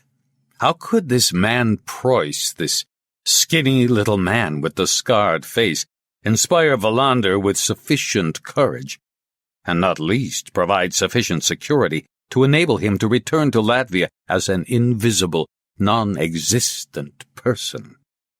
What did he actually know about Preuss, who had simply appeared in the ferry cafeteria? That he might be a Latvian citizen, living in exile, that he might be earning his living as a coin dealer in the German city of Kiel, but what else? Absolutely nothing. Nevertheless, something had made him keep going, and Preuss had sat beside him in the passenger seat, dozing all the time, while Wallander sped on, following the directions Preuss gave him by pointing at a road atlas. They traveled eastwards through the former East Germany, and by 5 p.m. were 5 kilometers short of the Polish border, where Wallander backed his car into a rickety barn next to a decaying farmhouse. The man who met them was yet another exiled Latvian, but he spoke good English. He promised that the car would be kept completely safe until Wallander returned. They waited until nightfall, then stumbled through a dense spruce forest until they reached the border and crossed the first invisible line on the route to Riga. In a little town whose name Wallander quickly forgot, they were met by Yannick, a man with a heavy cold, who picked them up in an old rusty lorry. A bumpy, jerky ride over the Polish steppe ensued. Wallander caught the driver's cold, and longed for a decent meal and a bath, but all he was offered were cold pork chops and camp beds in freezing houses out in the Polish hinterland. Progress was slow. Generally, they traveled at night, or just before dawn. The rest of the time was passed in sleep or in uncomfortable silence. He tried to understand why Preuss was being so cautious. What had they to fear, as long as they were in Poland? He was given no explanation. Preuss understood little of what Wallander was saying, and Yannick hummed an English pop song from the war years when he wasn't sniffing and sniveling and spreading germs in Wallander's direction. When they finally got to the Lithuanian border, Wallander had started to hate "We'll meet again." He could just as easily have been somewhere in the heart of Russia as in Poland, or Czechoslovakia, or Bulgaria. He had completely lost all sense of where Sweden was in relation to where they were. The lunacy of the whole undertaking became more obvious with every kilometer that the lorry took him deeper into the unknown. They traveled through Lithuania on a series of buses, none of which had any springs, and now, 4 whole days after Preuss had first contacted him on the ferry, they were close to the Latvian border, in the middle of a forest, smelling strongly of resin. "Fortan," Preuss kept repeating, and Wallander sat down obediently on a tree stump and waited. He was cold and felt sick. "I'll have pneumonia by the time I get to Riga," he thought desperately. "Of all the stupid things I've done in my life, this is the stupidest, and it deserves no respect, nothing more than a loud guffaw of scorn. Here, on a tree stump in a Lithuanian forest, sits a Swedish police officer in early middle age, one who has completely lost his sense of judgment and gone out of his mind." But there was no going back. Clearly, he would never be able to retrace his steps without help. He was totally dependent on the confounded Preuss, who the idiot Lippmann had allocated to him as a guide, and there was no alternative but to keep going, further and further away from the dictates of reason, until they came to Riga. On the ferry, just as the Swedish coastline disappeared from view, Preuss had introduced himself as Wallander was having coffee in the cafeteria. They had gone out on deck in the biting wind. Preuss had with him a letter from Lippmann, and to his astonishment, Wallander found himself assuming yet another new identity. This time he wasn't to be Mr. Eckers, but Herr Hegel, Herr Gottfried Hegel, a German sales representative for a sheet music and fine art book publisher. He was amazed when, as if it were the most natural thing in the world, Preuss handed over a German passport with Wallander's photograph duly glued in place and stamped. He recognized it as a photograph Linda had taken of him several years earlier. How Lippmann had got hold of it was a mystery. He was now Herr Hegel, and eventually realized from Preuss's stubborn talk and gesticulating that he should hand over his Swedish passport for the time being. Wallander gave him the document, knowing he was mad to do so. It was now 4 days since he had been confronted by his new identity. Preuss had scrambled onto an uprooted tree, and Wallander could just see his face through the darkness. The man seemed to be peering into the east. It was a few minutes past midnight. Suddenly, Preuss raised his hand and pointed eagerly to the east. They had hung a paraffin lamp on a branch so that Wallander wouldn't lose contact with Preuss. He stood up and squinted in the direction Preuss was pointing. He made out a faint, blinking light, as if a cyclist with a faulty dynamo was coming towards them. "Gehen!" he whispered. "Schnell! Nun, gehen!" Twigs and branches poked and scratched at Wallander's face. "I'm crossing the final border," he thought, "but I have barbed wire in my stomach." They came to a boundary line cut through the forest like a street. Preuss held Wallander back briefly while he listened attentively. Then he dragged him across the empty space and into the cover of the dense forest on the other side. After about 10 minutes, they came upon a muddy cart track and found a car, waiting. Wallander could see the glow from a cigarette inside. Somebody got out and came towards him with a hooded torch. All of a sudden, he realized Inese was standing before him. It would be a long time before he forgot the surge of joy and relief at seeing her, at encountering something familiar after all the unknown. She smiled at him in the faint light from the torch, but he couldn't think of anything to say. Preuss stretched out his skinny hand in farewell, then was swallowed up by the forest before Wallander even had time to say goodbye. "It's a long way to Riga," Inese said. "We must get going." Occasionally they left the road so that Inese could have a rest, and they also had a puncture in one of the tires which Wallander had managed to change with enormous effort. He had suggested he might do some of the driving, but she had merely shaken her head without giving any explanation. He realized straight away that something had happened.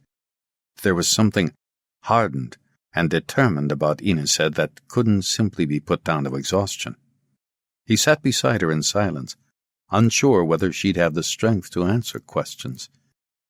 He had been told that Major Liepa was expecting him, and that Upitis was still in prison, that his confession had been reported in the newspapers. "My name's Gottfried Hegel this time," he said when they had been underway for 2 hours and had stopped to fill up with petrol from a spare can he had got from the back seat. "I know," Inese answered. "It's not a very attractive name." "Tell me why I'm here, Inese. How am I to help you?" She didn't answer. Instead, she asked him if he was hungry and passed him a bottle of beer and 2 meat sandwiches in a paper bag. Then they continued their journey. At one point, he dozed off but shook himself awake, worried that she might fall asleep at the wheel. They reached the outskirts of Riga shortly before dawn. It was March 21st, his sister's birthday. In an attempt to embellish his new identity, he decided that Gottfried Hegel had a large number of brothers and sisters, and that his youngest sister was called Christina. He could see Mrs. Hegel in his mind's eye, a rather masculine woman with the beginnings of a mustache, and their house in Schwabingen built of red brick with a well-kept but characterless back garden. The story Lippmann had supplied as background to the passport had been sketchy in the extreme. Wallander reckoned it would take an experienced interrogator no more than a minute to demolish Gottfried Hegel and expose the passport as fake. "Where are we going?" "We are nearly there." "How can I be at all useful if nobody tells me anything? What are you keeping from me? What's happened?" "I'm tired," she said, "but we are pleased you've come back. Baiba is happy. She'll burst into tears when she sees you." "Why won't you answer my questions? Something's happened. I can see you're scared to death. What is it?" "Everything has become much more difficult these last 2 weeks, but it's better if Baiba tells you herself. Anyway, there is a lot I don't know either." They were driving through the endless suburbs. The silhouettes of factories were vaguely visible against the yellow street lamp sky. The deserted streets were shrouded in fog, and it occurred to Wallander that this was how he had imagined the countries of Eastern Europe, countries that called themselves socialist and declared themselves to be paradise on earth. Inese stopped outside an oblong warehouse, switched off the engine, and pointed to a low iron door at one gable end. "Go there, knock, and they'll let you in. I must go." "Will I see you again?" "I don't know. That's up to Baiba." "Aren't you forgetting you're my girlfriend?" She smiled fleetingly before answering. "I might have been Mr. Ecker's girlfriend, but I'm not sure I'm as fond of Herr Hegel. I'm a good girl, and I don't run off with just any man. Wallander got out, and she drove off immediately. Just for a moment, he considered trying to find a bus stop and traveling into the city center, where he'd be able to look for a Swedish consulate or embassy and get help to return home. He didn't dare to imagine how a Swedish diplomat would react to the story the Swedish police officer would have to tell. He could only hope that handling acute mental derangement was one of the skills a diplomat possessed. But it was too late for that. He would have to go through with what he had embarked on. He marched over the crunchy gravel and knocked on the iron door. A bearded man Wallander had never seen before opened it. He was cross-eyed, but gave him a friendly nod, peered over Wallander's shoulder to make sure he hadn't been followed, then ushered him quickly in and closed the door. Wallander found himself in a warehouse full of toys. Wherever he looked were wooden shelves piled high with dolls. It was as if he had descended to an underground catacomb with dolls' faces grinning at him like evil skulls. It was like a dream. Maybe he was in bed at his Maria Gotton flat in Ystad, and nothing that surrounded him was real? All he needed to do was breathe steadily and wait until he woke up. But there was no welcome awakening to look forward to. 3 more men emerged from the shadows, followed by a woman. Wallander recognized the driver who had sat in silence in the shadows when he had spoken to Upitis. Mr. Wallander, the man who had opened the door for him said. We are so pleased you have come to assist us. I've come because Major Liepa asked me to, Wallander answered. Not for any other reason. She's the one I want to meet. That's not possible just now, said the woman in faultless English. Baiba is being watched constantly, but we think we know how we can get you to her. Wallander sat down on a rickety wooden chair and was handed a cup of tea. He had difficulty making out the men's faces in the dim light. The cross-eyed man, who seemed to be the leader of the welcoming committee, squatted down in front of Wallander.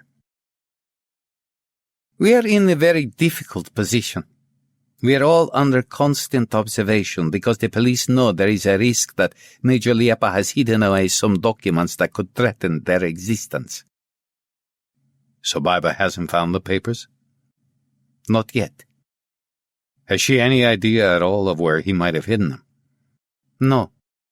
But she believes you will be able to help her. How will I be able to do that? You are on our side, Mr. Wallander. You are a police officer and used to solving riddles. They're mad, Wallander thought indignantly. They're living in a dream world, and I'm the last straw they have to clutch at. All at once he could understand what oppression and fear did to people. They put their hope in some unknown savior who would spring from nowhere and redeem them. Major Liepa had not been like that. He trusted no one but himself and his close friends and confidants. For him, the alpha and omega of all the injustices forced upon the Latvian nation was reality. He was religious, but had refrained from allowing his religious ideals to be obscured by a god. Now the major was gone, and they no longer had a central point from which to orientate themselves.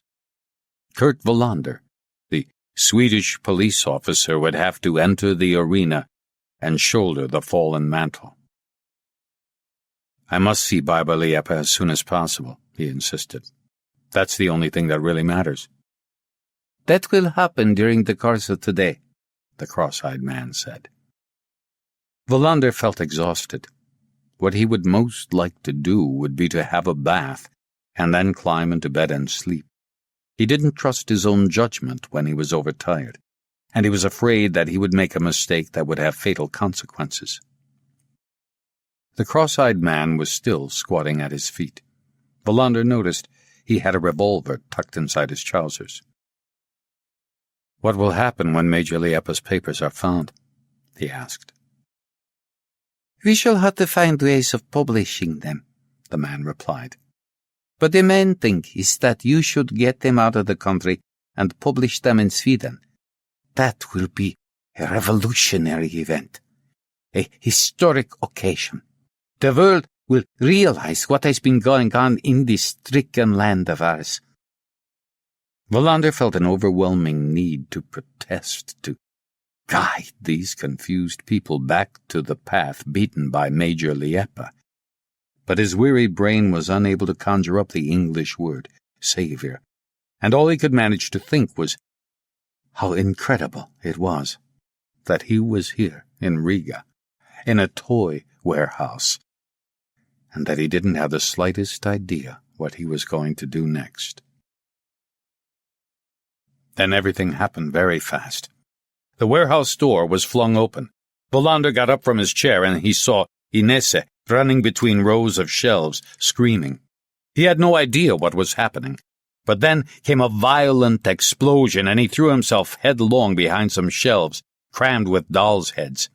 The building was flooded with searchlights, and there was a series of loud bangs, but it was only when he saw the cross-eyed man had taken out his revolver and fired that he realized the place was being subjected to intensive gunfire. He crawled further back behind the shelving, but came up against a wall. The noise was unbearable. He heard a scream, and when he turned to look, he saw that Inese had fallen over the chair he had just been sitting on. Her face was covered with blood, and it seemed she had been shot straight through the eye. She was dead. At that very moment, the cross-eyed man raised an arm to his head. He had been hit, but Wallander couldn't tell whether he was alive. He knew he must escape, but he was trapped in a corner, and now the first of the men in uniform came racing up, machine guns in hand. Without hesitating, he knocked over a rack of Russian dolls which rained down on him, and he lay down on the floor, allowing himself to be immersed in a flood of toys. All the time he was thinking he would be discovered at any moment and shot. His false passport wouldn't help him. Inese was dead. The warehouse had been surrounded, and the mad, daydreaming people inside had no chance to resist. The gunfire ceased as abruptly as it had started. The silence was deafening, and he tried not to breathe. He could hear voices, soldiers or police officers talking to one another, and then he recognized one of them. There was no doubt at all it was Sergeant Zeed's. He could just see the uniformed men through his covering of dolls. All the Major's friends appeared to be dead, and were being carried out on grey canvas stretchers.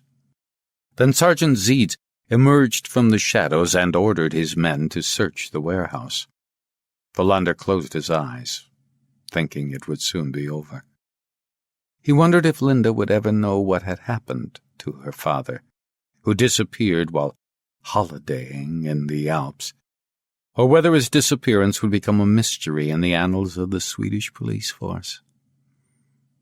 But nobody came to kick the dolls away from his face.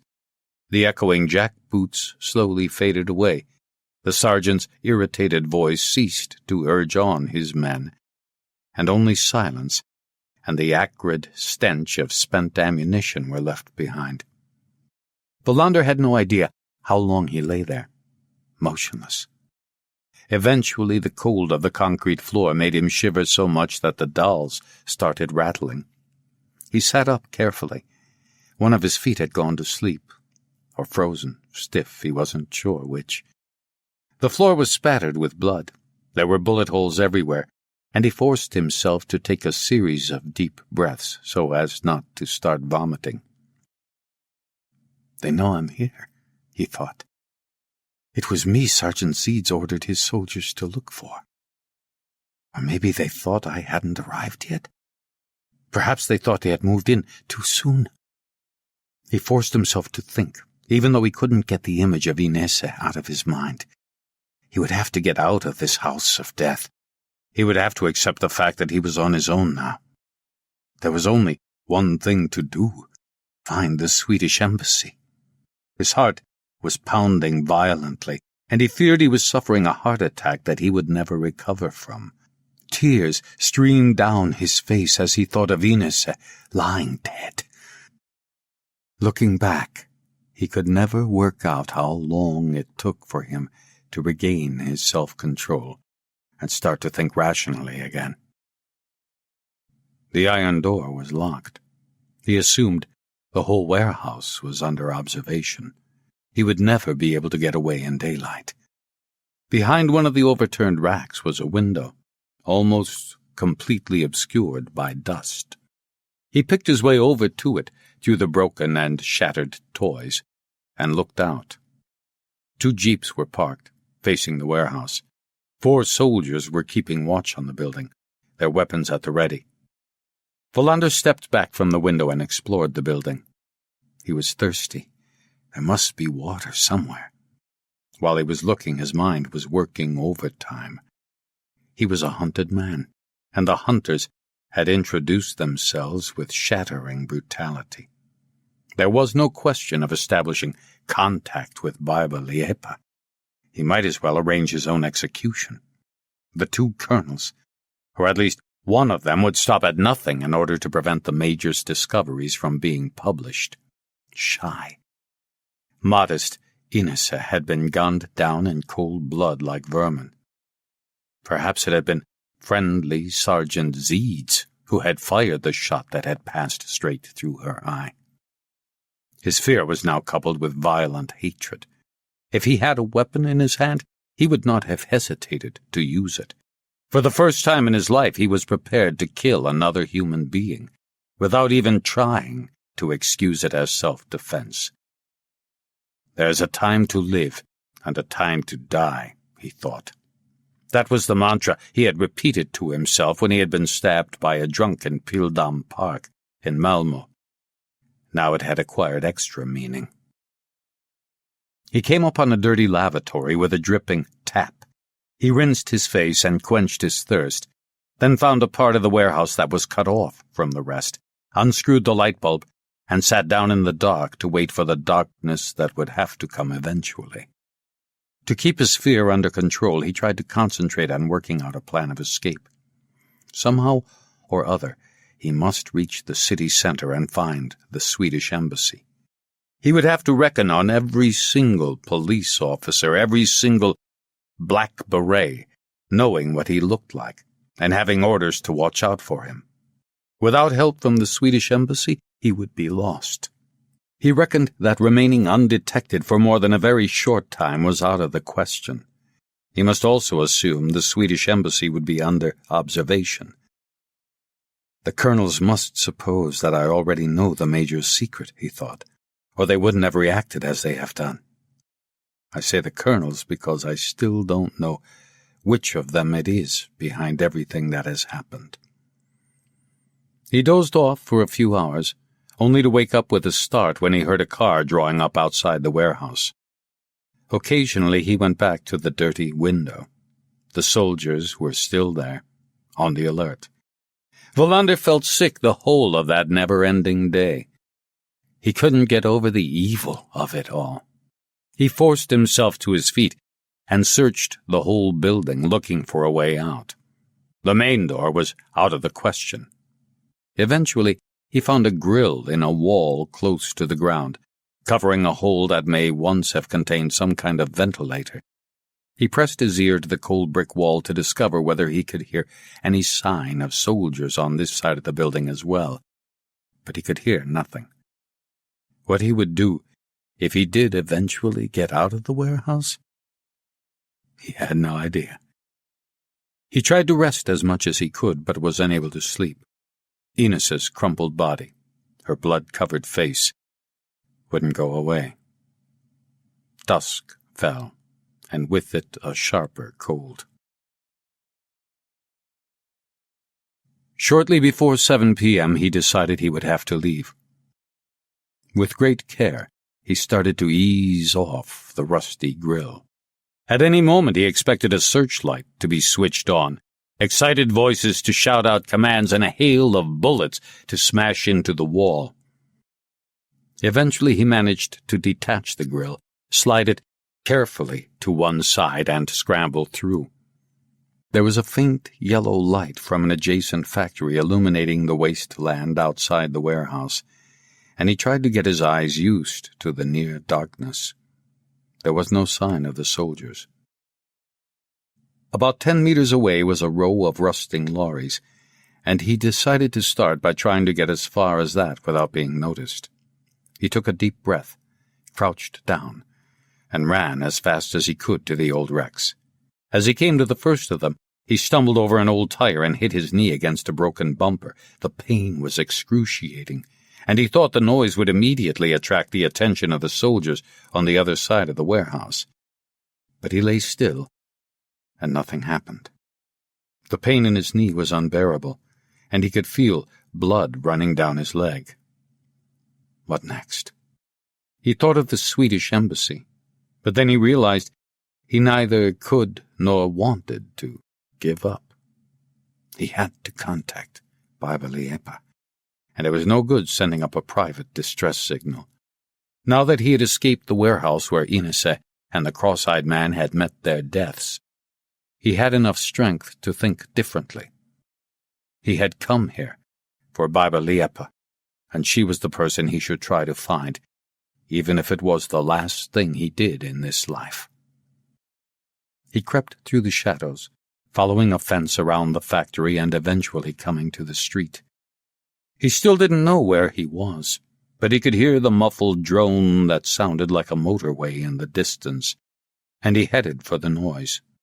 He occasionally passed other people, and he sent a silent thank you to Joseph Lippmann, who had been far-sighted enough to insist that Wallander should put on the clothes Preuss had brought with him in a shabby suitcase. He walked for over half an hour, cowering in the shadows to avoid police cars, and all the while trying to work out what to do.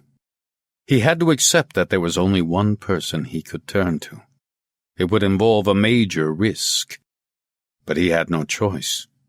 It also meant he would have to spend another night in hiding. It was chilly, and he would have to find something to eat if he were going to survive the night. He realized that he would never have the strength to walk all the way to the center of Riga. His knee was hurting badly, and he was so tired he couldn't think straight. He would have to steal a car. The very thought of the risks involved horrified him, but it was his only chance.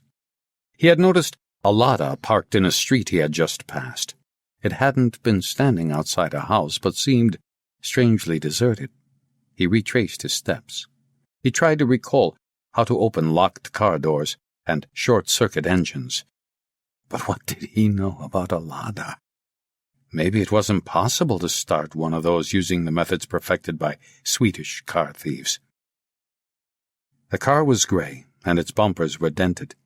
Wallander stood in the shadows observing the car and the surroundings. All he could see were factories with all the lights out. He went over to a broken-down fence round a loading bay in the ruins of what had once been a factory. His fingers were frozen stiff, but he managed to break off a length of wire about 2 feet long. He made a loop at one end, then hastened over to the car. Sliding the wire in through the car window and manipulating the door handle was easier than he had expected. He scrambled into the driver's seat and hunted for the ignition lock and the cables. He cursed the fact that he didn't have any matches. Sweat was pouring down the inside of his shirt, but he was so cold that he was shivering. Eventually, out of sheer desperation, he ripped the whole bundle of wires out from behind the ignition, pulled the lock away, and connected up the loose ends. The car was in gear and leapt forward when the ignition produced a spark. He heaved the gear lever into neutral, then connected the loose ends again. The engine started. He fumbled for the handbrake without finding it, pressed all the buttons in sight on the dashboard in an attempt to find the lights, then engaged first gear. "This is a nightmare," he thought. "I'm a Swedish police officer, not a madman with a German passport stealing cars in the Latvian capital of Riga."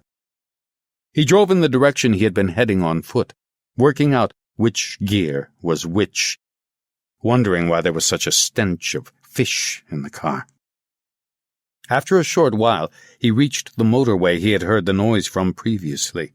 The engine almost stopped as he turned onto it, but he managed to keep it going.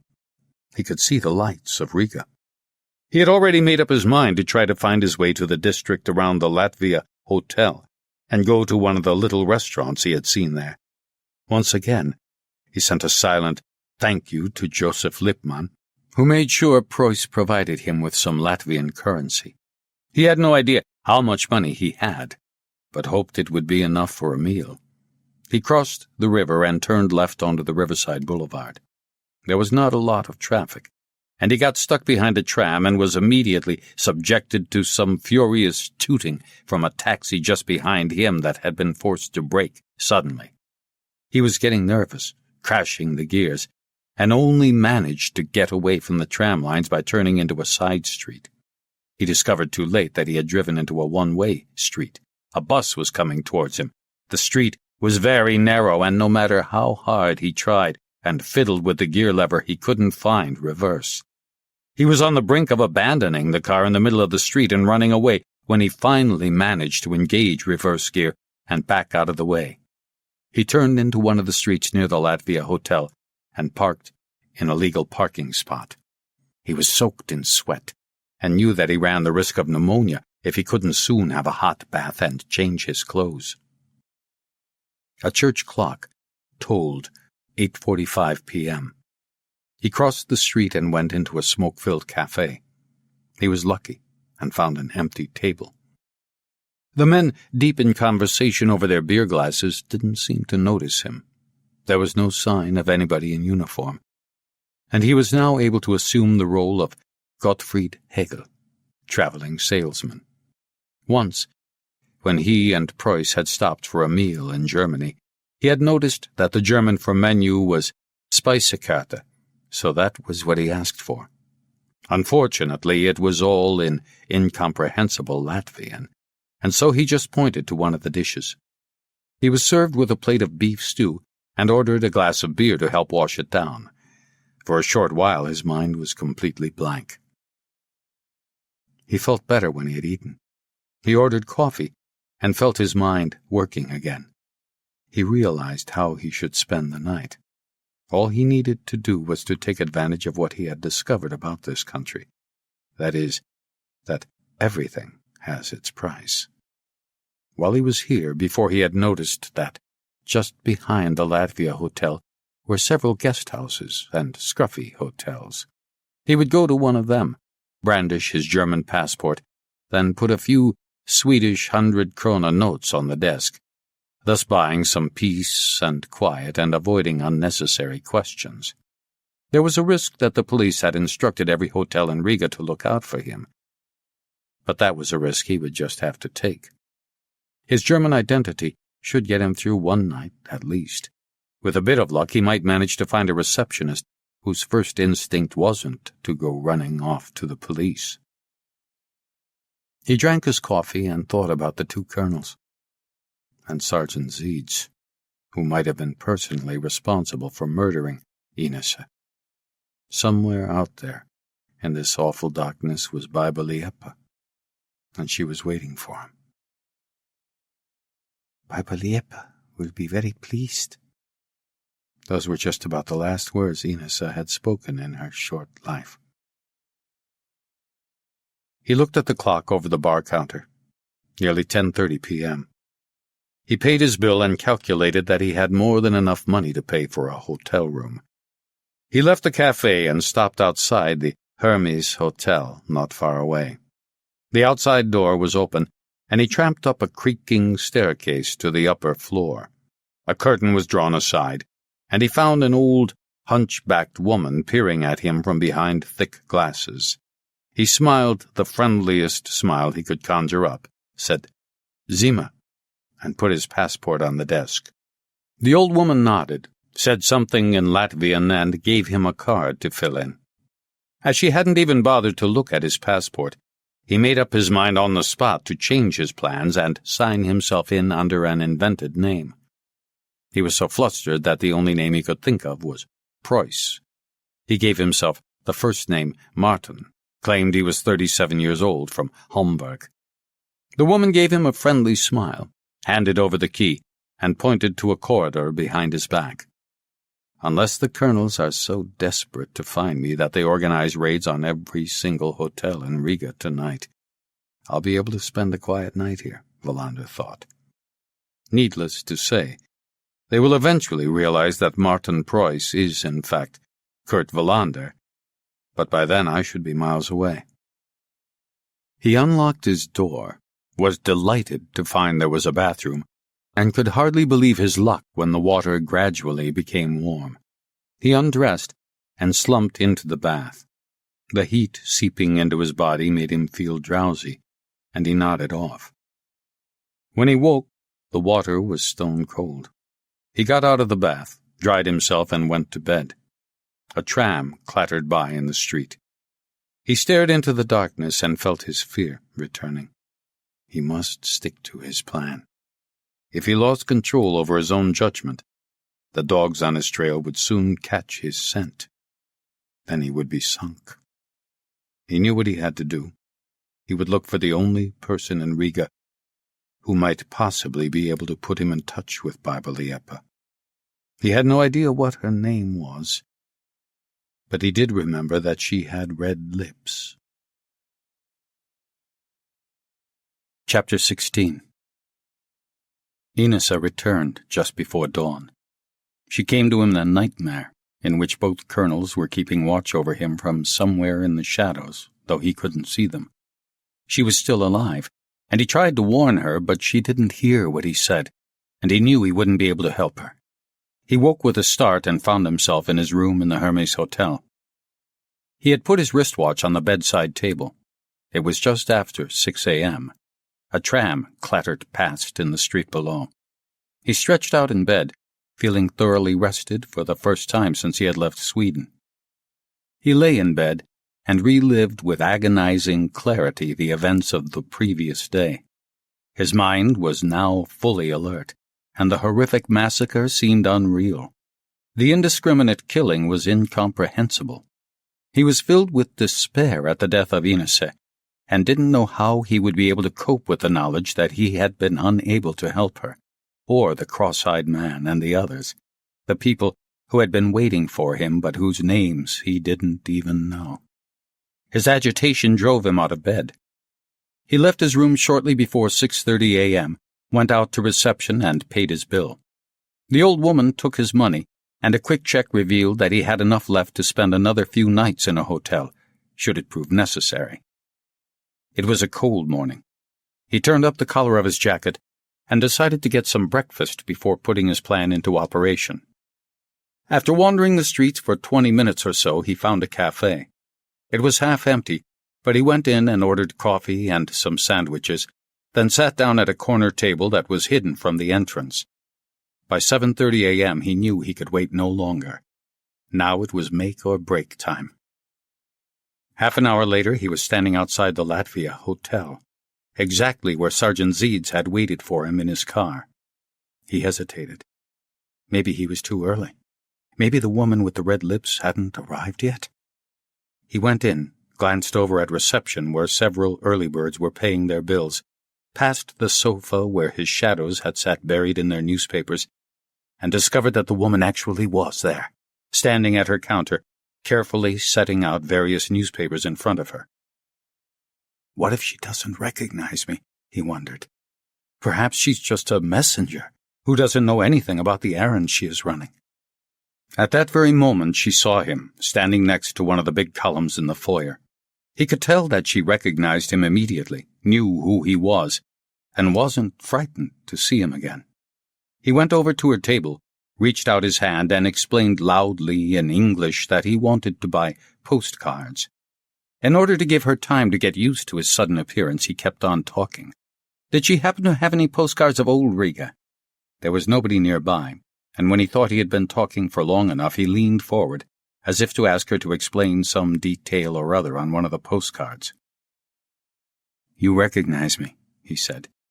You gave me a ticket for the organ concert where I met Major Liepa. Now you must help me to see her again.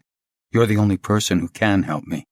It's very important for me to meet Biba, but at the same time you ought to be clear that it is very dangerous, as she's being watched. I don't know if you're aware of what happened yesterday. Show me something in one of your brochures. Pretend you are explaining it to me, but answer my question. Her bottom lip started trembling, and he could see her eyes filling with tears. As he couldn't risk her crying and drawing attention to them, he quickly explained how he was very interested in postcards not only of Riga but also of the whole of Latvia. A good friend of his had said there was always an excellent selection of cards at the Latvia Hotel. She pulled herself together, and he told her he realized she must know what had happened. But did she also know he had returned to Latvia? She shook her head. "I have nowhere to go," he said. "I need somewhere to hide while you arrange for me to meet Baiba." He didn't even know her name. Did he have any right to ask her to do this for him? Wouldn't it be better if he gave up and went looking for the Swedish embassy? Where do you draw the line on what is reasonable and decent in a country where innocent people are gunned down indiscriminately? "I don't know if I can arrange for you to meet Baiba," she said in a low voice. "I've no idea if it's still possible, but I can hide you in my home. I'm much too insignificant a person for the police to be interested in me. Come back in an hour. Wait at the bus stop on the other side of the street. Go now." He stood up again, thanked her like the satisfied customer he was pretending to be, put a brochure in his pocket, and left the hotel.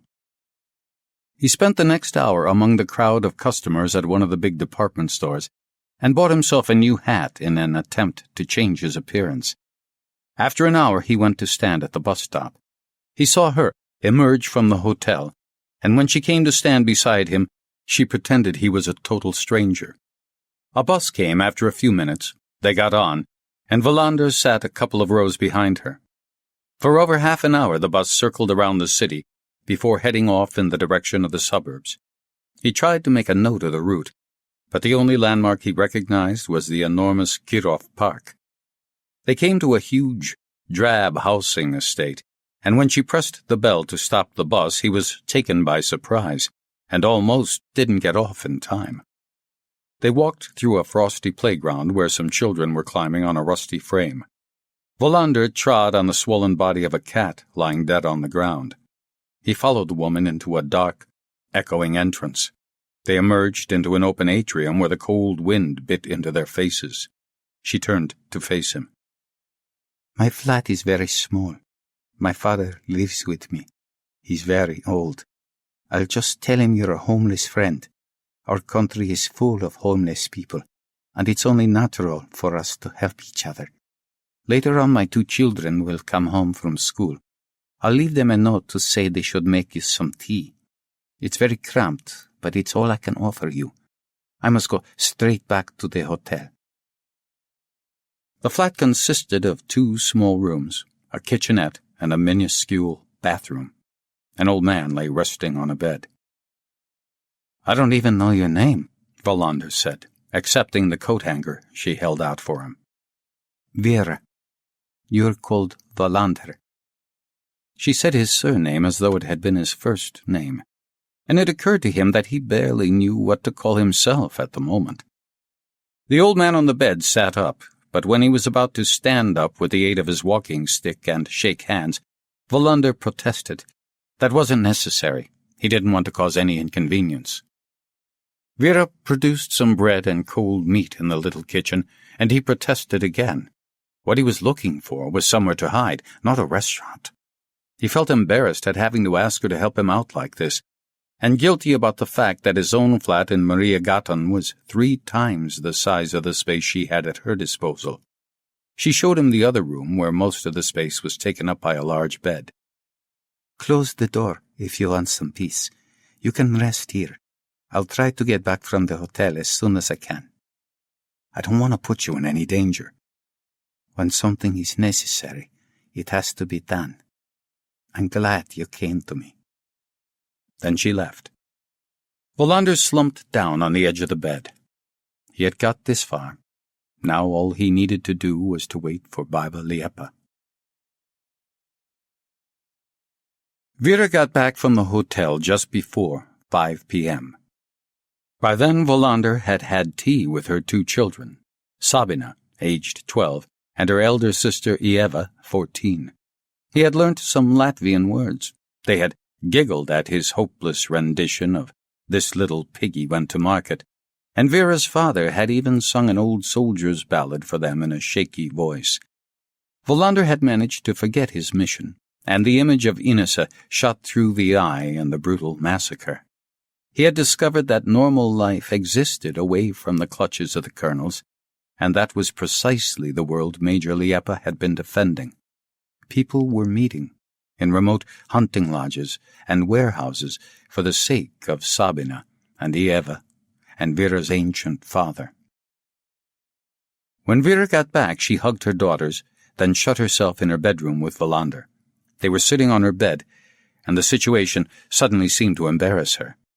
He touched her arm in an effort to express his gratitude for what she had done, but she misunderstood the gesture and pulled away. He realized it would be a waste of time trying to explain, and instead asked whether she had managed to contact Baba Liepa. Baba is crying. She's mourning her friends. Most of all, she's crying for Inessa. She had warned them the police had stepped up their activities and pleaded with them to be careful. Even so, what she most dreaded came to pass. Baba is crying, but she is also possessed by fury, just like me. She wants to meet you tonight, Wallander, and we have a plan for how to proceed. But before we do anything else, we must have something to eat. If we don't eat, we have as good as given up all hope. They managed to fit themselves around a dining table that she folded down from one of the walls in the room where her father had his bed. It seemed to Wallander that it was as if Vera and her family lived in a caravan. In order to make room for everything, meticulous organization was essential, and he wondered how it was possible to live a whole life in such cramped conditions. He thought of the evening he had spent in Colonel Putnis's mansion outside Riga. It was in order to protect their privileges that one of the colonels had instructed his subordinates to undertake an indiscriminate witch hunt for people like the Major and Inessa. Now he could see how great the differences were in their lives. Every transaction between these people left blood on their hands. The meal consisted of vegetable stew, produced by Vera on her tiny stove. The girls set the table with a loaf of coarse bread and beer.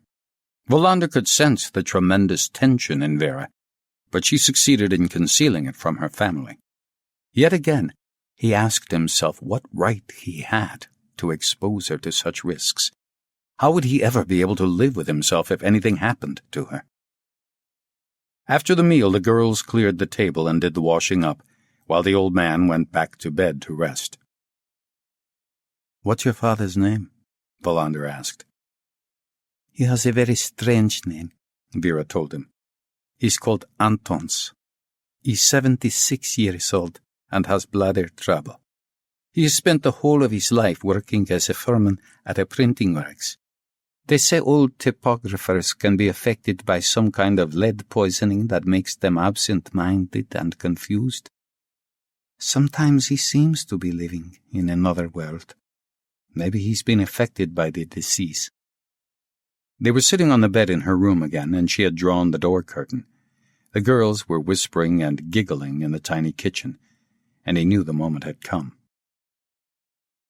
"Do you remember the church where you met Baba after a concert, St. Gertrude's?" He nodded. He remembered.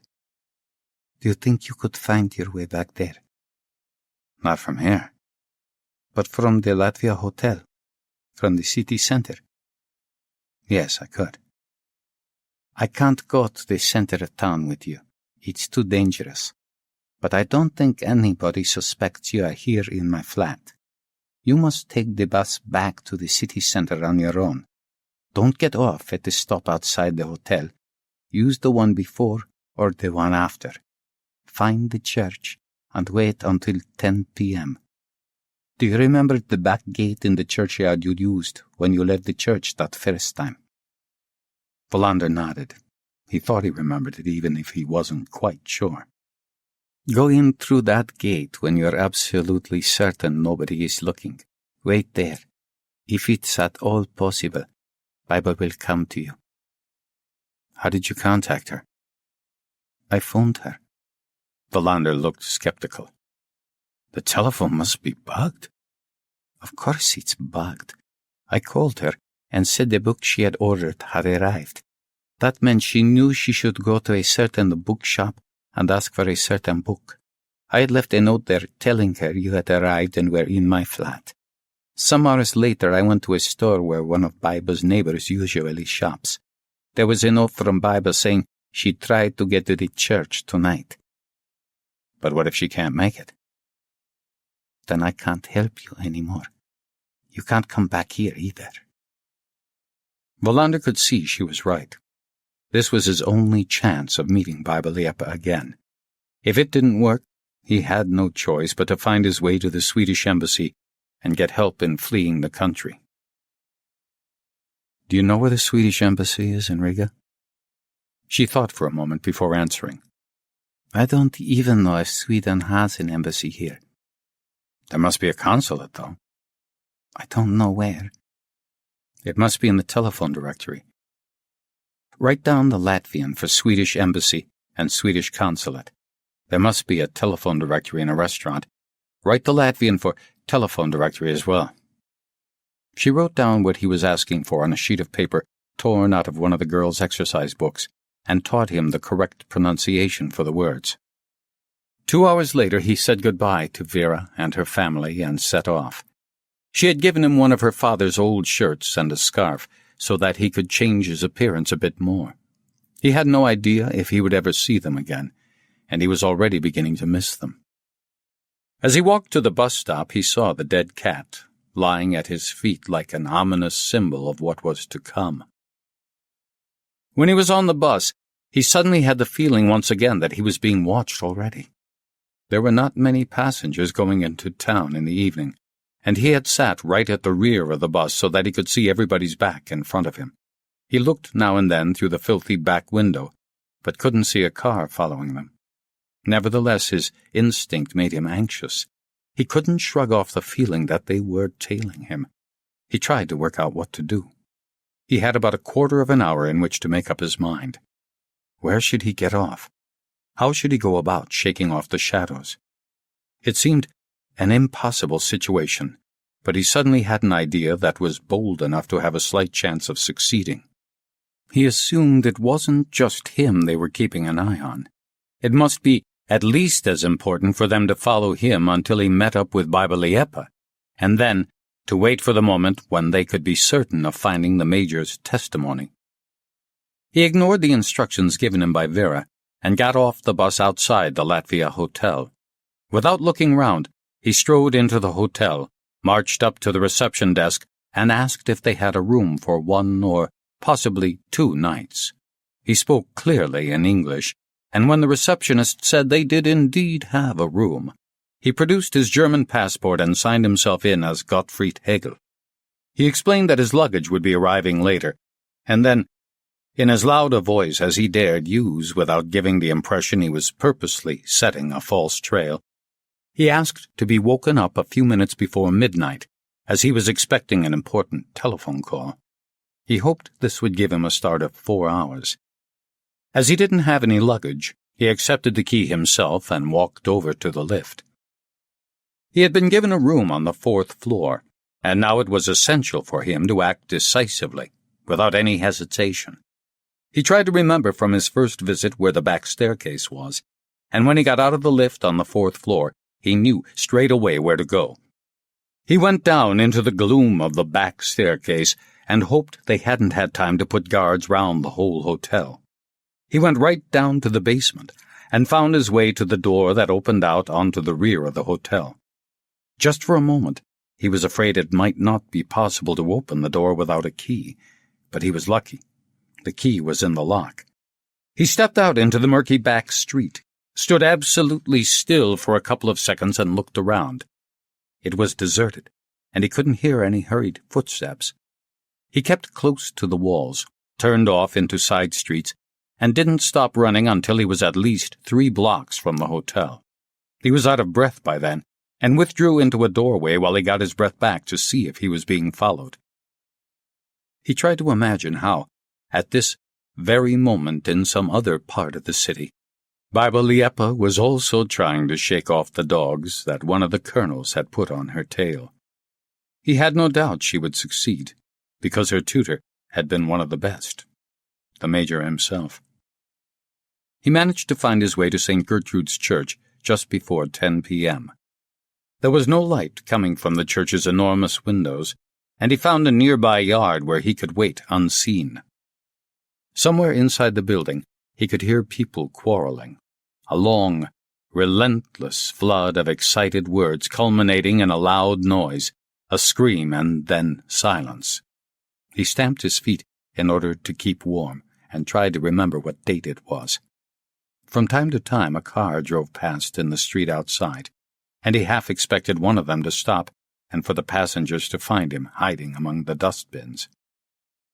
The feeling that they already knew where he was kept returning, and he wondered if his attempt to break free by registering at the Latvian hotel had failed. Had he made a mistake in assuming that Vera wasn't in the pay of the colonels? Perhaps they were waiting for him in the shadows of the churchyard, waiting for the moment when the Major's testimony would be revealed. He pushed the thought away. His only alternative would be to flee to the Swedish embassy, and he knew he couldn't do that. The clock in the church tower struck 10 p.m. He emerged from the yard, looked carefully for any sign of life in the street, and hurried over to the little iron gate. Although he opened it extremely carefully, there was a slight squeaking noise. A few street lamps cast a faint glow over the churchyard wall. He stood absolutely still, listening. Not a sound. He cautiously walked along the path to the side door he had used last time to leave the church with Baiba.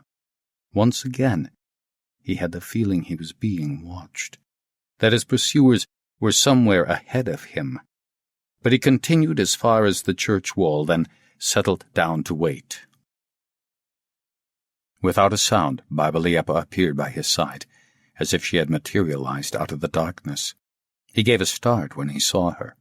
She whispered something he didn't catch, then led him quickly through the door that was standing ajar, and he realized she had been inside the church, waiting for him. She locked the door with the enormous key and went over to the altar. It was very dark inside the church, and she led him by the hand as if he were blind. He couldn't understand how she could find her way through the darkness. Behind the sacristy was a windowless storeroom, and a paraffin lamp was standing on a table. That was where she had been waiting for him. Her fur coat was lying over a chair, and he was surprised and touched to note that she had placed a photograph of the Major next to the lamp. There was also a thermos flask, some apples, and a hunk of bread. It was as if she had invited him to the Last Supper, and he wondered how long it would be before the colonels tracked them down. He wondered about her relationship with the church, whether she had a god, unlike her late husband, and he realized that he knew just as little about her as he once had about her husband. When they were safely inside the room behind the sacristy, she put her arms round him and hugged him tightly. He could feel she was crying, and that her fury was so great her hands were like iron claws digging into his back. "They killed Ines," she whispered. "They killed all of them. I thought you were dead as well. I thought it was all over, and then Vera contacted me." "It was terrible," Wallander said. "But we mustn't think about that now." She stared at him in astonishment. "We must always think about that. If we forget that, we forget we are human." "I didn't mean that we should forget it. I just meant that we have to move on. Mourning prevents us from acting." She flopped down onto a chair, and he could see she was haggard from pain and exhaustion. He wondered how much longer she would be able to keep going. The night they spent in the church became the point in Kurt Wallander's life when he felt he had penetrated to the very center of his own existence. He had never previously looked at his life from an existential point of view. It was possible that at moments of deep depression, when he had seen the body of someone murdered, a child killed in a traffic accident, or a desperate suicide case, he might have been struck by the thought that life is so very short when death strikes. One lives for such a short time but will be dead forever. But he had become adept at brushing aside such thoughts. He tried to regard life as mainly a practical business, and he doubted his ability to enrich his existence by adjusting his life in accordance with any particular philosophy. Nor had he ever worried about the particular span of time fate had ordained he should live. One was born at such and such a time, and one died at such and such a time. That was about as far as he had ever got when it came to contemplating his earthly existence. The night he spent with Major Liepa in the freezing cold church made him look deeper into himself than he had ever done before. He realized that the world at large bore very little resemblance to Sweden, and that his own problems seemed insignificant compared with the savagery that was characteristic of Major Liepa's life. It was as if it was only now he could accept as fact the massacre in which Inese had died, only now that it became real. The colonels did exist. Sergeant Zeeds had fired a murderous volley from a real weapon, bullets that could split open hearts and in a fraction of a second create an abandoned universe. He wondered about how intolerable it must be, always to be afraid.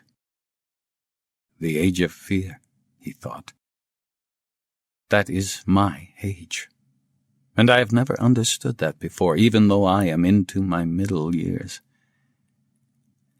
She said they were safe in the church, as safe as they could ever be. The vicar had been a close friend of Major Liepa, and hadn't hesitated to provide Bibo with a hiding place when she had asked for his help. Wallander told her about his instinctive feeling that they had already tracked him down, and were waiting somewhere in the shadows. Why should they wait? Biba objected. For people like that, there is no such thing as waiting when it comes to arresting and punishing those who threaten their existence. Wallander thought she could well be right. At the same time, he was certain the most important thing was the Major's testimony. What frightened them was the evidence the Major had left behind. Not a widow and, as far as they were concerned, a harmless Swedish police officer who had set out on his own private vendetta. Something else occurred to him. It was so astounding that he decided not to say anything about it to Biba yet. It had suddenly dawned on him that there could be another reason why their shadows had not revealed themselves, and simply arrested them and carted them off to the fortified police headquarters. The more he thought about it during the long night in the church, the more plausible it became. But he said nothing, mainly in order not to subject Biba to any more strain than was absolutely necessary. He recognized that her despondency was as much due to the fact that she couldn't understand where Carlis had hidden his testimony as to her shock at the death of Inese and her other friends. She had tried everything she could think of, attempted to put herself inside her husband's mind, but still she hadn't found the answer. She had removed tiles in the bathroom and ripped the upholstery off their furniture, but found nothing except dust and the bones of dead mice. Wallander tried to help her. They sat opposite each other across the table.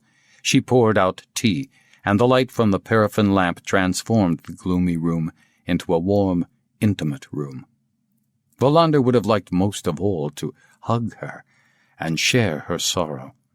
And again he considered the possibility of taking her with him to Sweden, but he knew she wouldn't be able to contemplate that. Not yet, in any case. She would rather die than abandon hope of finding the testimony her husband must have left behind.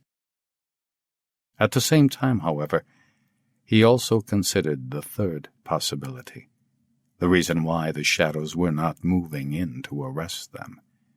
If his suspicions were correct, and he was becoming increasingly convinced they might well be, There was not just an enemy lurking in the shadows, but also the enemy's enemy, who was actually standing guard over them.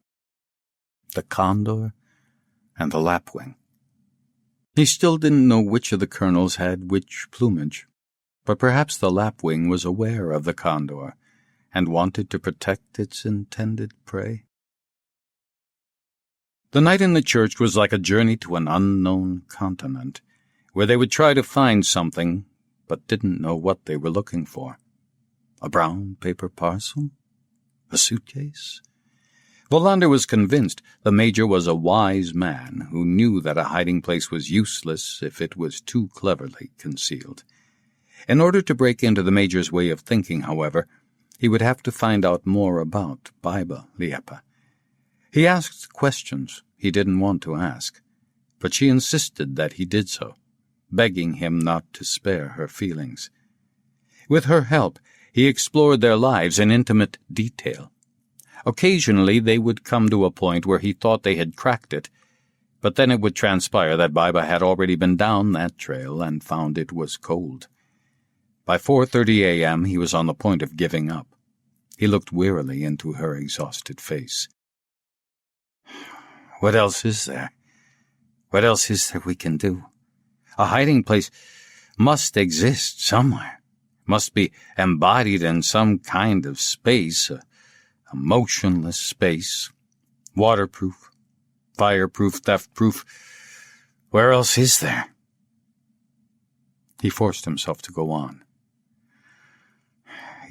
"Is there a cellar in your block of flats?" She shook her head. "We've already talked about the attic. We've been over every inch of the flat. Your sister's summer cottage, his father's house in Ventspils. Think, Baiba. There must be another possibility." He could see she was close to breaking point. "No, there is nowhere else." "It doesn't need to be indoors. You said you sometimes used to drive out to the coast. Is there a rock you used to sit on? Where did you pitch your tent?" "I've told you all that already. I know Carlis would never have hidden anything there." "Did you really always pitch your tent at exactly the same spot? For 8 summers in a row? Maybe you chose a different site on one occasion?"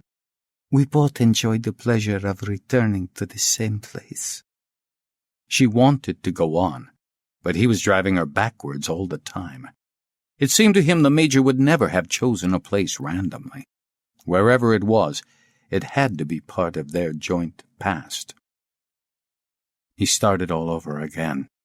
The lamp was beginning to run out of paraffin, but Baiba found a church candle. Then they set out on yet another journey through the life she and the Major had shared. Wallander was afraid Baiba would collapse with exhaustion, wondered when she had last had any sleep, and tried to cheer her up by trying to appear optimistic, even though he wasn't optimistic at all. He started with the flat they had shared. In spite of everything, was there any possibility at all that she might have overlooked something?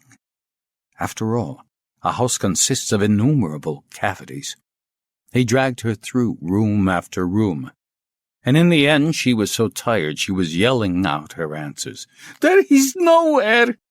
We had a home, and apart from the summers, that's where we lived. During the day, I was at the university and Carlis went to police headquarters. There is no testimony. Carlis must have thought he was immortal." Wallander understood that her anger was also directed at her husband. It was a lament that reminded him of the previous year when a Somali refugee had been brutally murdered and Martinsson had tried to soothe the desperate widow. "We are living in the age of the widow," he thought. "Our homes are the dwellings of fear and widows." He broke off. Baiba could see that he had hit upon a new train of thought. "What is it?" she whispered. "Just a minute. I've got to think." Was it possible? He tested it from various angles and tried to discard it as a pointless exercise, but he couldn't shake it off. I'm going to ask you a question, he said slowly. And I want you to answer straight away, without thinking. Answer without hesitation. If you do start thinking, it's possible your answer might be wrong. She stared intently at him in the flickering candlelight. Is it possible that Carlis might have chosen the most unthinkable of all hiding places? Inside police headquarters. He could see a glint come into her eye. Yes, she said without hesitation. He might well have done. Why? Carlis was like that. It would fit with his character. Where? I don't know. His own office is a possibility. Did he ever talk to you about the police headquarters? He hated it. Like a prison. It was a prison. Think hard, Baiba. Was there any room in particular he talked about? Somewhere that meant something special to him, that he hated more than any other room, or somewhere he even liked? The interrogation rooms made him feel sick. It's not possible to hide anything there. He hated the colonel's offices. He couldn't have hidden anything there either. She was thinking so hard that she closed her eyes. When she returned from her thoughts and reopened her eyes, she had found the answer. Carlis often used to talk about somewhere he called the evil room. He used to say that room contained all the documents describing the injustices that afflicted our country. That's where he's hidden his testimony, of course, in the midst of the memories of all those who have suffered so agonizingly and so long. He's deposited his papers somewhere in the police headquarters archives. Wallander looked at her. There was no sign of her former exhaustion. Yes, I think you're right. He's chosen a hiding place hidden inside a hiding place. He's chosen the Chinese puzzle, but how has he coded his testimony so that only you would be able to find it? She suddenly started laughing and crying at the same time. I know, she sobbed.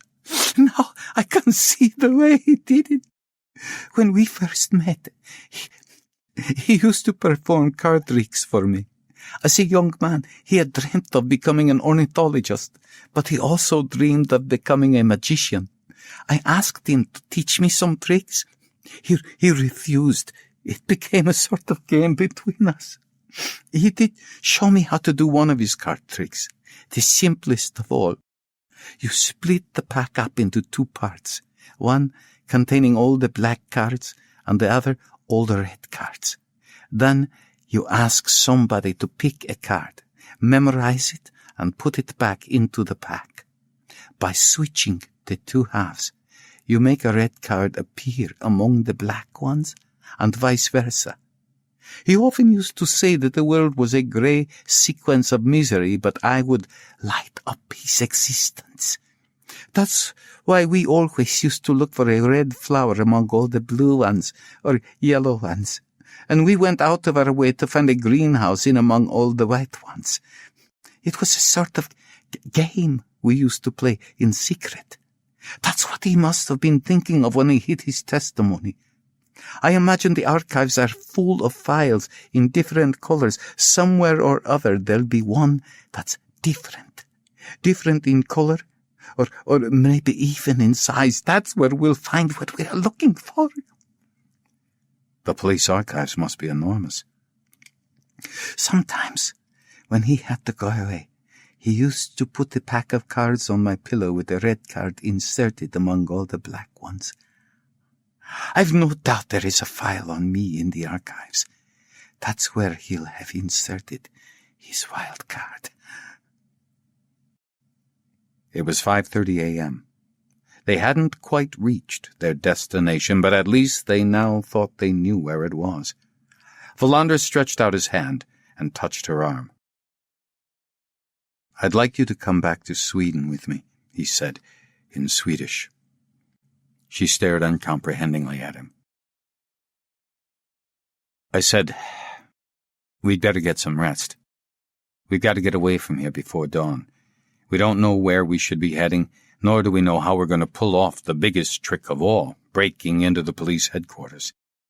That's why we've got to get some rest. There was a blanket in a cupboard, rolled up under an old mitre. Biba spread it out on the floor.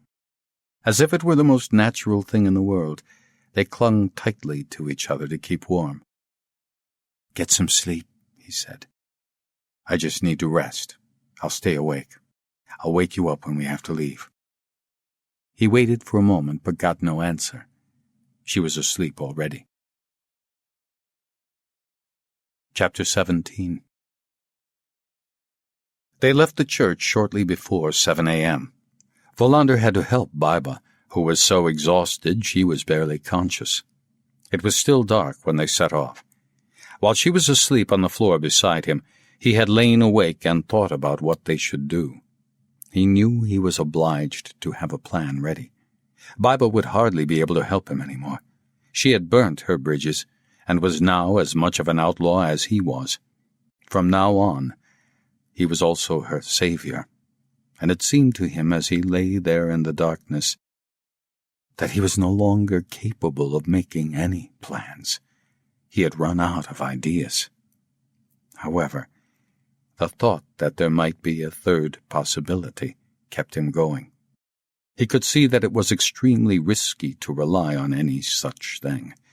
He might be wrong, in which case they would never be able to evade the Major's murderer. But by the time they left the church, he was convinced there was no alternative. It was a cold morning. They stood completely still in the darkness outside the door. Biba was clinging onto his arm. Wallander detected an almost inaudible sound in the darkness, as if somebody had changed position and accidentally scraped a foot against the frozen gravel. Here they come, he thought. The dogs will be released now. But nothing happened. Everything remained very still, and he led Biba towards the gate in the churchyard wall. They emerged into the street, and now Wallander was certain their pursuers were close at hand. He thought he could see a shadowy movement in a doorway, and heard a slight creaking noise as the gate opened behind them for a second time. The dogs one of the colonels has on his leash are not especially skillful, he thought ironically, unless they want us to know they have their eye on us all the time. Biba had been brought to her senses again by the cold of the morning. They paused at a street corner, and Wallander knew he had to think of something. "Do you know anybody who has a car we could borrow?" he asked. She thought for a while, then shook her head. His fear suddenly made him feel annoyed. Why was everything so difficult in this country? How would he be able to help her when nothing was normal, nothing was like he was used to? Then he remembered the car he had stolen the previous day. The chances of it still being where he had left it were small, but it seemed to him that he had nothing to lose by going to find out. They came to a cafe that had opened early, and he hustled Biba inside, thinking how that would confuse the pack of dogs behind them. They would have to split into two groups, and they must be constantly on their guard in case he and Biba had already found the proof. That thought put Wallander in a much better mood. There was a possibility he hadn't thought of before. He might be able to lay false trails for their pursuers. He hurried along the street. First of all, he must establish if the car was still there. It was still where he had left it. Without a pause for thought, he climbed in behind the wheel, noticing again the smell of fish, joined the electric cables, this time remembering to put the gear lever in neutral first. He pulled up outside the cafe and left the engine running while he went in to fetch Biba. She was sitting at a table over a cup of tea, and it occurred to him that he was also hungry, but that would have to wait. She had already paid, and they went straight out to the car. "How did you manage to get the car?" "I'll explain another time. For the moment, just tell me how to get out of Riga." "Where are we going?" "I don't know yet. To start with, just let's get out into the country." There was more traffic on the roads now, and Wallander moaned and groaned about the lack of power in the engine. But at last they reached the outskirts of the city and were in flat countryside with farms here and there among the fields. "Where does this lead to?" Wallander asked. "Estonia. It ends up in Tallinn." "We're not going that far." The pointer on the petrol gauge had started jerking up and down, and he turned into a petrol station. An old man, blind in one eye, filled the tank, and when Wallander came to pay, he found he didn't have enough money. Baiba was able to make up the difference, and they drove off. Wallander had been keeping his eye on the road and noticed a black car of a make he didn't recognize pass by, followed closely by another. As they emerged from the petrol station, he had glanced in the rearview mirror and seen another car parked on the hard shoulder behind them. So, 3 of them, he thought. At least 3 cars. Maybe more. They came to a town whose name Wallander never discovered. He stopped the car in a square where a group of people were gathered round a stall, selling fish. He was very tired. If he didn't get some sleep soon, his brain would no longer function. He noticed a hotel sign on the far side of the square and made up his mind on the spot. "I have to get some sleep," he said to Baiba. "How much money have you got on you? Enough for a room?" She nodded. They left the car where it was, crossed the square, and checked into the little hotel. Baiba said something in Latvian that made the girl at the reception desk blush, but she didn't ask them to fill in any registration forms. "What did you tell her?" Wallander asked when they were safely inside their room overlooking a courtyard. "The truth, that we are not married and are only going to stay for a few hours." She blushed, didn't she? Did you see her blush? "I would have done as well." Just for a moment, the tension was relieved. Wallander burst out laughing, and Baiba blushed. Then he turned serious again. "I don't know if you realize, but this is the maddest escapade I've ever been involved in. Nor do I know if you realize I'm at least as scared as you are. Unlike your husband, I'm a police officer who has spent the whole of his life working in a town not much bigger than the one we're in now. I have no experience of complicated criminal networks and police massacres. Now and then I have to solve a murder, of course, but I spend most of my time chasing drunken burglars and escaped bulls." She sat beside him on the edge of the bed. "Carly said you were a good police officer. He said you had made a careless mistake, but nevertheless you were a good police officer." Wallander reluctantly recalled the life raft. "Our 2 countries are so different. Carlis and I had completely different starting points for the work we had to do. He would no doubt have been able to operate in Sweden as well, but I could never be a police officer in Latvia." "That's exactly what you are now." "No. I'm here because you asked me to come. Maybe I'm here because Carlis was who he was. I don't actually know what I'm doing here in Latvia. There's only one thing I do know for certain, and that's that I want you to come back to Sweden with me when all this is over." She looked at him in astonishment. "Why?"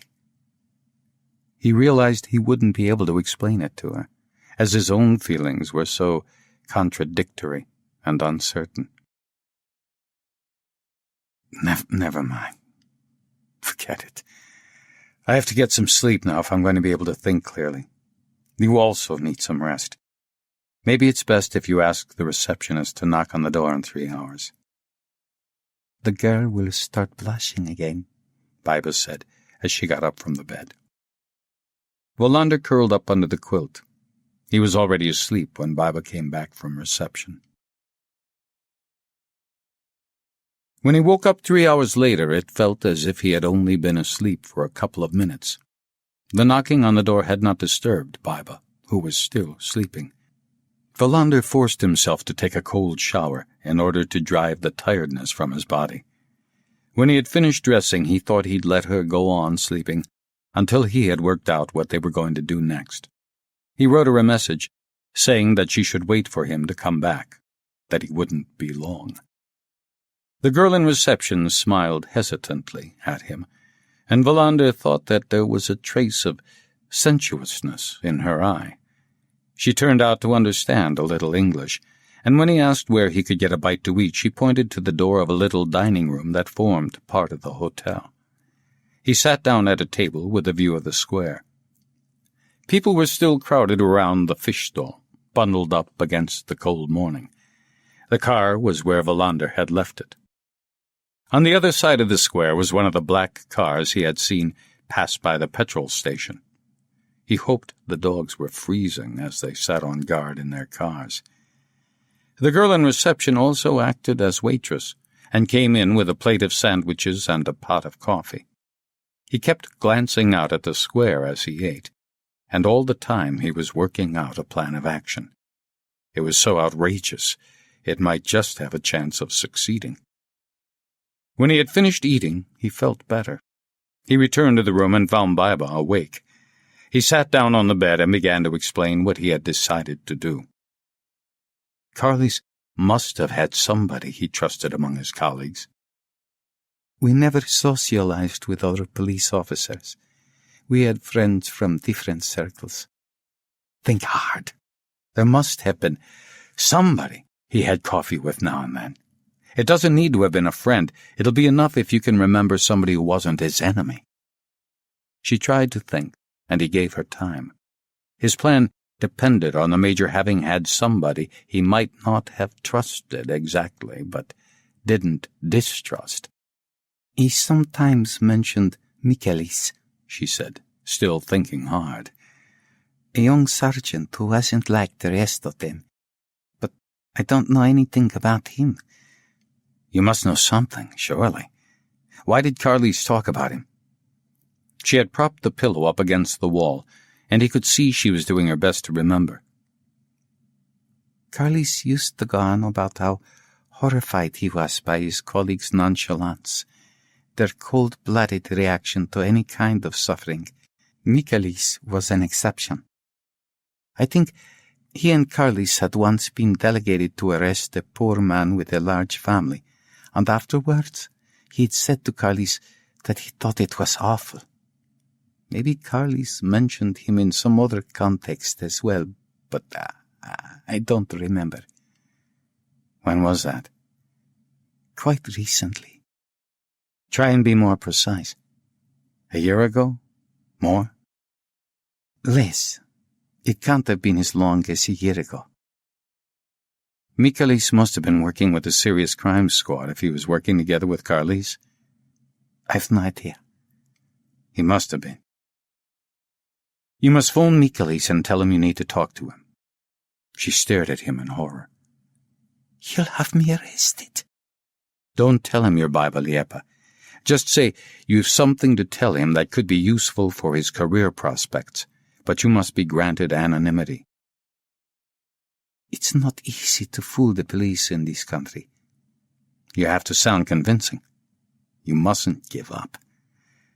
But what should I say? I don't know. You'll have to help me to work something out. What is the biggest temptation a Latvian police officer can be confronted with?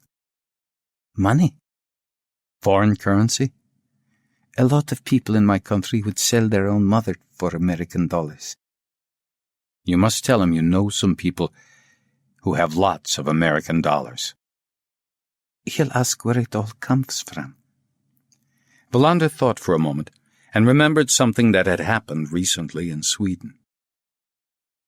You must phone Michaelis and tell him you know 2 Latvians who have robbed a bank in Stockholm and acquired a large amount of foreign currency, mainly American dollars. They raided an exchange bureau at the central station in Stockholm, and the Swedish police never managed to solve the crime. The 2 robbers are back here in Latvia now, and they have all the foreign currency with them. That's what you must say. He'll ask who I am, and how I know about it. Give him the impression you've been the girlfriend of one of the men, but that he's jilted you.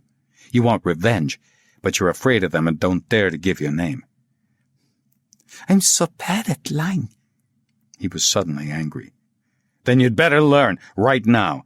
This Mankell is our only hope of getting into the archives. I have a plan, and it might just work. If you can't think of any suggestions, then I have to. He got up from the bed. We're going back to Riga now. I'll tell you all about it in the car. Do you mean Mankell is going to look for Carlis's papers? No, not Mankell, he replied solemnly. I'll do that. But Mankell has to let me into the police headquarters. They had returned to Riga, and Baiba had telephoned from a post office and managed to lie successfully. Then they had gone to the indoor market. Baiba had told him to wait in the big hangar-like hall where they sold fish. He watched her disappear into the throng, and he knew he might never see her again. She returned, however, having met Mankell in the meat section. They had wandered from stall to stall, examining the meat and talking. She told him there were no bank robbers, in fact, and no American dollars. During the drive back to Riga, Wallander had told her not to hesitate, but to jump in with both feet and tell him the whole story. There was no other option. It was all or nothing. He'll either arrest you, he had told her, or he'll play along with us. If you start hesitating, he might suspect it's a plot against him, maybe something being tried on by one of his superiors who is testing his loyalty. You must be able to prove that you are Carlis's widow if he doesn't recognize your face. You must say and do exactly what I've told you. A good hour later, Baiba returned to where Wallander was waiting. He could see straight away that she had pulled it off. Her face radiated happiness. He was reminded again how beautiful she was. She reported in a low voice that Mankell had been very scared. His whole career as a police officer was on the line. He might even be risking his life. Nevertheless, she suspected he was also feeling relief. He's one of us. Carlis was not mistaken. There were still some hours to go before Wallander could put his plan into operation, and to fill in the time they wandered through the city, fixed 2 alternative meeting places, and then continued to the university where she worked. In a deserted biology lecture room smelling of ether, Wallander fell asleep with his head resting on a showcase containing the skeleton of a seagull. Baiba curled up on a broad window ledge, contemplating the park outside. There was nothing to do but wait, silent and exhausted. Shortly before 8 p.m., they parted outside the biology theater. A caretaker was doing his rounds, checking that lights were switched off and doors locked, and Baiba talked him into switching off the light above one of the back doors for a moment. When the light went out, Wallander slipped out the door, ran through the grounds in the direction Baiba had indicated, and when he paused to catch his breath, he was sure the pack was still gathered round the university building. The moment the clock in the church tower behind the police headquarters struck 9 p.m., Wallander walked in through the well-lit doors and into the section of the fortress that was accessible to the public. Baiba had described in detail what Mankell looked like, and the only thing that surprised Wallander when he found him was how young he was. Mankell was waiting behind a desk, and Wallander wondered how on earth he had explained away his presence there. In a loud, shrill voice, he protested in English about having been mugged in the street. The bastards had not only taken his money, but they had also stolen his holy of holies, his passport. For one desperate moment it struck him that he might have made a fatal error. He had forgotten to tell Baiba to find out if Mankell spoke English. What if he only spoke Latvian? He could hardly avoid bringing in somebody who did speak English, and then Wallander would really be on the spot. To his relief, Mankell did speak a little English. Better than the Major, in fact, and when one of the other duty officers came over to the desk to see if he could take this troublesome Englishman off Mankell's hands, he was sent packing. Mankell ushered Wallander into an adjacent room. The other officers displayed some curious interest, but hardly of the kind that suggested that they were suspicious and about to sound the alarm. The interrogation room was bare and cold. Wallander sat down on a chair, and Michaelis observed him unsmilingly. "At 10 p.m. the night shift will take over," said Michaelis. "By then, I ought to have filled in a report form on the assault. I'll send out a car to search for some suspects whose appearance we can invent. We have exactly 1 hour." As Wallander had expected, Michaelis told him that the archives were huge. He would have no chance of going through even a tiny portion of all the shelves in the caverns built into the rock under the police headquarters. If Bible was wrong, and Carlis hadn't in fact hidden his testimony close to the file bearing her own name, they were lost. Michaelis drew a map for Wallander, who would have to negotiate 3 locked doors on his way to the archives. Michaelis would give him the keys. On the bottom floor, the basement archive, there would be a guard posted on the final door. Michaelis would lure him away with a telephone call at precisely 10:30 p.m. 1 hour later, at 11:30 p.m., Michaelis would go to the basement and take the guard away with him in order to help him with some task he would invent. That was when Wallander would have to leave the archive. After that, he was on his own.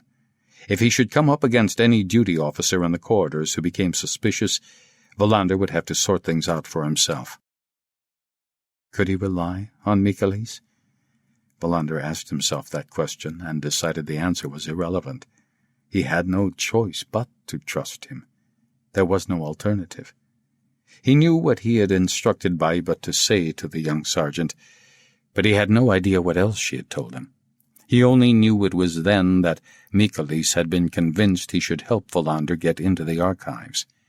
No matter what he did, he would have no control over what was happening round about him. After half an hour, Michaelis left the interrogation room to arrange for a patrol car to be sent out with instructions to look out for any persons answering the description of the muggers who had attacked Mr. Stevens, the English tourist.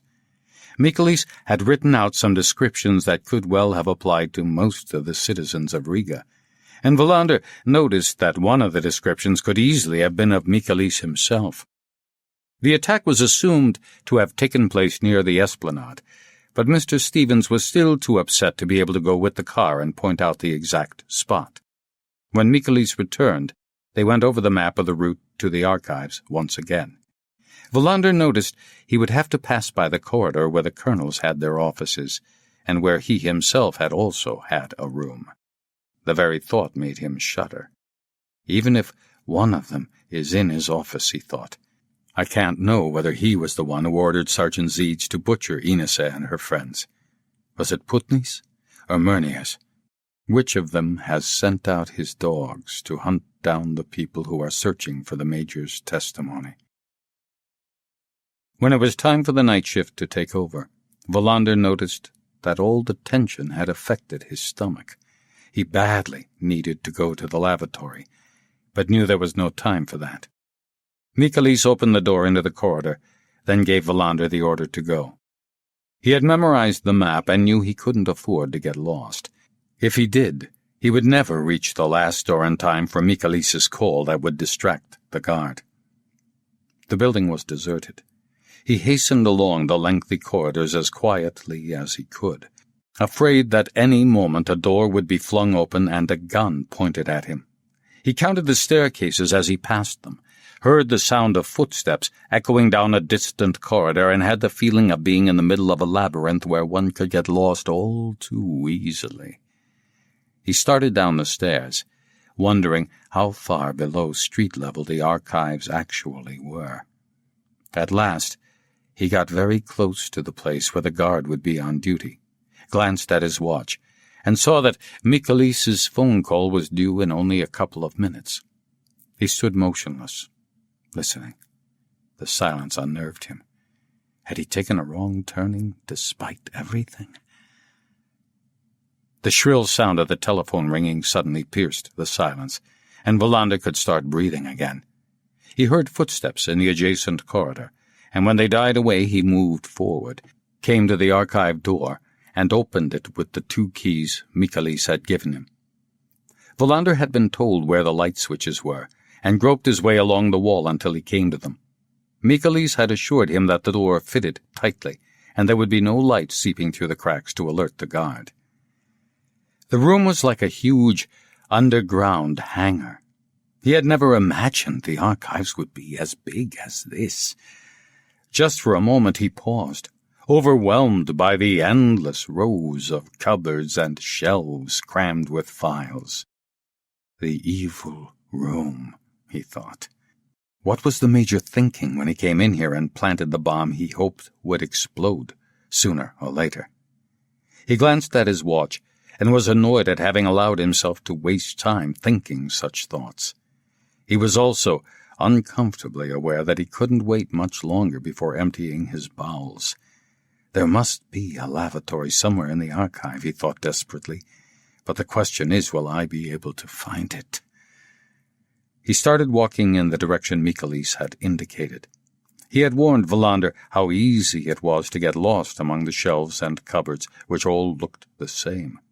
He cursed the fact that so much of his attention was being distracted by his rumbling stomach, and he was frightened by what would happen if he didn't find a lavatory soon. He stopped and looked round. It was clear that he was off course, but had he gone too far? Or had he turned off somewhere where he shouldn't, according to Michaelis's map? He retraced his steps. It struck him he was now completely disorientated, and he panicked. He looked at his watch and saw he had 42 minutes left, but he ought to have found the right section of the archive by now.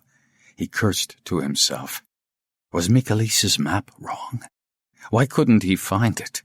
He decided he would have to start all over again and ran back between the rows of shelves to the entrance. In his haste, he managed to kick over a metal wastepaper bin which bounced into a filing cabinet with a loud crash. The guard, he thought. This noise must have been audible from outside. He stood stock still, listening. But there was no rattling of keys in the locks. It was then that he was forced to accept he couldn't control his bowels a moment longer. He pulled down his trousers, crouched over the wastepaper bin, and relieved himself.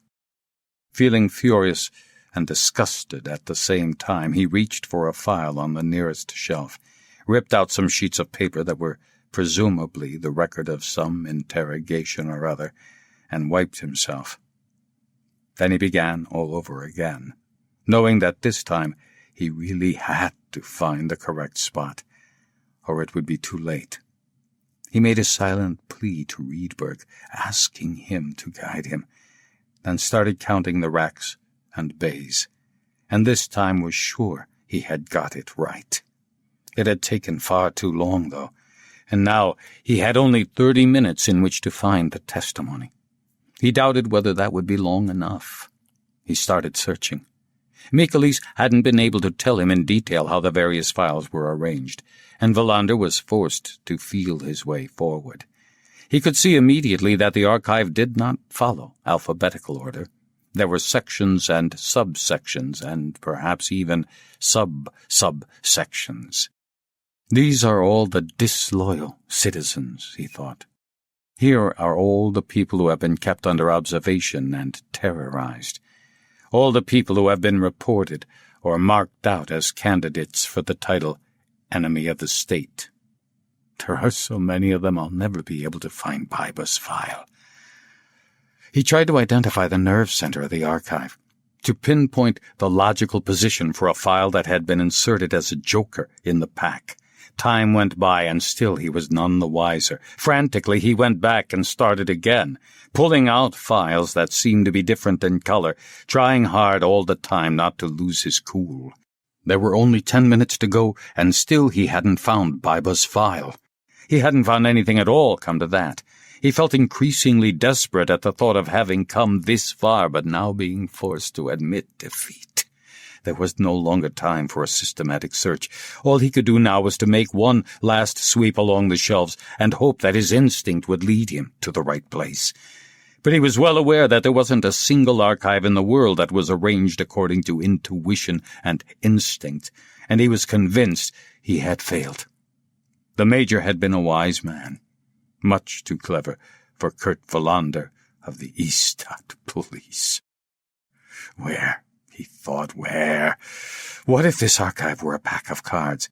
Where would the odd card be? At the side or in the middle?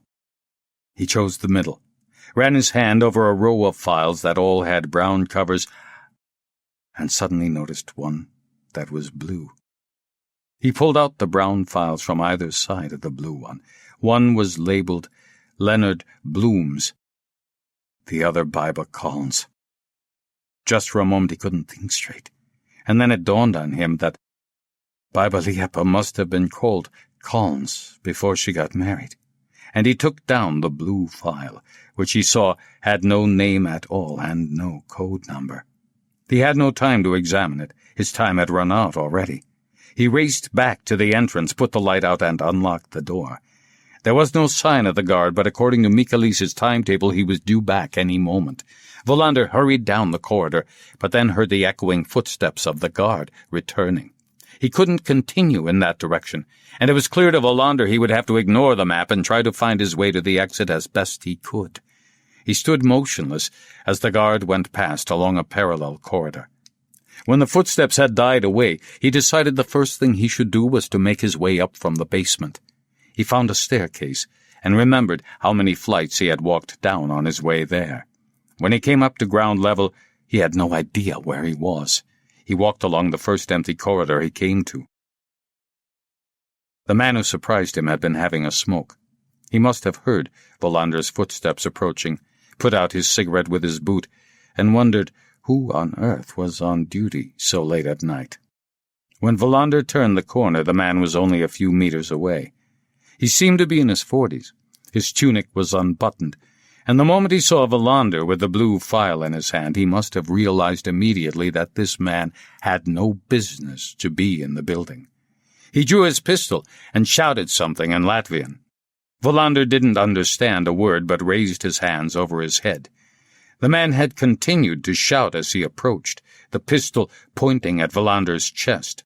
It occurred to Wallander that the police officer wanted him to kneel down, so he did so, his hands still raised in a pathetic gesture. There was no possibility of escape. He had been captured, and before long one of the colonels would appear and take possession of the blue file containing the major's testimony. The man pointing his pistol at him was still shouting questions. Wallander was growing more and more terrified, realizing he was going to be shot here in the corridor, and could think of nothing better than to reply in English. "It is a mistake," he said in a shrill voice. "It is a mistake. I am a police officer, too." But it wasn't a mistake, of course. The officer ordered him to stand up with his hands over his head, then told him to start moving.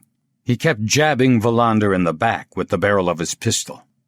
It was when they came to a lift that the opportunity presented itself. Wallander had given up hope, convinced he was well and truly caught. There was no point in resisting. The man wouldn't hesitate to shoot him. However, while they were waiting for the lift, his captor turned away slightly to light a cigarette, and in a split second Wallander realized that this was his only opportunity of getting away. He threw down the blue file at the man's feet and simultaneously hit him in the back of the neck as hard as he could. He felt his knuckles crunching, and the pain was agonizing, but his captor fell headlong to the floor, the pistols sliding away over the stone flags. Wallander didn't know if the man was dead or just unconscious, but his hand was stiff with pain. He picked up the file, stuffed the pistol into his pocket, and decided the stupidest thing for him to do would be to use the lift. He tried to work out where he was by looking out of a window facing the courtyard, and after a few seconds realized he must be on the opposite side from the colonel's corridor. The man on the floor started groaning, and Wallander knew he wouldn't be able to knock him out a second time. He hurried down the corridor to the left, leading away from the lift, and hoped he would come to an exit. He was lucky. The corridor led to one of the canteens, and he managed to open a carelessly bolted door in the kitchen that was obviously a goods entrance. He came out into the street. His hand was hurting badly, and had started to swell. The first rendezvous that he had agreed upon with Biba was at 12:30 p.m. Wallander stood in the shadows by the old church and Esplanade Park that had been turned into a planetarium. All around him were tall, bare, motionless lime trees. There was no sign of her. The pain in his hand was now almost unbearable. When it reached 1:15 p.m., he was forced to accept that something must have happened. She wasn't going to come. He was extremely worried. Ines' blood-covered face hovered in his mind's eye, and he tried to work out what might have gone wrong. Had the dogs and their handlers realized that Wallander had managed to slip out of the university building unseen, despite their best efforts? In which case, what would they have done with Baiba? He did not dare to even think about that. He left the park, not knowing where to go next. What made him keep walking along the dark, deserted streets was really the pain in his hand. A military jeep with sirens blaring forced him to leap head first into a dark entrance, and not long afterwards a police car came racing down the street he was walking along, forcing him once more to withdraw into the shadows. He had put the file containing the Major's testimony down the front of his shirt, and the edges were scratching against his ribs. He wondered where he was going to spend the night. The temperature had dropped, and he was trembling with cold. The alternative rendezvous he and Baiba had agreed on was the 4th floor of the Central Department Store, but that wasn't until 10 a.m. the next morning, so he had 9 hours to fill, and couldn't possibly spend them walking the streets. He was convinced he had broken his hand, and knew he should go to a doctor. He daren't go to a casualty department. Not now that he had the testimony with him. He wondered whether he ought to try and find shelter for the night at the Swedish embassy, assuming there was one. But he didn't like that option either. What if the law said that a Swedish police officer who had entered the country illegally should be sent home immediately, under guard? He daren't take the risk. Uneasily, he decided to go to the car that had served him well for 2 whole days now. But when he got to where he had left it, it had gone. He thought for a moment that he was so disorientated by the pain in his hand that he had remembered wrongly. Was this really the place where he had parked the car? Yes, it definitely was. No doubt the car had been dismantled and quartered like a farm animal by now. Whichever one of the colonels was pursuing him had doubtless made certain the Major's testimony wasn't hidden somewhere in the car. Where was he going to spend the night? He suddenly felt totally helpless, deep inside enemy territory, at the mercy of a pack of dogs managed by somebody who wouldn't hesitate to butcher him and sling him into the frozen harbor or bury him in a remote wood. His homesickness was primitive but tangible. The reason why he was now stranded in Latvia in the middle of the night. A life raft containing 2 dead men washed up on the Swedish coast seemed vague and distant, like it had never really happened. For want of an alternative, he made his way back through the empty streets to the hotel where he had earlier spent the night, but the door was locked, and no lights went on upstairs when he rang the night bell. The pain in his hand was making him confused, and he was beginning to worry about whether he would lose his ability to think rationally altogether if he didn't get indoors soon and thaw out. He went on to the next hotel, but once again he was unable to get any response when he rang the night bell. At the 3rd hotel, though, which was even more decrepit and unappealing than the others, the outer door was not locked, and he went in to find a man asleep behind the reception desk, his head resting on a table, a half-empty bottle of vodka at his feet. Wallander shook the man to wake him up, flourished the passport he'd been given by Preuss, and was handed a room key. He pointed at the vodka bottle, put a Swedish 100-krona note on the desk, and took it with him.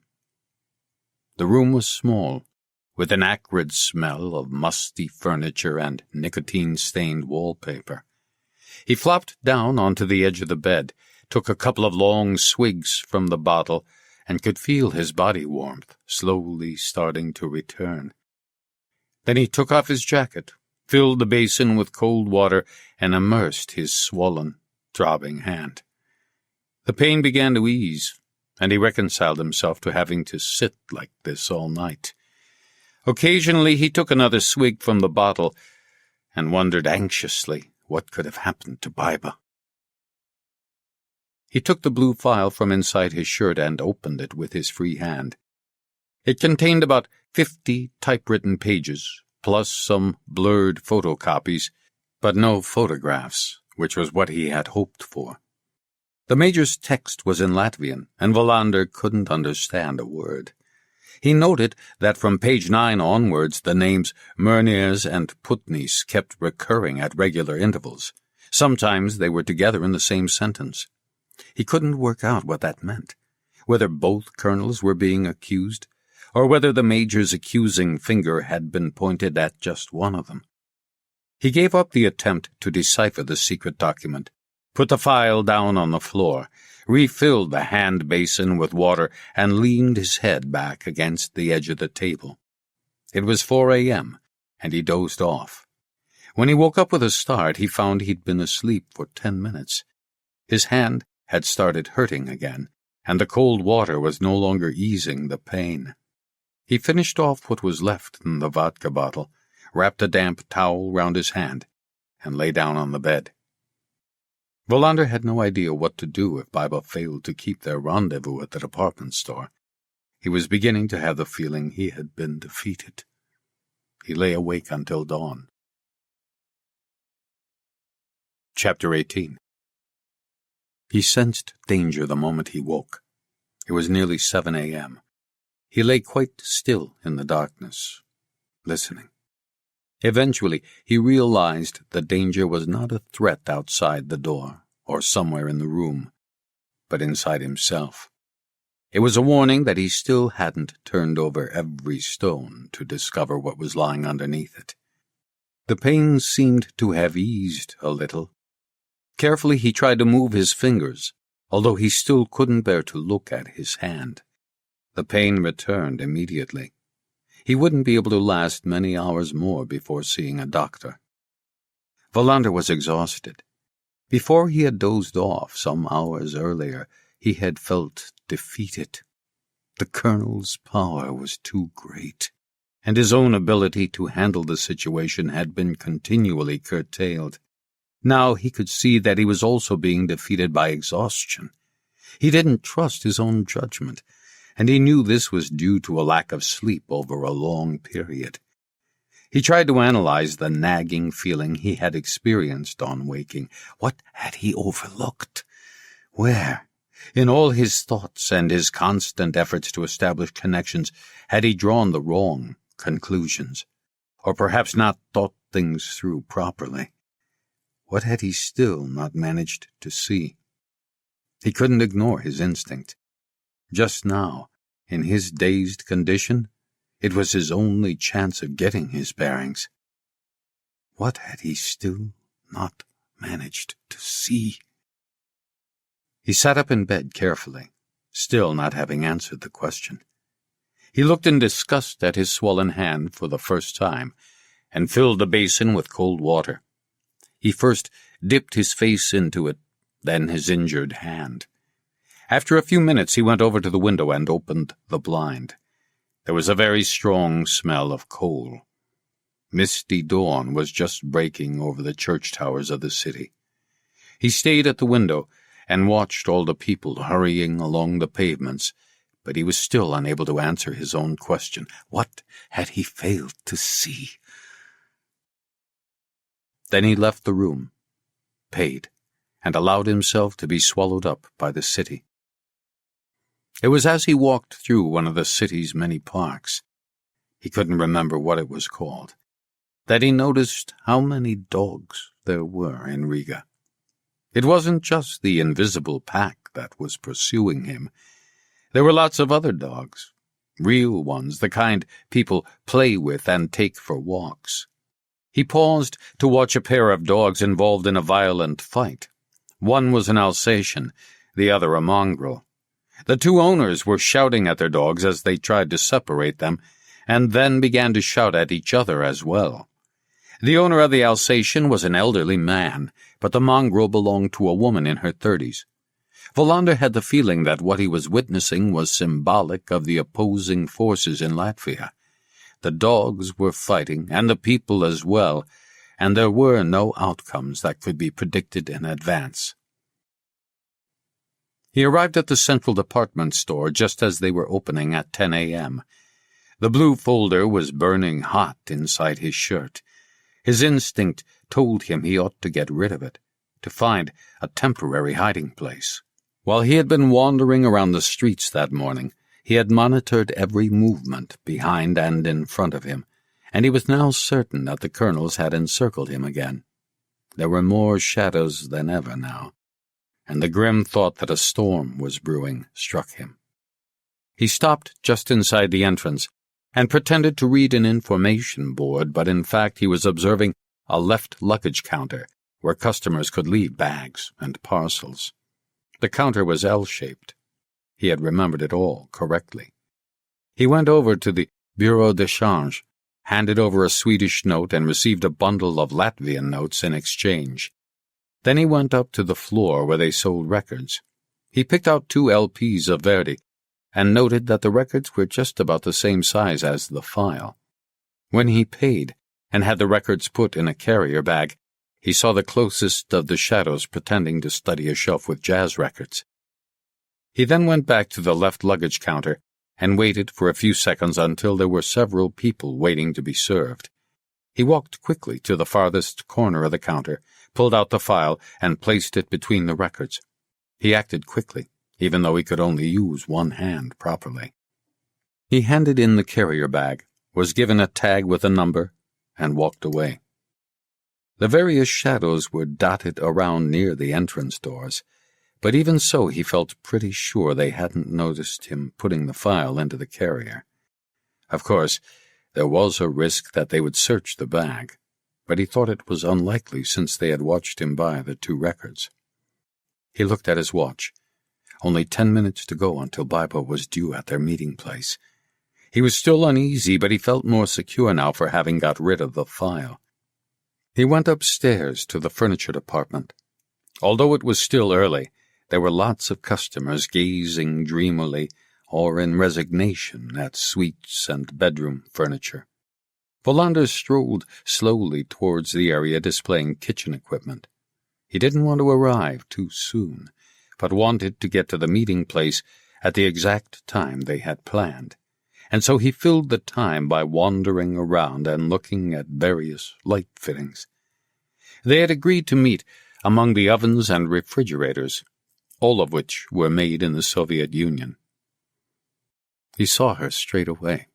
She was examining a cooker, and he noticed that it only had 3 hot plates. He could tell immediately that something was wrong. Something had happened to Baiba, something he had suspected the moment he woke up that morning. His uneasiness bristled and sharpened all his senses. She noticed him at the same moment. She smiled, but he could see the fear in her eyes. Wallander walked towards her, not bothering to establish what positions the shadows had taken up. Just for the moment, his whole attention was concentrated on finding out what had happened. He stood beside her, and they both stared at a dazzling white refrigerator. "What's happened?" he asked. "Just tell me the important bits. We haven't much time." "Nothing's happened.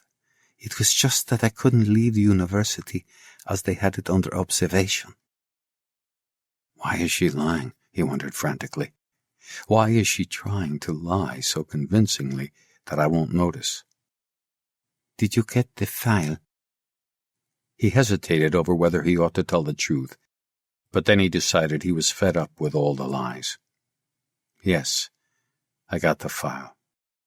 Michaelis was reliable. She gave him a quick look. "Give me it. I know where we can hide it." It was clear to Wallander that this was not Baiba speaking. It was her fear that was asking for the file, the threat she was exposed to. "What's happened?" he asked again, this time more firmly, and perhaps with a note of anger. "Nothing," she insisted. "Don't lie," he said, unable to prevent his voice from rising. "I'll give you the file. What will happen if you don't get it?" He could see she was at the end of her tether. "Don't collapse just yet," he thought in desperation. "We're still one step ahead of them as long as they're not sure whether or not I've got the Major's testimony." "Upitis will die," she whispered. "Who has threatened you with that?" She shook her head dismissively. "I have to know. It won't have any effect on Upitis if you tell me." She looked at him in horror. He took hold of her arm and shook her. "Who? Who was it?" "Sergeant Seeds." He let her go. Her reply had made him furious. Would he never get to know which of the colonels was at the core of the conspiracy? He noticed the shadows closing in on them. They now seemed to have decided that he had the Major's testimony. Without pausing to think, he grabbed hold of Baiba and dragged her with him in a race for the stairs. "Upitis won't be the first to die," he thought. "It'll be us, unless we can get away." Their sudden flight had confused the pack of dogs. Even though he doubted whether they could get away, he knew they would have to try. He pulled Baiba after him down the stairs, elbowed aside a man who hadn't managed to get out of their way, and suddenly they found themselves in the clothing department. Sales assistants and customers stared at them in astonishment as they charged past. Wallander stumbled and fell into a rack of suits. As he pulled and grabbed at the suits, the rack overturned. When he fell, he had landed on his injured hand, and the pain shot through his arm like a knife. A security guard came running up and took hold of his arm, but Wallander had no inhibitions any longer. He punched the man in the face with his good hand, then pulled Baiba after him towards where he hoped there might be a back staircase or an emergency exit. The shadows were catching up and making no attempt to conceal themselves now. Wallander was pushing and pulling at doors that refused to budge, but eventually came to one standing ajar. They emerged into a back staircase, but he could hear footsteps coming towards them from below. There was no choice but to head for the upper floor. He flung open a fire door, and they came out onto a roof covered with gravel. He looked round for an escape route, but they were trapped. The only way down from the roof was the long leap into eternity. He noticed he was holding Baiba's hand. There was nothing to do but wait. He knew that the colonel who would soon step out onto the roof would be the man who had murdered the Major. The grey fire door would reveal the answer at last. And he realized bitterly that it no longer mattered whether he had guessed right or not. When the door opened, and Colonel Putnis stepped out, accompanied by a group of armed men, however, he was surprised even so to see that he had been wrong. Despite everything, he had come to the conclusion that Murners was the monster who had been lurking for so long in the shadows. Putnis came towards them with a very serious expression on his face. Wallander could feel Baiba's nails digging into his hand. "He can't very well order his men to shoot us here," Wallander thought desperately. Or maybe he can. He recalled the execution of Inessa and her friends, and suddenly he could feel himself trembling, overcome by fear. Then Putnis's face broke into a smile, and Wallander realized to his bewilderment that it wasn't an animal of prey standing before him and smiling, but a man displaying great friendliness. "You don't need to look so perplexed, Mr. Wallander. You seem to think I'm the one behind all this business, but I must say you're a very difficult person to protect." For one brief moment, Wallander's mind stood still. Then he realized he had been right after all, that it wasn't Putnis, but Murners who was the devil's henchman he had been hunting for so long. He had also been right in suspecting there was a third possibility, that the enemy also had an enemy. Everything fell into place. His judgment hadn't let him down, and he stretched out his left hand in order to greet Putnis. "A somewhat unusual meeting place," Putnis said. "But you are obviously a man of surprises." I must admit that I wonder how you managed to get into the country without our border guards noticing." "I hardly know myself," Wallander said. "It's a very long story." Putney seemed concerned about his injured hand. "You ought to get that treated as soon as possible." Wallander nodded and smiled at Baiba. She was still tense and didn't seem to understand what was going on. "Meuniers," Wallander said. "So he was the one." Putney nodded. "Major Liepa's suspicions were well-founded." "There's a lot I don't understand," Wallander said. "Colonel Meuniers is a very intelligent person," Putney said. "Certainly he's an evil man, but I'm afraid that only shows that sharp minds often have a tendency to be located in heads belonging to brutal people." "Is that certain?" Baiba said suddenly. "That he was the one who killed my husband?" "He wasn't the one who smashed his skull," Putney said. "That is more likely to have been his faithful servant. My driver," Wallander said. "Sergeant Zeeds, the one who killed Inese and the others in the warehouse." Putney nodded. "Colonel Meuniers has never liked the Latvian nation. Even though he played the part of a police officer who held the political world at a distance, as do all professionals, in his heart and soul he is a fanatical supporter of the old regime. As far as he's concerned, God will always be in the Kremlin. That was the guarantee for his being able to form an unholy alliance with various criminals without interference.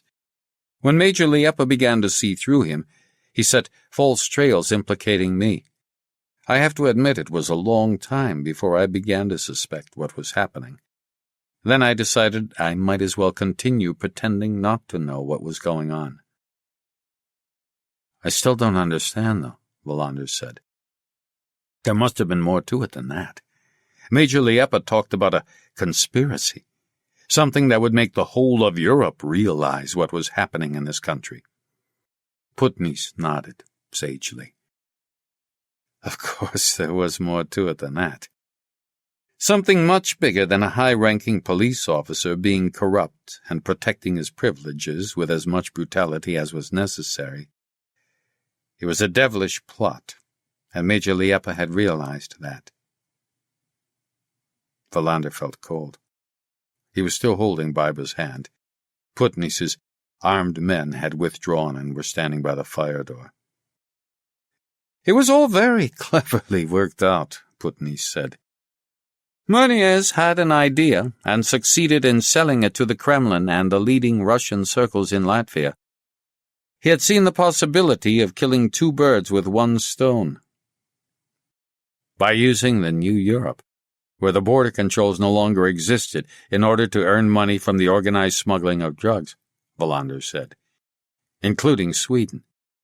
But at the same time, he also used the drug smuggling to discredit the Latvian national movements. Am I right?" Putney nodded. "I could see from the start that you were a good police officer, Inspector Wallander. Very analytical, very patient. That's exactly how Meuniers had worked it out. The blame for the drug trafficking would be attached to the freedom movements here in Latvia, and in Sweden, public opinion would be radically altered. Who would want to support a political freedom movement that thanked you for the support it was receiving by flooding your country with drugs? It can't be denied that Meuniers had created a weapon that was both dangerous and cleverly devised, a weapon that could have smashed the freedom movement in this country once and for all." Wallander thought about what Putney had said. "Do you understand?" he asked Baiba. She nodded slowly. "Where's Sergeant Zeeds?" "As soon as I have the necessary proof, Meuniers and Sergeant Zeeds will be arrested," said Putney. "I have no doubt Meuniers is feeling very worried just now. He probably hasn't realized that all the time we've been keeping watch on those of his men who have been keeping watch on you. Of course, you could criticize me for exposing you to unnecessary danger, but I assumed it was probably the only way of finding the papers Major Liepa must have left behind. When I left the university yesterday, Zeitz was lying in wait for me, said Baiba. He told me that if I didn't hand over the papers, Upitis would die. Upitis is innocent, of course, Putnis said. Meuniers had taken his sister's 2 small children hostage, and told him they'd be killed unless Upitis confessed to being Major Liepa's murderer. There really is no limit to what Meuniers is capable of doing. It will come as a relief to the whole country once he's been exposed for what he is, and condemned to death and executed, as will Sergeant Zeitz. The Major's evidence will be published. The plot will be revealed, not just in the courts, but it will be circulated to the whole nation. I've no doubt it will also be of interest to people beyond our borders. Wallander could feel relief seeping through his body. It was all over. Putnis smiled. All that remains is for me to read Major Liepa's documents. And now, you can go back home for real, Inspector Wallander. We are deeply grateful for the help you have given us. Wallander took the numbered tag out of his pocket. The file is blue. It's in a carrier bag at the left luggage desk, along with 2 records that I would like to have back. Putnis laughed. Oh, you really are very clever, Mr. Wallander. You don't put a foot wrong unless you're forced to. Was it something in Putnis's tone of voice that gave him away? Wallander never managed to work out precisely why he was suddenly struck by the awful thought, but just as Putnis was putting the tag into his pocket, it became crystal clear to Wallander that he had just made the biggest mistake of his life. He simply knew, without knowing why he knew. He could no longer distinguish between intuition and rational thought, and his mouth was as dry as a desert. Putnis continued to smile as he took his pistol from out of his pocket. His men closed in, spreading themselves all over the roof, and pointing their machine guns at Baiba and Wallander. She didn't seem to grasp what was happening, and Wallander was struck dumb with fear and humiliation. At that very moment the fire door opened, and Sergeant Zeitz stepped out onto the roof. It occurred to Wallander's confused mind that Zeitz must have been there behind the door all the time, waiting to make his entrance. The show was over now, and he didn't need to wait in the wings any more. Your only mistake, Putnis said, his voice expressionless. Everything I've just told you is absolutely true, of course. The only thing that distances my words from reality is my good self. Everything I said about Meuniers applies to me. You were right and wrong at the same time, Inspector Wallander. If you had been a Marxist, like me, you would have realized that one must occasionally stand the world on its head in order to put it on its feet. Putnis took a step backwards. I trust you will realize that it is not possible for you to return to Sweden. After all, you will be quite close to heaven when you die, up here on the roof. Not Baiba, Wallander pleaded. Not Baiba. I'm so sorry, Putnis said. He raised his gun, and Wallander realized he was going to shoot Baiba first. There was nothing he could do. He would die here on the roof in the center of Riga. At that very moment the fire door burst open. Putnis gave a start and turned to see what had caused the unexpected noise. At the head of a large number of armed police officers pouring out onto the roof was Colonel Meuniers. When he saw Colonel Putnis standing there with his gun in his hand, he did not hesitate. His own pistol was already drawn, and he shot Putnis through the chest, 3 bullets in rapid succession. Wallander threw himself over Baiba in order to shield her. A violent gun battle raged all over the roof. Meuniers and Putnis's men tried to hide behind chimneys and ventilators. Wallander saw he was in the firing line and tried to pull Baiba with him behind Putnis's corpse. He suddenly noticed Sergeant Zeeds crouching behind one of the chimneys. Their eyes met. Then Zeeds noticed Biba, and it was immediately clear to Wallander that Zeeds was going to try to take both of them hostage in order to secure a safe passage for himself. Murnier's men outnumbered the others, and several of Putnis's henchmen had already been killed. Wallander could see Putnis's pistol lying beside his body, but before he could reach it, Zeeds had flung himself at him. Wallander thrust his injured hand into Zeeds' face and cried out in agony. Zeeds reeled from the force of the blow. His mouth started bleeding, but he had not been seriously hurt by Wallander's desperate reaction. There was hatred in his eyes as he raised his gun to shoot the Swedish police officer who had caused him and his superior so much trouble. But when the shot rang out, and Wallander realized he was still alive, he opened his eyes and registered that Biba was kneeling beside him.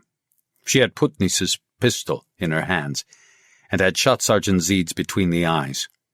She was crying, but he knew it was due to a mixture of fury and relief rather than the fear and misery she had been subjected to for so long. The gunfire on the roof ceased just as suddenly as it had begun. 2 of Putnis's men were wounded. The rest were dead. Murnier's looked grim as he examined one of his own men who had received a number of gunshots to the chest. Then he walked over to Biba and Wallander. "I'm sorry it had to turn out like this," he said apologetically. "But I had to know what Putni said." "You'll no doubt be able to read the full story in the Major's papers," Wallander said. "How could I have been sure they existed, and still less that you had found them?" "By asking," Wallander said. Murnier's shook his head. "If I had contacted either of you, I'd have entered into open warfare with Putnis. He'd have fled the country, and we'd never have been able to catch him. I had no option but to keep watch over you by constantly following on the heels of Putnis's shadows." Wallander suddenly felt far too weary to listen any more. His hand was throbbing, and the pain was agonizing. He took Biba's hand and pulled himself up. Then he passed out. When he came round, he was on a treatment table in hospital. His hand was in plaster, and the pain had gone at last. Colonel Murnier's was standing in the doorway, cigarette in hand, watching him and smiling. "Do you feel better now? Our doctors are very good. Your hand was not a pretty sight. You can have the X-rays to take home with you." "What happened?" Wallander asked. "You fainted. I'm sure I would have done as well if I'd been in your situation." Wallander looked round the examination room. "Where's Biba?" "She's at home in her flat. She was very calm when I left her there a few hours ago." Wallander's mouth was dry. He sat up gingerly on the edge of the treatment table. "Coffee. Can you get a cup of coffee here?" Murnier's burst out laughing. "I have never known a man drink as much coffee as you do. Of course you can have some coffee. If you're feeling up to it, I suggest you come to my office so that we can wind up the whole business. Then I expect you and Major Liepa will have plenty to talk about. A police surgeon will give you an injection of painkillers if your hand starts hurting again. The doctor who put it in plaster said that could well happen." They drove across the city. It was already quite late in the day, and it was starting to get dark. When they drove through the arch into the courtyard of the police headquarters, it seemed to Wallander that this must surely be for the last time. On the way up to his office, Murnier's paused to unlock a safe and take out the blue file. An armed guard was sitting beside the imposing safe. "I suppose it's a good idea to keep it locked up," Wallander said. Murnier's looked at him in surprise. "A good idea?" he echoed. "It's necessary, Inspector Wallander. Even if Putnis is now out of the way, it doesn't mean that all our problems are solved. We are still living in the same world as before. We are living in a country torn apart by conflicting forces, and we shan't get rid of those simply by putting 3 bullets into the chest of a police colonel. Wallander reflected on Murnier's words as they continued to his office. A man with a coffee tray was standing to attention outside the door. Wallander recalled his first visit to that dingy room. It seemed like a distant memory. Would he ever be able to grasp everything that had happened in between? Murnier's took a bottle out of a desk drawer and filled 2 glasses. It's not pleasant to drink a celebratory toast when so many people have died. But nevertheless, I think we deserve it. Especially you, Inspector Wallander. I've done practically nothing except make mistakes, Wallander said. I've been on the wrong track and didn't catch on to how various things fitted together until it was too late. On the contrary, I am very impressed by what you've done, and not least by your courage. Wallander shook his head. I'm not a brave man. I'm amazed that I'm still alive. They emptied their glasses and sat down at the table with the Major's testimony between them. I suppose I really only have one question, Wallander said. Upitis? Murnier's nodded thoughtfully. There was no limit to Putnis's cunning and brutality. He needed a scapegoat, a plausible murderer, and he also needed an excuse to send you home. I could see right from the start that he was uneasy about your competence and scared. He had his men kidnap 2 small children, Inspector Wallander. 2 small children whose mother is Upitis' sister. If Upitis didn't confess to the murder of Major Liepa, those children were to die. Upitis didn't really have any choice. I often wonder what I would have done in the same situation. He's been released now, of course. Baba Liepa already knows he was not a traitor. We've also found the children who were being held hostage. It all started with a life raft being washed ashore on the Swedish coast, Wallander said, after a few moments' thought. Colonel Putnis and his fellow conspirators had just commenced the large-scale operation involving the smuggling of drugs into various countries, including Sweden, Murnier said. Putnis had placed a number of agents in Sweden. They had tracked down various groups of Latvian émigrés and were about to start distributing the drugs that would lead to the discrediting of the Latvian Freedom Organization. But something happened on one of the vessels smuggling the drugs from Ventspils. It seems that some of the colonel's men had improvised a sort of palace revolution and intended to commandeer a large amount of amphetamines for their own profit. They were found out, shot, and set adrift in a life raft. In the confusion, nobody remembered the drugs stashed away inside the raft. As I understand it, they spent a whole day searching for the raft but failed to find it. We can now consider ourselves lucky that it was washed ashore in Sweden. If it hadn't been, it is very likely that Colonel Putnis would have succeeded in his intentions. It was also Putnis's agents who were cunning enough to retrieve the drugs from your police station once they had realized nobody had discovered what was hidden in the life raft. Something else must have happened, Wallander said thoughtfully.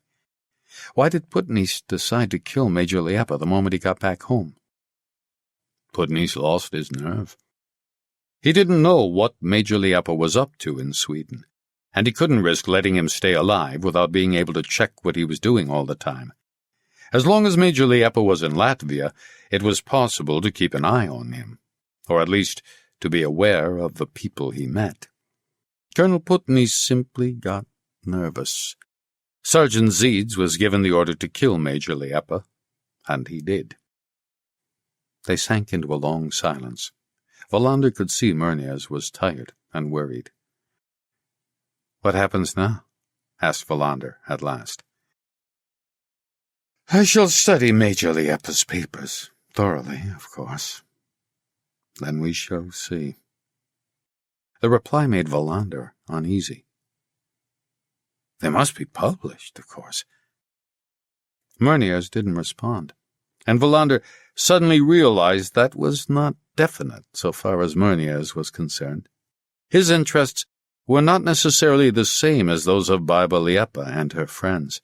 For him, it could well be enough to have unmasked Putneys. Murnier's might have an entirely different view of the appropriateness of giving the story wider circulation. Wallander was upset at the thought that Major Liepa's testimony might be swept under the carpet. "I'd like a copy of the Major's report," he said. Murnier's saw through his request immediately. "I didn't know you could read Latvian." "One can't know everything," Wallander replied. Murnier's stared at him for a long time without speaking. Wallander looked him in the eye and knew he must not give way. This was the last time he would be involved with Murnier's in a trial of strength, and it was absolutely essential that he was not defeated. He owed that to the short-sighted little major. All at once Murnier's made up his mind. He pressed the button fixed to the underside of the table, and a man appeared to fetch the blue folder. A little later Wallander received a copy, the existence of which would never be recorded. Murnier's would disclaim any responsibility for it. A copy the Swedish police officer Inspector Wallander had appropriated for himself, without permission, and against all the laws and regulations governing practices between friendly nations, and which he had then passed on to people who had no right to these secret documents. By doing this, the Swedish police officer Kurt Wallander had displayed exceptionally poor judgment, and should be condemned out of hand. That is what would happen. That is what would pass for the truth.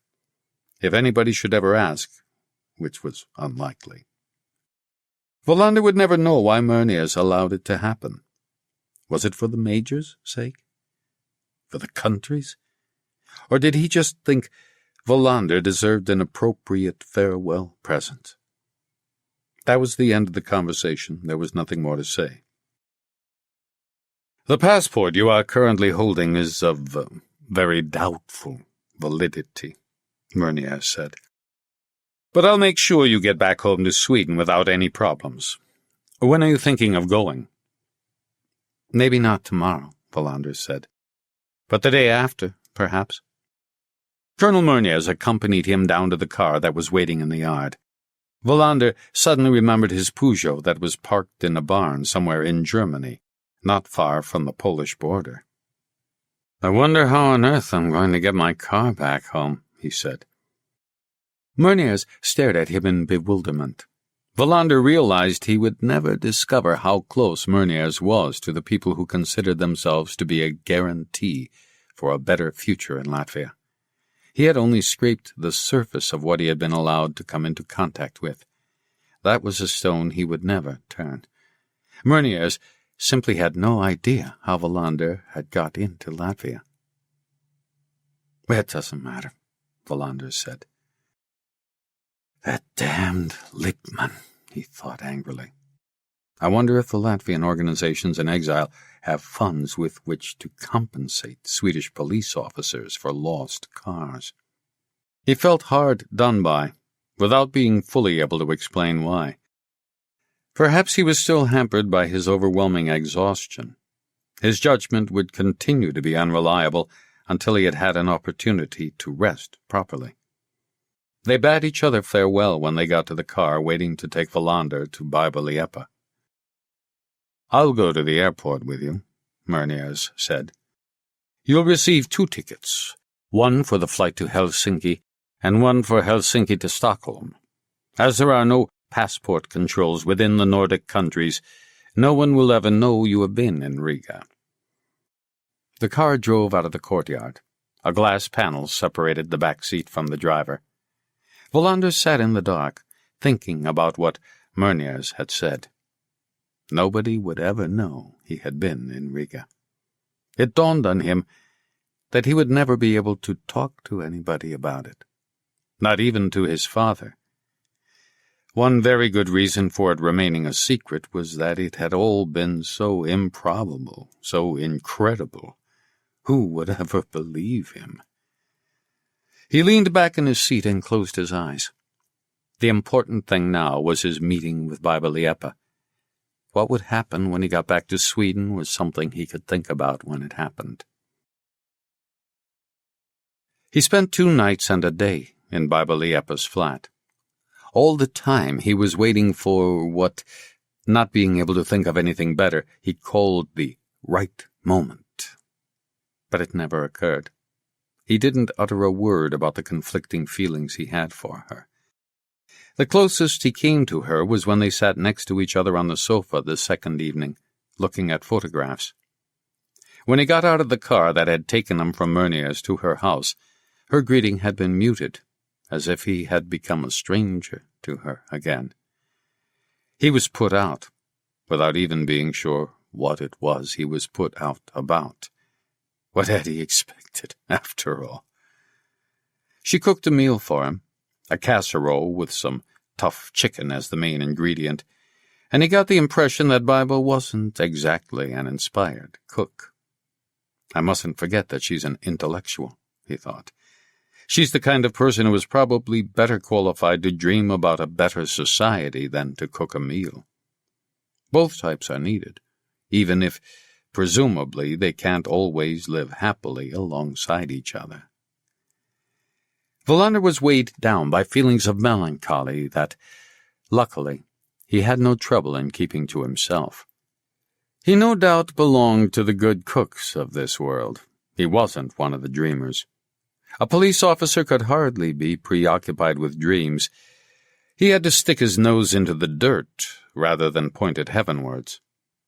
But he knew that he had begun to fall in love with her, and that was the real cause of his melancholy.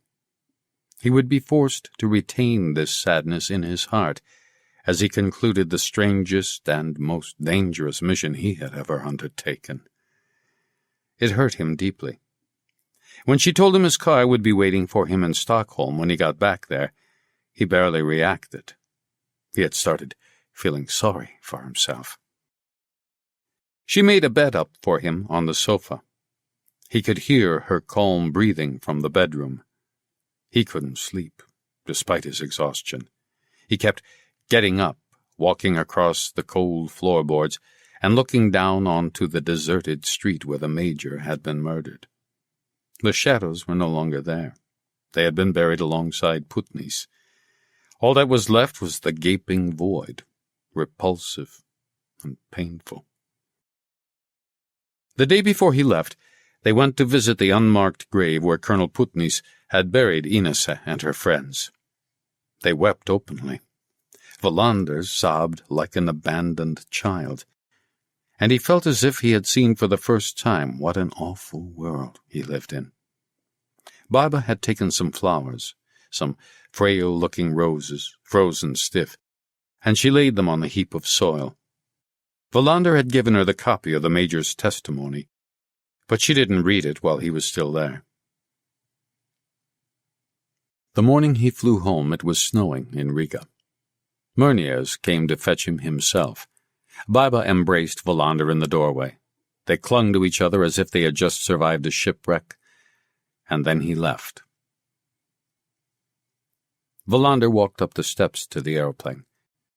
"Have a good journey," Murnier's shouted after him. He's also glad to see the back of me, Wallander thought. He's not going to miss me. The plane made a wide turn to the left over Riga. Then the pilot headed over the Gulf of Finland. Wallander was asleep before they even reached cruising level, his head resting on his chest. That same evening he landed in Stockholm. A voice over the public address system asked him to report to the information desk. He was handed an envelope containing his passport and car keys. The car was parked next to the taxi rank, and to his surprise Wallander noted that it had been cleaned. It was warm inside. Somebody had been sitting there, waiting for him. He drove home to Ystad that same night, and was back in his flat in Maria Gatan just before dawn. Epilogue. Early one morning at the beginning of May, Wallander was in his office, carefully but unenthusiastically filling in his football pool's coupon, when Martinsson knocked on the door and came in. It was still chilly. Spring hadn't yet reached Skåne. But even so, Wallander had his window open, as if he needed to give his brain a thorough airing. He had been absent-mindedly weighing up the chances of the various teams beating each other while listening to a chaffinch singing away in a tree. When Martinsson appeared in the doorway, Wallander put the pool's coupon away, got up from his chair and closed the window. He knew Martinsson was always worrying about catching a cold. "Am I disturbing you?" Martinsson asked. Since his return from Riga, Wallander had been offhand and brusque with his colleagues. Some of them had wondered, strictly between themselves, how he could have grown so out of sorts just because he had broken his hand skiing in the Alps. Nobody wanted to ask him about it straight out, however, and they all thought his bad mood would gradually die away of its own accord. Wallander was aware that he was behaving badly towards his colleagues. He had no business making their work more difficult, but he didn't know how he should go about becoming the Wallander of old again, the firm but good-humored officer of the Ystad police. It was as if that person no longer existed.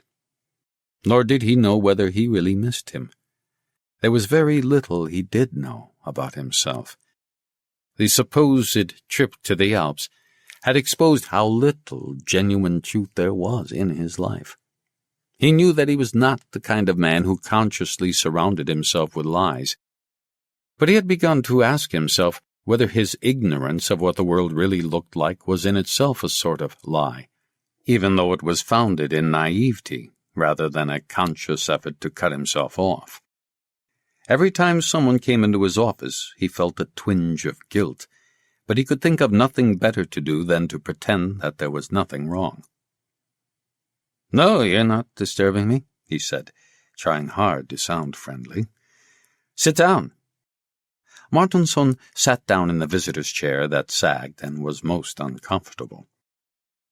"I thought I'd tell you a strange story," he said. "Or rather, I've two stories to tell you. It looks as if we've been visited by ghosts from the past."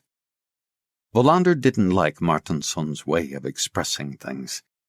The grim reality they had to deal with as police officers always seemed to him unsuitable for dressing up in poetic terms. But he said nothing, and waited. "Do you remember that man who phoned to tell us that a life raft was going to be washed up near here?" Martinsson continued. "The chap we never caught up with, and who never identified himself?" "There were two men," Wallander interrupted. Martinsson nodded. "Let's start with the first one. A few weeks ago, Annette Brolin was wondering whether to charge a man accused of a particularly nasty GBH, but since he had a clean record, she let him go." Wallander's ears had pricked up. "His name's Holmgren," said Martinsson. "I just happened to see the papers about that GBH case lying on Svedberg's desk. I noticed he was down as the owner of a fishing boat called Byron, and bells started ringing in my head. It became even more interesting when I saw that this Holmgren had beaten up one of his closest friends, a bloke called Jacobson, who used to work as a crewman on the boat." Wallander recalled that night in Brantevik harbor. Martinsson was right. They had been visited by ghosts from the past. He realized how keen he was to hear what was coming next. The funny thing was that Jacobson hadn't reported the incident, even though it was very brutal and seemed to have been unprovoked. "Who did report it, then?" "Holmgren attacked Jacobson with a crank handle out at Brantevik harbor, and someone saw him and phoned the police. Jacobson was in hospital for 3 weeks. He was pretty badly beaten, but he didn't want to report Holmgren. Svedberg never did manage to find out what was behind the violence, but I started to wonder if it might have something to do with that life raft. Remember how neither of them wanted the other one to know that they had both contacted us? Or at least that's what we thought." "I remember," Wallander said. "I thought I'd have a word with Mr. Holmgren," Martinsson continued. "He used to live in the same street as you, by the way. Maria Gatan." "Used to live?" "Exactly. When I went to see him, he had moved. A long way away as well. He'd gone off to Portugal." He had sent in various documents that classified him as an immigrant and given his new address as somewhere in the Azores. He had sold Byron to some Danish fisherman or other for a real bargain basement price. Martinsson paused, and Wallander watched him thoughtfully. You have to agree that it's a pretty strange story. Do you reckon we ought to pass this information on to the police in Riga? No, Wallander said. I don't think that's necessary. But thanks for telling me. I haven't finished yet. Here comes part 2 of the story. Did you read the papers yesterday? Wallander had stopped buying newspapers ages ago, unless he was involved in a case the press was displaying more than routine interest in. He shook his head, and Martinsson continued. You should have done. There were reports on how the customs in Göteborg fished up a life raft that later proved to have come from a Russian trawler. They had found it drifting off Vinga, which seemed odd because there was no wind at all that day. The skipper of the trawler maintained they'd had to put into dock for some repairs to a damaged propeller. They had been fishing at Dogger Bank, and he claimed they had lost the life raft without noticing. By pure coincidence, a sniffer dog happened to pass the life raft, and it got very interested. They found a few kilos of top-grade amphetamine hidden inside the life raft and traced it to some laboratories in Poland. That could well give us the explanation we were looking for. The raft that was nicked from our basement probably had something hidden in it that we ought to have found. It seemed to Wallander that this was a reference to his fatal mistake. Martinsson was right, of course. It had been inexcusable carelessness.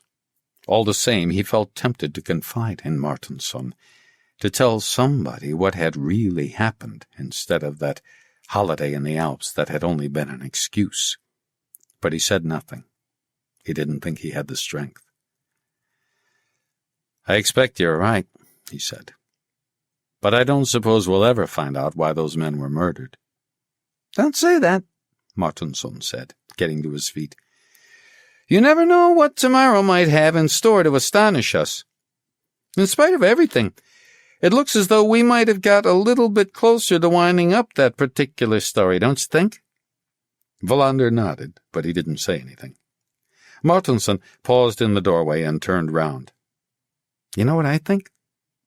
It's only my opinion, of course, but I reckon Holmgren and Jacobson were involved in some kind of smuggling, and they just happened to see that life raft. They had a pretty good reason for not getting too closely involved with the police, though. That doesn't explain the GBH, Wallander said. Well, maybe they'd agreed not to contact us? Maybe Holmgren thought Jacobson had been telling tales out of school? You could be right, but we'll never know. Martinsson left. Wallander opened the window again, then went back to his football coupon. He thought of the letter he had found on his return from Riga, thanking him for his application and inviting him to an interview at the Trelleborg Rubber Company. He had told them he was not able to consider the job for the time being, but he kept the letter in his drawer. Later that day, he drove out to a new cafe close to the harbor. He ordered a cup of coffee and started to write a letter to Major Liepa. Half an hour later, he read through what he had written and tore it up. He left the cafe and went out onto the pier. He scattered the pieces of paper over the water like breadcrumbs. He still didn't know what to write to her, but his longing was very strong. Afterward. The revolutionary events that took place in the Baltic countries during the last year were the basis of this novel. Writing a book with a setting and plot located in an environment unfamiliar to the author is, of course, a complicated business. It is even more problematic when one tries to steer a course through a social and political landscape that is still fluid. Apart from straightforward, practical difficulties, is a particular statue still standing on its pedestal on a given day, or has it already been pulled down and taken away? Does a particular street still have the same name as it did on a certain day in February 1991? There are other, more fundamental problems.